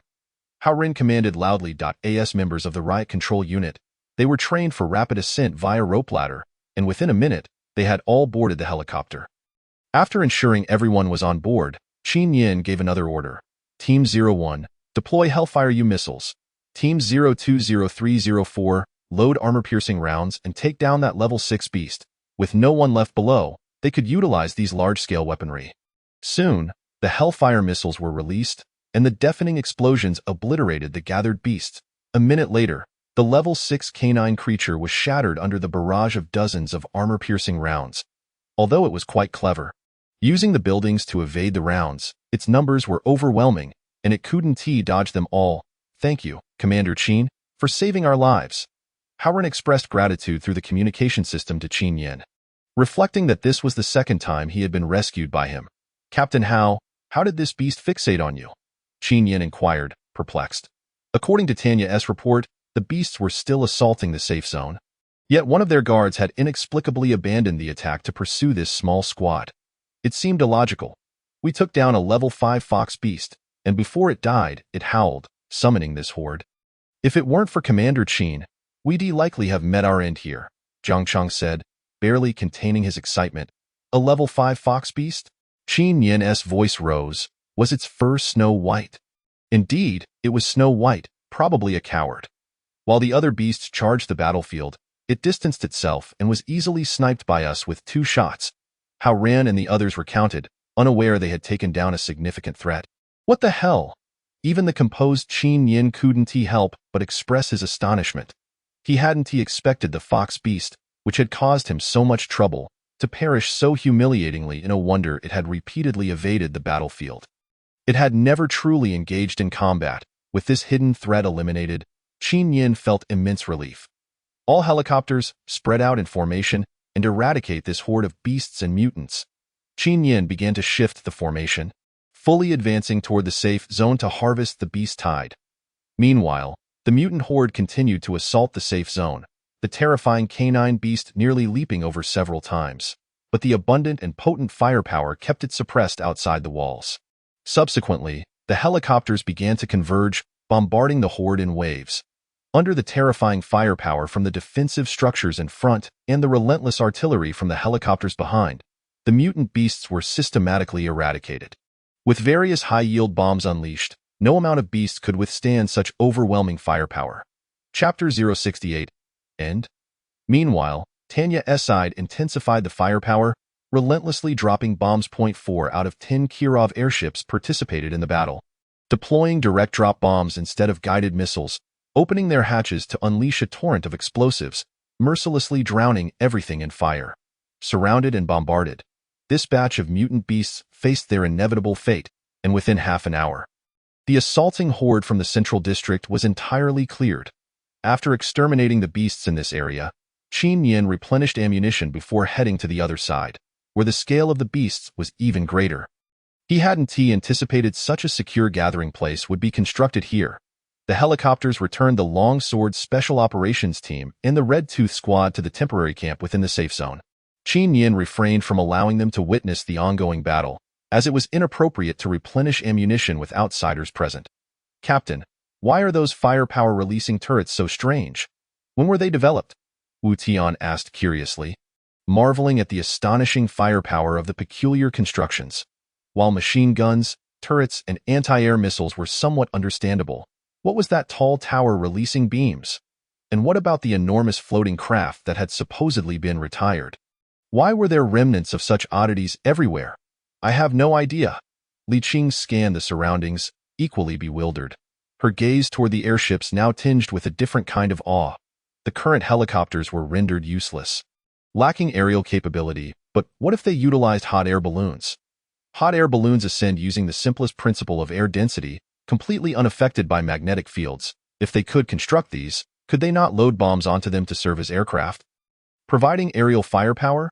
Meanwhile, in the far north, where the beasts first attacked, the numbers were nearly quadruple that of the central district, and another level 6 beast guard was present. Roar. The 6th level beast guard snarled ferociously, and in that moment, it had advanced beneath the city wall. Utilizing its terrifying leap to vault directly over it, however, it was met with concentrated fire from the soldiers atop the wall, which promptly brought it crashing down. If not for the armor-piercing Dan and other high-damage weapons, it would have been quite challenging to contend with such a formidable 6th-level beast, using only the conventional level 2 weaponry. Qin Yin directed all the machines, commencing a convergence from 3 sides to encircle this batch of mutated beasts. He discerned that these aberrations were all transformed from the wild creatures of the nearby mountains, implying that the fox beast had summoned nearly all the mutated entities from the surrounding forests. By exterminating them here, this area would remain secure for a considerable duration, at least free from large-scale mutations. After a grueling battle that lasted over 4 hours, they finally cleared the tumult of these mutated beasts. The Beast Guard, under the relentless bombardment of armor-piercing Dan, could not escape its doom. Outside the walls lay a heap of various remains, the stench of putrid flesh mingling with the earth, turning it into a morass. The scene was grotesquely sanguinary. The bloody confrontation had cost over 5 million energy points merely in ammunition replenishment, yet the energy points gained would far exceed this expenditure. Presently, he still had over 4 million energy points left, accrued from the mutated entities. Once the beasts vanished, the energy remnants left behind would be collected and exchanged, likely pushing his total past 10 million, after assigning Tanya and her team to manage the aftermath of the battle. Qin Yin began his journey back to the temporary camp. Passing by the Administrative Defense Bureau, he noticed the slogans posted on the bulletin board and suddenly recalled Wang Shan. Wang Shan, the former director of the patrol office and now the head of the Defense Bureau within the safe zone, was an astute individual with a far-sighted vision. When Qin Yin aimed to rename himself as the Defense Bureau, Wang Shan discerned his intentions and wholeheartedly supported him, while also addressing the internal dissatisfaction among members. His contributions were indelible in the swift stabilization of the safe zone. Abruptly, Qin Yin felt an urge to have him accompany the team to support the Nanwang safe base. The bio-soldiers recruited by the system were devoid of consciousness. Once they were dispatched to assist the Nanwang safe base, they would have to remain stationed there for a period. After spending considerable time with the 36th Army, discrepancies would inevitably be noticed, necessitating an intermediary to explain and mediate. Given Wang Shan's intelligence, he would surely comprehend how to manage such situations. With his foresight, he would have long recognized the uniqueness of Qin Yin's forces. Yet he displayed no hint of doubt, an astute approach, as he understood precisely what inquiries were appropriate and which were not. In times like these, with the emergence of world-altering entities like mutated beasts and zombies, what else could possibly arise? With these thoughts, Qin Yin alighted from his vehicle and entered the Defense Bureau's grand entrance. "Good day, Captain." Upon seeing Qin Yin's arrival, the 2 soldiers at the entrance immediately stood to attention and spoke. Following the announcement of his designation as the Red Alert Force, the Defense Bureau and others began calling him Captain, and he would eventually be recognized as a Legion commander once the team expanded. Ah, Captain Qin, what brings you to our defense bureau today? At that moment, Su Qing emerged from the crowd. Upon seeing Qin Yin, she appeared somewhat taken aback, as it seemed he had not visited since the establishment of the defense bureau. Any tasks at hand?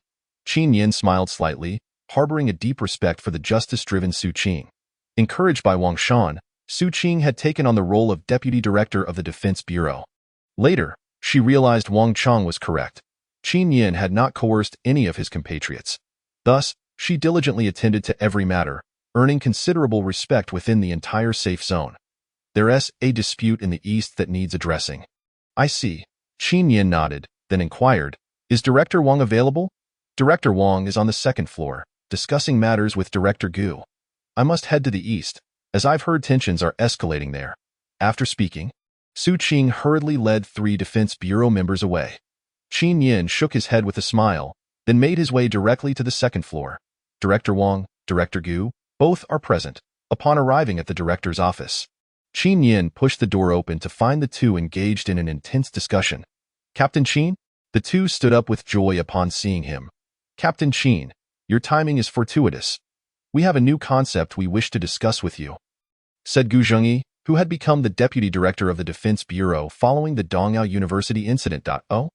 A new concept? Qin Yin was momentarily taken aback, his interest piqued. Captain, what are your thoughts on the burgeoning hunting squads? Gu Zhengyi teased before posing the question directly to Qin Yin. Qin Yin was momentarily flummoxed. Having been preoccupied with matters outside the safe zone, he had not closely monitored developments within it, and thus was unaware of the status of the hunting squads. Look at me. I've completely forgotten you were not well acquainted with these hunting squads, Gu Zhengyi remarked, hitting his forehead with realization. Captain, you may not be aware, but since the revelation that hunting these beasts could yield currency, namely, energy units, numerous youths and skilled individuals within the safe zone have banded together into various squads. According to the Defense Bureau statistics, there are currently over 100 such squads. They revel in adventure and have hunted a plethora of beasts, effectively establishing a nascent profession.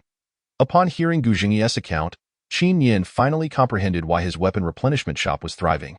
It was indeed due to this surge in activity. Gu Zhengyi had previously distributed ordinary weapons, akin to those sold by Qin Yin as first-level armaments, which lacked sufficient power. After slaying the beasts, these squads, now in possession of energy units, naturally sought to purchase second-level firearms, and the expended ammunition also required replenishment at Qin Yin's shop. Moreover, armed with energy units, these individuals would frequent restaurants and shops, thus stimulating trade within the safe zone and fostering a beneficial cycle. Qin Yin stood to profit in 2 significant ways. First, by earning a markup when selling system ammunition, and second, as those shops prospered, they would expand, allowing him to collect shop taxes weekly. The foodstuffs they required were also procured from him, further enhancing his profits. Currently, some restaurants could venture out to gather supplies for sale, but as time wore on, the availability of such resources would dwindle, necessitating purchases of food. Presently, only Qin Yin's Red Alert Force possessed the capability to cultivate food.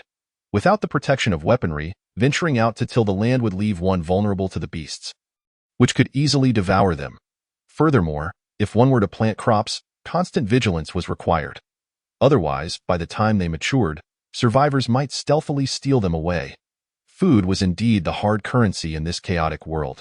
Within the cultivated fields, Qin Yin had established, dedicated guards stood watch, ensuring day and night protection. This meant that in the days to come, the sole authority over food production would rest with Qin Yin, presenting a significant profit opportunity. Therefore, fostering these hunting squads appeared to be a prudent choice. Should the safe zone face severe assaults in the future, these squads could be mobilized to assist in defense. It is essential to recognize that as new safe zones emerged, they would be increasingly distant from one another. If a more remote zone were besieged by beasts, and aid could not arrive in time, these hunting squads would serve as formidable guardians. In accordance with the vision shared between Wang and myself, Gu Zhengyi continued, we could establish a dedicated agency to manage and oversee these squads. When necessary, we could provide them with support and incentives, helping them to grow into a substantial force. As Gu Zhengyi explained with animated gestures, it was evident he was quite excited. Qin Yin listened intently, contemplating the rapid development of the hunting squads. Upon reflection, he recognized the myriad benefits these squads could bring, realizing he should indeed prioritize their significance. After a moment of contemplation, an idea struck Qin Yan, and he spoke. Let us establish a new agency, to be named the Hall of Hunters. All hunting squads must register there and receive specialized hunting tokens. Squads bearing these tokens will enjoy tiered discounts when purchasing weapons within the hall. The Hall of Hunters will operate independently of other agencies, under my direct oversight, unbound by any external constraints. Director Gu, I would like to invite you to serve as the first deputy director of the Hall of Hunters, to manage the initial operations. Would you accept? After Qin Yan established the naming institution, he extended an invitation to Gu Zhengyi. Given the current circumstances, Gu Zhengyi is undoubtedly the most suitable candidate, of course. The position is that of Deputy Hall Master, while the Hall Master title remains firmly in his own hands. All right, then I shall not be modest, Qin Hall Master assured. You can rest easy, I will ensure the efficient management of the head hunting hall. Gu Zhengyi was instantly filled with immense joy. He had always been devoted to the training of the hunting teams, finding a renewed sense of purpose in this endeavor. Originally, his belief revolved around safeguarding his compatriots and maintaining social stability. Now, it has evolved into nurturing the survivors, aiding them in navigating this apocalyptic world more effectively. Congratulations, Deputy Hall Master Gu. Wang Shan shared in his friend's happiness, foreseeing that the head hunting hall would undoubtedly develop into a formidable institution, potentially spreading across all safe zones, thereby elevating Gu Zhengyi's status significantly. By the way, Deputy Hall Master Gu, the tokens can be set to different levels. Teams can be awarded varying ranks of tokens based on their accumulated hunting points. For instance, upon reaching 100 points, they can be upgraded to a level 2 team. Higher-ranked teams will enjoy greater discounts and will be promised access to new weapons or heavy artillery in the future. Qin Yan spoke again, his mind brimming with fresh ideas. He contemplated training several hunting teams under his command, which would allow him to assign them specific tasks, akin to how Ren's team had dealt with their targets unexpectedly. The newly recruited warriors were too constrained. Many tasks required direct command, rendering them incapable of handling certain situations. This arrangement would facilitate the classification of these team strengths, enabling him to dispatch them when special needs arose. Gu Zhengyi nodded in agreement. By the way, Director Wang Shan, I require your assistance with a matter. Subsequently, Qin Yan explained his earlier intentions, expressing his decision to dispatch Tanya to the South Wang safe base for operations, while Wang Shan would communicate with the military group stationed there. All right, leave this matter to me, Wang Shan exclaimed, filled with excitement.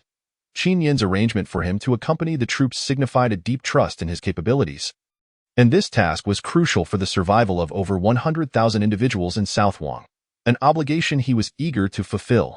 Chapter 070. The benefits of the head hunting hall. Wang Shan promptly followed Qin Yan to the temporary command center, where he would directly accompany Tanya. Under the guidance of Li Qing, they proceeded to the South Wang safe base to assist in their defense, while the security bureau here would be overseen by Deputy Director Su Qing. Upon arriving at the temporary command camp, he first notified Hao Ran and his team to seek Gu Zhengyi, offering their assistance in constructing the head hunting hall. He held great confidence in their team, comprised entirely of former members of the Armed Riot Control Unit, well-versed in various combat tactics, thus starting at a significantly higher baseline than other teams. Following this, Qin Yan and Li Qing discussed the deployment of a small team to assist with their defense, clarifying that once their operations concluded, they would fully engage in clearing the area. Furthermore, it was made explicit that the provisions for the defense team, including food and ammunition, would be provided by them, with the stipulation that they could not interfere with the command structure of their own team, and a designated space would be allocated for their soldiers to be stationed. Li Qing readily agreed to these terms. Having been stunned by a document transmitted from the National Center, as a soldier, she understood the implications of this document and promptly prepared a copy to take back, as the South Wang provincial government lay at the southwestern edge of the motherland, and such documents had yet to reach there. Thereafter, following his prior arrangements, Qin Yan deployed 50 Night Hawk helicopters and 50 armed helicopters, filled with a substantial number of combat soldiers.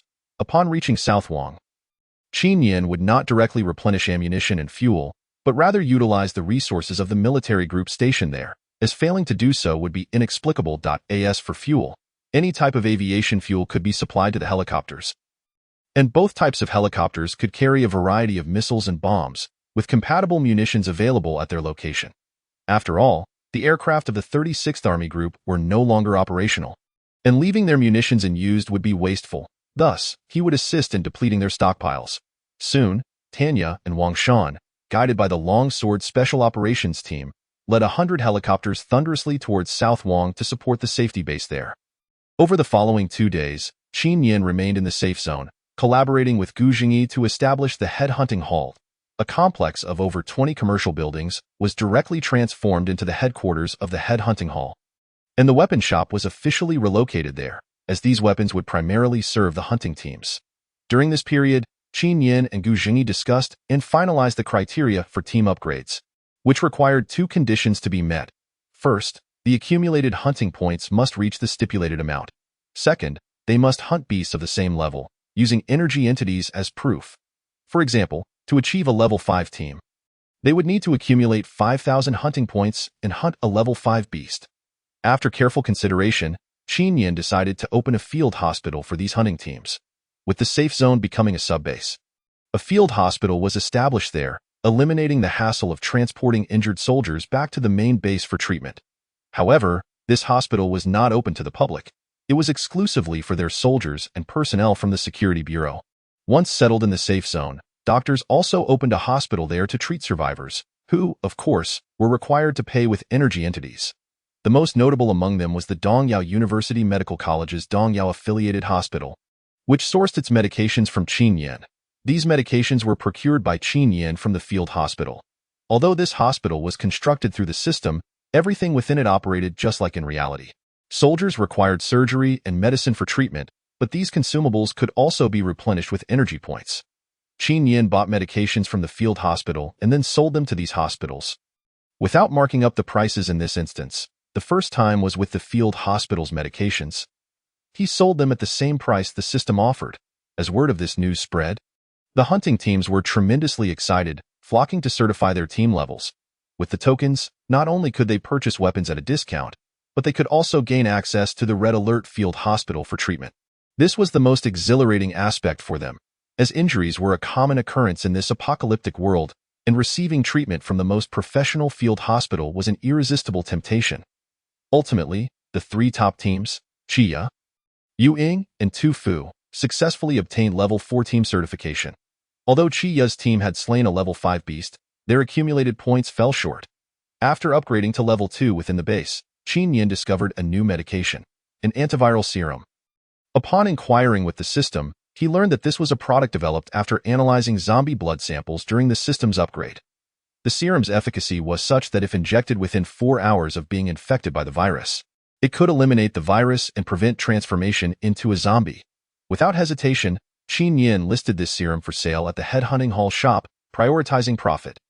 For the second time, he did not alter the serum's price. The first was with the field hospital's medications. Whatever price the system set, he matched it. Upon receiving this news, the hunting teams were filled with an exhilarating fervor. For them, this serum surpassed all else. It was crucial to understand that a mere scratch from those mutated zombie beasts could lead to infection, posing an immense danger. When they ventured out to hunt the aberrant creatures, they did so with the utmost caution, fearful of sustaining even the slightest injury. Now, with the advent of this serum, as long as the wound was not fatal, they could administer the serum and subsequently transport the injured to a hospital for treatment, thereby significantly enhancing their survival rates. The most pivotal aspect was that this serum was priced at merely 100 energy points. In a frenzy, all the teams rushed to purchase it. Had it not been for the system's ability to produce an unlimited supply, it might have very well sold out. Ultimately, it was Qin Yin who signaled Gu Jingyi to assure them that this product would always be available in the store, thus quelling their madness. Nevertheless, each team nearly acquired around 20 vials of the serum, for as they stated, obtaining this serum was tantamount to securing their lives. Following Gu Jingyi's suggestion, the hunting hall established tutorial classes, with instructors from the previously armed riot control units serving as mentors to educate the newly registered hunters, thereby improving their chances of survival. Thus, the operations of the hunting hall were meticulously arranged. Chapter 071. Fierce Combat 1. After addressing matters here, 3 days had elapsed. News from Mater indicated significant progress. They had completely eradicated the mutated zombies in the first county city, rescuing over 3,000 survivors and transporting them back to the safety zone. In the first county city, Mater established a new military station, transforming it into their first stronghold. leaving a small team to garrison there. Subsequently, the remaining teams set out towards the next county to commence their cleansing operation. With more time at their disposal, they gathered supplies more abundantly, including new clothing, as the restoration of the textile industry was an uncertain endeavor. Meanwhile, Gudrian took a day and a half to clear the roads and reach North Wong City, where they began their initial cleansing in the Baodong district. Utilizing the advantage of tanks, Gudrian forcefully bombarded and seized a building, subsequently using it as a stronghold to repel the excited zombie tide upon sighting living beings. However, the sheer number of zombies exceeded his expectations and overwhelmed their defensive limits. After holding their ground for a day, they were reluctantly forced to retreat to a gas station outside the city. Once Qin Yin completed his tasks on this end, he boarded a helicopter bound for Gudrian's location. "Commander." Upon seeing Qin Yin's arrival, Gudrian, who had been deeply engrossed in devising a solution, immediately rose to his feet and saluted. "What is the current situation?" Qin Yin gestured for him to sit, then turned his gaze towards the map of North Wong City. The number of zombies was staggering. Every minor disturbance could draw in tens of thousands of them, and an overwhelming presence of mutated beasts mingled among them, all of which were of high rank, belonging to the initial wave, possessing the capability to command the zombie horde. Gudrian's countenance grew grave. He had not previously considered the presence of mutated beasts, believing the city was solely infested with zombies. The emergence of commanding leaders among the zombies significantly heightened the threat level, making their assaults highly coordinated, effectively driving them from their positions. Mutated beasts? Aberrant forms? This complicates matters. Qin Yin sighed inwardly, as his greatest fears had materialized. Originally, North Wong City served as the provincial capital of North Wong Province, one of the super cities, with a resident population exceeding 15 million. Thus, the scale of zombies spawned from mutations was unimaginable. Moreover, with the mutated beast having discovered this location, it became a veritable food source. The competition among the zombies would lead to cannibalism, further enhancing their evolution and making them even more formidable. Now, the entirety of North Wong City had transformed into a paradise for these aberrant beings.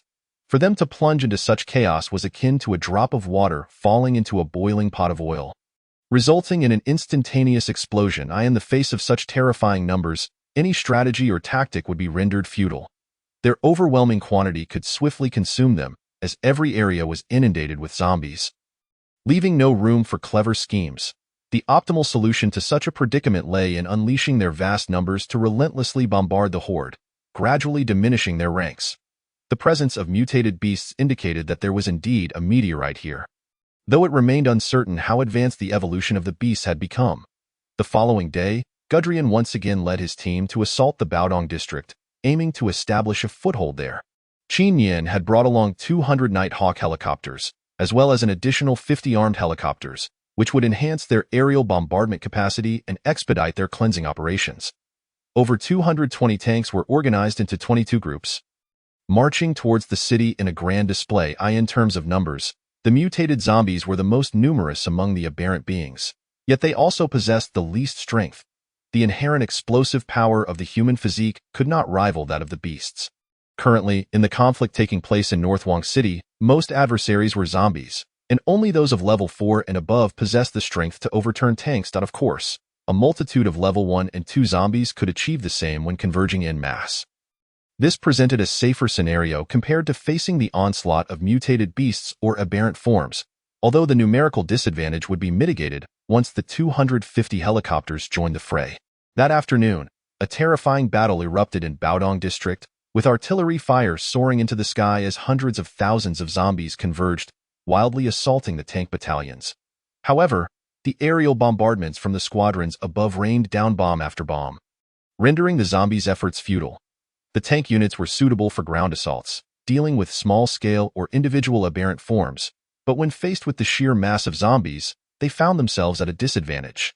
Conversely, helicopters were perfectly equipped to deal with such large swathes of zombies. Barring any interference from flying mutated beasts or aberrant forms, the helicopter squadrons could execute carpet bombing without restraint, followed by tank advances, making it virtually impossible for any number of zombies to withstand the onslaught. Regrettably, the impact of the flying mutated beasts remained substantial, making it challenging for the squadrons to address aerial threats simultaneously. Thus, during the aerial operations, the assistance of anti-aircraft armored vehicles became essential, as they would help combat threats from above.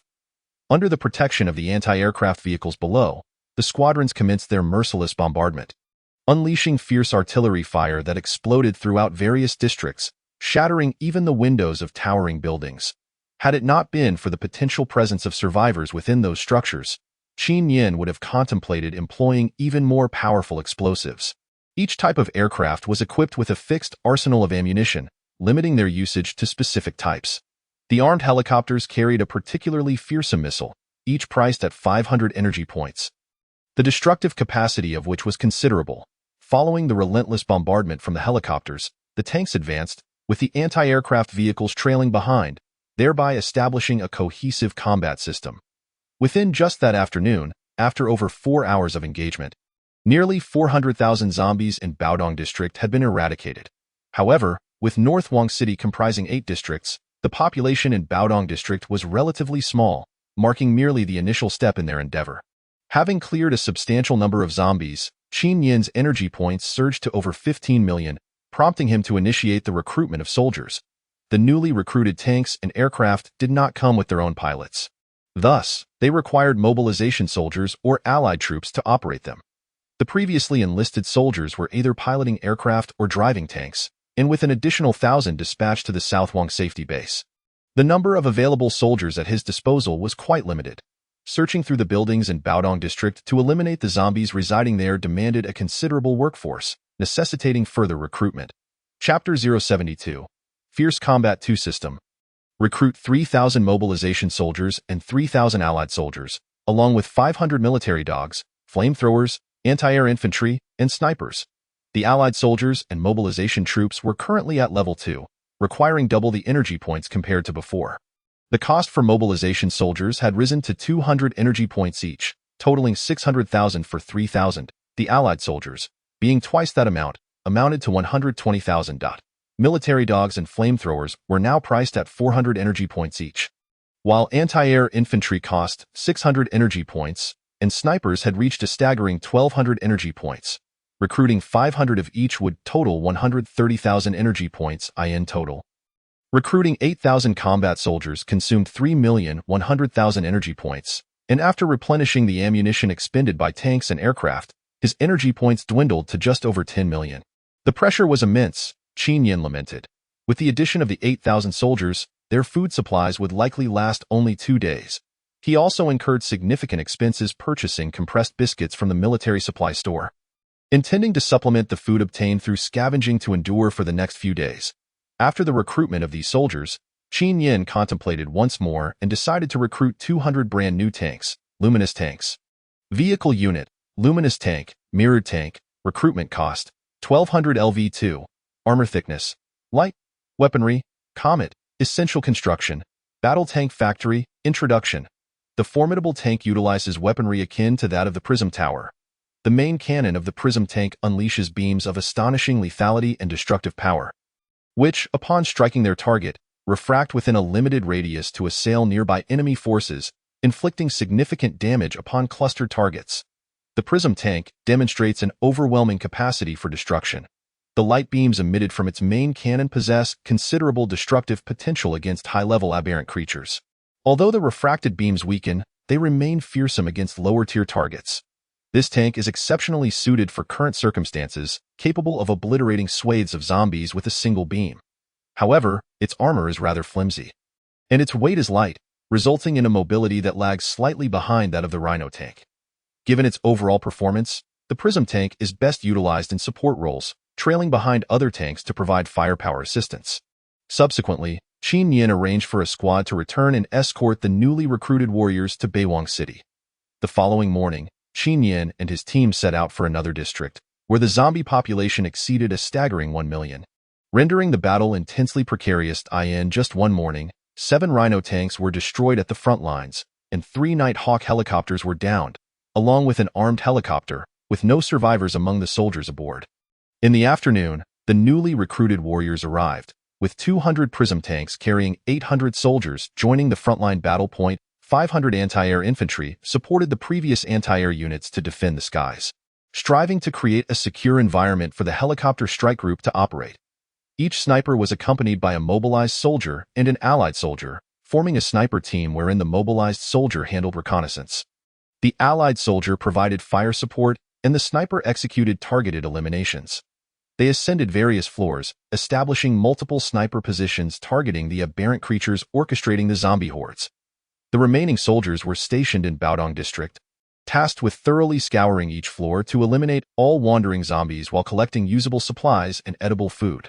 They formed small squads, each comprising one mobilized soldier, two allied soldiers, one flamethrower soldier, and a military dog, ensuring that whatever apocalyptic creature they encountered could be addressed by specialized warriors.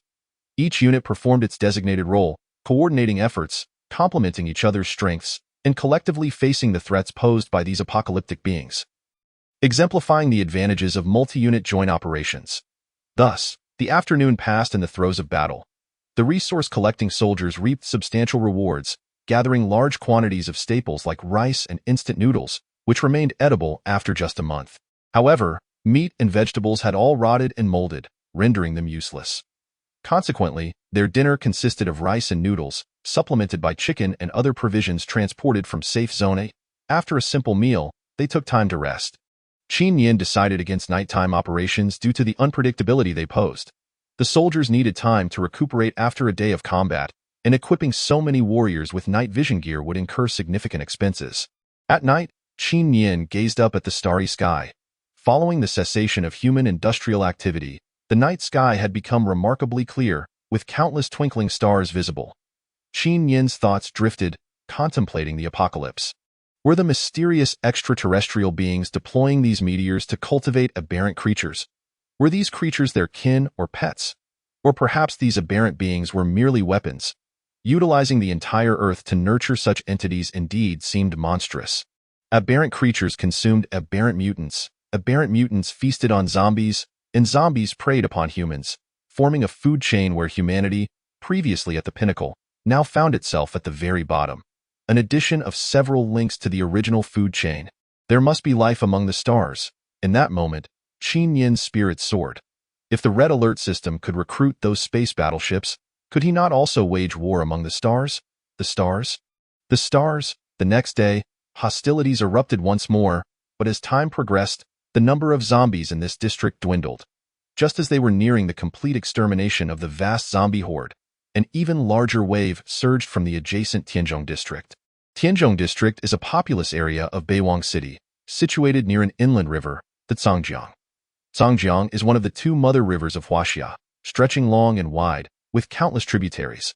The main river is deep enough to accommodate large tonnage vessels, even those colossal freighters, and prior to the apocalypse, it served as the most vital inland river transportation route in Huaxia. Beiwang City is located adjacent to the main stem of the Zhangjiang, and Tianzhong district boasted a large port, which previously handled immense trade volumes daily, making it the economically richest area of Beiwang City. With a terrifying population of 3 million, after the apocalypse, it became a nightmarish breeding ground for zombies. Chapter 073. The turn of events. Perhaps the sounds of cannon fire from their position roused the aberrant creatures lurking nearby, prompting them to direct the zombies to launch an assault.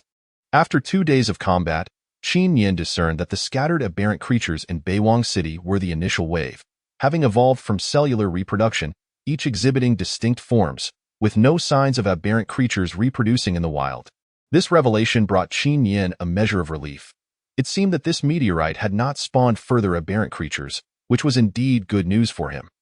Huaxia had made significant strides in environmental protection in recent years, fostering a plethora of flora and fauna, especially in the southern mountainous regions, leading to the proliferation of aberrant mutants. The aberrant creatures drove the mutants from the mountains into Beiwang City, allowing them to consume the zombies and evolve further by preying on those aberrant mutants.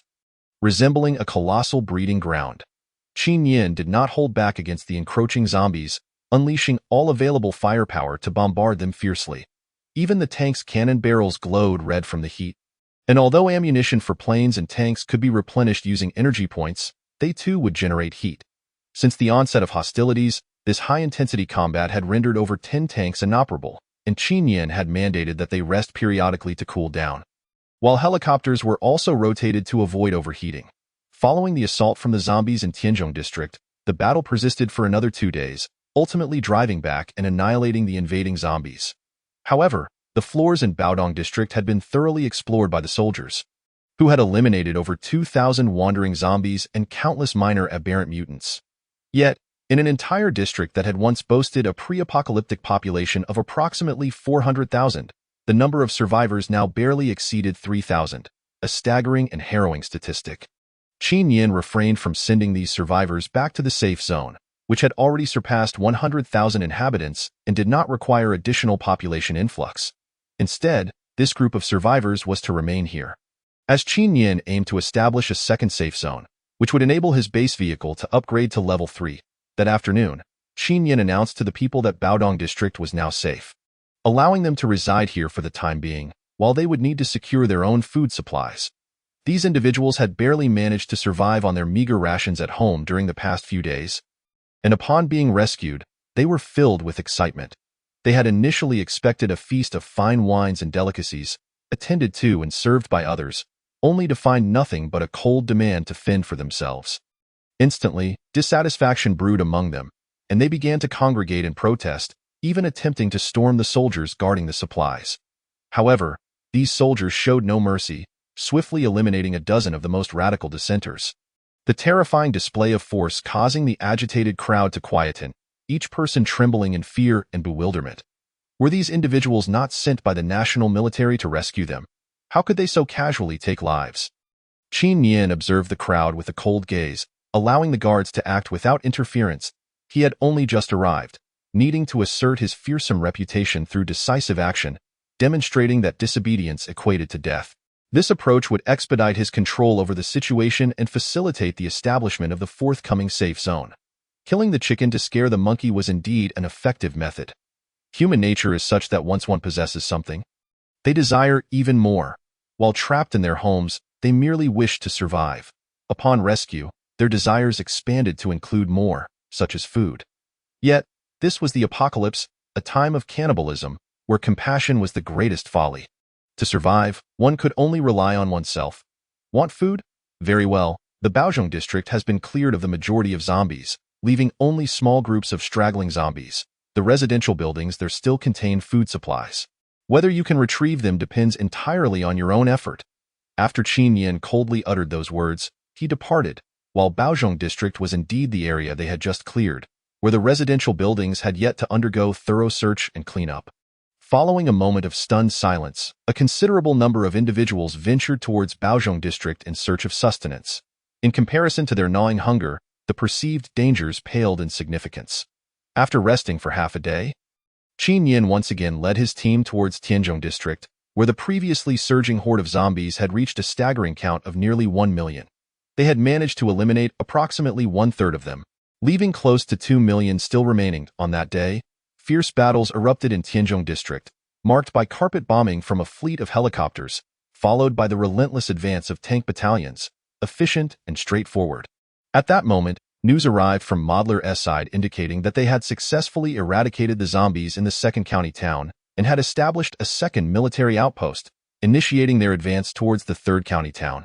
Just as Qin Yin believed everything was proceeding smoothly, an unexpected turn of events unfolded. First, all zombies from other districts launched a full-scale assault, with a horde nearing 10 million converging from all directions. The zombies, seemingly orchestrated, divided into several formidable armies, attacking from multiple fronts. They initially assaulted Baozhong district, regaining control and severing the retreat path of Qin Yin's tank battalion, while simultaneously cutting off the support for the soldiers stationed in Baodong district. Qin Yin's tank forces found themselves trapped in Tianzhong district, besieged from all sides. Most critically, the scouts positioned along the provincial road relayed alarming news. A substantial number of mutated beasts had overtaken the provincial route. After Tanya proceeded towards the Nanfang safety base, Qin Yin adopted a new communication strategy, leaving a tank every 10 miles, as the communication system on board had a limited range. The tanks concealed in this manner were exceptionally discreet. Many were buried underground, with only a breathing hole left exposed. Inside each tank were 2 soldiers and a substantial supply of provisions, tasked with relaying commands in succession, effectively serving as the communication line between Qin Yin and the main base. Qin Yin understood that establishing overt communication lines would necessitate deploying large contingents for protection, a luxury he currently lacked, making concealment a far safer and more efficient option. Upon receiving this news, Qin Yin's heart grew heavy. Even he realized these zombies were being controlled by those highly intelligent mutated beasts. He had not anticipated that even the mutated beasts would employ military strategy. The weight of this realization bore down on him. The coordinated assault by the zombies under the command of the mutated beasts was alarmingly strategic. First, they seized Baozhong district, severing communication with the soldiers in Baodong district, subsequently encircling them to systematically dismantle their strength. Capturing the provincial road effectively thwarted any reinforcements that might come to their aid. This suggested that his previous maneuver to dispatch the Guangling tank brigade via the provincial road had indeed been detected. He had underestimated these mutated beasts. Chapter 074. Frenzied battle surrounded by these beasts, Qin Yin swiftly reacted, immediately directing his forces to seize control of an elementary school district.